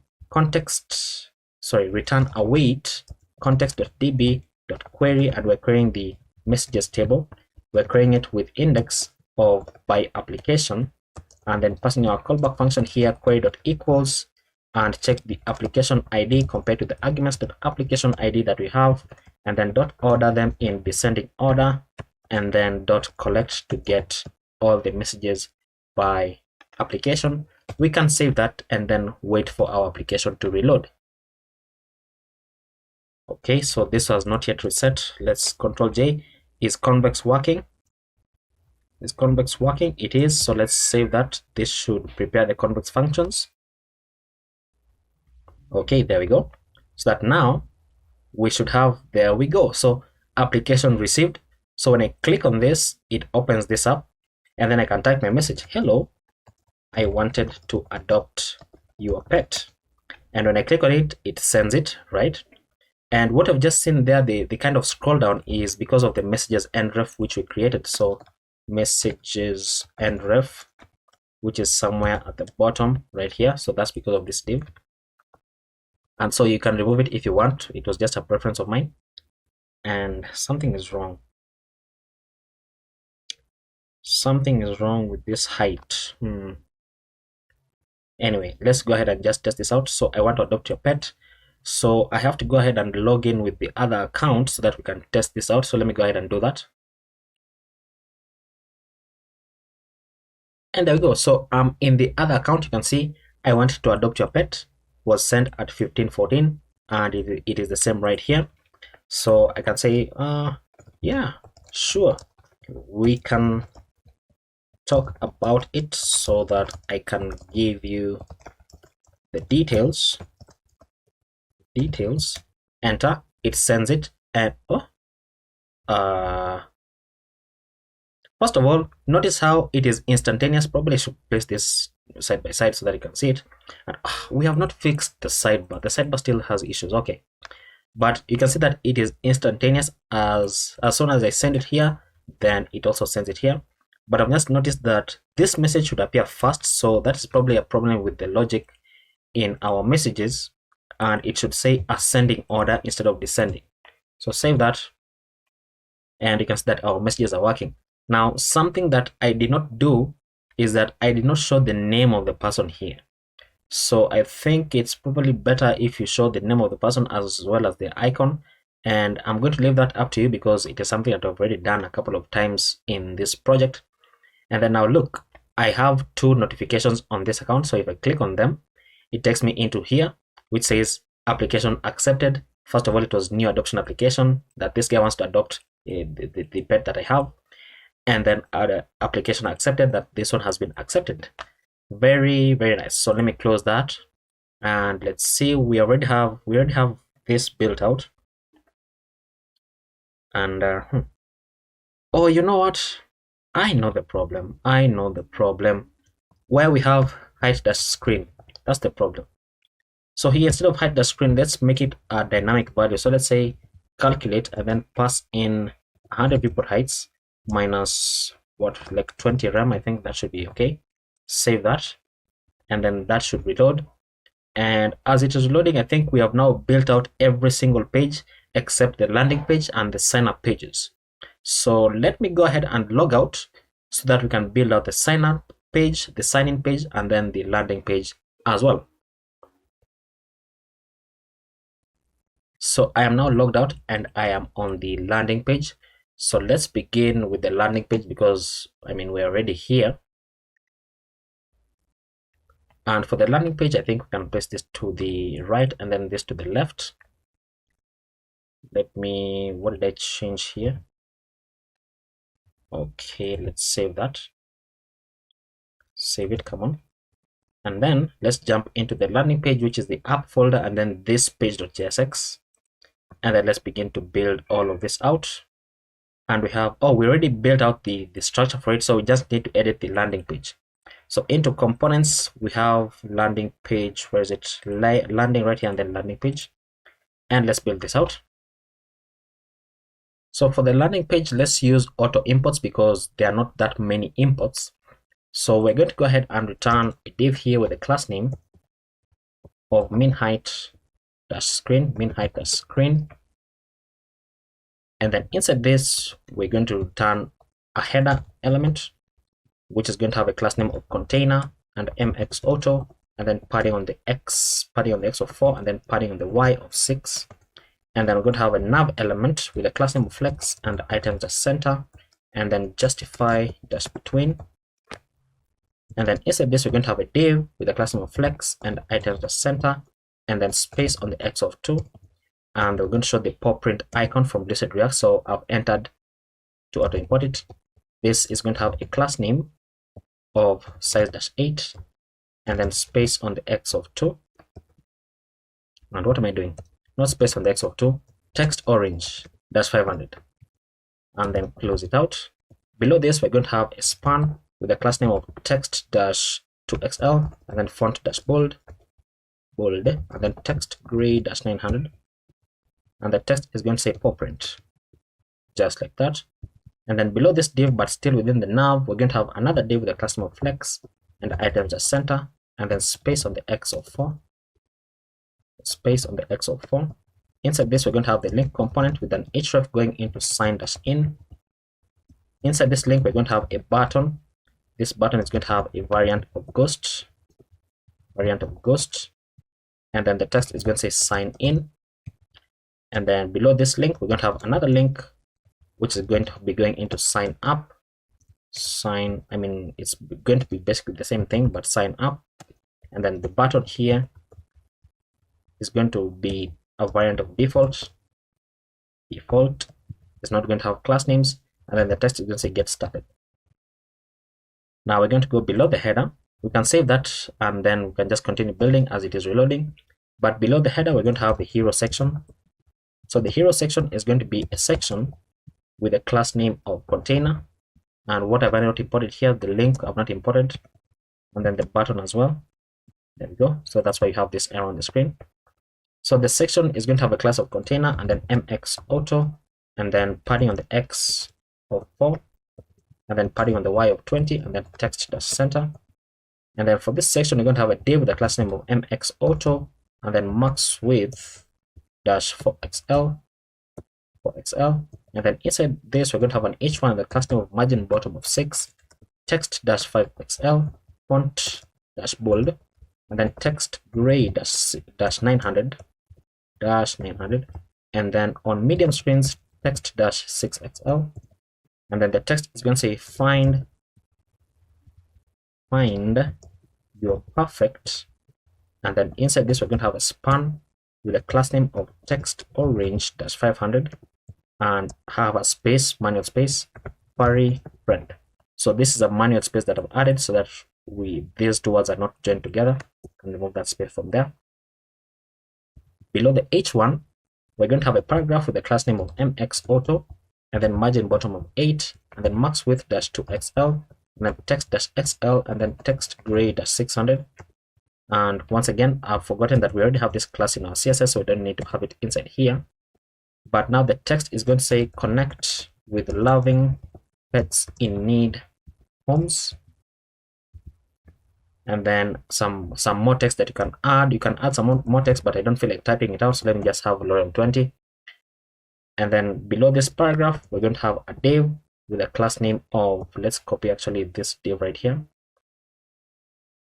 Copy this div, paste it here. Now it's going to be a class name of flex, and then flex dash column, and then justify dash center, and then give it a gap of 4. And then on small screens, we're going to say flex dash row, and we don't need the space on the x of 4. But this link is going into sign in. The button variant is going to have a size of large. Size is equal to large. It loaded for all that time just to fail. Annoying. Now the variant for this one is now going to say default as well. And then the text is going to say start adopting. And then this second one is going into sign in, or rather sign up. It's still okay. The size for this is going to say large also, and then the button text is going to say list a pet, just like that. And we can save that, and hopefully this behaves and reloads properly. Now as it is reloading, let's go ahead and build out another section here with a class name of container and mx auto, and then padding on the x of 4, and then padding on the y of 20. Insert this, and there we go. Looks much better, as you can see. Okay, why isn't the class name of flexron applying? It's not applying even here. That's annoying. That's very annoying. Anyway, inside this section, we're going to have a div with a class name of margin bottom of 16 and text dash center, and then an h2 with a class name of margin bottom of 4, and then text dash 3xl and font dash bold, and then text gray dash 900. And then on medium screens, text dash 4xl, and then the text is say why choose paw print question mark. Below the h2, we're going to have a paragraph with a class name of mx auto, and then max width dash 2xl, and then text dash xl, and then text. I mean, we don't need the color. And then let's just have lorem 20 once again, just because I don't feel like typing it out. And then below this div, we're going to have another div with a class name of grid, and then gap-8, and then on medium screens grid-column-2, and then on large screens grid-columns-3. And then inside here we're going to have a card component with a class name equals to border-none, and then shadow-large, and then transition-shadow, and then on hover shadow-xl. Inside this we're going to have card header. Inside card header we're going to have a div with a class name of margin bottom of 4, and then flex, and then size-12, and then items-center, and justify-center, and rounded-large, and then bg orange-100. Inside this we're going to have the paw print icon, with the class name size-6, and then text orange-500, and then close it out. Below this div we're going to have card title, which we are importing from components by card. Did I import this? Control spacebar, enter to auto import. Control spacebar right here as well, enter to auto import it. The card title is going to say smart matching, and then below the card title we're going to have card description. Enter once again to auto import it. We're going to say lorem 20 once again because I don't feel like typing it out. And then let's copy this card. Copy 1. This one is now going to say BG blue, so highlight both of them, BG blue. This text, the card title is going to say verified profiles, and then the lorem can remain the same, so text blue, but now the icon is going to change into the user's icon. Enter to auto import it. Below this card we're going to have another card. Just make sure that I've not messed up anything, but this other card is now going to say green, and then the icon is going to be the shield icon from Lucid React, so not shield off but shield icon, so shield, enter. And then the text here is going to say safe and secure, and then a fourth one here, copy it downwards. This one is now going to say purple, so purple. The icon here is going to say message circle, enter to auto import it. And then the title is going to say direct communication, and then another card, so copy paste it downwards, highlight this two, indigo. This one is going to show the home icon, so home icon, not that one but home icon, like so. And then the title is going to say post adoption support, so post adoption support, just like that. And then I think this should be the last card, paste it down. This one is now going to say pink, so highlight pink. The icon is the award icon, enter. And then this one is going to say success stories, just like that. And then now we can go below this section. We're going to create another section with the class name of bg-orange-500 with the class name of padding y20, and then text-white. And this is not a div, sorry, but a section, really section, like so. So inside this section we're going to have a div with the class name of container, then mx-auto, and then padding on the x of 4, and then text-center, and then an h2 with the class name of margin bottom of 4, text-3xl, font-bold, and then on large screens or on medium screens text-4xl. And then the text is going to say ready to find your new best friend, question mark. Below the h2 we're going to have a paragraph with the class name of mx-auto, margin bottom 8, max width -2xl, and then text-xl, and then opacity -90. We're going to say lorem 20 once again, just because I'm that lazy right now. And then we're going to have a link component with an href going into /sign-in, sign in.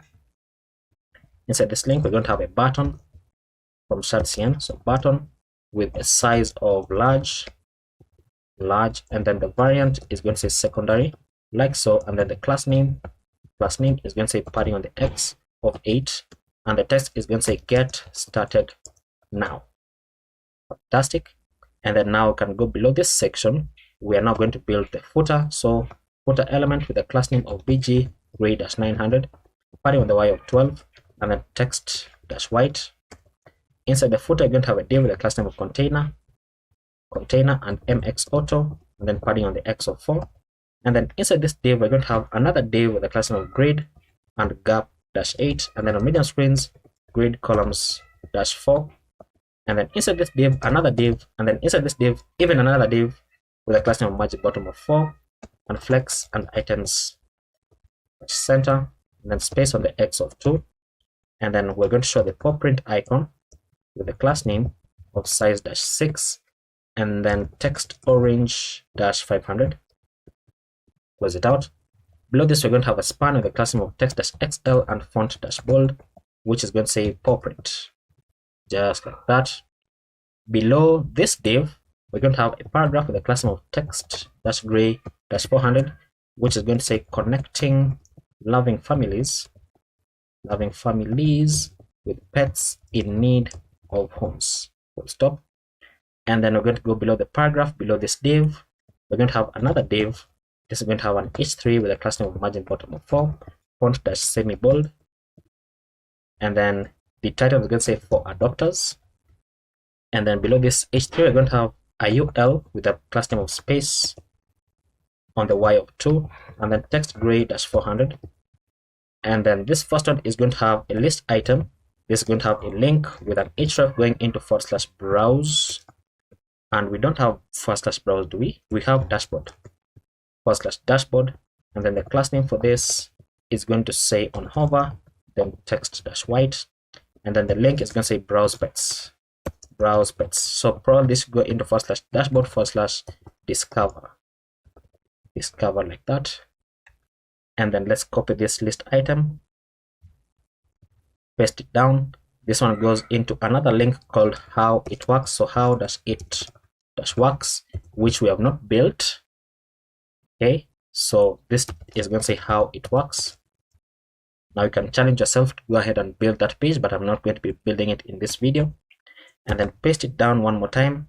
This one goes into the /adoption-guide. Once again, we don't have this page. I can challenge you to build it, or you can challenge yourself to build it. This one is going to say adoption guide, like so. And then we can copy this entire div, which ends here. So copy and paste it down. Now this one is going to say for pet owners, and basically it's going to remain the same except for the links here. So this one is going to be going into /dashboard /add-pet, and this is going to say list a pet. The second one is going to be going into resources. Once again, we don't have that page. You can challenge yourself to build it. So resources, and then next is success stories. So success stories. The text is going to say success stories, and then we can go below this UL, and then below two divs. And then we're going to have a div with the class name of margin top of 8, border dash top, and then border dash gray dash 800, and then padding top on 8, and then text dash center, and then text gray dash 400. We're going to have a paragraph here that says ampersand copy, so copyright, and then we're going to pass in new date, like so, new date. Open this up, dot get full year, like so, and then we're going to render out a print, and then say all rights reserved. Full stop. We can save that, and it looks very, very nice. Let's see how it looks on large screens.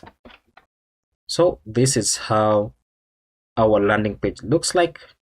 Not the best looking landing page, but it does the work for us. And yeah, probably I should move this to the center or add something else here at the end, but it works. So as it is still loading the sign-in page, I do want to mention that probably you're going to get that in the repository, which is linked in the description right below the subscribe button. You're going to find that I changed this text into something more meaningful. So just take note of that. I was doing it for the video because I've been recording for over 5 hours now and I'm quite tired.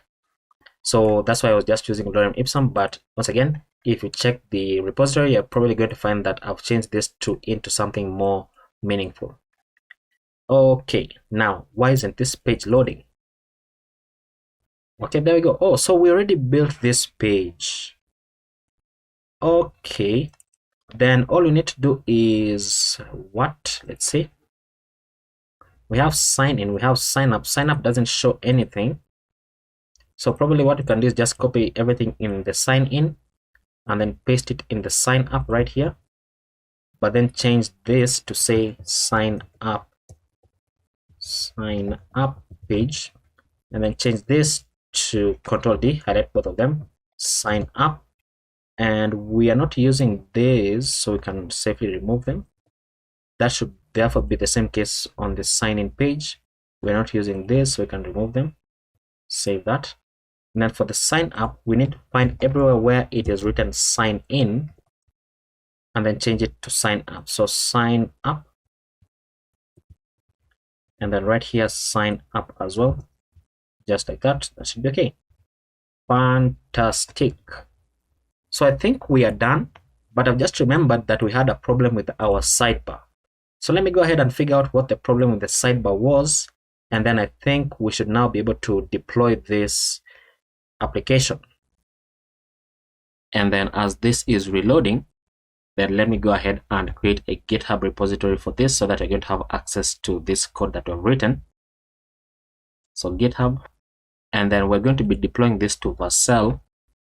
So let's go ahead and open up Vercel as well. And then we can clear our terminal. And then let's go ahead and do this. Let's create a new repository. And then in this repository, let's go ahead and create a new repository, rather on GitHub. What am I even saying? So let's go ahead and say popprint, I think -yt is going to be an appropriate name.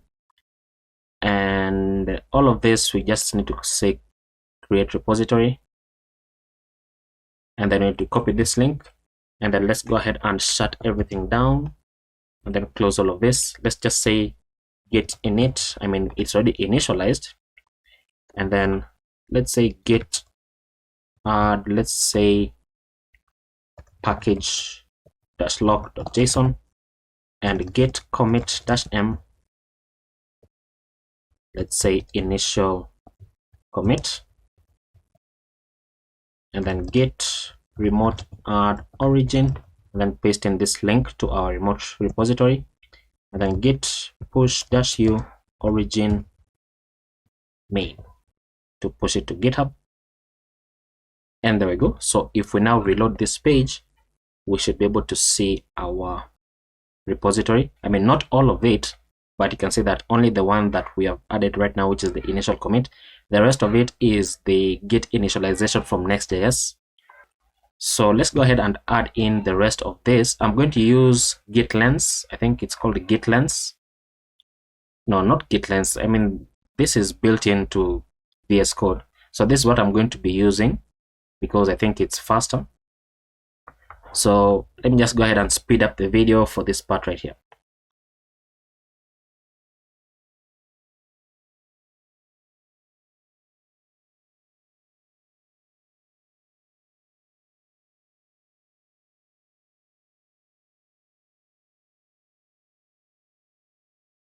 Okay, now that I've finished adding all this, I'm simply going to click on synchronize changes, which is going to push all of this into my remote repository. So I'm just waiting for it. And there we go. And then now if I reload this page, you will notice that now we have everything about our application right here. Now next, I want to go into Vercel, and then I want to go ahead and add a new project. And the project that I'm going to add is this one that is called popprint that I've just added right now. So waiting for it. So import this one. And the name, I'm just going to say TsbSankara-popprint-yt. That is going to be its name. And this is very important. So I'm going to copy it. And then I note before copying it, I need to jump into the .env local file. And inside the .env local file, is there anything we're changing? Oh, there's nothing. Okay. So I simply need to go ahead and copy the data inside the .env local file. And then inside the environment variables, I'm going to paste it inside here, which is going to select the key value pairs, as you can see right there. Very, very nice. And I think with that, we should be able to just go ahead and click on deploy. And if we don't have any errors in our application, then we should be good to go. So let's just wait for it to finish. And there we go. So it has successfully deployed. Now we just need to go ahead and test it out. So let's say continue to dashboard. And let's go ahead and just click on this. We can click on this link or visit right there. And it should take us into this page. And let's see. Fantastic. Would you look at that? Look at that.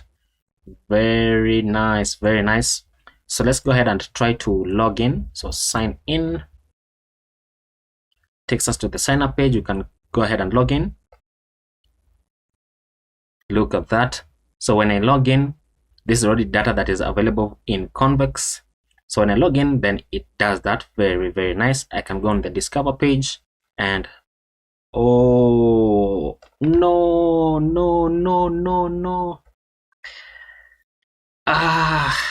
Discovered another bug. Just discovered another bug. I'll give you 2 guesses as to what bug that is. Well, I guess I have to now spend my time figuring out why it's not showing as expected. I mean, I already know the reason why it's not showing. It's because in the sidebar, when we click on a link right here, we're also calling the on close. That's why it disappears. That's so annoying.